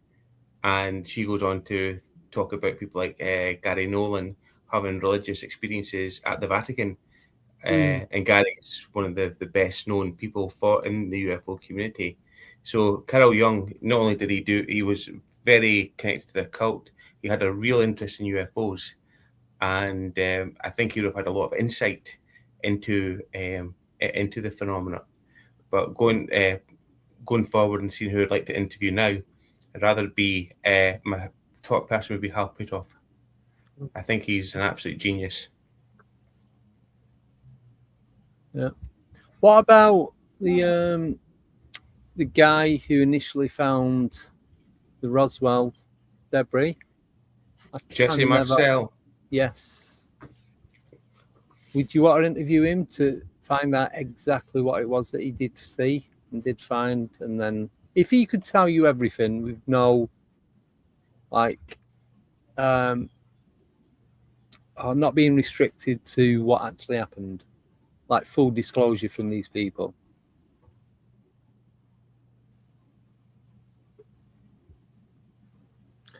I think I would interview anybody that worked at Area 51. Well, Eisenhower, because one of the bodies of Roswell was meant to end up in a morgue in Denver, and it was put on indefinite hold. So I would and apparently there was a big Masonic connection there as well. So I'd love to actually find out more about that, and maybe did Eisenhower meet with ETs? Was there a treaty struck up? Getting into that as well. You could always ask his great-granddaughter. Yeah. Is she allowed to say anything though? Well, I've interviewed her 3 times, and she's told me stuff, but she's only told me what she's been told by her parents and her grandparents. Yes, yeah, of course. So it was limited to what she was told, but she's not afraid to speak out and say what's what. Fantastic. We like that. She's actually not. Do you know would be a good guy to speak to? He was on American Alchemy just before he passed, Harold Malmstrom, and he was actually talking about how the Vatican actually was able to sneak out a crash saucer from Italy. Yes, and then got it through to America so that the Nazis wouldn't get access to it. That would be a good guy. He was very, very clever. There we go. Yes. Yeah. The names are below. Yeah. Yeah. I think there's just so many people when you think about it as to Jimmy Hoffa, where are you buried? Come on, Jimmy, tell us. Get your dowsing rods out, we'll find you. So Yeah, but if you're just picking that one person, I think I can. There's so many. Yeah. I mean, I would actually kind of go back to what you mentioned, you know, kind of being our religious background, being raised Roman Catholic. That would be an interesting Jesus interview, and kind of talk to him and find out, like you said, Andy. So, but would it be? Well, I would like to think it would be. I don't know. Actually, Todd, talking about the religious background, this year I've travelled to a couple of Roman Catholic real shrines. So I went to Assisi in Italy, and the energy of that was phenomenal. Yeah. And I just came back last week from Częstochowa, which is a religious shrine in Poland. And again, there was the Our Lady of Częstochowa. There's actually a sister church I think it's in New Jersey, actually, in your country. And the energy, even in Częstochowa, it was quite a remarkable experience. So, what did you experience while you were out there? It's just, right, this sounds silly. I felt like there was a connection when I was in Częstochowa. I felt there was a connection. It was like something connected to me. And again, it's like in Diane Pasulka's American Cosmic. She actually talks about how the artifacts, you might study them, but they seem to study you as well. Yes. It just seemed to be, I wouldn't say it studied me. I felt it just had a connection to me. So it's just something that I felt, and it sounds crazy, but I genuinely did feel that. And the amount of synchronicities were around that area was just incredible. Do you think you had a past life there connection, and that's why you were tuned into the place? No, I don't think I had a past life. It was like some sort of being was able to connect to me, and it was almost like it's trying to. It was almost like offering to connect. That's where I felt it was happening. Yeah. Mm. And what was it, like a download situation, or just an actual, almost like mind speak? No, it wasn't even mind speak or a download. I've had both of them, and it wasn't that. It was almost like something saying, like, if you want to have a connection, you can have a connection. I'm not able to articulate it very well, and apologies for that. But it was almost like saying it was offering a connection, and it was almost like saying this is a way of connecting with me. Yes. I don't know how anywhere else to describe that. But going to Assisi, the energy of the place was just off the scale. I've never felt anything like that, and I could see a lot of things that were like telltale signs of like, where there'd be a lot of earth energies. One of them is wells. There's lots and lots of wells around Assisi. But there's a church of a saint called St. Carlos, who only died in 2006. He's only 15 when he died. And when I walked in there, I actually felt really lightheaded because the energy just overwhelmed me. So there certainly is a lot within the religious form as well, that there is a lot of mystery and paranormal into it. But yeah, sorry, I'm going on too much. But it's very. No, you're okay. So when we came over for the festival, right? We ended up what was the cathedral? Was it St. Paul's Cathedral in London? In London, yeah. Yeah. So we went there. I mean, same thing. You have just when you're walking into a location like that, you have that presence, that connection, or that sense of energy. Walking into a location like that. I want to ask. So talk a little bit about when we went to Sicily, about when you went to Enna, to where your grandfather, and you walked into the church. I didn't go, but did you have any like sense of connection or? No. Oh, okay. No, but we met family that just came out of the woodwork, and I was scared to death looking for the exit sign. The priest had said to us, my mom's last name is Sabato, so this place in Italy, Sicily, I guess they're well known. And he said, okay, don't move. I'll be right back. And then with that, I'm telling you, 30 people just came out of the woodwork, and I'm like, what the hell? It was like the movie with Tom Hanks. Da Vinci Code. The Da Vinci Code. Oh yeah. When they're in the chapel or whatever. And she comes up and there's her family members, and you're like, where are they? Yeah. No, I didn't feel anything. I didn't That's very close to where I live. That's about 20 miles from where I live, guys, in Scotland, the Roslin Chapel. Roslin Chapel. Yeah. Oh, okay. Yeah. Very well. So have you visited there before? Yes, I've visited a few times. Sorry, this is Jarvis. He wants to be part of it. Yeah, I've visited it a few times. It's very interesting. What's really interesting as well is the Rose Line. That's like, if you look at Dan Brown's work, the Rose Line's meant to go from like the Notre Dame straight through to Roslin Chapel and beyond. Yeah. And what's really interesting is that there's a county in Scotland called Fife, and probably you'll know it from like St Andrews, where the golf is. Mm-hmm. And there's an ancient town called Kirkcaldy. Now, Kirkcaldy is the hometown of Adam Smith, who invented economics. And there's a line that goes through it. The Rose Line goes right through that. And there's just about 2 churches in the town hall right on the Rose Line, and which I find really interesting. And then it goes through to Roslin. So I find Roslin a very interesting area. People like Paul Sinclair, a chap from Yorkshire, his family, he's got family connections from there, but he's had experiences in Roslin, and there's been quite a few people who have experienced things in the church itself. But I've not experienced anything, but it is a very, very interesting place. If I could just tell you one thing about it, there's one place I've also looked at and has kind of skipped the radar, is a small town called Temple. And what Temple's really interesting, it's only about 5 miles. Have you heard of Temple before, Abby? And just about 5 miles away from Roslin. It's actually when the Knights Templar were cast out. Sorry, you're speaking. When the Knights Templars were kicked out of France, they came to Scotland, and they had their headquarters were in this little small village called Temple.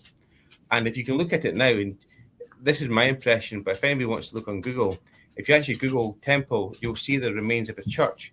And to me, the church, the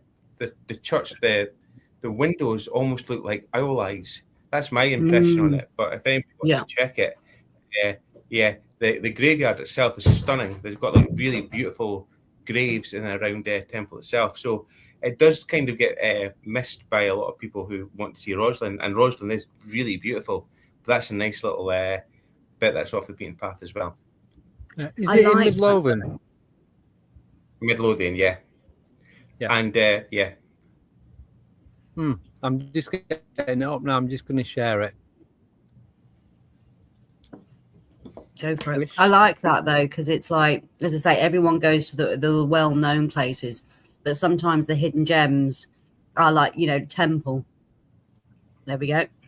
Yes, wow. There it is. If you look a bit further as well, but actually it can look like a bit more like a beak. That's what I was trying to find, but it's yeah. I think I have a photograph here. This one? Oh yeah. You can see like what look like eyes. There. Yeah. There's also another place that's quite interesting called Kirkliston, and it used to be called Temple Liston. That's in West Lothian, and that's on the Dragon Line that we were speaking about earlier, and that was actually turned into the church has been built over and over and over again. And that's the reason why it's called Temple, was that was another Knight Templar's stronghold in Scotland. Didn't know that. Welcome, Lee. Thank you for coming back on. Lee, meet Mark, Carmela, Todd, Abby. Hello. Hey, Lee, how are you? Nice to meet you. You too. I've just been getting messages going, where are you? And I went, no. I said it would be 8 till 10. He's in Canada. They don't have clocks up there, apparently. He's in Canada. Thanks for some of the wildfire smoke. We've had some of that. You are most welcome. We haven't got any anymore. We've blown it all over the border. It all blew away. Yeah. We like sharing.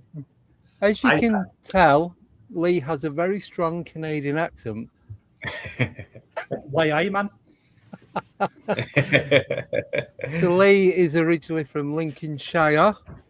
Okay. So he got it right today. Nice. And he moved to Canada a while back. So when did I move, Andy? Come on, tell me. Was it 7, 8 years ago? I don't know. 13 years ago. I knew it wasn't as long as I'd moved down south, but I couldn't remember the exact. It's been a long day.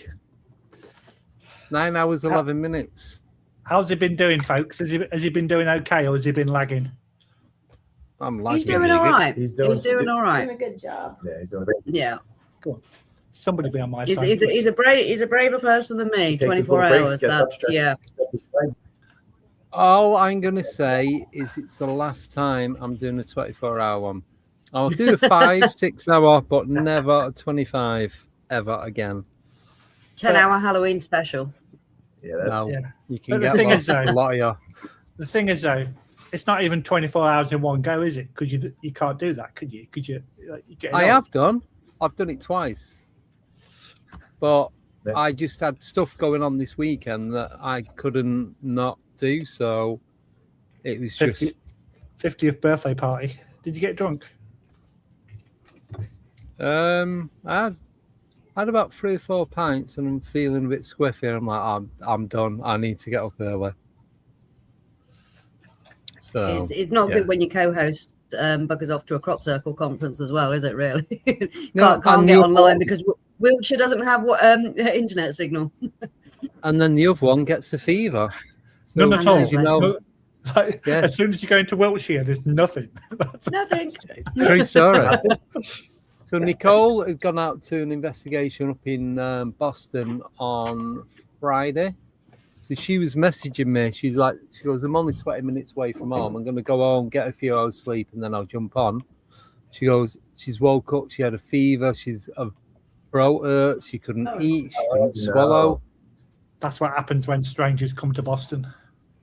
Yeah. That's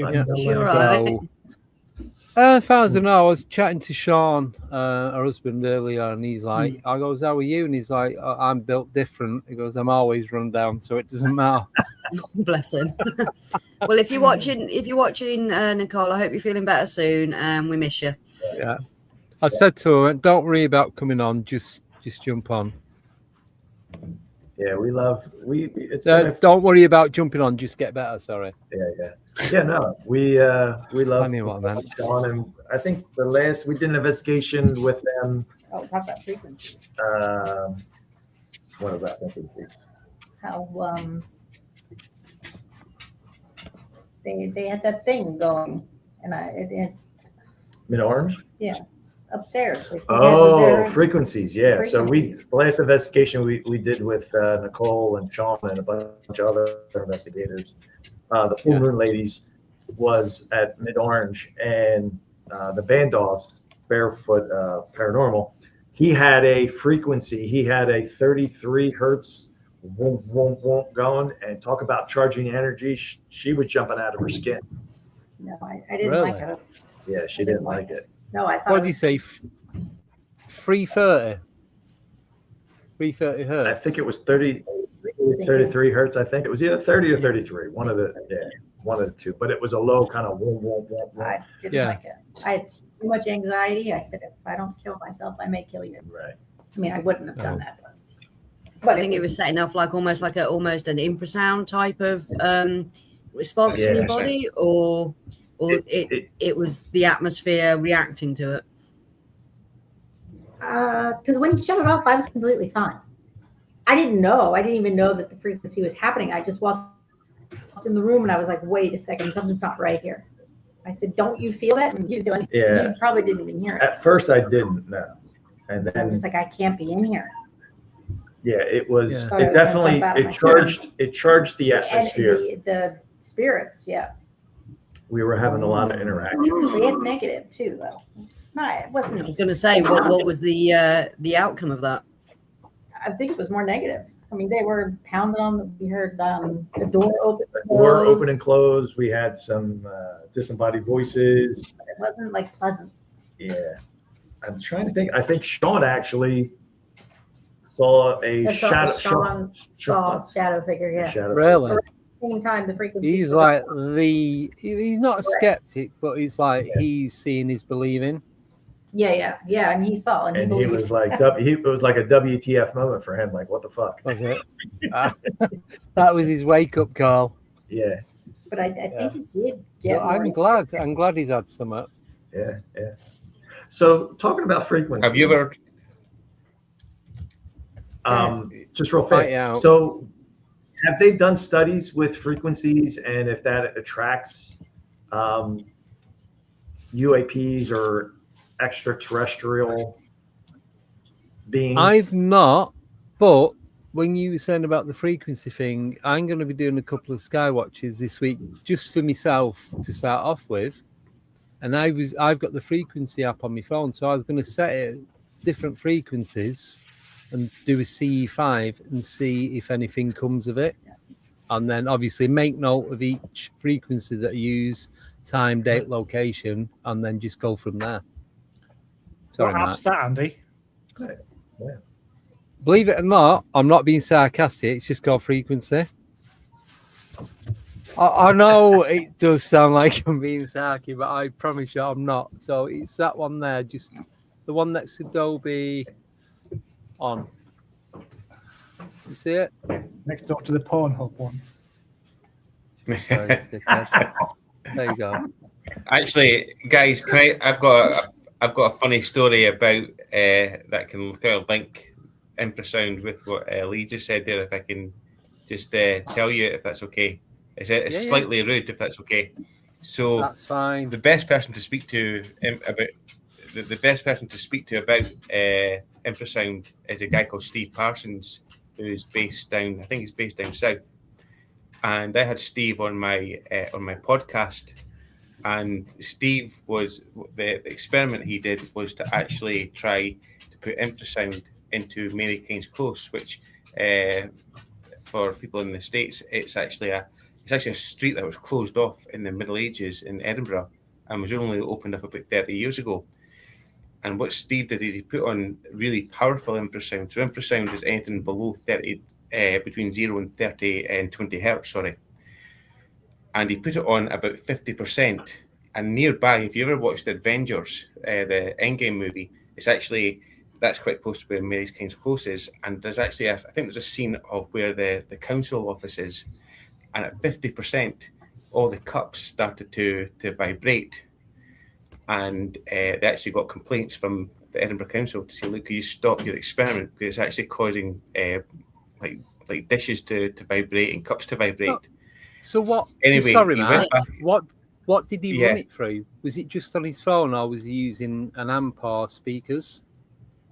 He developed his own equipment, so he hasn't told me what the equipment was either. Yeah. But what he did is he put it on at one night. Him and his team were in Mary's King's Close by themselves, and he put on the infrasound, the sound on at 100%, and the ladies named it the Orgasmatron. So yeah, I'd really love to find out how he did that. But yeah, you're not the only one. Yeah, don't give it Tommy. All his clothes will accidentally fall off. What little shorts he wears. I had the pleasure of interviewing Steve, which it will be coming out in a few months, about the Pembroke Voice and the recreation of that down at Pembroke Castle, which I think he's around that area now. So he's based in Wales, but really interesting stuff with parascience and the audio work and the frequency work that Steve does is absolutely amazing. It's fascinating stuff. Mm-hmm. He's a clever guy. He's a very clever guy. Very clever guy. I need to know what he's using that frequency though. Yeah. There's an old woman who's got like a scowly face every time next door neighbour. It's like might cheer her up. Well, it's not just that. It's normally we have to complain to the council. It's not often the council complain to you, isn't it? So it's payback, really, isn't it? Up me council tax, I'm going to infrasound you. Yeah. Any more potholes you're going to get? Some of you, some of you will enjoy it. Some of you won't. Do it near a nursing home so all the old people's false teeth start vibrating. Yeah. Well, actually, Steve started off. That's how Steve started off. He was a nurse at a nursing home, and he saw two people that died, and they just were like loitering around the stairwell, and they died the night before or a few hours before. So that's how Steve got into it, was through nursing homes. So what was the frequency? So I think Steve does it about 15 to 16 hertz. I think that's the frequency that he works on. Right. Can anyone hear that? No, you won't be able to hear it if it's 15 hertz. No, but you should. Your subconsciousness should pick it up, shouldn't it? It's not doing it for me, Andy. I'm afraid. Sorry. Oh. So I've got it 16.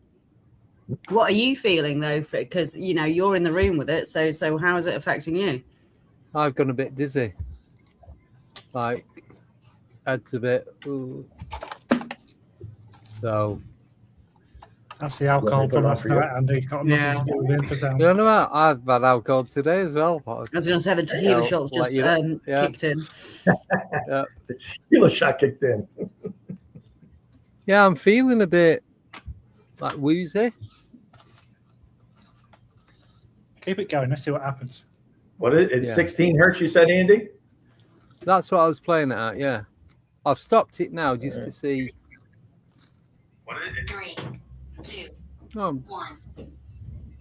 All right, I'm going to try on 17 as well. Oh, I can feel that. That's weird. I can actually hear that with the headphones on. How funny would it be if his head just Oh, exploded? do you know what? That was horrible. Didn't like that. 17? You can get feels of nausea from. Yeah, I actually feel really sick. And that was only on for like 5 seconds. I can't really hear anything. I know. That's like when I was talking yesterday about motion sickness. No, I'm not doing that again. Thanks, Mark. I'm blaming it all on you. Do it again, just for me. Go on. No. No, I'm good. But yeah, just download the app. The app's free. If anyone wants to try it, if you get ill, it's nothing to do with me. It's just an experiment. So that's your waiver there, that's your your disclaimer right there. So apparently, what was it? There's a few hertz, isn't there? There's meant to be indicative of, or so they say through experiments that have been performed. It's like 103 or something that's meant to be 103 hertz or megahertz that's meant to interact with the UAP phenomena, or is that just made up for TV?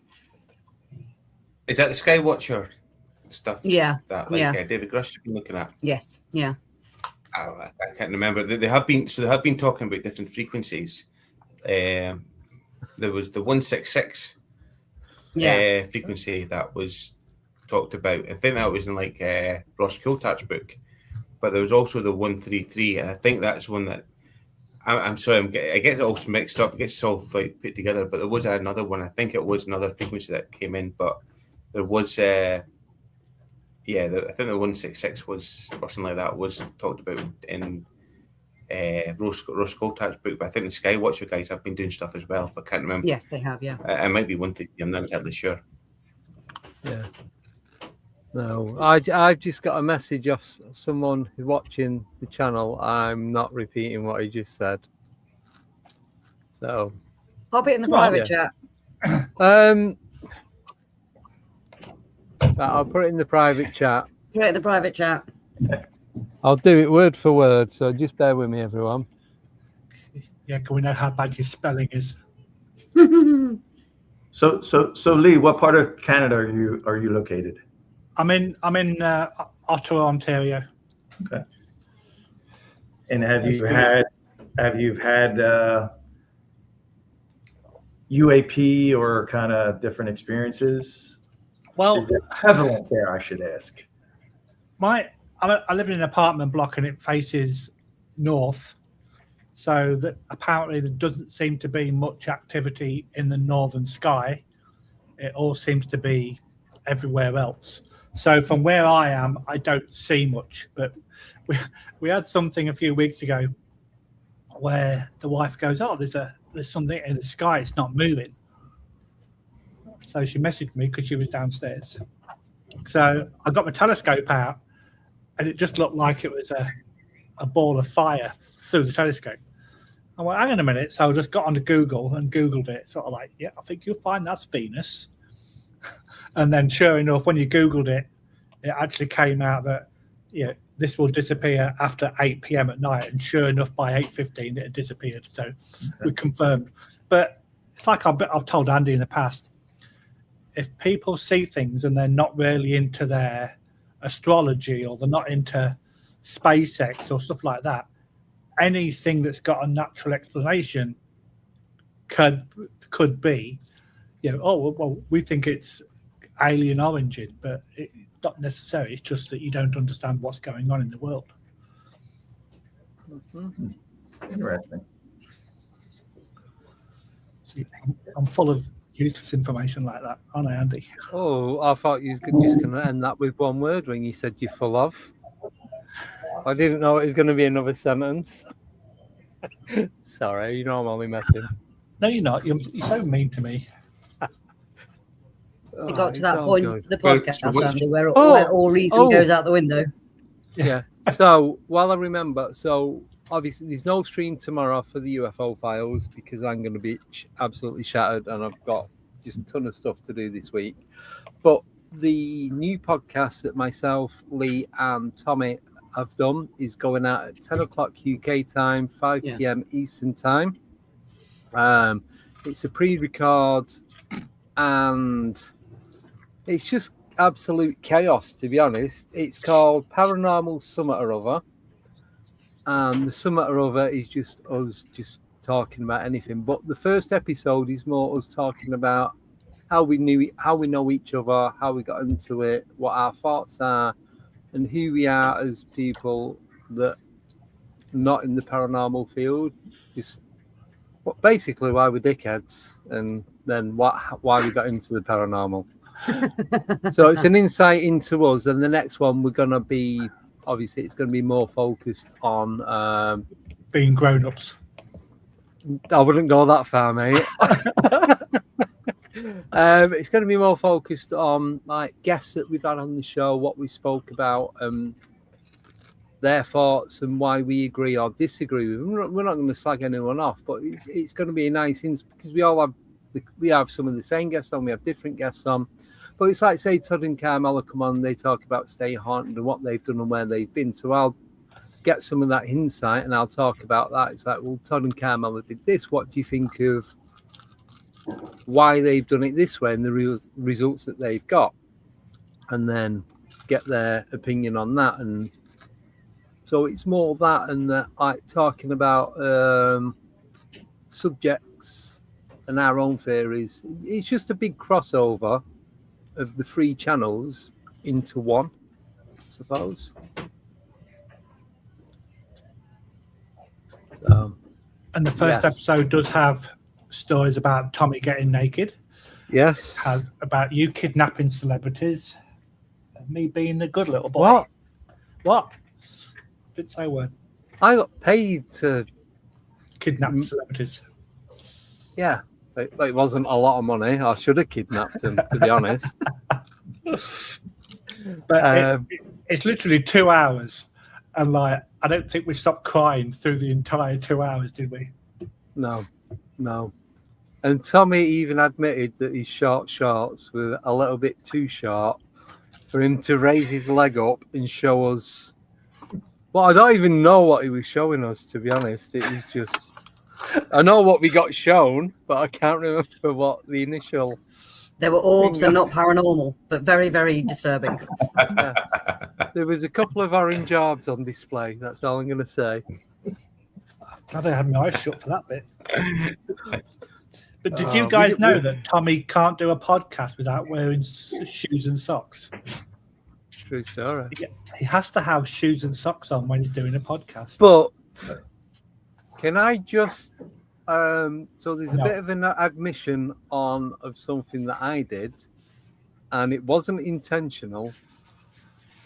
And I actually talk about it, and I will not ever declare who I was interviewing at the time, or which podcast it was, or how long ago it was. That's what I'm going to say. It was a Tommy moment that happened, and oh yes. Yeah. So you need to watch it to find out. That's premiering 10 o'clock tomorrow night. So good luck. That was funny. That was funny.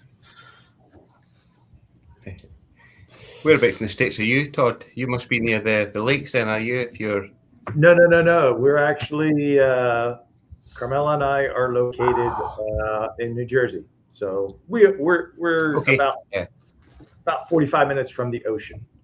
So from the Atlantic. Yeah. So do you guys go to the New Jersey PowerCon? Oh, sorry. No, you're good. Sorry, Lee. Oh. Yeah, do you guys go to the New Jersey PowerCon? Yeah, well, there's multiple ones that we've been to. There's the what is it in November, right? Yeah, that one. Yeah. Yeah, the one in November by from New Jersey. Power Unity. Power Unity, right? Yeah, we went last year, or no, we didn't go. Did we go last year? I think we went 2 years ago. I don't know if we went last year. So we've been to it a handful of times. So. Yeah, you'd have probably walked past me because I was there 2 years ago. Okay, it's very possible. So, yeah, it's good.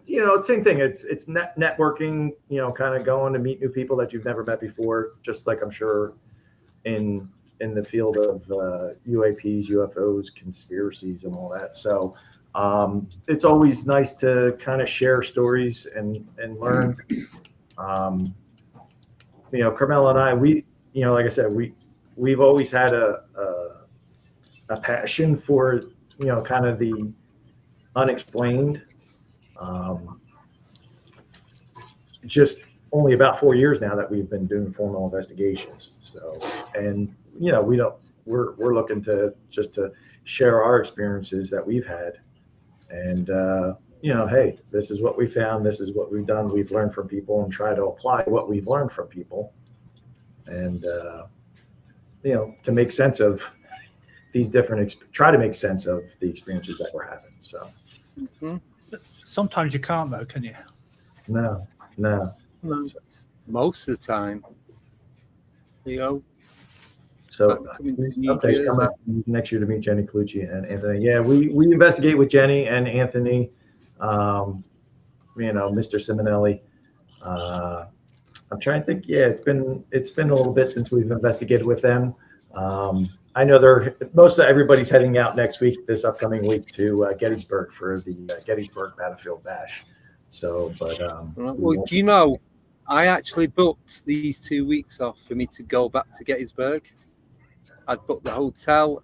Where Tommy's Pizza is in the town, where the road splits, and you've got the hotel with the pool and all that. That's where I was going to be staying.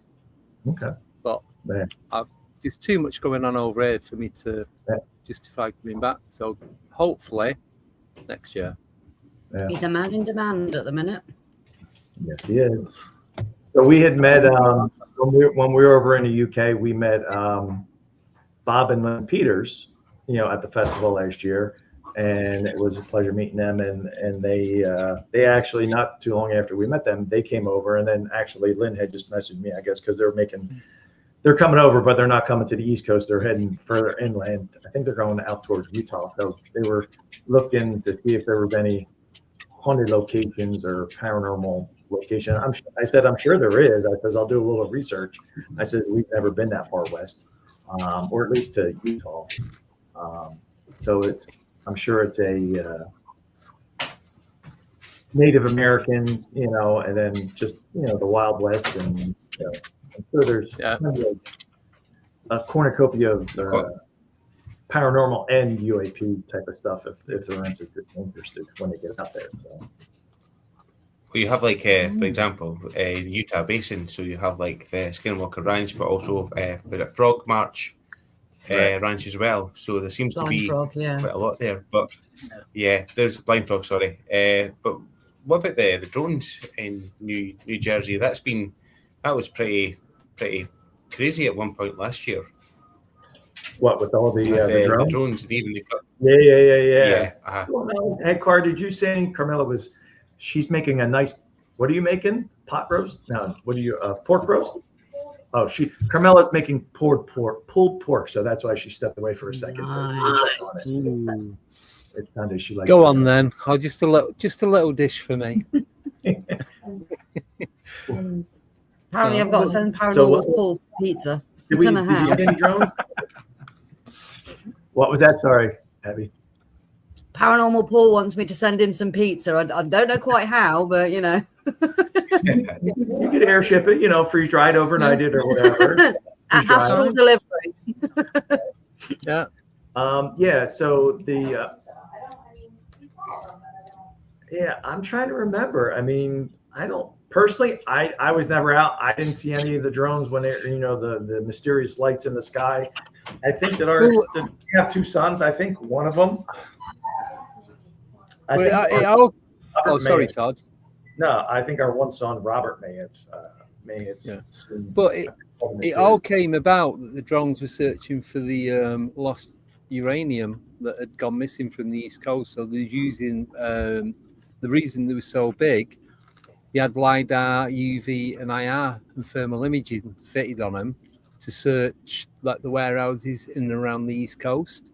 And apparently the port between New York and New Jersey is the easiest point in the US to get things in and out without the Coast Guard detecting it.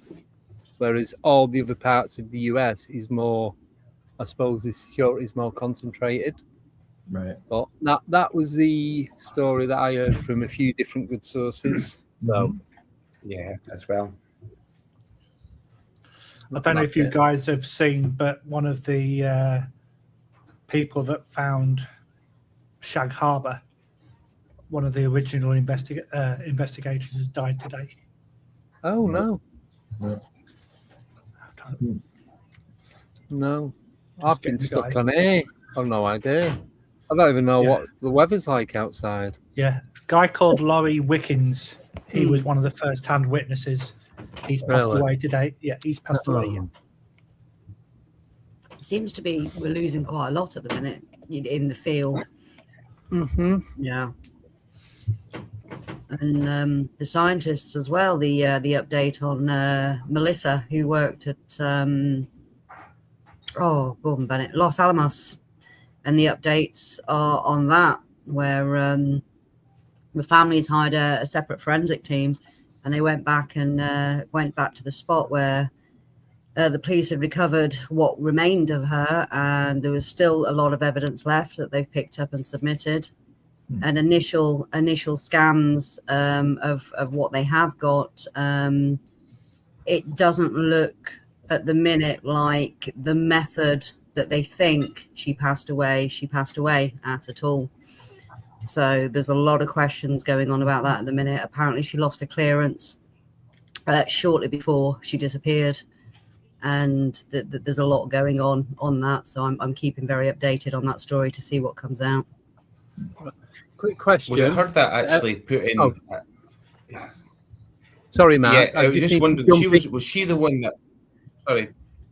Sorry. Can I just jump in quickly? Do you mind if I shoot off for 5 minutes because I really need to get something to eat? Again, I've had a packet of crisps all day. Sorry, a packet of chips. I've had to eat on air. I have, but mine's like in a big dish, so. I'll be 5 minutes. Is that all right?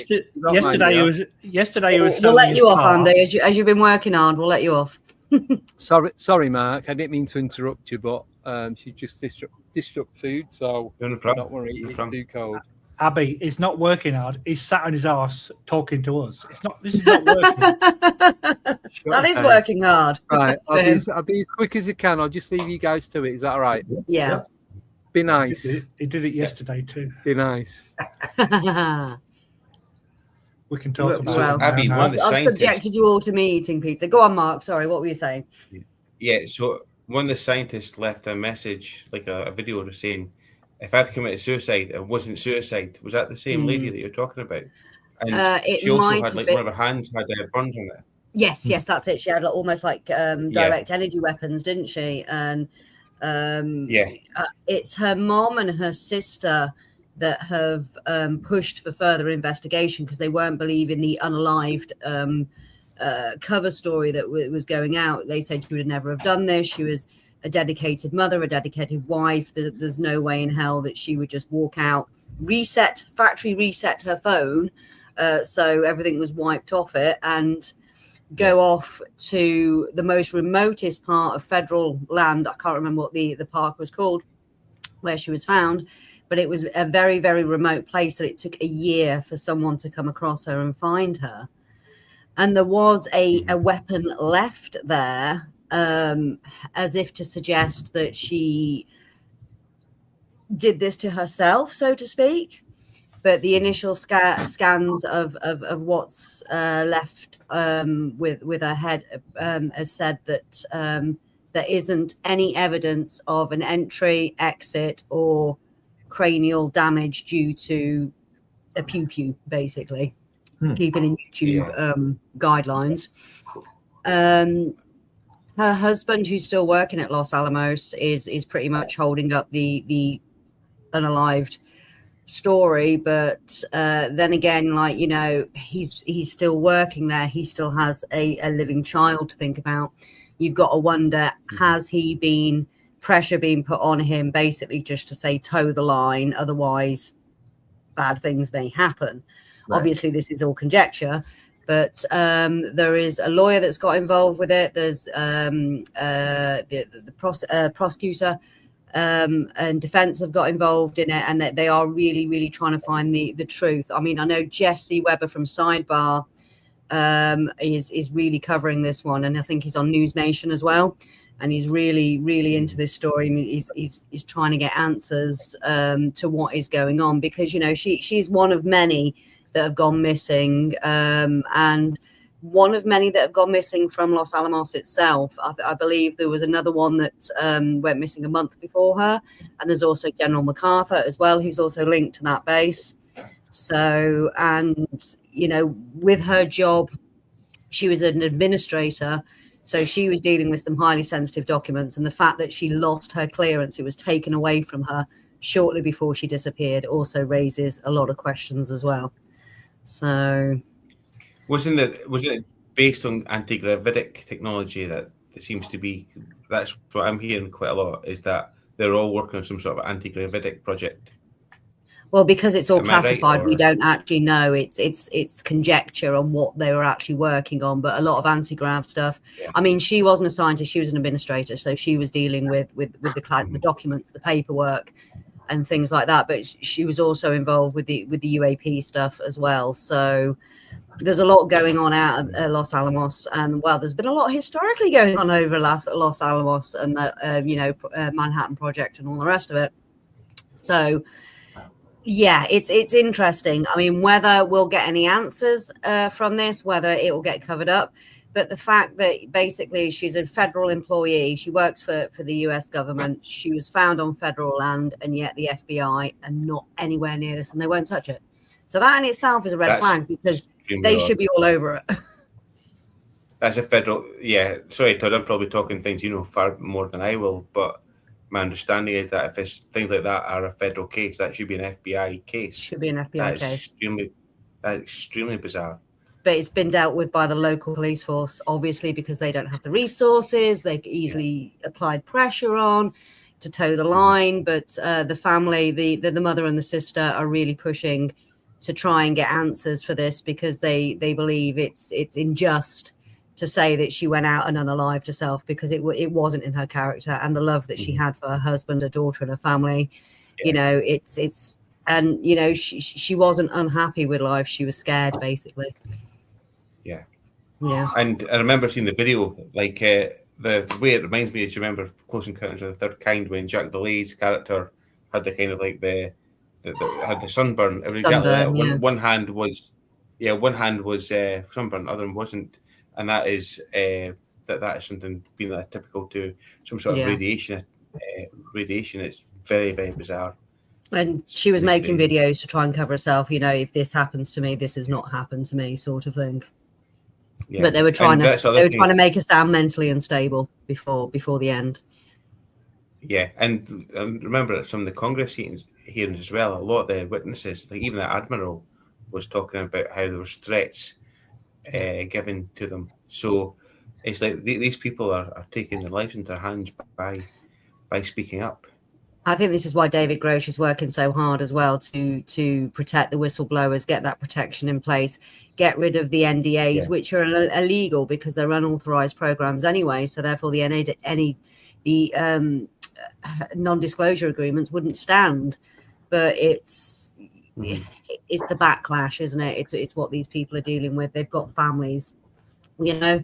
It's the threats. And yeah, she was filming people outside her house, wasn't she, from behind the curtains in black SUVs, and she was just basically showing the burn marks on her hands and saying, you know, what's going on.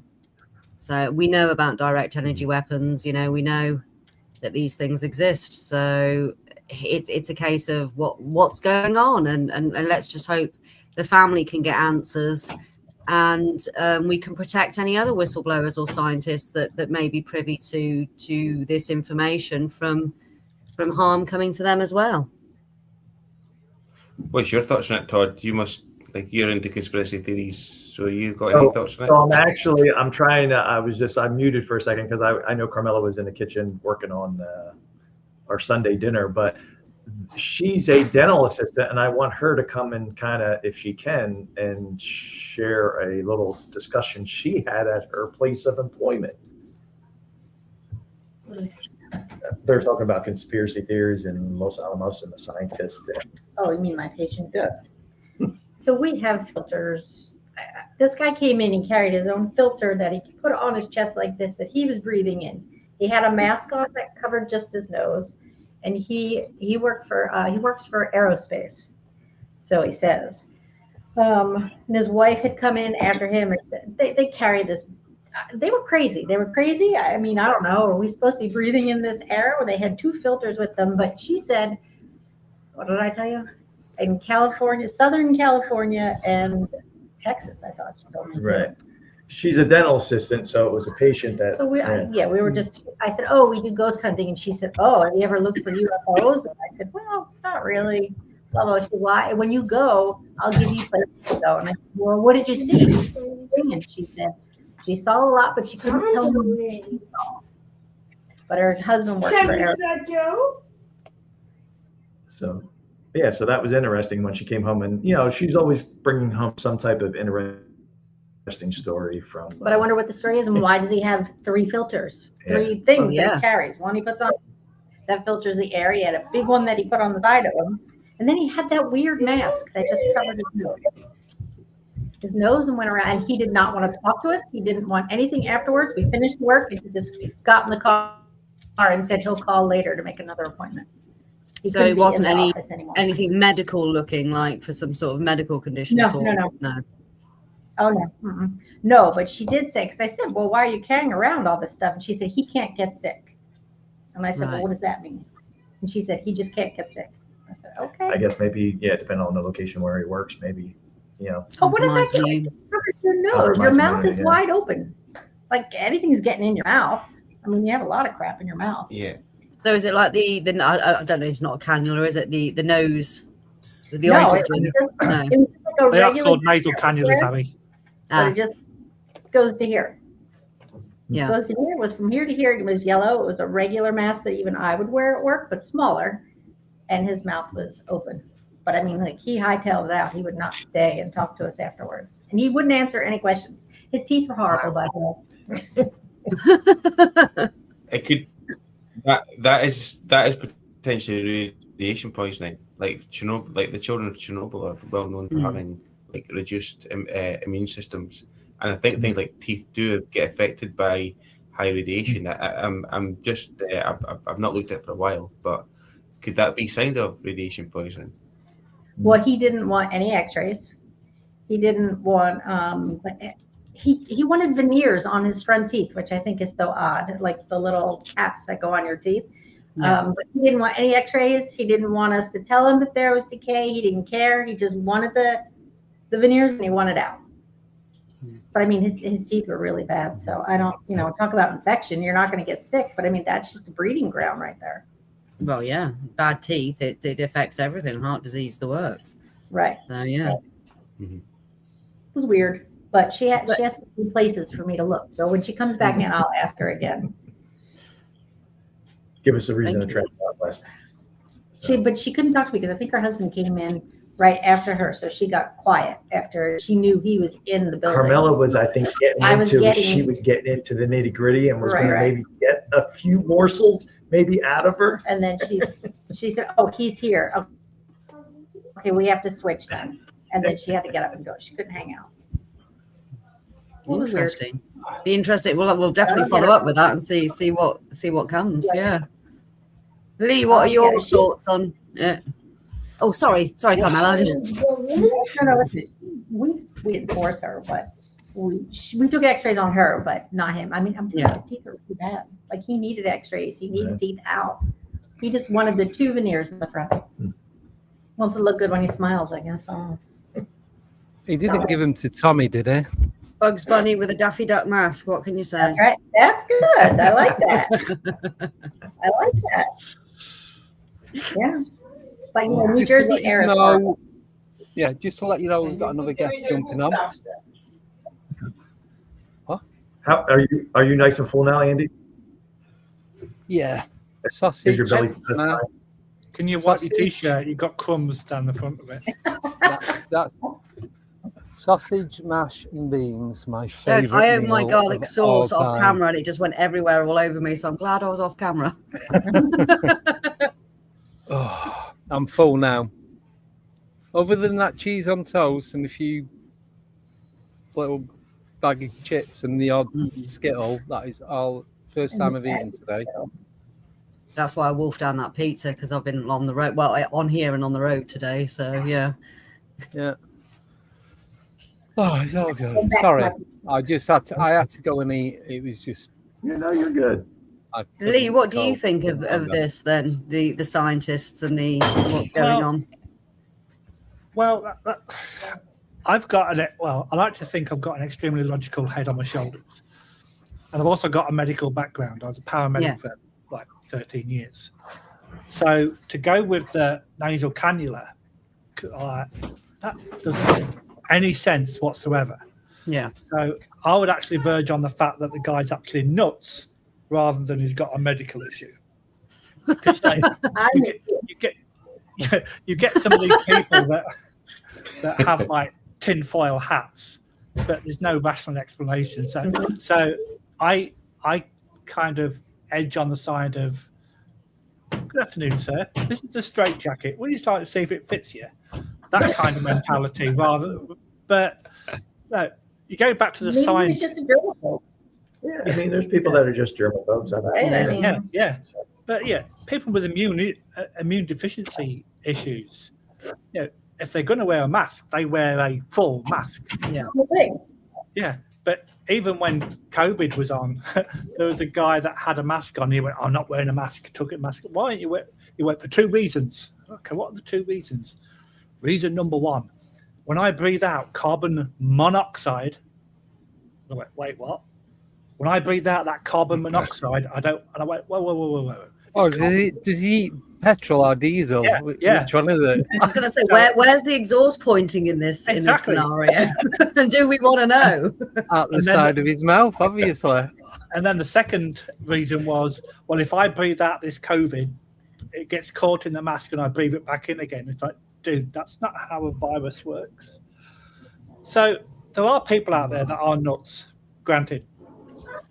But going back to the scientific thing, I did notice that Nick Pope died recently through cancer, but they're tagging him under the same umbrella as the rest of the scientists. I thought, well, same with David Wilcox, they're tagging him as well. And it's like, these guys are dying of natural causes, okay, cancer kind of thing, but yeah, you can't tar everybody with the same brush. The girl that went away and allegedly took her own life on federal property, I've seen people do that in the paramedic world that have been perfectly normal and then just one day just go, I'm going to go and lay in front of a train, or I'm going to go for no reason whatsoever. So I kind of look at it from that logical perspective, like, okay, she may have had enough. I went to a patient who'd got 3 children, and one day she decided, normal person, that she'd had enough and decided to drink a bottle of bleach. Just because she'd had enough of her children. So you don't know how people are going to wake up in the morning, react exactly. So could this be a rational explanation? It could be. However, you've also got these other, well, what about that? And what about that? And what about that? Yeah, the unexplained parts of it. But yeah, I try to not go down that rabbit warren of conspiracy theories. I always try to look for a logical explanation of what's happening and why it's happening. Yeah, this is why I'm following the legal route of it. Hi, Greg. Sorry, Andy. I just quickly want to introduce you to the other side of Pursuit of the Paranormal podcast. So we had Ash Ellis on before. This is Greg Tomlinson. Hello, Greg. Hi, Greg. Hey, Greg. Hello. Hi, Greg. Greg's here. So we gotta leave. Greg, sorry. Bye. Nice. Greg became last year at Bosworth Hall was car park attendant, concierge, private tour, security, and everything else that you can think of. So when I picked Todd and Carmela up and we went to Frequency the Unexplained, Greg was the first person there when we got there. Yeah. So he was showing us where we needed to go, where to park, and he was our tour guide for the weekend. Yes, he was. He had all the right answers. Yeah, it was one of the How best are you, mate? weekends ever. Good to see you. Hi. So, Greg, have you met Mark or Lee before? No. Yep. I've met Mark, not Lee. That's a good thing. Wow. Lee, I can gong him for you if you want. I've got control of the gong. Oh, shit. Do it. Do it. Do it. Have you? Do it. I might have. Don't lock me out now, boy. I'm not going to be quick enough. I can't even find where anything is. Oh, you've removed the gong, dude. Oh, if not, I'll tell a gong myself.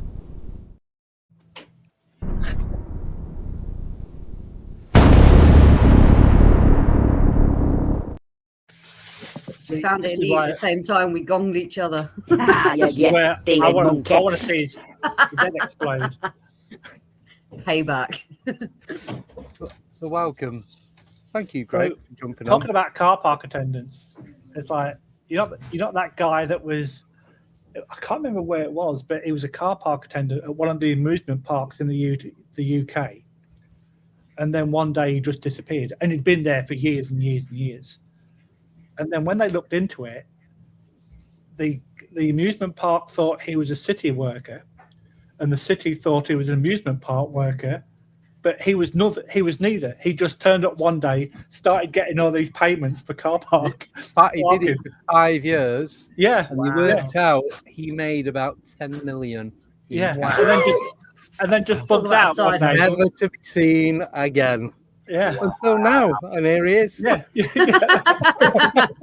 Cover's blown. Sorry, Greg. You have to go back into the witness protection program. Oh, no. Yeah. So, Greg, Most people learn out. You've been crop circling. You've been in Wiltshire. Well, it was actually in Oxfordshire. So me and Sarah went out. We were in Marlborough yesterday for a walk around the town, and on the way back, stopped in at Swindon for an all-you-can-eat. And on the way back to my house, we saw that there was a crop circle out by White Horse Hill, out by me. So we made our way up there, but it had already been cut down. Yeah. And then when we got there was two people. One of the ladies said, "Oh, there's another one that's still intact, just round the corner." Yeah. So they gave us the sort of Google Map location, and we drove straight down there, and it was still there, and it had been there for a few weeks. But yeah, looked really cool. Fantastic. It was really cool. It's the first one Sarah had been in. So yeah, it was super cool. Yeah. Yeah, we couldn't get into the one yesterday that was by every stone circle. Yeah, Sarah's just and it was a no. Yeah. Yeah. But we went to the crop circle conference that Monique Klinkenberg put on. I think it's still going on actually. Got to speak to Lucy Pringle again, which was great. It was good to catch up with her and Tim Carsons, who's obviously one of the farm owner of Eastfield, and Maria Wheatley and so many other people were there, all scientists and giving some amazing talks. So, yeah, my brain's still a bit melted from that. Yeah, we didn't. It was all last minute things. Yeah. From Swindon yesterday, so. Bit of a long drive. Oh, it's not that far from you, is it though? What? Swindon. No, it's 20 minutes. Yeah. I'm halfway between Oxford and Swindon. So. Yeah. So are you still near Bryce Norton?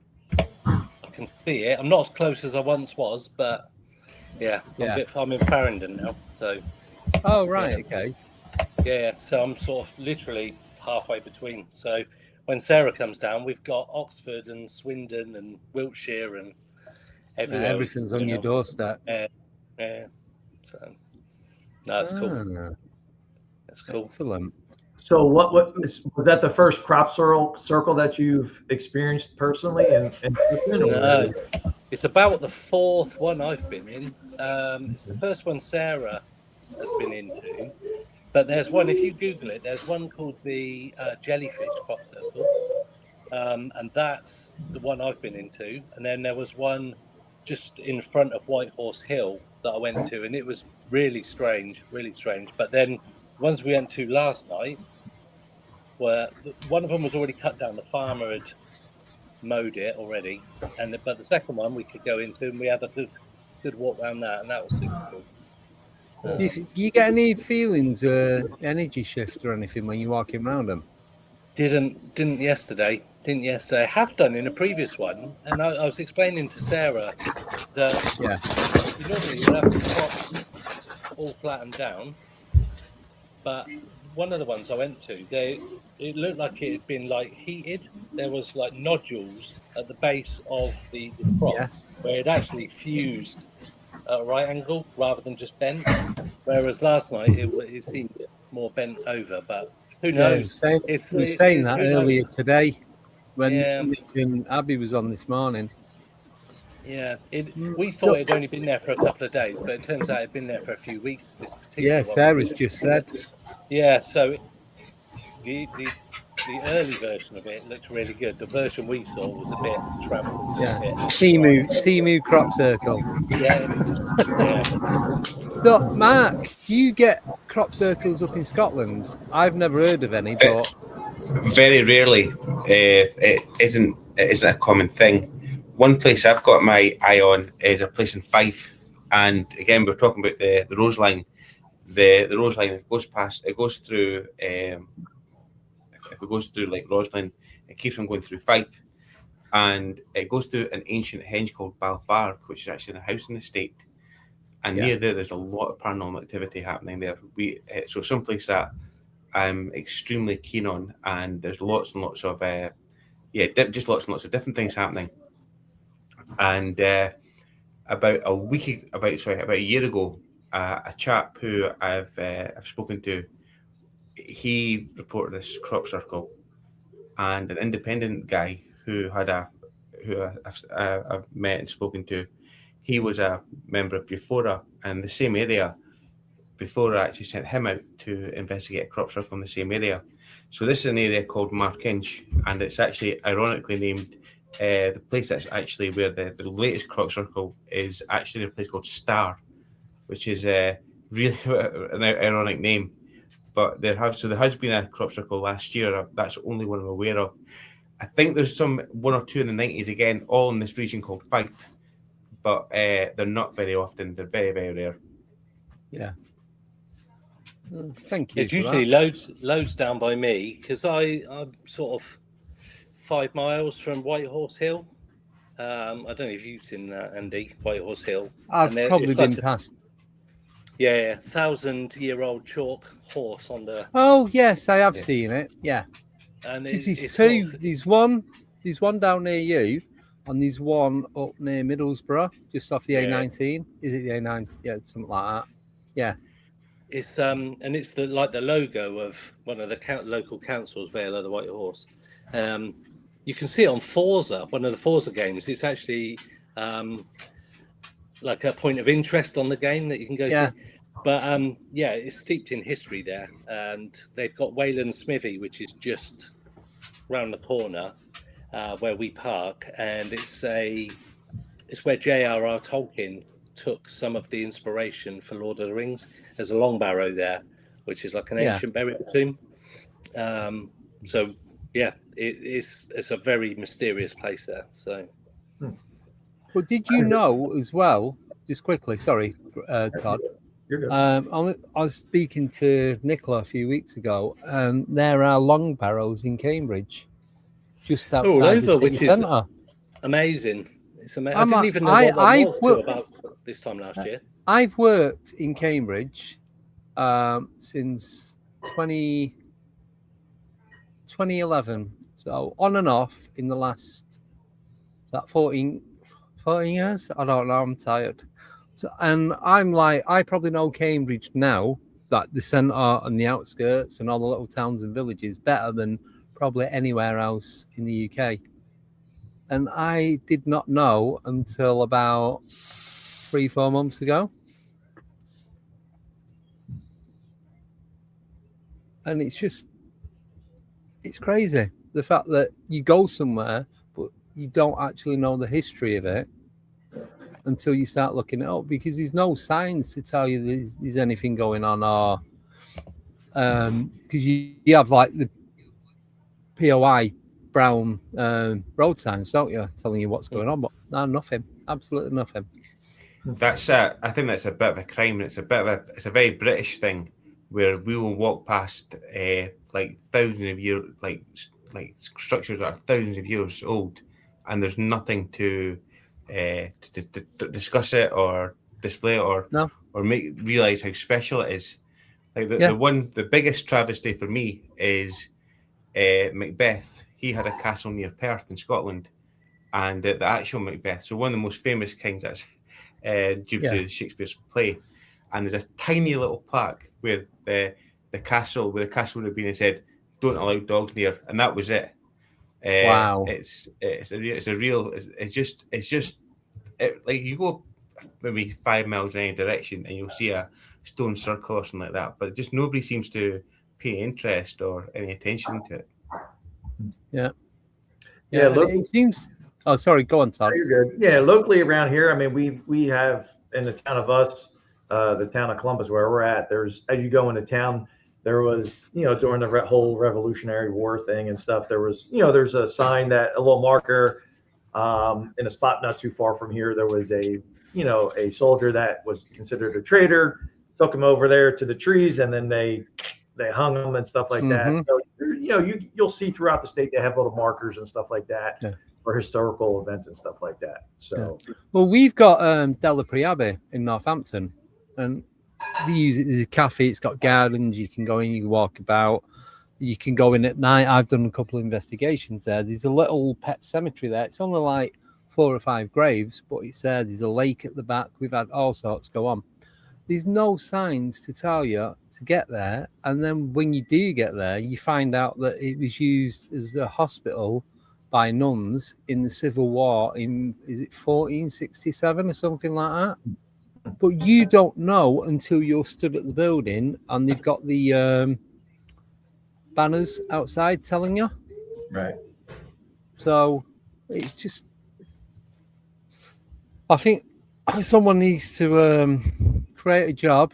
Go on, Greg. You're good at just go around all these points of interest from the UK. Yeah. And just mark them up. Or someone get Ash to do it because he's doing the database, isn't he?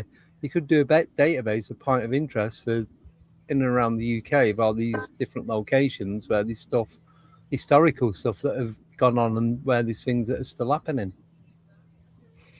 Yeah, we should. There's too many though. It's like we're doing a haunted pub crawl on the podcast, and there's tons of the things. Every pub seems to be haunted. So, but you do a lot of the knowledge stuff on the on your TikTok channel. So you do the little 2-minute segment. You talking about something that's going on around the UK. Yeah. So I suppose you're kind of already doing it because a lot of it is like people don't know anything about it. I'm like, oh, didn't know that. Mm-hmm. Yeah. So. Yeah. I'll tell you what, the long barrows are probably the biggest secret that I've come across in the last year.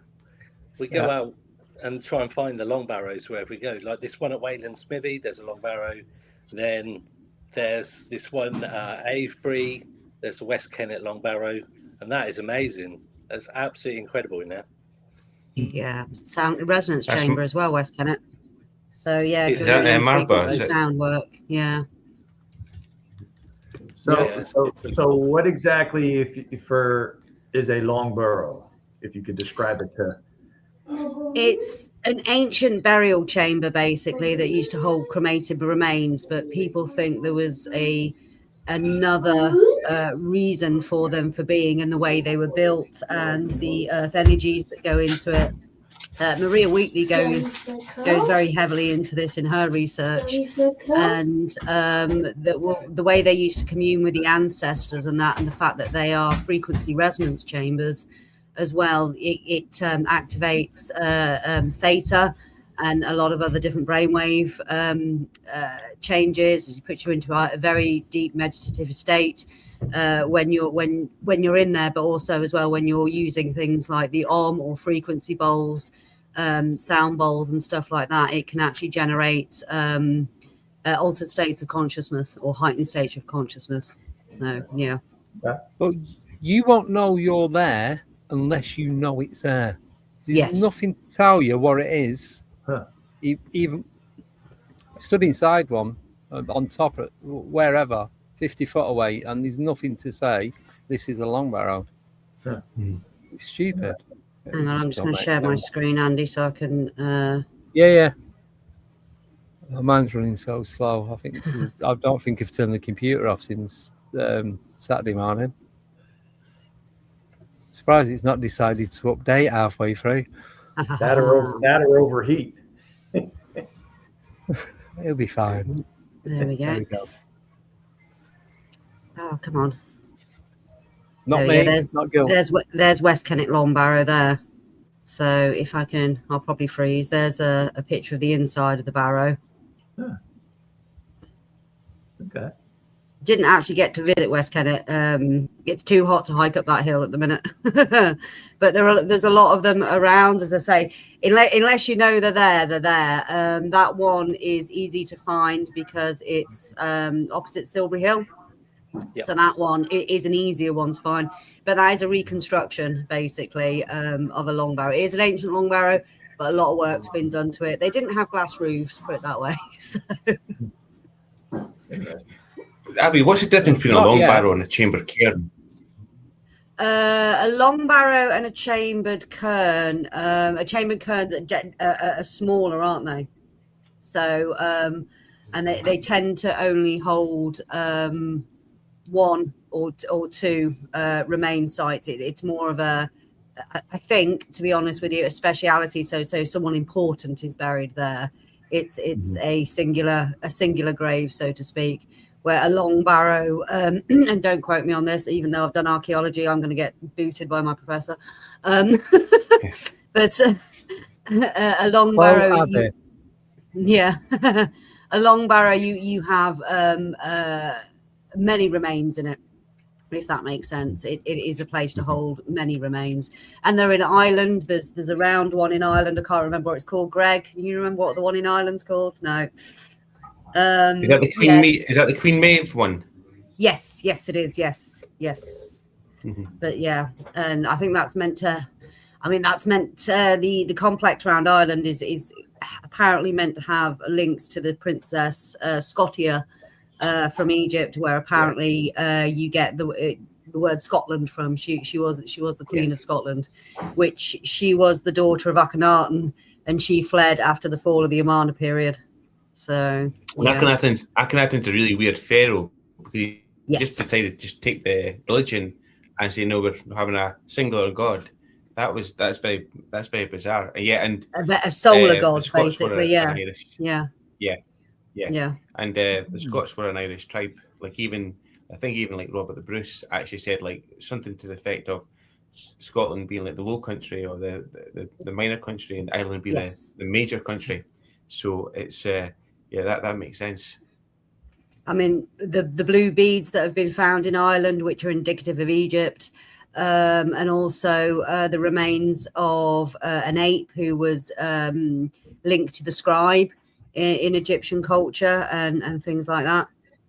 And also, which is really interesting, Tutankhamun's dynasty, which I think is part of the 18th dynasty, their DNA is 94% European. So, and they were known to have the red hair. So, yeah, make of that what you will. There seems to be links with Iona as well, isn't there not? The island of Iona between that and the Scottish, but I don't really know particularly what they are. Again, Gary Bintliff talks more about like things like the island of Tyree, which I've never been to, being quite a holy area. But it's going beyond what I know. Yeah.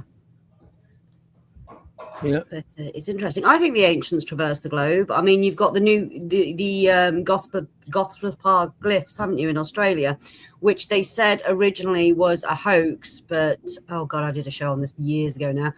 They actually translated them back in 2016, I believe, and it was Middle Egyptian language, which they hadn't actually translated. When they reckon that these new Gosford Park glyphs in New South Wales in America actually went down, because they said they were a 1910 hoax reconstruction, but at the time they hadn't translated those hieroglyphs, and it basically told the story of exploration trade, and the person who was their leader, their captain, died while they were out there, and they were buried him, and they marked it, because in Egyptian culture you had to, if you were forgotten, your spirit didn't survive, basically. And that's why a lot of the dynasties defaced and got rid of previous pharaohs and things like Akhenaten and all the rest of it. To deface them, to erase them from history, was to actually erase their spirit. Go on, Andy. Sorry, I need to put in because Greg's got to go, so I've got a question for Greg before he's got to shoot off. No, just Greg. But just quickly to what you were saying, most hieroglyphs can be translated to Old Welsh. Did you know that? Apparently so. Yes. And ancient Welsh, not what they speak now. Yeah, the Old Welsh language. So a quick question for Greg. Gonna go UFO, obviously, it's UFO Files. One UFO myth that must die. Which one are you going to kill?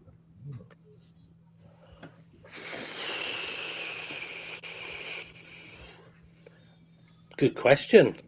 Don't just shoot off now. You've got to answer it. I've got the signal's going. Cop out. UFO myth. Oh my goodness me. I don't know.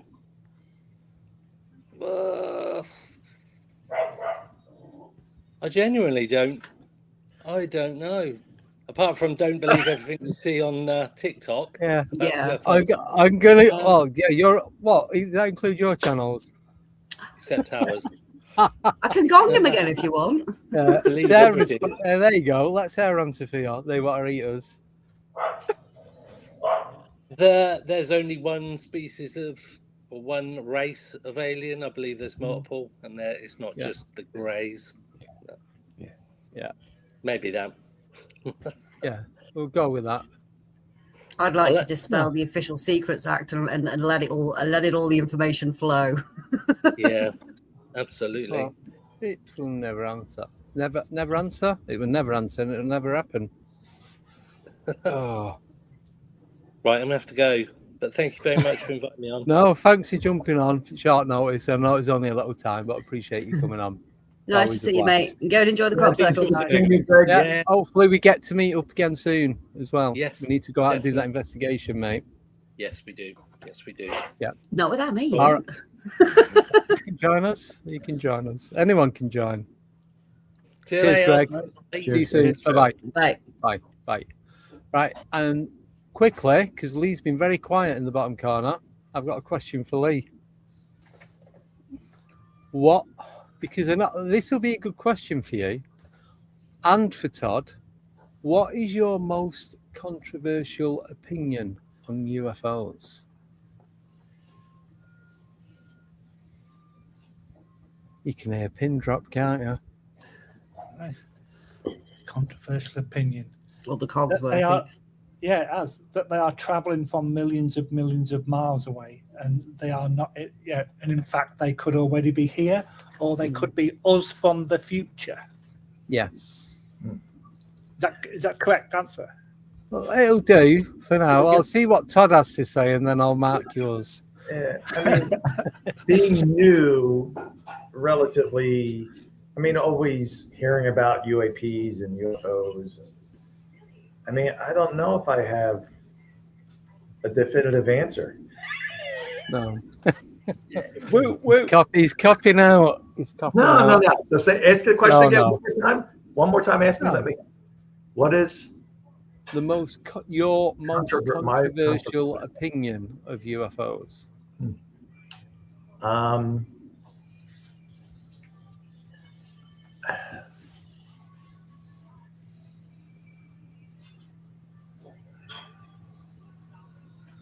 I mean, I would say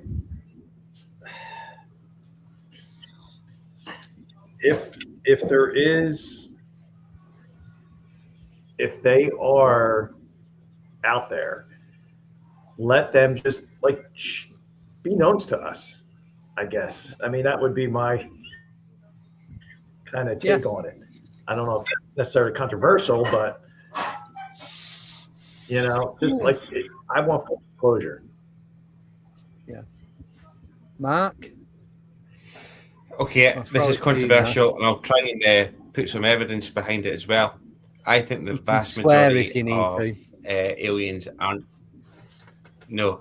I think the vast majority of aliens and alien sightings are nothing to do with aliens. It's more a spiritual being or some sort of consciousness. I genuinely don't believe that has anything to do with aliens. And the reason why I say that is now you can say, well, people like Hal Puthoff or Lou Alexandro will say that they've found bodies, but the things that really get me are how does any race able to move things in life so that you're able to have these synchronicities? These things are so bizarre. How does say just these tiny little things that you will notice over and over and over again? Why do they? So I don't think that's any form of technology. I think it's something like a spiritual being that's able to influence this universe. So that's my view. And the second reason is why is there technology's changed? Why did in the 60s they had these pull down levers, and nowadays it's all changed again? So it seems that the aliens and what they're presenting themselves as just seems to be different every 5, 10, 20 years. So I don't think it's mainly aliens, but mainly some sort of supernatural being or supernatural entity that we're dealing with. That's what that makes sense as well for the CE5 things that people do, like what Abby was doing. I've done it in the past. Yeah. So 1 minute, Lee. Sorry. from it, Todd. So that'd make more sense because you're wanting them to appear in your manifesting and using the intent for it to show up. So I do think it's that, but I also think it's a mix of other races, maybe. Whether it's like Lee said, it's us from the future, it's us from the past, not necessarily from outer space, but I think they're more closer to us than what we think they are or what we're being told. Sorry, Lee. That's okay. Can I speak now? You may. So there's 2 points that I want to raise. The first one is I heard recently that the reason that we cannot communicate with these alleged aliens is that our technology is too antiquated to communicate with them on the same wavelength. And then the second point is we spoke about frequencies earlier, but if they are another type of being that are already living on this planet but are on a different frequency or 1 second ahead of us, for example, and what we are actually seeing is actually a quick glimpse of them coming into our reality every now and then, but then they can't do it for a long period of time. That's why they disappear. I think there's an element of truth in that. Can I tell you about a paranormal sighting I had in October last year? Is it okay? It maybe takes me a couple of minutes, if that's okay. Yeah, that's fine. It was the night that 3i Atlas was getting closest to Earth, and in Dundee, the city I'm originally from, they've actually got a observatory that anybody can go to, and look out the telescope. So my friend and I went into Dundee, and as soon as we got there, my friend just jumped. Now I saw what I believe was a lady from Africa who I actually met in Tanzania, and it was really bizarre. She was a nun who was actually met in Tanzania, and she just looked like that person. I thought, oh my goodness, that reminds me of that lady. And my friend just went absolutely white, and he just panicked, and he turned around and said, I just saw a black being with glowing red eyes, and it was the same person. It was the same place, but he just saw things with glowing red eyes. Now, what I've come to think is that there's a few encounters where I feel that they've taken things from my memory and kind of projected them to me, and it's almost like at that one stage they actually showed me that nun that I met 20 years before, and to my friend they showed this like black being with glowing red eyes, and it was almost like I think they've got the ability to communicate with us and understand us extremely well, but I don't think they're able to last in this universe for that long a period. I don't think it's a second, but they didn't seem to last that long. There does seem to be a finite amount of time that they're able to stay in this reality before coming away. But that really frightened us, especially my friend. He was really quite frightened for a number of days. That's just triggered something. That's just made me think. So maybe that's why, because I've asked the question, where do ghosts and spirits go when they're not haunting the place? Like you just said, maybe they don't have the ability to stay here. They've got not a certain amount of time, but they can only stay in this realm, this dimension, this frequency before it, I suppose, burns them out. So they have to go back to what is their own time. That'd make a lot more sense than anything else. Maybe that's the same thing with the UFOs as well. Shadow people, fae. It's like they have a limited time to be here before they've got to go back. Yeah. Maybe it could be the portal that they've come through only stays open for so long. It could be their energy gets completely drained. It could kill them. It might be to do with the amount of air that we've got. They might breathe a different type of gas of what we do.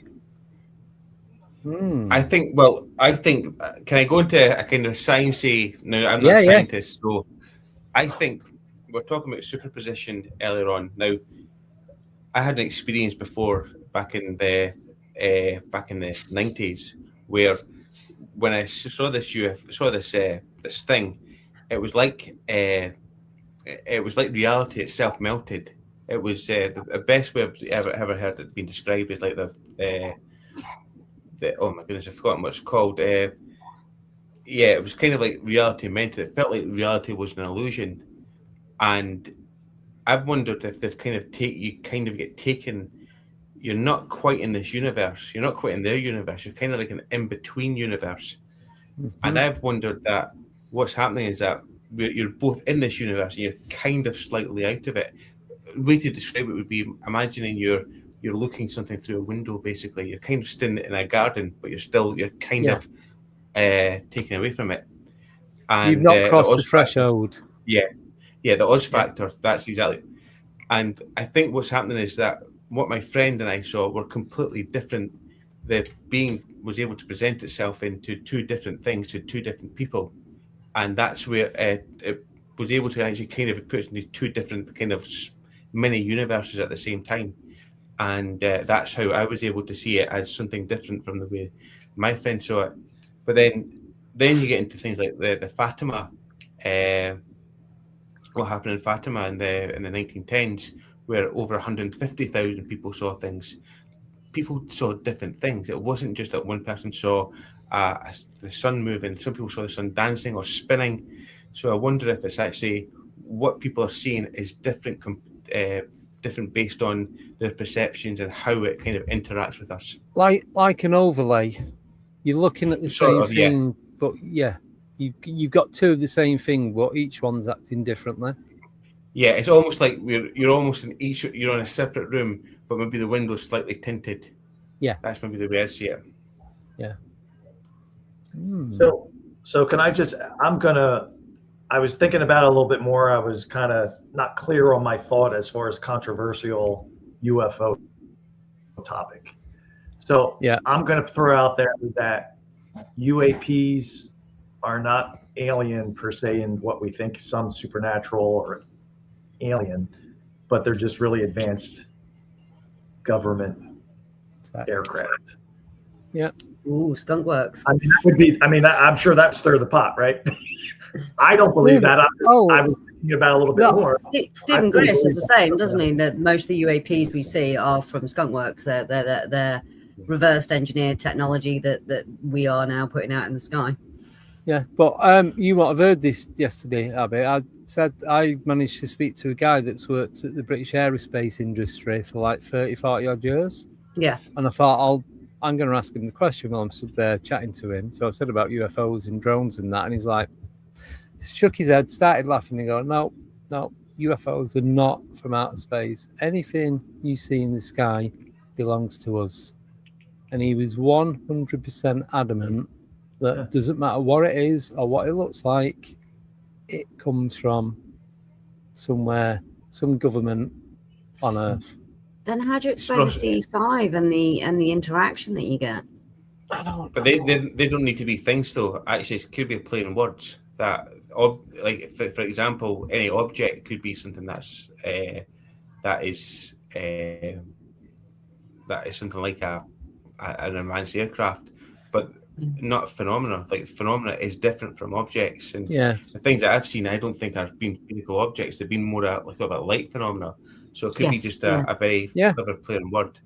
And like going back to the 90s, before the Iraq War, everybody was thinking the UFOs. It used to be the Nighthawk, F-117, and when that was let out in Iraq, so there is definitely skunk work operations going about. But What about what David Grosh said about intelligent plasmoids, sentient plasmoids? Is that this light phenomena, this orb phenomena that we're seeing?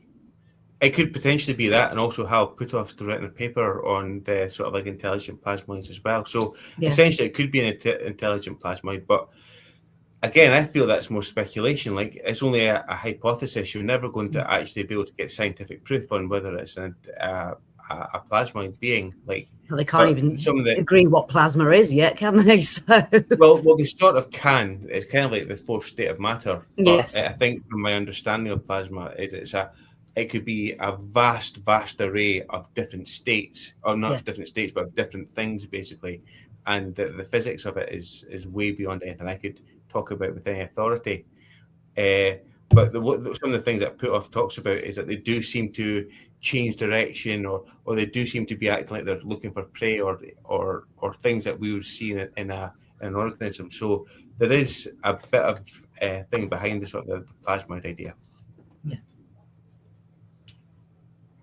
So you all heard of a little thing called CERN, right? Yes. Yeah. It's not little though. I know. Yeah. So they recently shut it down, right? Mm-hmm. So is there any, like I said, UAPs and UFOs sightings and all that stuff is not my sweet spot, our sweet spots, so to speak. So is there any connection, or has there been any kind of connection drawn between when it was on and UAP sightings or extraterrestrial sightings? I know that, I've seen reports that when it was talked about, they shut it down, for certain activities, and that, CERN could even create portals, I guess, so to speak, and allow beings to come through different timelines. There've been talks about things like that, and like some sort of like demonic being come through at CERN as well. That's kind of being the back chatter. I'm not taking it too seriously, if I'm honest with you, because there's other particle accelerators all over the world. So why is it that just CERN seems to be getting all this heat? So yeah, there has been things like that, and people talking about demonic things and things being leaked to the internet to say they shut it down because portals, but it's not something I've paid too much attention to. No, but the thing is, have they shut it down, or is he just saying it? Who has proof that it's been shut down? If you could walk in there tomorrow, would you know if it's up and running or not? Because I won't have a clue. No. I think it's a refit, isn't it? But again, it's not no. the only one. Well, they're making it bigger. So it's apparently it's 17 point something miles wide, and they're adding another 7-8 miles onto it or something. So it's going to be 20, 17, 19, 24, 25. I couldn't work it out. Sorry. What so it's going to be about 24. But you've got Dulce in New Mexico. They've got a hydro collider there. Whatever it's called, I don't know. So, what blows my mind is it can affect the sun. At full strength, the magnetic strength can actually reach out and affect the sun, and it weakens our electromagnetic field as well. So have they turned it off because we're in the middle of solar maxima and we kind of need our electromagnetic field to protect if you go on the government patent site or whatever it is, you look at obviously each patent has, I think it's a 7 or 9 digit number that you can type in and it'll show you where it is. NASA have a patent to replicate the sun, and apparently it's being used. That's just one of thousands of stuff that they've got. There is the solar satellites, isn't it, where they can direct the sun. And there's a company where you can actually order the sun in the nighttime. So that's going to be a technology, whether it's active now or it's being worked on, but that is a technology for the future, isn't it? That they are actively working on, that you can actually order the sunlight for your special event during the night. Ain't that just a flashlight or a floodlight? Or a few of them.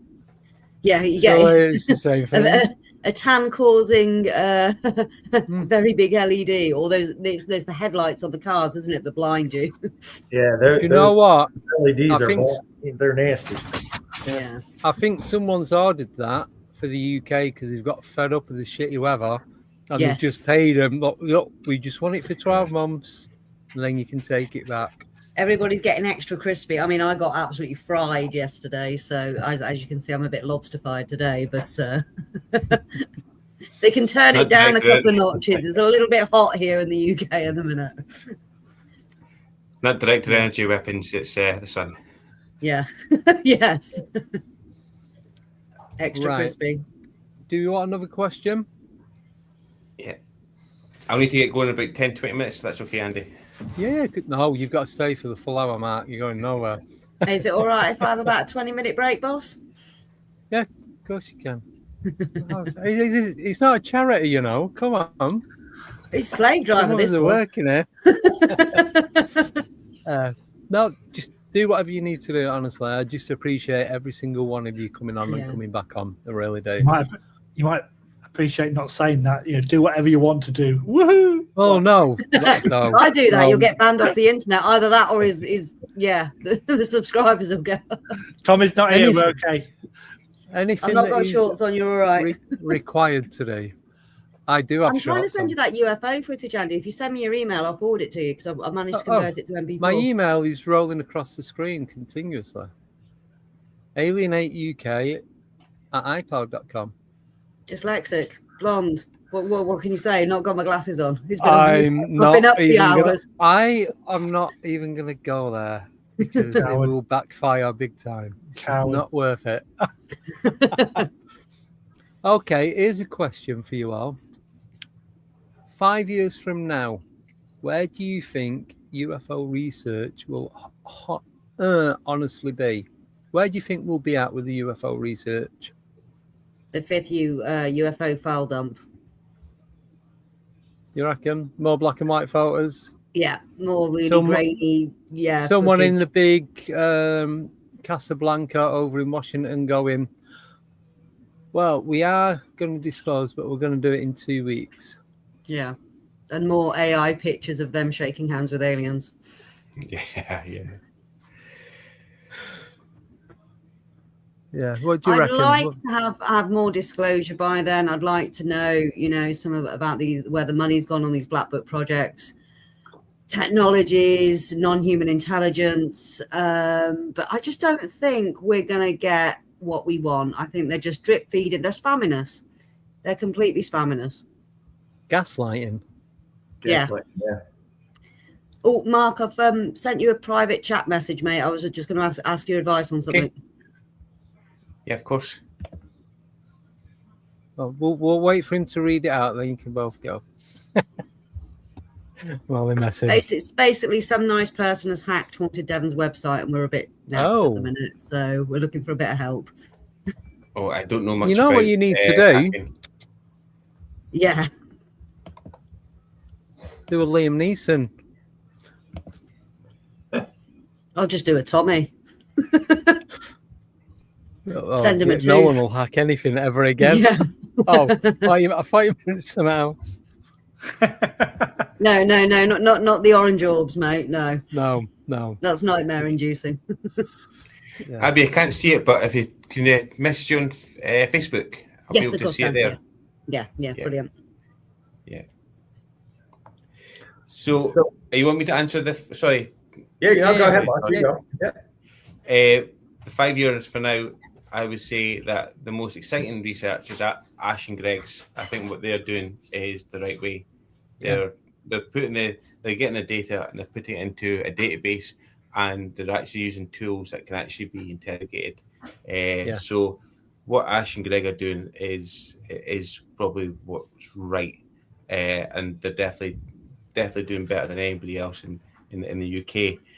If you want to say 10 or 15 years, I would be talking about IoT technology. I'd be thinking that people will be starting to use more things like Raspberry Pis or things like the Adreno that I was talking about this morning, and they'll be able to apply these, and also mobile phones as well, and they'll be able to use these things in investigation. So things like in paranormal investigations, you could use like microbits, for example, to record temperature differences and also magnetic changes, things like that, and then put them into databases like what Ash is working on can actually be reported. So that's the way I see it.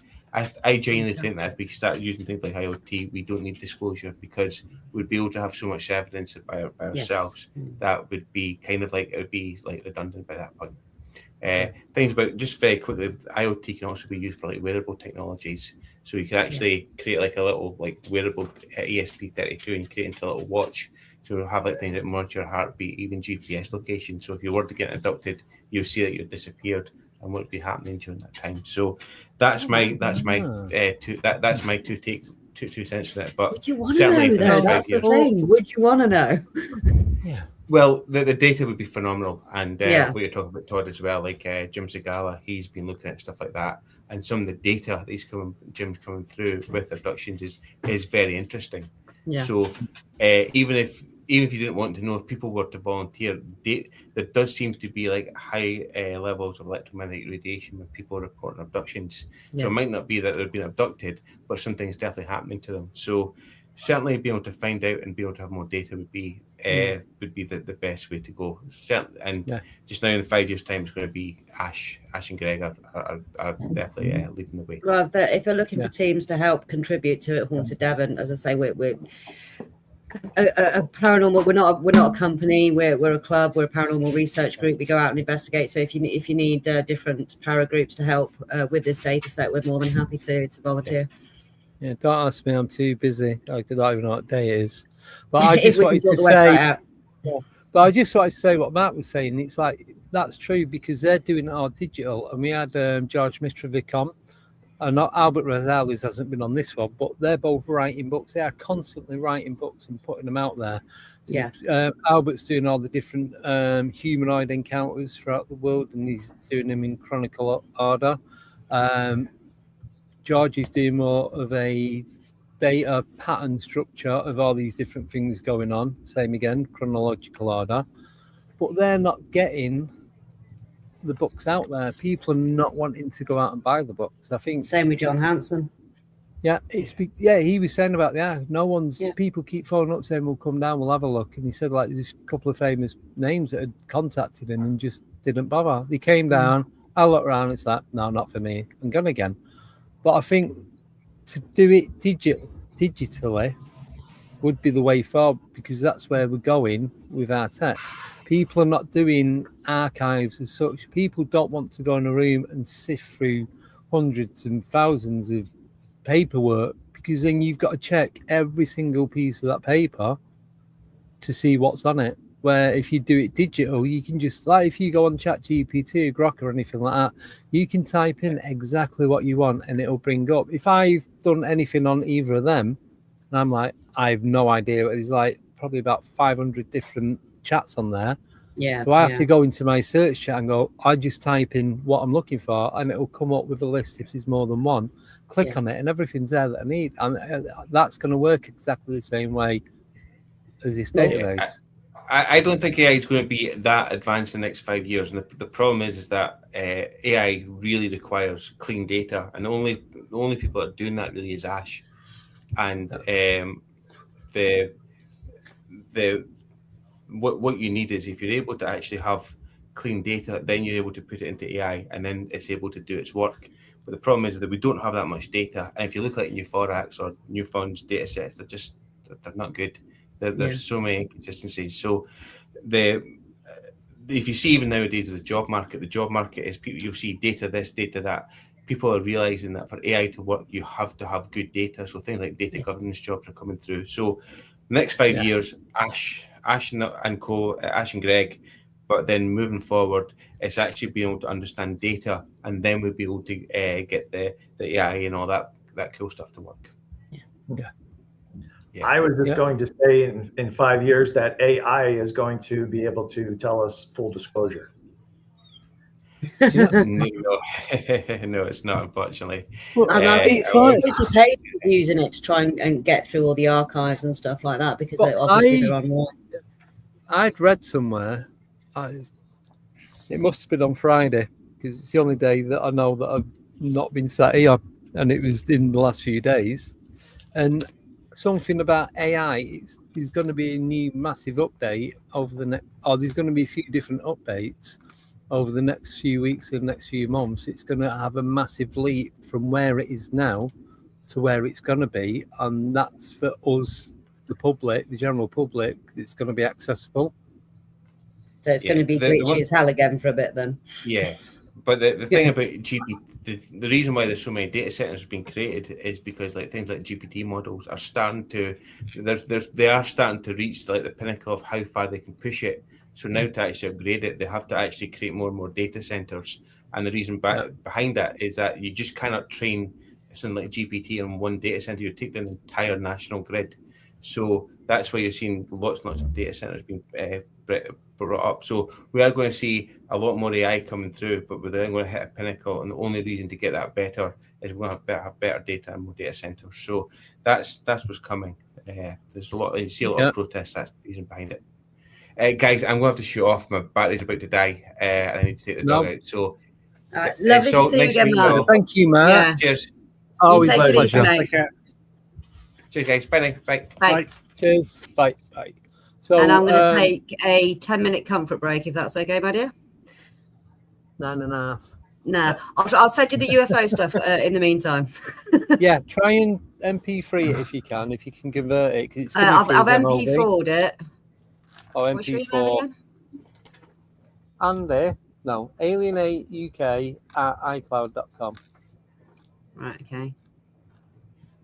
So either Greg or Ash have put John's place is amazing. He spent 7 hours there. Yes, yeah. Oh, there we go. I'm going to put this up because, wow.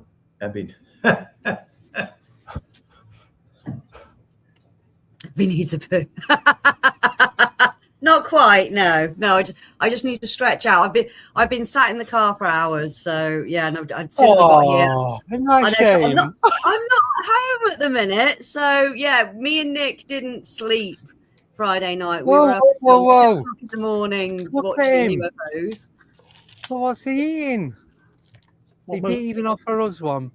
What's he eating? A caramel. Oh my God, Caramax! Not seen them in ages. He bought that's from the 1980s. That baby with a laser. I'm not going to have it. It tastes like it. I bet it didn't cost it, did it? Yeah, see you in a minute. Cheers. So, Todd, I know obviously UFO things are not your forte, but what's your overall take on it? Do you think it's something that you could get into, or a sideline from, like, I suppose, ghost hunting and haunted locations? Yeah, I mean, me personally, I've always everything. It definitely interests me. It's always the question, tying into the paranormal. I mean, is there, all these reports of unidentified flying objects, what are they, right? Are they the government, projects or, high classified, new machinery that they're coming up with? Me personally, I don't think, I believe that there is other things beyond our physical world here. I'll retract that physical, because of, our belief with the paranormal and the experiences that we've had is that, the whole telekinesis and kind of mind reading and stuff like that, universal consciousness, that we've learned from Ron and Lourdes and their philosophy of, that they have been studying for the past 4 years.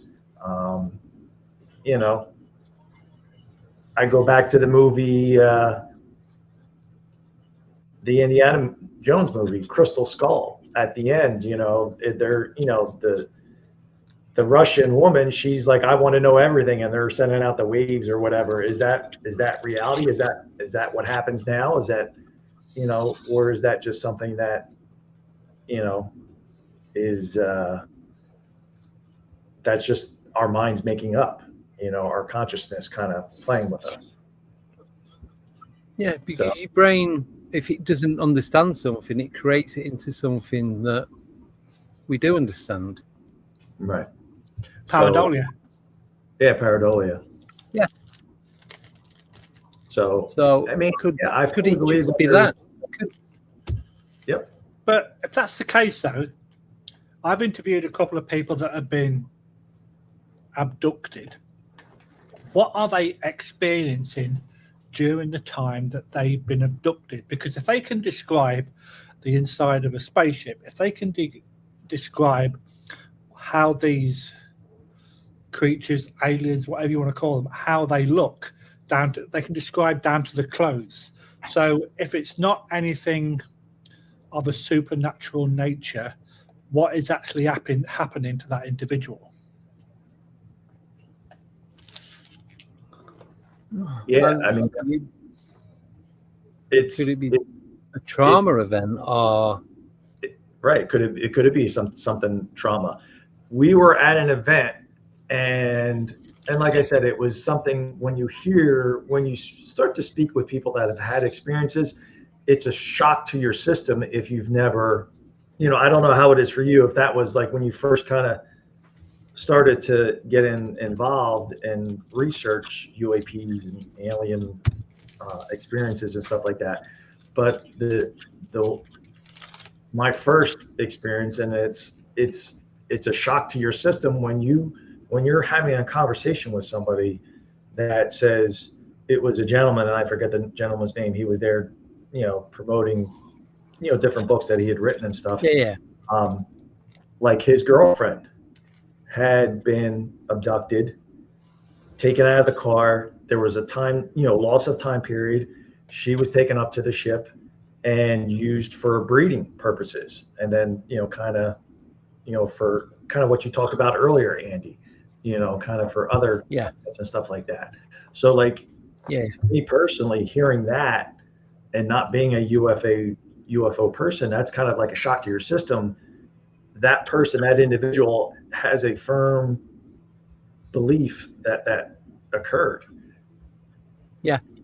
So how do you, so it's a little bit of an adjustment to kind of process that information. When I was a paramedic, I got called to a head injury, a minor injuries unit, and we got called to take him to the bigger hospital. And I'm talking to this guy, and he goes, and he was an epileptic patient, and he goes, the staff keeps saying that I've had an epileptic seizure, but I haven't. I said, well, what do you mean? We were told that you had a seizure. He went, yeah, I did, but it wasn't my epilepsy. I said, well, how do you know? He says, because I did not see top hat and tails. And I went, who? He went, every time I have a seizure, I have a gentleman in a white top hat, a white tails, and he tells me I'm about to have a seizure, so I prepare myself, then I have my seizure and I recover. And he went, today I did not see him, so I don't think it was an epileptic seizure. And it's like, how can I tell that to a medical doctor? Right. Like, so what is he experiencing when prior to him having a normal seizure? And then, how does the brain deal with that? And where does he get that image of that guy dressed up as top hat and tails from? Right. I mean, in a way, it does sound like at least to that individual, that's his logical explanation of exactly separating both of those experiences.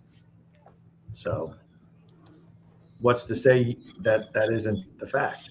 Yeah. And like, I was on an investigation. Sorry, I was talking. Hush. I was on an investigation for Christmas, and I got the sensation that I had a hand wrapped around my three fingers. I got my hand hanging out my trouser pocket, and it just felt like a child had grabbed these three fingers like a child would do. My rational explanation was, well, it was cobwebs and such like it in the building I was in. But if my arm is hanging out at a right angle, my shoulder and my elbow are going to take out any cobwebs and such like. But and they don't just like hover in midair. Right. So what did I experience? I don't know. Can I explain it? I don't know. No, I can't. But does it have a natural phenomena? Is it something natural, or is it something paranormal or supernatural? Because to have it just felt like a child grabbed my three fingers. I can't explain what happened. I don't have an answer, an explanation for it. Right. So, have you personally, when you've been on either a paranormal investigation or a UAP or going out looking for UFOs or whatever, have you ever had any type of personal physical contact experiences? Not that I'm aware of, no. Apart from sort of like I felt like I was touched on or grabbed on this one occasion I've kind of had what I can only describe as apparitions in front of me or to the side of me, but I've never seen a full-blown apparition, or not seen somebody walk through a wall or something fly through the sky or anything like that. So I can't explain what that was, and it was something that, okay, that's weird, what was it? But I haven't got an answer. Andy, how about you? Yeah, so when I'm sat here, I'll get it, because I'm not like Tommy. I don't need to wear socks and shoes when I'm doing a podcast. So I just literally t-shirt and in shorts. That's it. So, because the desk that I've got, I've kind of built it up so I've got a footrest underneath. So I just and it's just, especially in this weather, it's nice and cool. So I do that, but then it feels like there's something crawling on my leg, and I look down, see if it's a spider or a fly or anything. Nothing. But it's like, when I look down, it stops, and then I'll pull my leg from under the desk, have a look, put it back, and it starts again. I'll put my leg in different positions, and it still does it. Same again when I'm driving. Or it'll feel like there's someone doing that on your arm. And I'm like, is it a piece of air? Is it like draft coming through from the air vents? Because I always have the AC on when I'm driving. Very rare that I have the windows open. And it's not that, because you can feel the difference. This is like a specific location on your body. Oh, it's like the top of my head. Just not like someone's pulling my hair, but like someone's stroking the top of my head. So a few years ago, I was running down some concrete stairs, and I jarred a nerve in my back. Yeah. Having a medical background, I was getting tingling sensation here, and then tingling sensation here, random locations.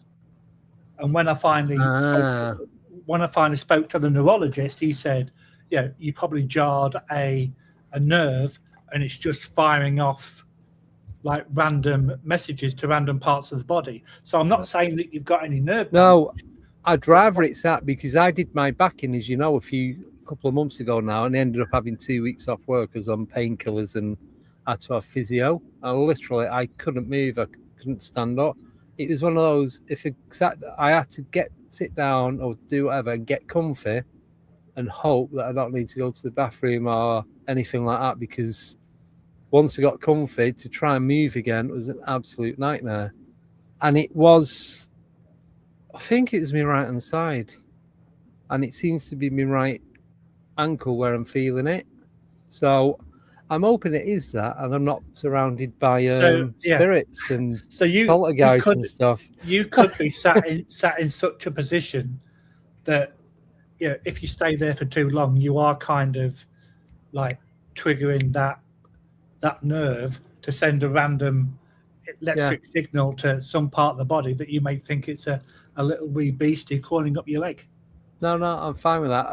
I've just got a request. I've not done it yet, so it's I'm with 21 hours into it, so I'm just going to put this up because I forgot I could do this, and I was talking to Darren on the phone about it the other week, so I'll do it now. And what I'll do is, you are so weird. You gotta move. I'll do this. Let me take this off. You gotta get rid of that. Oh shit! Number one, I want to know how Baby knows that, and number two, Andy, how did you know you could do it? That's it. I can move my ears. But how did you find out you could do it? Yeah, like so. what? The story is, I remember watching Tiswas. It was a TV show back in the 80s on a Saturday morning. It was supposed to be for kids, but it was very much not for kids. It wasn't for kids at all. And it was Chris Tarrant, Sally James. Was it Sally James? Yeah. There's a Phantom Flamflinger on there. Bob Carol G's with Spit the Dog. Yeah, so it was all that. And someone came on as one of the guests, and he's like, he was a magician and he could move his ears. I'm like, I want to be able to do that, and just kept practicing. and you practice, and you're not sure because it's muscles that you wouldn't normally use, because why would you want to do that? So it's trying to locate the muscle to move it, and then obviously you start. That's why you could see my eyebrows going up and down. And that is the first thing anyone does when they try and move their ears, unless they can do it naturally. Huh. So what you have to do is try and move past. I suppose it'd be like paranormal sort of thing. It's like you need to move past that and concentrate on the next bit and do it that way. So I'll do it now, but you will see me that eyebrow moves more than that, and I can do it to the beat of music. Okay, I have a question. When you saw this on Tiswas, why the hell did you think to yourself, I need to do that? I need to know how to do what? Why? For this moment. You need to get out more, dude. And it was just, I just thought, do you know, I want to do that. I want to be able to do that. And I practice. It probably took me, I didn't do it, went like there every day in front of the mirror trying to move him. It's probably like once a week, once every fortnight. And it probably took me 2 years before it started moving. And then once you get to know what the muscle is, you just keep forcing and pushing. I suppose it's like weightlifting or exercise and that. And then you start doing it and you just get better and better. Practice makes. I'm going to say, Lee, maybe, you know, when he's out either on a night sky watch or paranormal and there ain't shit going on, hey, look what I can do. I was thinking more. I was thinking more about a Saturday night when he's in the bar. He goes, "Hey, girls, come here. Guess what I can do?" Yeah, vanish. Thanks, baby. I appreciate that. So it was Darren's fault that I started doing this. Sorry, Darren's fault. You're a weird individual, aren't you? Going back to the... I'm just not normal. Who wants to be normal? No, you're special. We'll call that special. No, I'm good. That means something else over here. Right. Your definition of special might be different of our terminology. Yeah. So going back to the whole touching. So the reason I took off the hat recently, Andy, when you were talking about, like, I've had recently, same thing. I've been trying to pay attention to where I feel like it's a nerve firing or whatever, kind of like same thing. I feel like just up on this side or whatever. So it's the same thing. It's like, all right, is it a, like, as I'm getting older, my nerves are starting to get shot and misfire or whatever? Or is it from the investigation that we've on? It's, you know, or spirit guide or whoever just kind of, you know, kind of. And it's weird. It's the same. It's kind of like in the same spot. So I tend to think that it's just like a nerve firing, misfiring, or something like that. But see, that's a bit with on my arm and leg and the head. It's not the same spot. It's like different bits, but it's the same part of my leg, but not the exact same position on my leg. But you can be sat like I am now, and you put in pressure on your elbows or whatever. And then you'll see kind of like a muscle here. Yeah. You get a spasm. Yeah. So is it the same kind of thing? No, this is like something stroking the skin. It's like that sensation. And have a go. You know you want it. Not got the wife under the table, have you? No. just checking. Just ruling that one out. No, but if you just like sort of like get a feather or a bit of cloth and just slowly like touch the tip of your skin with it, that's what it feels like. I think that could be a nerve issue. Not an issue, but a nerve firing off somewhere.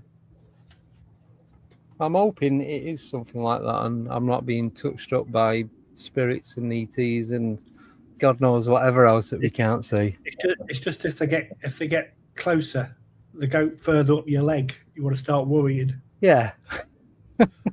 Then we know it's Tommy.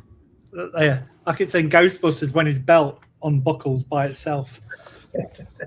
Well, that happened not with me belt, but with me watch. I had a Fitbit on, and the fit was that an investigation.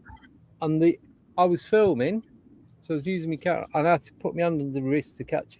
You have to physically, it's like the Apple Watch where the rubber strap where it locks on the tab and then it slides under and it goes under the bit and touches your skin. So you'd have to pull it out, pull it up to take it off. And I had that watch for about 2 years, and it only ever did it that once. And we seen orbs. We had something that was throwing little stones that were landing right next to our feet. There was nobody else in that location at all. So you're just weird. I know. Someone's got to be. And it's you.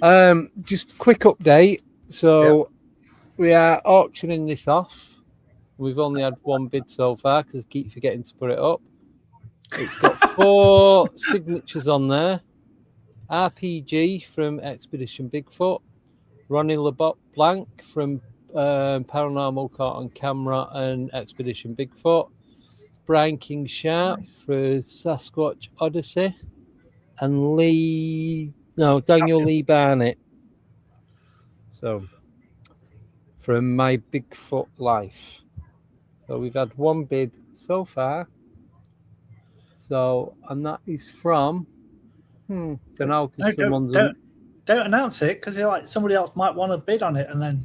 Yeah. Right. So the bidding at the moment is at £4,000. No, it's not, but it's worth a try.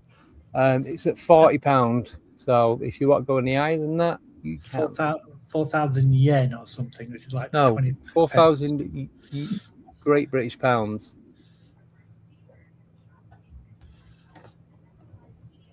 I've asked so John Allen's just asked me, have I asked all 100 questions? I've probably asked about 5 from that, because I try and keep it as organic as I can, and I'd rather ask questions accordingly to what everyone's been talking about. So, do you know what? We've got 45 minutes left. I'm going to do one from each subject. So we're going to do personal perspective. Okay. Have UFOs changed your personality? No, because I've never seen one. From what I'm aware. So try again then. Yeah, I'm going to say no also, because my experience in the field is limited. Yeah, I live in a city, so light pollution is horrendous. So we'd have to like. Oh, you get another coffee from UFO Joe. Yeah, thank you, Joe. Okay then, what question do you hope nobody asks you today, or is it too late?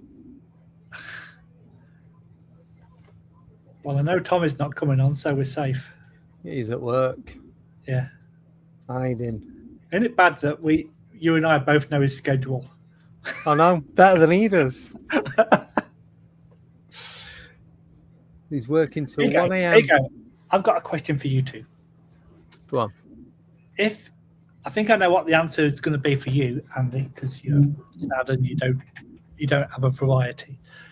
If you could categorically prove the existence of one of the main subjects like UFOs, cryptids, ghosts, etc. I'm going to say to Andy that you can't pick UFOs, so you have to pick one of the other two because you're a sad man. But if you could categorically prove that one of them exists, which one would it be and why? I'd go cryptids and I'd choose mermaids. The reason being is because there's too much. There's too much folklore. There's too much history. There's too much stuff written in books, paintings. There's just too much information out there for them not to have been or still are a real thing. So, and you see it in the movies with Pirates of the Caribbean and Splash. They're the only two that I can think of at the moment. There are other stuff, and these people posting stuff on YouTube, TikTok, Instagram, what could be mermaids, and they sat on rocks, or there's call it a school of mermaids swimming about. So I would love to prove that they're real. So if I had the opportunity, then it'd be mermaids. Okay, Todd. That's a good one, Andy. I like that because that's now my only thing before I answer Andy. Are the mermaids are they nice, or do they start nice and then they kind of get To be honest, I don't care. All right, fair enough. Yeah, I'd just like to prove that they're real, they exist, and it's not folklore, and they've been here for however long, and it's just like a branch off from where we become land dwellers, and there's another bit that they decided to go in the water and go from there. So being a paranormal guy, you would think I would say paranormal, even if I forget if you said I couldn't choose that. But I'm actually going to go cryptid. And I'm kind of torn between, because we live in, Carmel and I, we live in New Jersey, the Jersey Devil, or I mean, there's been sightings of Bigfoot. I would have to say either one of them I would like to be able to prove that they exist. So yeah, because he went out with a mermaid. I'm not laughing at that. I'm laughing at Lee reading that. Bait magnet. Yeah, so I think I have to agree with you, Todd, because I'm the paranormal, the ghost hunting guy as well. But I was talking to a Bigfoot investigator, and I asked him the question: if you found either a singular or a family of Bigfoot, I don't know if there's a plural. Andy, what are you doing? Andy may be not interrupt. I don't know if Andy's having like paranormal activity in his studio. There was someone moving about. There's only me. I thought I heard something moving about, so I was saying, are you having a paranormal experience there? It's your ghost in the jar moving. Oh, there's something scratching, but it's inside here. It's that thing that claws up your leg. No, I've got 2 fans. It's coming from the other side of this unit, but there's nothing there. That's where literally you've got the bed and then the window and like the wardrobes, obviously behind me and down the side there. But 1 second. Yeah, I'll continue. Yeah. So I asked him if he found a family or a singular, what would he do? And his first comment was, I would not publicize where I am because my ambition is to search for this cryptid. And if I found it and I was the first person to categorically prove its existence, I would take a photograph to say that I've got the evidence, but I would not release the location because I would want to protect that species. And I thought that was an absolutely superb answer. Wasn't there just who was it? Oh, is it? What was this? This is like last week, right? So I saw an article actually about, is it Snake, the Bigfoot hunter? Supposedly. Oh.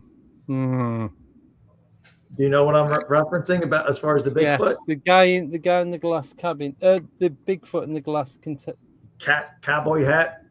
Yeah, I'm looking at it right now. Yeah, would you, as I said the other day, would you trust anyone called Snake? Drake the Snake Roberts, the wrestler, yeah. There it is, actually.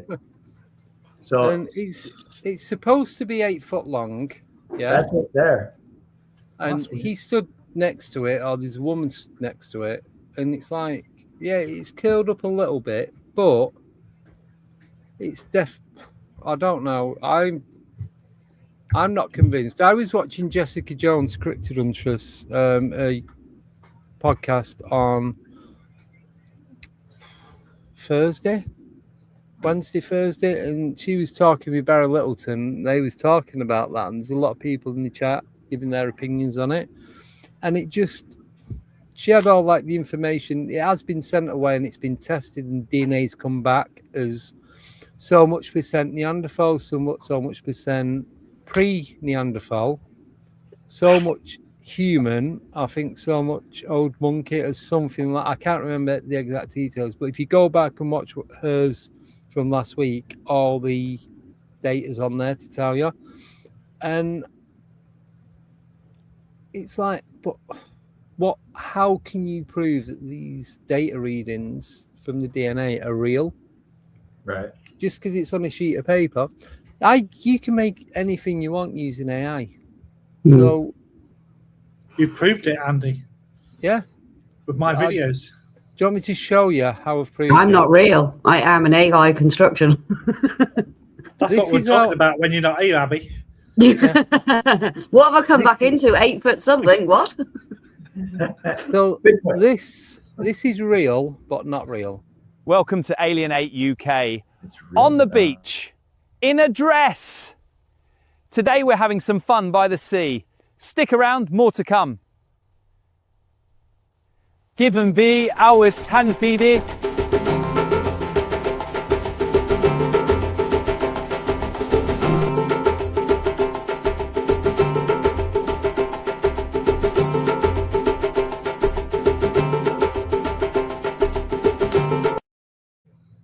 Lee, you've got some moves. Hey, now I do have a question. What was the shadow moving in the background? Right? Everybody running away from my dancing, I think. I was too mesmerized by those hips. I didn't see the shadow. Good catch. I was in therapy for a week after doing that. I need an osteopath. I was in therapy for a week after watching it. I'm hoping that's a screen memory. Well, it's like you created it. There's a shorter version of that. It's 10 seconds. Tommy was showing it people at work. Lee, because we've got a group chat, Lee had sent it to people and was showing like people he knows. What was it they said? That's not your voice. Yeah, that's it. And Tommy's showing people at work. They're laughing. They don't even know. They don't know who Lee is or anything about him. And they didn't even. No one had a clue that was AI. Yeah, and that was taken from a picture that I had taken when I was in Fiji last September. That was a picture I saw off his Facebook, basically. I was stalking him. I needed a picture for him coming on the show a bit ago, so... Right, hang on. Let me just make my pictures private a second. Yes, I do suggest. But then we've got... I'm going to play these two, because one of them involves Tommy in a weird kind of way. Ah, what a perfect day. Huh? Who's that? Out of my way, peasant! Vlad the Impaler, what are you doing here? This beach is mine now. This is ridiculous. This is ridiculous. What? Who's that coming? Cousin Vlad, I heard there was fun on the beach. Ginger the Tickler? This day keeps getting weirder. So, I'm interviewing a guy next weekend from Romania. And we're talking about... UFO. Yeah. So, 1 second, Andy. They're talking about the Hoyabachi Forest, which is the haunted forest, but his Facebook page is Vlad the Impaler, so he creates that. I'm talking to the guy in a WhatsApp phone call, told him about it, sent it to him, and he thought it was hilarious. But the thing was, so UFO Joe that was on earlier, he's originally from Romania. And I said, oh, is it UFO Joe? He said, no, it's Vlad. And I'm like, what, Vlad the Impaler? He put, yeah, thinking he was having a laugh. So I thought, right, I'm going to create him in a scenario of Lee on the beach and Vlad the Impaler coming along. Then that became that. Ginger the Tickler is Tommy Cullum. That name is so sticking for all the wrong reasons. And there's two versions of that video. I'm going to play the next one. Well, they He's never done me. Yet. Yeah. No, I just got a pop song. This is the next one. What a perfect day. Huh? Who's that? Out of my way, peasant! Vlad the Impaler, what are you doing here? This beach is mine now. This is ridiculous. Vlad the Impaler, what are you doing here on my beach? Silence, fool. This land belongs to me. Ah, here comes my cousin. Cousin Vlad, time for stop dance. No. I see. See, even the dog don't like it. Tommy, how do you get your locks so luscious? Yeah. So, so there was that. and then there was a song that came out from Abby. So we do a lot of voice notes, and she said something, and it's a proper Northern accent. So I thought I'm stealing that a little bit, and then it became this track on Suno.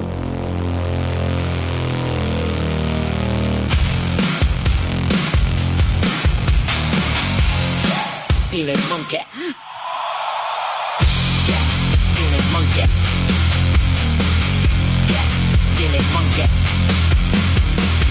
Yeah, stealing monkey. Yeah, stealing monkey.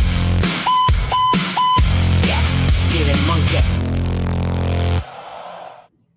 So, as we now know, Andy has too much time on his hands. Andy has an AI obsession. We're getting him help. We're yeah, sending yes, him to stealing AI monkey. Anonymous. Yeah, monkey. So that was just a voice clip, and I created it into a song.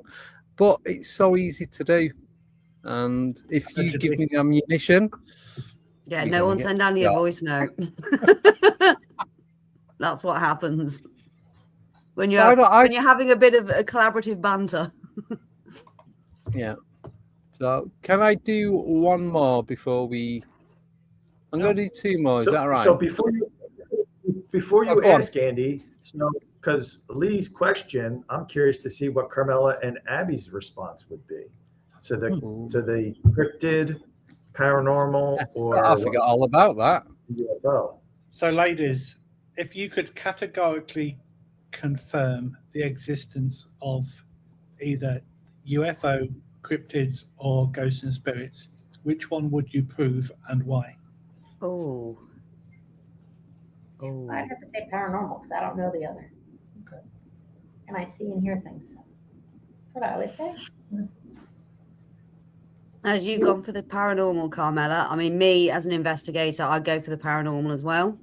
But also because I have a lot of UFO experiences and done a lot of experimentation with CE5, I'd like to know what's going on there, because how and why can we interact with these things? And why do they show up? So, yeah, it's... And I mean, yes, you can put things down, ISS, satellite, you know, you have the apps to try and discount that. Yes, the military stuff doesn't show up. But, you know, it seems to be a little bit more responsive than investigating the paranormal, investigating hauntings and stuff like that. When you're taking part in a CE5 experiment, it's a little bit more quantifiable because you see it appear, you can interact with it. And yeah, so I'd like to know what the connection is with that. You know, is it reading frequency? Is it reading vibration? Is it mind speak? Is it all of the above? Is it Big Brother seriously on steroids or what? So, yeah, I'd like to know what's going on there. I've got a question. Why was nobody else restricted with their answer, Lee? Only me. Well, look at everybody else's background. What? Like, you've got like every UFO merch in the world almost. Beetles behind me. I've got sunflowers. I've got tiki. You've got a lot of flowers, right? Yeah. I'm out of studio at the minute, so I've got. I'm not at home. You got a mushroom over there, right? You got like the Smurf mushroom or whatever on the below that. Go bring your finger down. Oh yeah, right? that lights up. I've got a troll. I've got a crow. I've got bats. I've got gargoyles. Surprise, aliens. surprise! Andy's got magic. Fun guy. He's not magic. Oh, sure. There we go. So you can see that's everything on that shelf.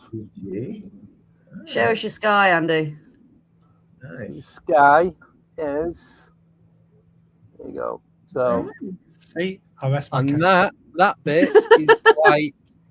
That bit is the molecules that are seen on the flight back from Gettysburg. So everything I've got, most of the stuff I've got in the studio, the reason I've got it, I try and get something that relates every personal encounter or experience that I've had. So then I've got the silent helicopter that I seen when I was about 8-10 years old. I've got the molecules. I've got the silver orb, the growling outside the bedroom window. I've there's a UFO there. There's a pterodactyl there. I've got another one over there. I've got Where's your UFO on a lorry and your helicopter, Andy? I've got the hot air balloon. I've got two of them. So there's one right above me there, and there's one just. Where did you steal the exit sign from? Yeah, I bought it, you mean? And then I've got, as Abby just said, an AI image of when I seen the UFO on the back of the low loader when I was driving through Suffolk. If it loads up. Yeah, it's there up. we go. It's up. That is literally what I seen. As the sat nav on my phone just went completely haywire. Wouldn't do anything, couldn't get the sat nav to work, couldn't even unlock or lock my phone. It was like somewhat, do you like you seen Skinwalker and the phone's going daft and the screen's going all over, like when you get water on it, the little water drops and it's pressing everything all at the same time. Yeah. Doing that as that went past for about 10 to 30 seconds before and same after, and then as soon as it had gone, everything was working fine. So there's some sort of block or scrambled device that he was using on it. And then I have actually sent you that UFO footage, Andy. I've got it. Then I've got all this on this side as well, and then you've got all that up there. So, and then I've got everything else in front of me that you can't see. So. How often do you dust? You know, because it's all flat, it's not that bad. Probably once a week. I was going to say, what's your orbs like at the in there? Sorry. Yeah, don't lower the camera. Everything at the back, Yeah, Tommy's not on air. But then I've got Danger Mouse, I've got the ET, and it's just stuff that I've collected. A lot of it is from like charity shops and Temu and. Most people have like a eBay. man cave. You've got a man closet. It's a cave. I've got the alien in the jar behind me. You're not auctioning that off, Andy? I'm eyeballs. Not a chance. That'll be a no, Abby. No, definitely not. John Allen's put, is that Andy's man cave bit over the top? No. Yeah. Yes, John. But he's Captain Caveman, quite literally. I was going to say, I have been told that I'm not allowed to get anything else for it. And if I do, it's going to be replacing stuff that I've already got. So what you're telling us is that you're under the thumb. Becky's. No. I think Becky's had enough of the knickknacks. Yeah. The thing, I've no room for them, and there's nothing else that I need. I think I've got everything that I want. I've even got, like, when I had the encounter with Bench Guy, I even created my own. I bought the bench. I got a little Lego man. I give him a red face. I dressed him exactly how he is, and that sits under a fake bonsai tree just in front of me next to the speaker. Can we just go back to a previous comment? I've got everything I need. You need everything that's in that room? Yeah. Otherwise, it'd be bare. Because the thing, I'm sat here. I'm going to play that video in a minute, Abby. I when I'm doing the digital creating, I'm thinking like of the next project, because in 25 minutes' time, this project's over. I've got a couple more this week, but then it's just going to be back to normal 3 podcasts a week. And I'm going to need 3 a week and then 1 a month. And then the one that me and Becky are going to start doing proper as well. But I need something to my next project. So when I'm sat here and I'm sat at the computer and it's like I can't think, I'll tilt the chair back, and then I've got the ceiling to look at, and each little thing is something that I've encountered or something that I'm into. So it gives you that inspiration. You keep looking and you look not at what it is, but you look into what it is and see if you can get any creativity from that. And I just think it helps with wanting to make the next thing or wanting to produce the next thing, whether it's a visual 30-second, whether it's a 30-second video or a whole new podcast or to go out and do some sort of road trip investigation. It's like it will come to you as and when you need to. But if you're looking at blank walls, that's all you're looking at. You can't. I need to be able to visualize, so I can see past everything that's on there, but I know exactly what's going on. Yeah. Hope that makes sense. Total. Yeah. You just go back to the first bit again. Now, can you answer that question again in Klingon? Yeah. I have no idea what I just said, but it's like, oh, I'll show you this. This is one of my favorites. So I've got this little UFO. Don't set off ET. Oh, no. You'll never shut him up again.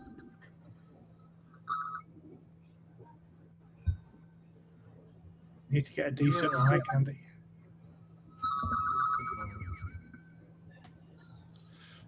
Does it say Alienate UK?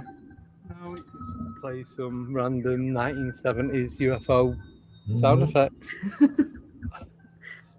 And it'll do that till I turn it off. So you press its head and then close the lid on it. Sci-fi. Disney. So, yeah, it's just,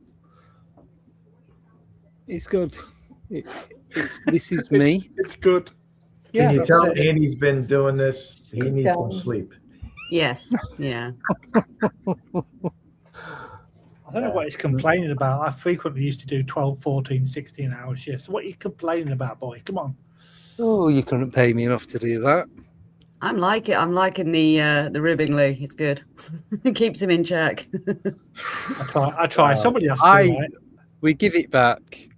We do. Tommy gets it, but he never comes in the chat, so he doesn't see it till later. He just does a load of laughing emojis. It's like, what was it? The what's it? Brian Bowden created for him in the Speedos, dancing on the beach. Tommy. Yeah, Tommy. Yeah. Me and Andy give each other shit for like the entire day, and then in the evening, all you can see is Tommy going like smile emoji. That's funny.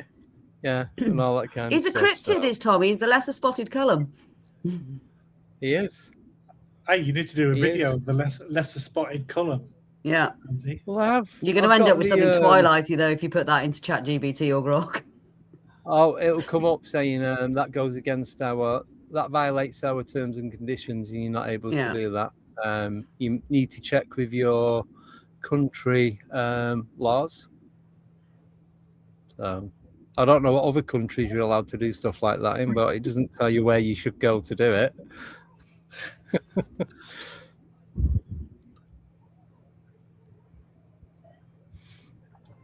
So, did you say there was a video that Abby sent you? Yeah, I don't know which one. I sent you one on WhatsApp that Nick sent me, because that's probably going to play better, but I sent you them on email. Yeah, I've got this in 43 seconds. I'll play it now because we've only got 20 minutes left. Do you want me to explain it first? Play it, explain, then I'll play it again. Okay. Yeah. Here we go. Enjoy. I got it. Oh yeah, catching it, pulsing, yeah. Yeah. Has it stopped pulsing? Because I'm following it. No, it's gone again. Yep. That's interesting, that one. I'm just going to zoom out so you can see it over the house. It keeps going and reappearing. I can't see it on here, funny enough. Oh, I've got it, but it's fading out. It's so pixelated. Oh, it's nearly... Oh, I can't see it now. Oh, there. Hang on. Is that at the edge of the house? Oh, yeah. So, yeah, that was Friday night. I was staying at Nick's because we were doing the Crop Circle conference. And Nick's in Wiltshire, which is a place of massive high strangeness in the UK. We get a lot of our ancient sites around there. We've got a lot of military stuff around there. You've got the main military training grounds and where they test the all the air stuff around there. And there was apparently there was a planetary conjunction as well on Friday night. Now I've been doing a little bit of CE5, and that was one of 15 we filmed that night.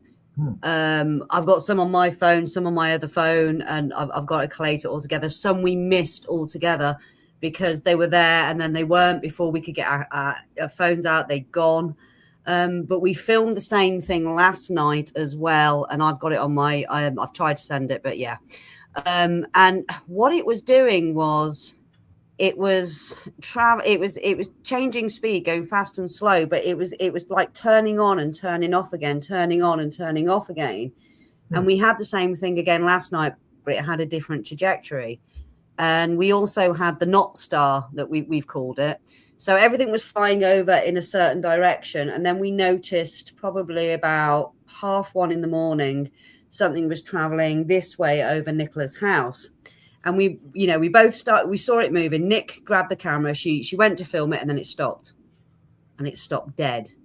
And it stayed there until we went in. And we photographed the sky again the next night, and that wasn't there. So we were calling it the Not Star, because as soon as it realized we were filming it or trying to film it, it stopped dead. After traveling quite a way, it just stopped dead and just hung there and just stayed there like a star, and it didn't move. And when we went in, it was still there. So that was weird. But yeah, that was one of the things we caught on the Friday night. Definitely weird, no doubt.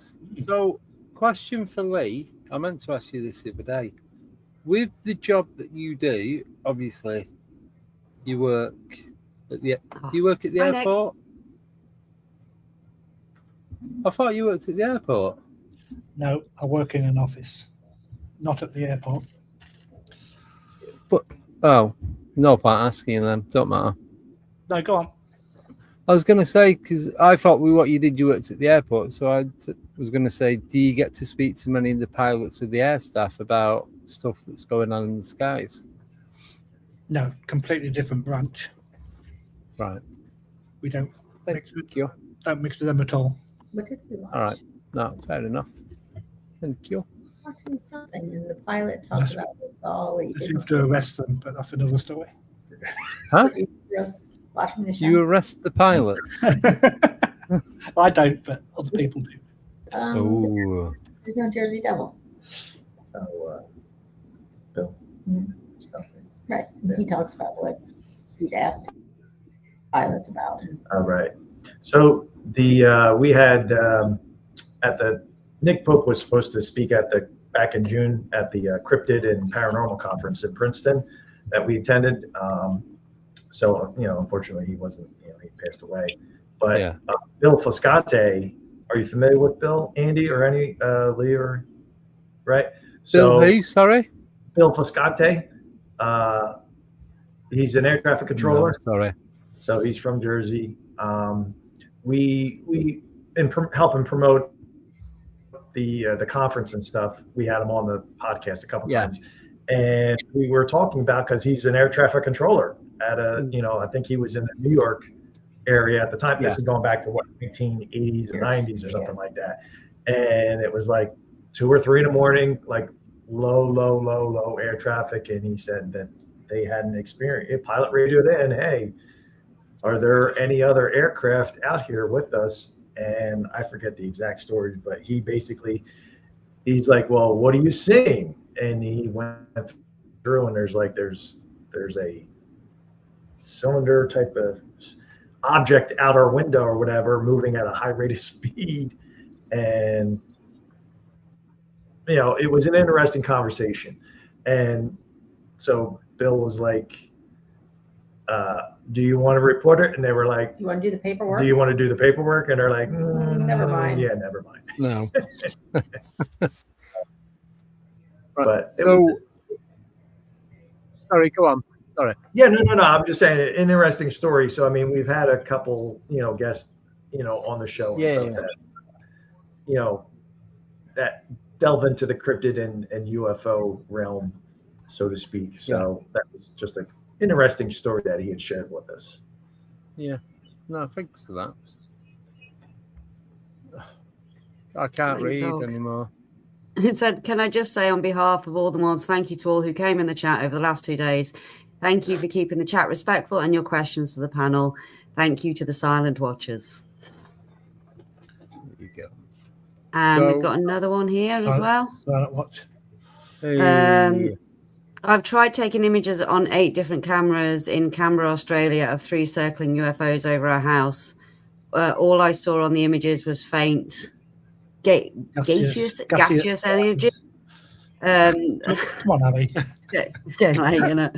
I'm a faint gaseous energy now.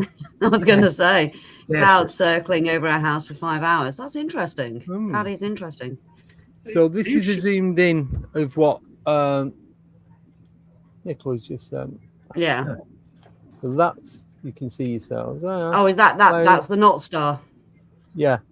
Yeah. So down a bit. Abby, you sure you're English? The fact you can't say gaseous. It's like saying Worcestershire. I can produce gaseous, but I just can't say it. Yeah, I'm turning into it right now. So yeah, that was the North Star. That was weird. There's a lot of not things about, like not air. Yeah. So,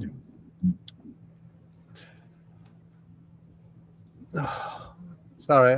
Come on, get a grip. I don't know Is what there I was any going to questions? say. I'll have a I look. just want to say, no, there's nothing. No, okay. I don't know. No, I'm not even on that page, to be honest. No, I've just had a look. It's just stuff you'll have to hear it. I just want to say thank you to every single guest that has been on. Some more than others. Yes, Lee. Yes, you. I've been on twice. Say thank you to Todd and Carmela for coming on. Great to see you both again. Thank you very much. Thank you, Abby, for co-hosting, and say thank you to all the others that came on to help co-host as well. Made my life a little bit easier. Some of them, not all of them. Some made it a lot more difficult. Without naming names, please. Some didn't even turn up, Tommy. Yeah. So thank you, everyone. And I'm glad that nobody did mind for me splitting it over 2 days, because there is no way I would have been able to do a solid 24 hours. God, you're such a lightweight. You try. Been there, done that. Not podcast, but staying awake for 24 hours. I Easy did, peasy. but when I used to go out drinking in my 20s, I'd go out for 2-3 days at a time, then go to a house party, then go home, have a bath, have a shower, 2 hours sleep, get up and go to work. So, yeah. And that's In why, your younger that's why- days. Yeah, that's like why, 30 years ago. When was that, Andy? 1960s? Oh, 90s. I was 12. Early 90s as well. It wasn't even the end. Towards the end was like, oh, I'm feeling it now. Can't do this anymore. But no, it's been good. I've enjoyed it. You sure? You don't sound like you have. I'm just, believe it or not, I'm just tired. He's going to be wired now. He won't sleep until like daylight. No, Yeah. no. I will be sleeping. On us, like, as soon as he's done, he's going to be like, around that room like Stewie in the car after some Ribena. And do you know what? I'm going to be going to bed. I'm going to be getting up at 8 o'clock in the morning to get the bus into town with Becky, because I'm going to get on the bus with Becky. She's going to go to work. I'm going to go into town, get my hair cut, because that's been bugging me for the full 24 hours.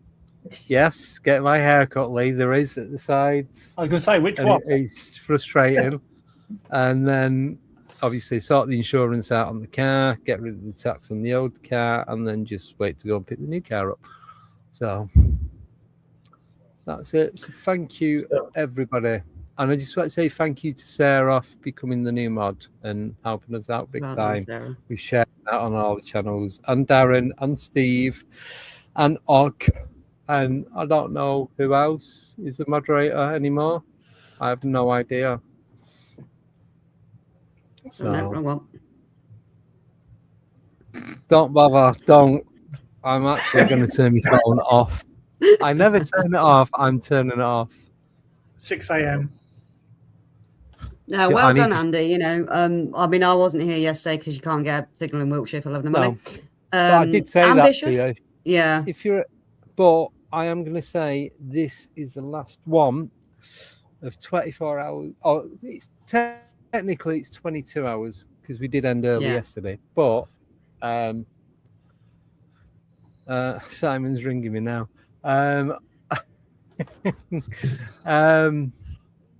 Yeah, so I'm not doing any more than like 8 hours again. It's just third one, and I'd already decided when I was planning on doing it that I'm not doing any more because it's a killer. I give you kudos. I mean, that's a hell. I mean, that's a lot of time. That is a lot. A lot of freaking time to try and come up with topics and conversations and just to talk in general. Well, that's it. And it's like, I like to talk, but I don't know if I could even talk for that long. You could. Yeah, I'm pretty sure. I know I've been going off and I've been having to go and stretch my legs and I've gone for something to eat and use the bathroom. And at one point yesterday, I had to go and just go for a walk outside just to get that fresh air. Today, I've not been outside once. No. So, but I knew yesterday I was going out to the birthday party last night. And you sold your car. You had to get sold my you car. Left me and Paul talking to ourselves. Oh yeah. The guy turned up to buy the car off me, so I had to go and sort that out. Then I had to find the logbook and everything. So, can you guys talk amongst yourself for 10 minutes? Yeah. Do we have a choice? Not really, no. But you both do podcasts, so you know what you're doing. So I thought you're more than capable. So one last thing before we go. So have there been any recent reports of alien abductions? Don't really get any over in the UK. No, you don't really hear about it much these days. I mean, the best person to ask about that would be John Hanson, wouldn't he? Because he creates the UFO archives. But even his stuff would be historical, yeah. So I had 2 missed calls. Yeah. Yeah. Both think the comedians. Lee Hatfield, the Lincoln Sausage. Simon Riley. Well, it's not airable, should we say? Private chat. Private chat. Yeah. All I'll say to Simon is see you next Tuesday. Oh, strong words. Hey, he's never called me that. So no, you're not allowed in Canada. You get extradited, won't you? Yeah, return your passport and everything. So, what's been your highlight, Andy, over the past 2 days? You know, what have you enjoyed most about this experience of a marathon broadcast? I think this one, because I've had the break in between. Yeah. And I think there's only one person that's been on that I didn't really know, which was the woman from Chester who does a podcast. Haven. Yeah. Someone in the chat help me out. Yeah, she was on earlier on today. Yeah. She's called Julia. It's good because like the people that I didn't know so well, they've recently been on, so it's kind of still fresh chat with them. Yeah. Like with the guy that was on Anchor Haven, thank you, Og. Yeah. The guy that was on from the US, Rob.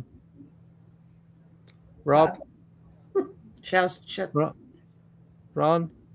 Rob. What was he? Rob. I don't know. The guy that was on, he was only on last week. So. Right from North Carolina. Right from. Yes. Yeah. So I only interviewed him last week, and it was Rob Shansky. Is it? Yeah. Shansky. Yeah. Yes, you will, Simon. You've no choice for the next. No, we're not doing another one. What are you trying to do? Look, he's tricking me into it. I'm tired. So I've taken over comment highlighting for him. His fingers are gone. Yeah, so it was good to get him back on because that conversation was still quite fresh. And the fact that I still, other than the 100 questions, which I did even probably 10 at the most, I didn't have anything wrote down. All I've got wrote down is no stream Friday, 8 a.m. Saturday. and then the number from the car company where I'm getting my new car from, and the person that I need to speak to. They're the only 2 notes that I've got. How many people did you text to say, "Where are you?" even though it was an hour early? None. None. I was supposed to be on at like 8. Anyway, 2 at 7. Was it? Yeah, 7 because we was all sat in the chat. This is last Saturday when we was doing the one that Paranormal Summit or other. Yeah. And I was like, well, we're all sat in the chat. Obviously, none of us are busy. Why don't we just start it early? It's not going out as a live. It's going out as a No. video card. I mean, you messaged me this afternoon to ask me where I was, and it was an hour before I was supposed to come on. I gave up going to see a crop circle this morning because me and Nick were just like, oh bless you, quick, jump on. It's because it deleted everything